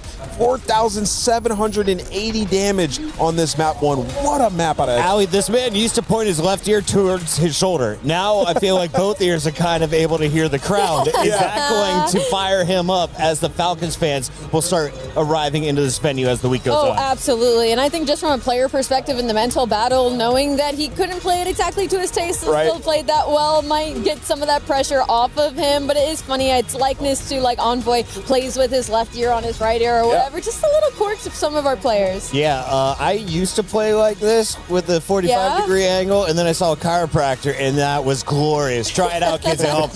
In the meantime, try playing like the Heretics in Search and Destroy, because through 2 games, they've given up 3 rounds. They are the cleanest Search team that has graced the stage, and that is kind of like an oxymoron. If you watched them going into Champs, Howie, we had nothing nice to say about their Search game. Their Search was not great. And what's funny in the story of this Heretics team is they were one of the strongest Search teams near the beginning of the season because we saw a lot more sniper usage. People didn't know how to handle it. Super was one of, if not the best sniper in the league. And then we kind of saw the meta shift a little bit, and Heretics struggled for a couple of weeks to try and figure it out. Now it seems near the tail end of this season, I mean, they were getting first blood galore. And I think that really helped them versus a team like Riyadh, because it allowed them to utilize their team chemistry, bringing back in Rial's a team that they're comfortable with, and play around each other when they have these man-up situations. It felt like you couldn't come back from the man. No, 100%. I mean, this was a beautiful play out of Beluka, still showing us some awesome things. But yeah, I mean, Rial, big 1v2. Just kind of like going as expected a little bit. I mean, if this is the Miami team that we had back earlier in the year, they were stellar at Search and Destroy, and they're showing us elements of that once again, finally here in this tournament. Rial finally looking comfortable as well. I think they just gave him the green light. They said, dude, do what you do best and we'll kind of play around you, and it's working out well. You heard from Chad saying they didn't need the snipe from Super. He's just doing it with the classic weaponry. Is this the new meta for the Heretics, and can they keep this up as other opponents start to study their S&D tape? Yeah, I mean, it was a huge adjustment, right? They were the team that relied the most heavily on the sniper earlier in the year. And, you know, with some of the maps that got removed and some that got added, teams have just transitioned away from using it. Finally looks like the Heretics have adjusted. Obviously less pressure here, and they're feeling better. Now we've gotten pretty lucky. A whole lot of 3-1s, but we've also seen a Game 5. Does this one go the distance once again? Optic versus 100 Thieves gave us everything we asked for. I fear it could, mainly because when I look at this Den overload, I don't hate this for Heretics, because on the side of Falcons, they lose their best overload in that exposure, and so that gives a lot of map veto leverage to the side of Heretics. Now, Den overload doesn't necessarily lean either side, but surely makes things more mixy. Den. What happened here, Ant? Why are they choosing to square up on this map? Is it just weaknesses across the board elsewhere? Yeah, I mean, I think, you know, for the Falcons, they probably just found that they're comfortable on this map. We practiced in the last month since adding Aluka. And then for the Heretics, you know, it's a map that they've played a lot. They haven't always been great at it, but they've loved it in series. So they can play toe-to-toe. Yeah, you know, trying to get to this Game 5. I think we get another Game 5 here, Chris. I really do.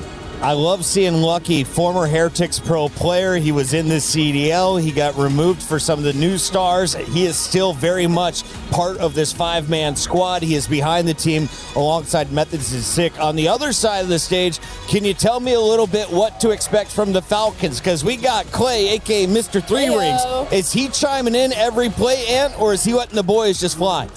You know, a balance. I think he's definitely chiming in a lot. You can see him talking right now about the game plan going into this overload. This is his dream rotation right now, being on mic with the boys. Yeah, looking at their first series, Kismet had a 1.3, and he was popping off. And I think you can attribute a little bit of that to Clay being on the stage, right? Because he is the in-game leader. He's tasked with focusing on a lot for the rest of this team. Pressure off. Yeah, being that guy. So I think Clay being able to help in between games allows Kismet to focus a little bit more on his game and gives them more firepower in the respawns. That is 2 series now where they have lost the Search and Destroy, but they have been lights out in the respawns. We got to send it back over to the casters. Will we go the distance? Lock in. It's group stage here at EWC.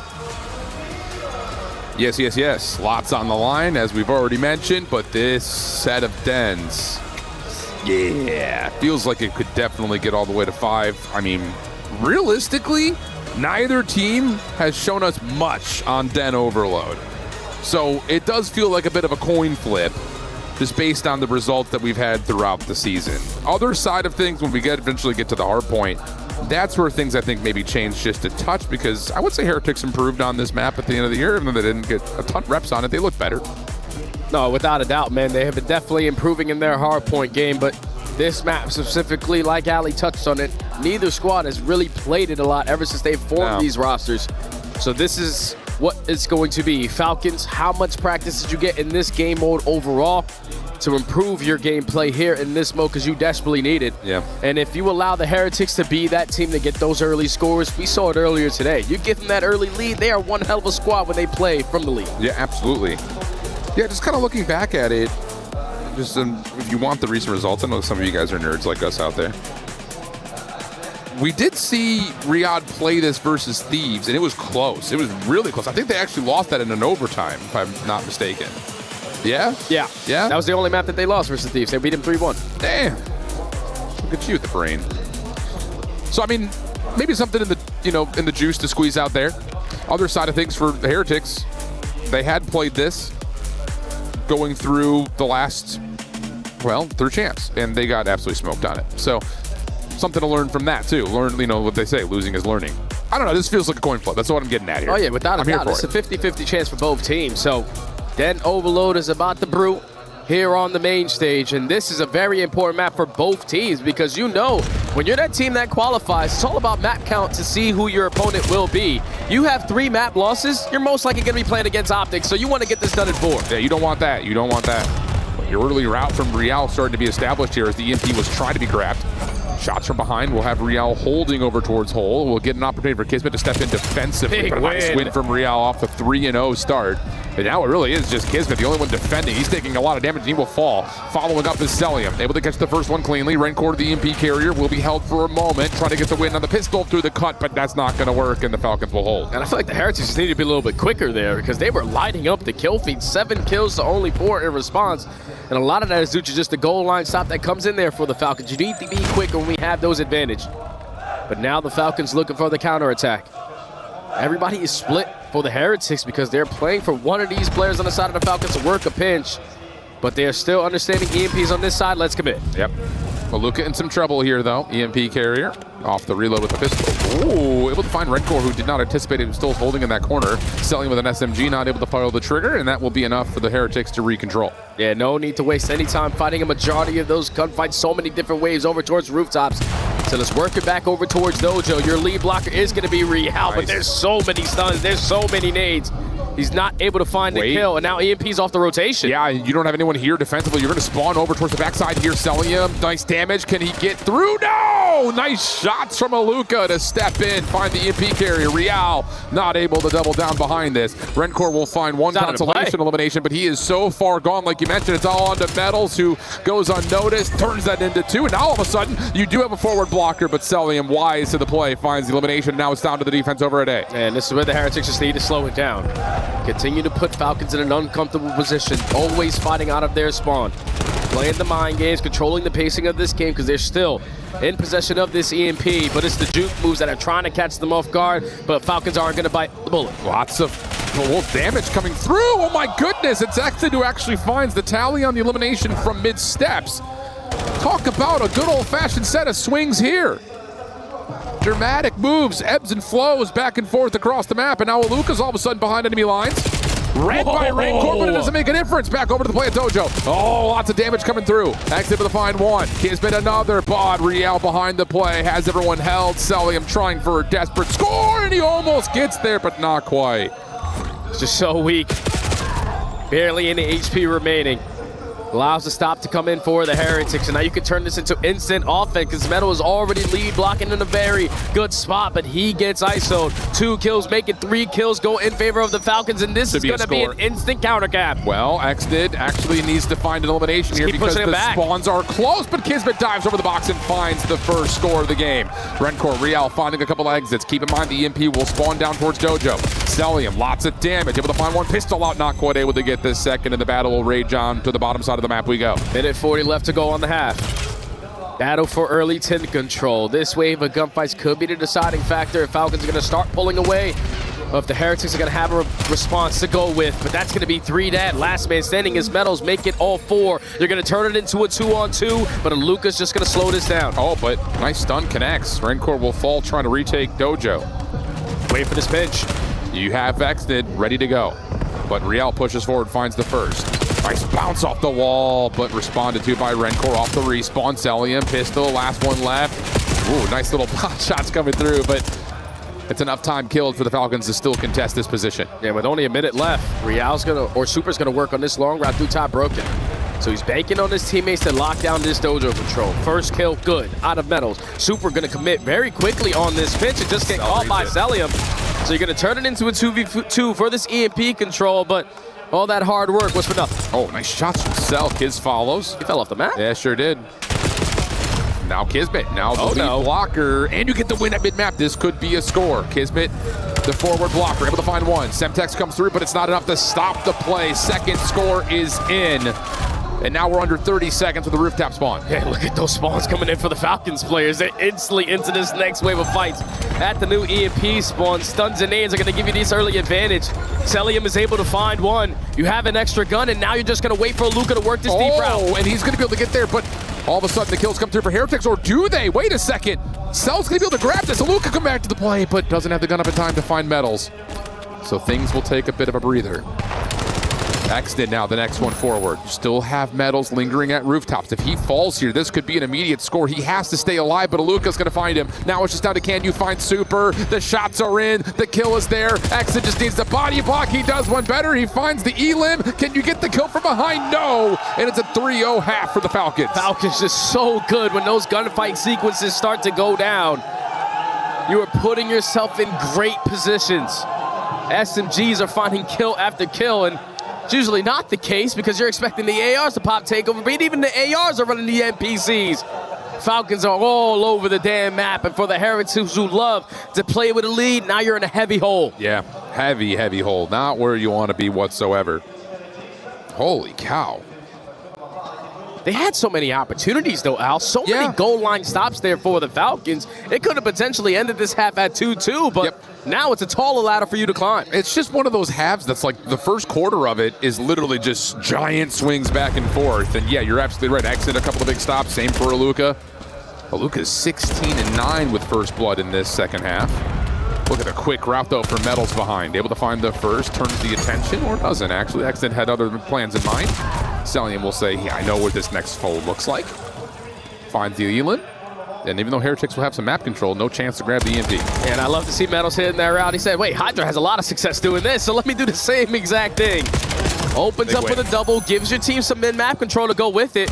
But we need to grab this EMP and get it up through mid-cut. It's just not going to be easy because Aluka is not allowing you to cross. Where are we taking this EMP right now? Metals is getting space over towards A. Here comes the follow-up through Dojo. Should be, and yeah, there we go. 4th down. Heretics able to get their first score on the board. This might be an opportunity for a quick number 2 as well, because Falcons are stuck between a rock and a hard place on a decision that they're trying to make. It's 3 players wrapping back, 1 player working the OE, and Aluka makes the big-time kill happen. It would have been a guaranteed number 2 score for the Heretics, but that might not even come into play. Exit with the route. You still pick it up and get it in. Heretics down by 1. Very close. That was really the only option right there for Falcons in the complete spawn trap blender, but Heretics still wreck the reward of being able to find 2. Falcons will grab the EMP, pull it back towards their spawn, using Xnet as the scaled forward pivot point, seeing if maybe he can catch a couple of players the Heretics on rotation to beat. Yeah, this is what you play for the Heretics to make the first move. You don't have to do anything. Bank on your stuns and nades to give you some early info, but Kismet with a phenomenal shoulder and a beautiful wall bang gets that first kill. I would have loved to see a little bit more patient play there out of Xnet, but at least for now, you're still controlling this side of the map. Other side of that, if Xnet finds that win, it's wide open pastures, but instead, now it's Super pulling in the Hellstorm. Heretics trying to take back the map. They're able to find Kismet, but nothing behind that. And realistically, a Hellstorm doesn't give you all that much. Rencor low, follow-up play from Aluka. The MP carrier is good. Super just spamming away at 10, not going to find much connection. Real on the backside of the play, though, able to get 1+ damage onto another. So The fight rages on here at Dojo, but Exton's able to find a double popcorn. Medals, the last one standing for the Heretics, and his elimination will keep things neutral. And even though the Heretics did not find any kills with that Hellstorm, you just call that in so you can eventually take some map control back. Because Falcons were more than happy to just keep the EMP in their possession and allow that time to keep on ticking down. But the reset goes down, and now it's all into the hands of Aluka. Yep. You're going to commit if you're the Heretics over the rooftops. You get the trade if you're Metals, but your last play off the respawn is so far away. The rest of the Falcons are here. Metals, though, able to keep the play forward. Trying to get double teamed out right now. Falcons trying to push out. They will find the trade. Follow up from Super, not there. Aluka, another double. Goodness, this guy is the truth. But look at the route. Real around the back. They can find one. Maybe there's an opportunity, but Real's too low, cannot commit. Falcons will get a couple of defenders in place. But honestly, the Heretics have a chance to try to join him here. And we're not done yet. Metals, if he can find an elimination, could possibly run through this, but the Falcons now have 3 defenders up, and this will stall things out. Yeah, and they also have trophy system down, so none of your attacks are going to be impactful. And Exton has a beautiful read on that. Flies out through the outskirts, finds a double. The reset goes down. And if I'm the Falcons, I'm not even trying to commit forward. I'm grabbing this and I'm wrapping it back towards Dojo. Keep on playing that game clock. Real just get that kill through mid-map? I think so. Oh my goodness, with an NPC? Oh my goodness, with an NPC? Lucas says, I don't need no wallbang cheese. I'll just do this the old-fashioned way. Up and down we go. Aluka off the regen. Kismet with the score. What a play from Aluka. Just something about the Wonder Kid, man. He continues to shine. It doesn't matter what weapon he has in hand. He is going to be able to have himself a moment, and regardless, whatever situation he is in, a minute left here on the game. Heretics trying to keep up with the pressure. Extra NPCs are being pulled out. This one needs to get in. Super up and over, is able to get there, plus find an exit. Hold on a second. He could hit a long wrap behind this play. He's also going to split the spawns just a touch. If Metals could find one from the front, that would be a huge assist. But not quite able to. Pinstripe kill feed. And the pinch is shut down. Now it's just raw gunfights over the top of Dojo. That's a beautiful frag there to find that opening kill with only 25 seconds left. You need the Heretics to start lighting up the kill feed, and Selim said, nah, you're not gonna beat me in that one-on-one. That's gonna be all 4 dead and basically game. Yeah, you have to win this next wave of fights right here, right now if you're the Heretics. Aluka in some trouble. Able to find a little bit of safe haven behind the wall, but Real pushes out to find one. Rancor following, back and forth we Makes go. no touch. Super able to find the elimination, 4 seconds. You gotta find this kill at mid and then be able to touch. Here we go. Overtime. Can we get this to extra innings? Metals will stay deep at Dojo. They're going to commit Dojo, Al. Feels that way. Trying to bait the EMP carrier, but Aluka's able to find Metals in the corner at Dojo. Follow up onto Real is good. You only have 15 seconds. You have to go. Rencor going to fall. Now it's just down to Super. You have to make the play with the pistol. Finds the first. You got to find more than that, though. Shots over the top are decent. Real right there to assist. Got to go. You got 5. And the EMP carrier will fall. Falcons take the map. Such a great first half there from the Falcons. Give them the advantage that they wanted going into the second half. Because Heretics started to pop a little bit of takeover. Get 2 scores quickly with about 3 minutes and 40 seconds left to go. But once Aluka and the rest of the boys on the Falcons get so many goal line stands, they just keep on allowing that game clock to keep on ticking. You just have to make the adjustments when you need it. And Aluka going from the M15 to the MPC. Pushing through roofs, finding 3 and giving themselves that 4th capture is good enough to win the map. Unbelievable stuff from this Falcons team, man. It continues to impress. It continues to impress. 4-3 the count here. And then again, another really solid map from Team Heretics. Yes, I mean the first half of, well, first quarter, first half of the first half. Was just so back and forth. Both teams trying to get a forward blocker, both of them finding success but not able to get the EMP or vice versa. Just heavy swings to one side or the other. But then things start to stabilize. We start to get the structure of both squads. And I love what I see from both teams right now. Both are looking really clean. Without a doubt, and especially on that final push. You're thinking Heretics did everything that they could to give themselves one more opportunity. But the fact that Aluka understood, all right, all they're trying to do is play the hesitation game, trying to juke us out of our socks. They were split on their setup, but Aluka finding the opening frag onto Metals was the biggest kill there in those final moments. Yeah. Because it gives you the early man up, and you would obviously know where the EMP is now going to be approaching, and you instantly shut down that wave from the Heretics and don't give them a chance in the final 30 seconds. Falcons don't want to go game 5, man. They need to get this done in 4. Yeah, I hear you on that. Of course, we're staying den all the way through. It's not bad news really for either team. I mean, a lot of experience through both maps, or both modes, pardon me, on this map. But I think just kind of looking back to map number 1, biggest bonus when you talk about Falcons is the fact that they're rotating and setting up really, really well comparatively to what they were doing at Champs. That's the one thing that was really missing, which you can understand. It was 2 weeks notice of trying to pull a Luka, and you're not going to get time to go through every single map. Now you've had time to really build that out. Heretics on the other front, though, are getting great participation from Rancor and Super. Oh, yeah. So it's, again, it feels like whoever finds the critical moment to make a decision in that 20 seconds between hills could potentially determine the outcome of the series, if not maybe the bracket. Yeah, maybe, and you also got to remember that the Heretics, especially early into the season, they were one of the best teams at holding down that P2 from the front. So if you are the Falcons who were able to win a majority of your rotations in that first map, then plays completely different than Scar. Yeah. There's not really a lot of money hills that you can get away with besides the P2 and sometimes the P4. But those NPCs are going to be the difference makers here, not the ARs. I like that call. We saw great maps from Exted and from the Bulldog. On the other side, we know what Super can do when he pulls out an extra SMG. We've gotten great stuff out of Real and Metals too. I mean, again, you really can't point to anybody right now and say like, oh, I wish I had more from so-and-so. No, everyone's playing at the top of their game. Fist bumps are out. We're getting close here, friends. Let's keep that energy up. Boom, there it is. That's what I wanted to see. I turned around to see if I can tuck the fly through. We're in it. Let's get going.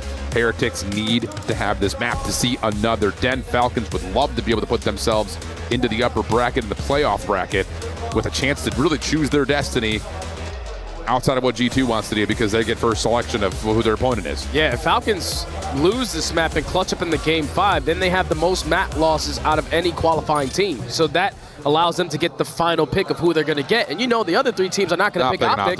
So Falcons need to get this done in 4. That's, of course, if Optic make it out of the lower bracket, Jay. Vancouver, P7, Wilder things have happened. See example, LA Thieves from playoffs. Sorry, Nate Shot. Metals already forward here through P1. Good start here for Heretics, and if you can keep contesting couches, oh, that'd be huge for early time, but Kismet slides out, finds the elimination. Lucas stays alive. Real low on ammunition and low on real estate will fall, and now Falcons will earn some time of their own. Yeah, and I love the way the Falcons approach that P1. All right, we're going to give them 20 seconds, but we don't want to flip these spawns, so let's just make sure we take all the power positions away to continue to try to force you on back, but you can already see Real hitting the Super route. Gonna put himself early in towards the P2 while Super is finding every kill around the middle of the map. And he also wins his one-on-one, so spawns immediately flip. Heretics in the driver's seat. Opportunity, though, the potentially quick contest through couches. Hardpoint about to open up. Metal's gonna lock down that route. Cellium in some trouble. Metal's off the reload. Real fell off the map. So there is an opportunity here for the Falcons to find the kills, win out Garage, and flip spawns on their break attempt. Flawless from Team Falcons next hit the rooftops on the way. That helps when you don't even have to shoot your gun to find the opening kill. Real needs to be able to stay on the map, and this is what I was talking about, those NPCs. Everyone whipping out an extra one here at the Money Hill on P2. A Luka on 3 in a row. Getting closer and closer to picking up this Hellstorm. Gimme kill number 4. Cannot find the 5th, but Falcons take the lead but lose the spawn. Yeah, they don't block the spawns. I mean, it's everything coming through the rooftop side. Luka's doing a world of wonders, but not blocking means that Heretics, with all those kills from Luka, are just spawning up ready to break. And they're going to reap the reward of the majority of this scrap time. Retake the lead, and we're going to head over to 3, where currently the Falcons have the first man there. And they're also finding kills off the rotation. If you are the Heretics, you're going to have the man-up advantage. It's going to be 2v2. Everyone committing through mid-cut, but Don's all on Super. How much time can he stall? Not much, because the Bulldog is going to be able to fly in for a double. But Heretics should be spawning over towards Cabo. No, they have Dojo spawn. Okay, but, oh, wow, on the hit through mid. Exit and Luka are going to find 2, even though you thought the Heretics may have gotten the power positions first. Lots of damage onto Exit. Nicely cooked. Nades! Goodness gracious, the Falcons continue to find value with their utility. And now they are slowly working their progression up through the Dojo side of the map. You want the Heretics to consistently keep on flooding through mid-cut. But Super finding a double was not on your bingo card. That's going to be 3 dead in favor of the Heretics. Still in control of Dojo spawns. They have an opportunity to continue to push Falcons back and win the roto to new. Man, it's just a lot of swings back and forth, back and forth. Pressure starting to amount over towards the 4th hard point. Let's take a Fly Saudi a check-in with Team Heretics. Pueden estar en backdoor, 4, No, están encerrados en el new, bro. Voy a echar abajo. Está dentro de la caja y otro outer. Voy a pegar piña, voy a pegar piña. ¿Lo de la caja a la derecha? Izquierda y otro outer de P4. Tengo outer, tengo outer. Está piña salita. Te tengo yo salita. Ay, piña, espérate. Hago echar outer. Outer, Luca, La derecha, toca. Izquierda, la maceta, la maceta. Izquierda, derecha, sigue. Derecha, está una bala. Toma en maceta. Nacen en P2. Llegamos antes para los lados. Una bala en el árbol. Sigue para la izquierda. Izquierda, son dos. Tiene bala. Y vete a la ventana y la caja, outer. Son tres, todos ahí. Están todos ahí. Están todos ahí. Tiro piña salita. Hay que pasar. Salita, se ha pushado. Sí, salita, está en stun en punta. Voy a estar en maceta, ¿vale? Voy a pasar. Y otro salita, son dos anteriores. Voy a llevar racha alguno, Son dos más. Tiene bala. Una bala de siguiente, P1. Son dos, otro más. Anterior sí está derecha. Vamos a ver. Bueno. Ya está. Tight battle, but a couple of key gunfights continue to pop up for the Falcons, enjoying about a 30-point lead. Yeah, the fact that the Falcons on the front side of P4, even with the Heretics consistently having those Dragon spawns, could never get in towards the time, and that's due to Celium going on 7 in a row. Yep. He was probably able to earn himself that early Hellstorm.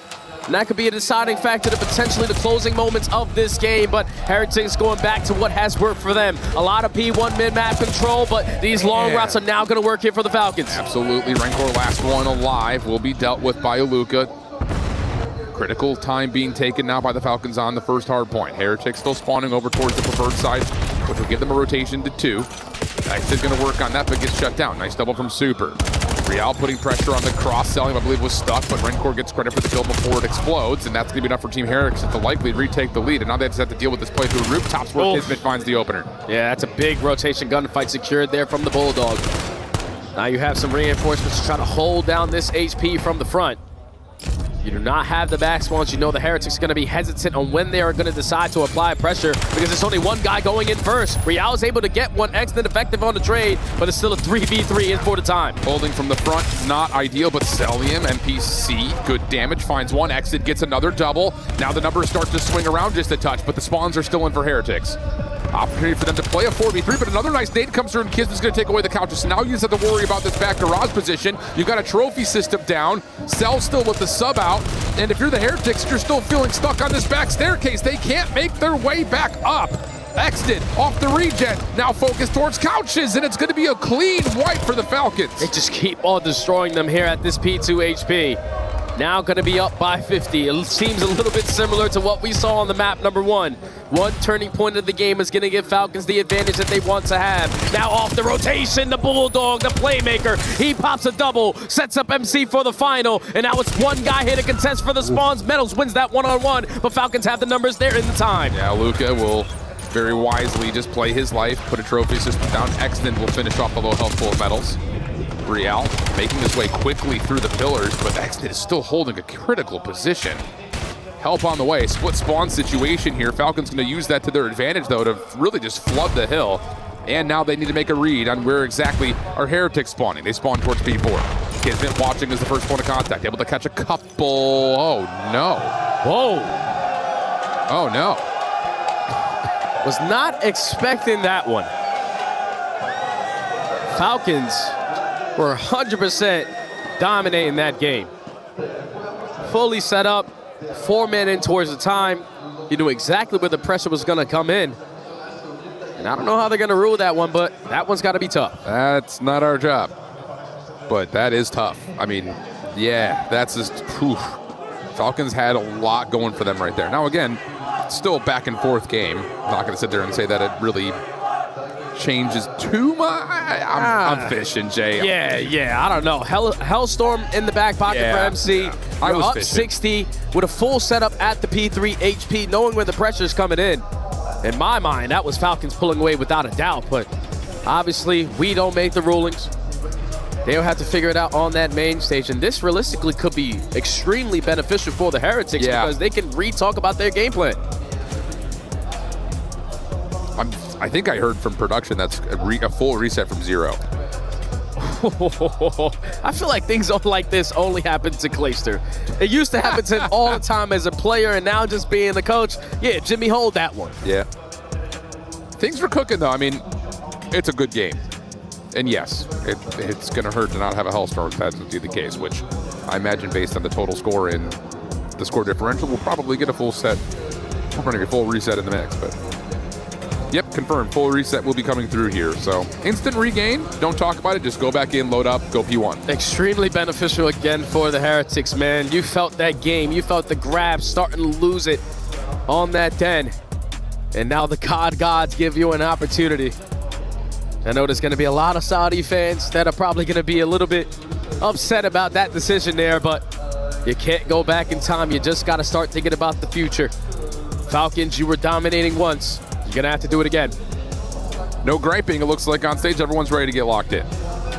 I mean, I didn't even see a single moment from the Falcons that was like, what? Yeah. No, they were like, all right, let's go again. Fine, we're beating these guys. They held P2 from the front. They held P4 from the front for a flawless 60. Like, those are just things that Heretics are technically winning the rotation, but just taking so long on, like, setting up these team pushes, never to try to execute it. Absolutely. And you know what, Jay?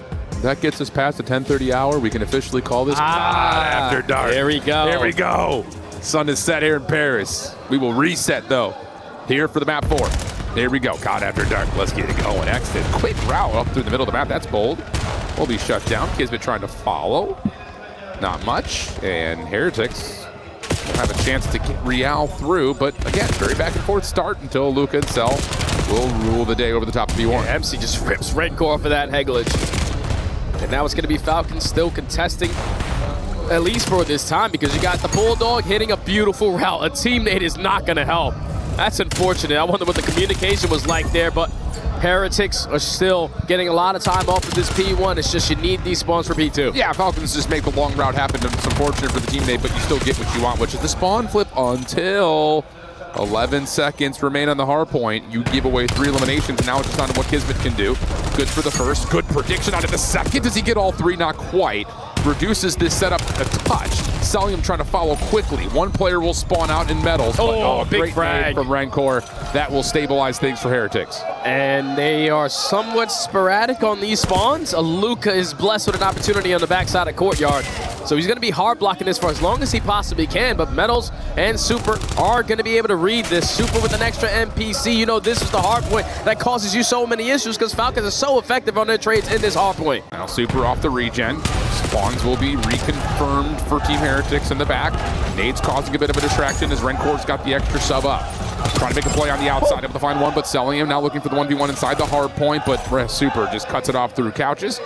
And Heretics are in a good spot now, trying to soak up this scrap time and make their play for Roto. Yeah, this final 15 is going to go their way. You're going to be up by 50, heading over towards the P3, and they're also finding a majority of these kills off the rotation.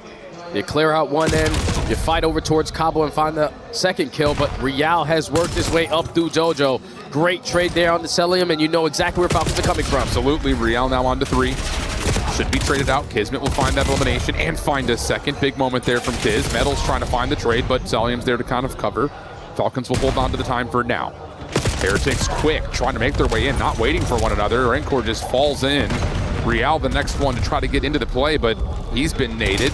Doesn't get found, though, in the corner by Exit, and maybe a chance to make a play here so Real could potentially start to move some spawns around. Yeah, he knows his teammates are going to be able to eliminate anyone jumping up through the mid-cut, so let me just guarantee Dojo's side to make it easier to lock down this final 30 seconds. Spawn starting to be a little bit scary here for the Falcons.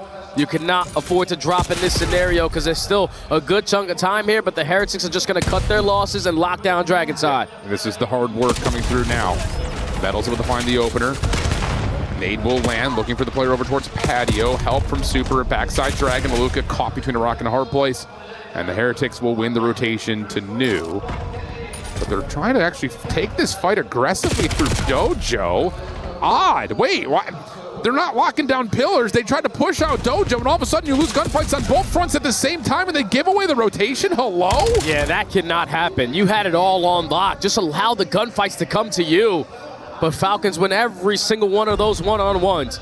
Flip the map on its head, and this was the hard point that they started to pull away with. Aluka, unfortunately, will fall off the map, but you have Celium streaking a little bit on 2 in a row, soaking up as much time as he can, and it's eventually time for Saud to jump into the party. All 4 dead. Falcons should be able to take the lead. That was a mistake that's going to cost Heretics a potentially 120 to 40-point game. And not just that, Falcons are going to have the lead as we exit this first rotation after what was a, 60-7 game or something of the nature? What a lifeline for Falcons, and now they're starting to heat up. 4 in a row for Celium, saying, hey, that Hellstorm that I earned last set, I want that back. He soaked up a majority of that time, so he has to be getting closer and closer to earning himself another one on this map. Great shots to find kill at number 5.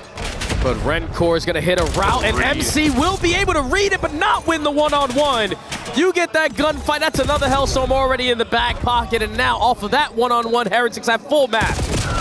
Shut down though under Rencor, gives the Falcons a chance to come off spawn. Make a play, nice read as Aluka just jumps up, finds Super. Kismet bests Real over the top of the hard point, leaving Metals, and wow, nice shots from Exton, who was low HP. Rencor can't follow up behind that, and it's just a straight set of kills for Team Falcons. Now starting to make a play for the spawns towards new. 20 seconds remaining. Metals will drop and the spawns will move. And rotation is going to be flawless here for the Falcons. You already have Exton hitting the long route, cutting off everyone from the Heretics who was trying to approach their way up through Dojo. Space is already being created, but we would love to have someone in the hard point right now. Playing for new is the call. Exton in some trouble, throwing shoulders. Sheesh.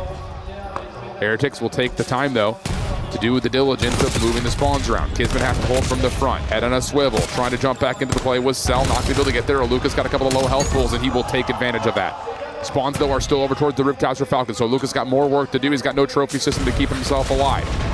But how about how fast the Falcons get back to the play? Luca gives you the first, teammate comes through, but it's just down to Cell. Damage to couches for 1, but Real has the last word, and Heretics will get the back. And they desperately need this 30 seconds. Real is going to try to create that extra space, guarantee at least 1 kill, and those layers are good enough to potentially get this final 20. Back spawns are not going to be blocked, though, so you are going to be aware of it if you are the Heretics, as there's still going to be an overwhelming amount of pressure on these back steps. Falcons are going to get that final 13, but they forfeit rotation anew. That's not negligible time, though. I mean, you've got an even battle on rotation here.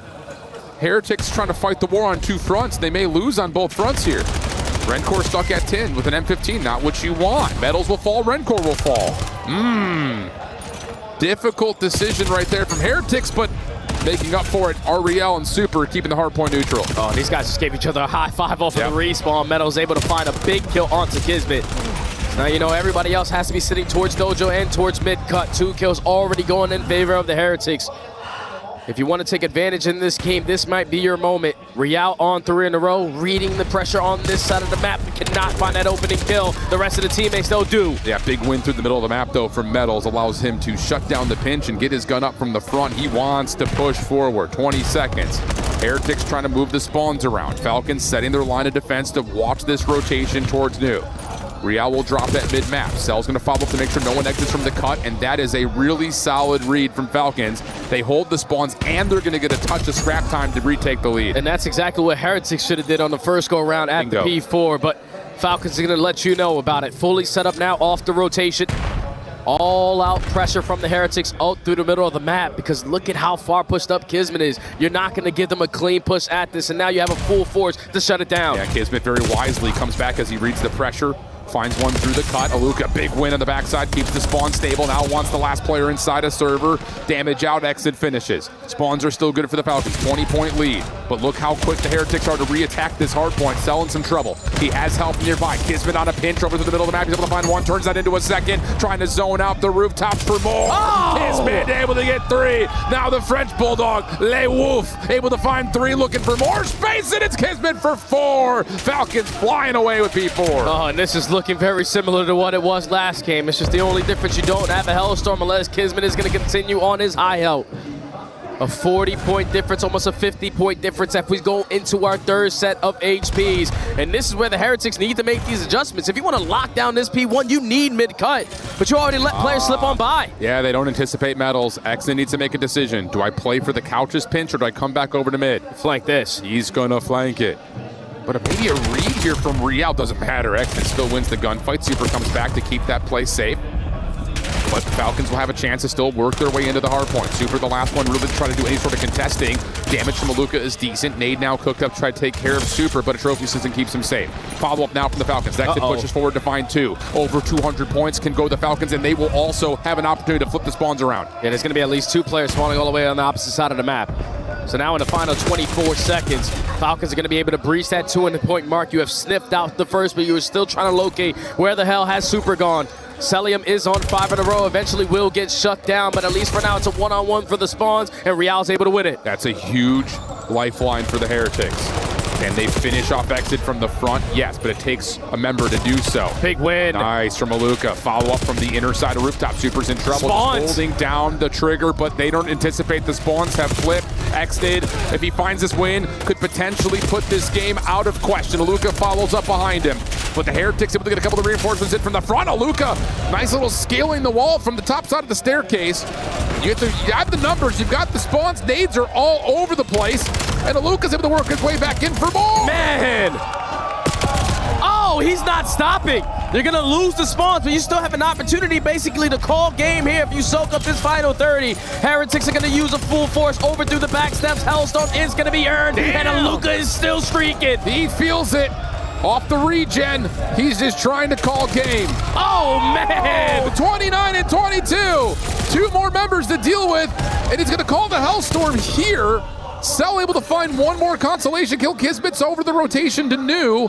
And I think the animation doesn't fully come through. Aluka still can make the decision on when he wants to call a Hellstorm, and it's right now. Yeah, because he knows the Bulldog's in a very good spot. You're going to force the Heretics players indoor, and that's going to allow Kismet to get a freebie. 3 kills to none in the kill feed. 20 seconds needed for the Falcons to make themselves into the qualifiers. This is the last push here from the Heretics. Have to find a way to break through. Bulldog for the first. Follow-up from Metals is good for the trade. Hardpoint open. Exton, last one up. He will drop. Heretics have life, but they're starting to fade. They're starting to bleed out. 185, 241. This is where, if you are the Falcons, just do something together, and it's the opening frag out of the Bulldog to start off this 4v2 engagement. Meadow has to try to do it all. Now it's all into the hands of Real. He falls. Falcons are trying to get in. Damage in is decent, though, from the mid-cut. No extra time has been earned yet for the Falcons. And they're kind of in a moment of scramble here. They're saying we're just going to take the leader's advantage and set up for New. Kind of taking the foot off the gas a little bit here. Heretics routing through multiple points of ingress. Aluka, big win onto Real. That may be decider right there, especially as Rencor will be found from behind. Aluka has done it. Last one left would be Metals from the backside of Dojo. Pistol out will work, and Falcons will cruise into the playoffs. And that is ball don't lie. Falcons were dominating in the first one before you hit the reset. I know this one is a little bit closer, but just the way they are playing around each other is unbelievable. I told you, you thought it was going to be about the AR presence, but no, it's about when the Falcons are deciding to run those 4 SMGs. And it was a majority of the time around that P2. That was the hard point that cost the Heretics so many problems.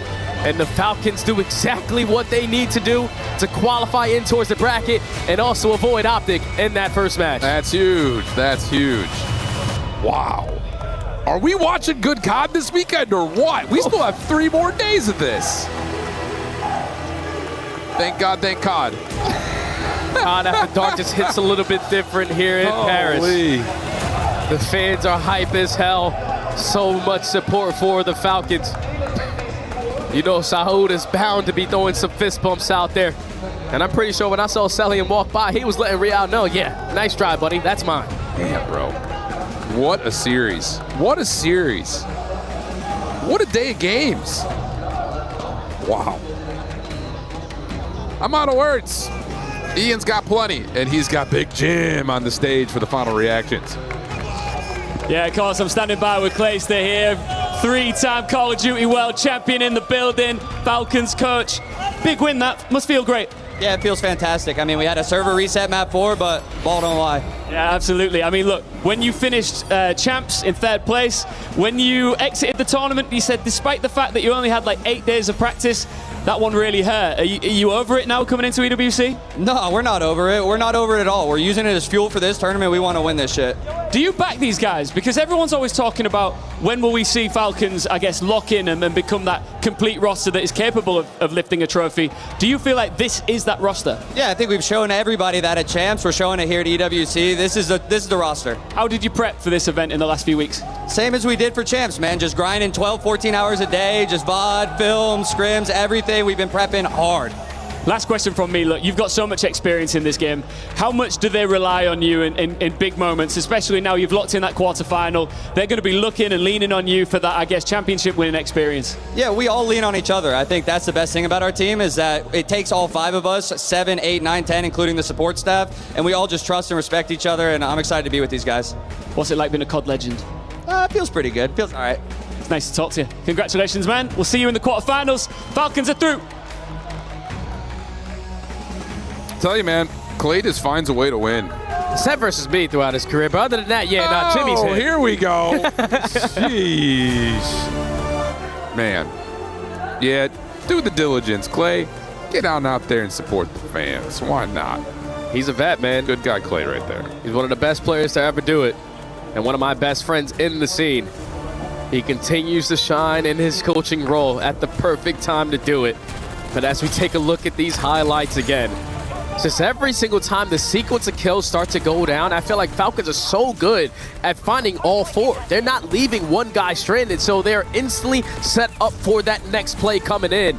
And if you're going to allow the Falcons with so much aggression and the Bulldog to just do whatever the hell he wants on the map, yeah, this is going to be one of those teams that's going to be extremely hard to read throughout the rest of the weekend. I agree, my man. I absolutely agree. I mean, I would say that the unpredictability that came with them to Vegas is maybe a little bit lessened because there's now obviously a pretty good amount of film on them, but you also are starting to see a very consistent identity, so you know what you're going to get in certain terms. What you're going to get, though, is a damn good team. I mean, across the board, maybe some tune-ups that need to happen in Search and Destroy now through a couple of fringes that just haven't quite been there yet. But outside of that, the respawn looks so much better than it did 2 weeks ago at Champs, which is incredible to say. Yeah, they're flying like a flock of falcons, man. They're all in sync. It doesn't matter what gun they have. No one is going to shy away from a gunfight. And if they continue to play like this, it's going to be unbelievable. As we take a look at the bracket to start it off here in Group B. No Optic on day 1 took care of Team War. But this time was a little bit different versus a different opponent. Thieves are able to clutch up on that game number 5 and advance to the playoffs and send Optic down to that decider match. So that'll be interesting because both the teams out of Group B will exit with 2 map losses. So that'll be interesting to see how that all unfolds in terms of who picks what opponent and so on and so forth. But the bottom side of the bracket, Team War and Team Heretics, don't sleep on that. And then a full veteran roster of Progenitor Taurus will be taking on Optic Gaming. That one feels maybe a little bit more simple to predict, but I wouldn't sleep on it. Over in Group A, getting out today, how about G2? Yeah, they 3-0 Cloud9, but they 3-0 the Gentlemates, and they will come out as the best team from the upper bracket to advance the playoffs. They're going to be able to choose their opponent first. And it's crazy to see all the way on the bottom side that Omit got officially eliminated by C9. There's still 3 challengers teams with an opportunity to make it to bracket play. They just got to be on point tomorrow. Gentlemates in the pit, Movistar Koi, Cloud9. Man, I'm not going to lie. That pit versus Gentlemates game is going to be a saucy one too. I'm not just saying that because I'm a Challenger stan. You guys know I am, but that one could be saucy. We'll find out what happens. This has been just day 2. We got 3 more days of this. Thank goodness for that. We'll catch you guys mañana. Hasta la vista. Bye-bye.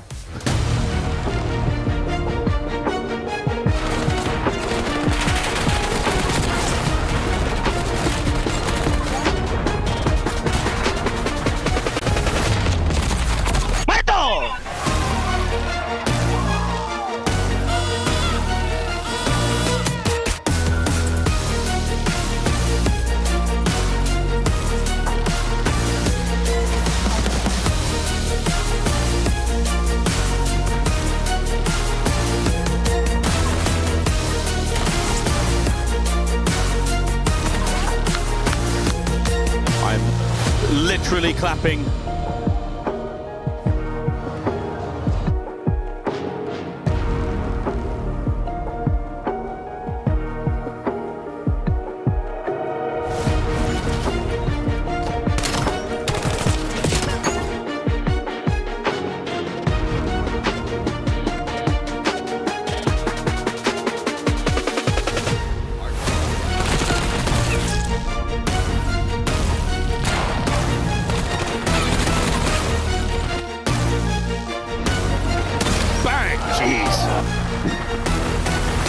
Top expecting the players to jump out, and he gets his. Oh my God!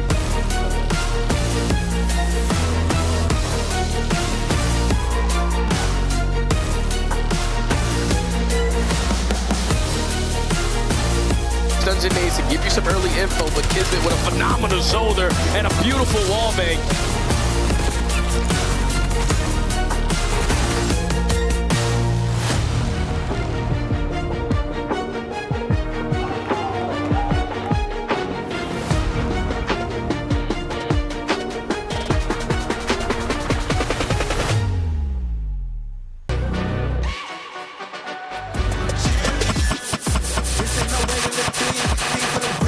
What I mean? You see my name in the lights. Better get right, champ.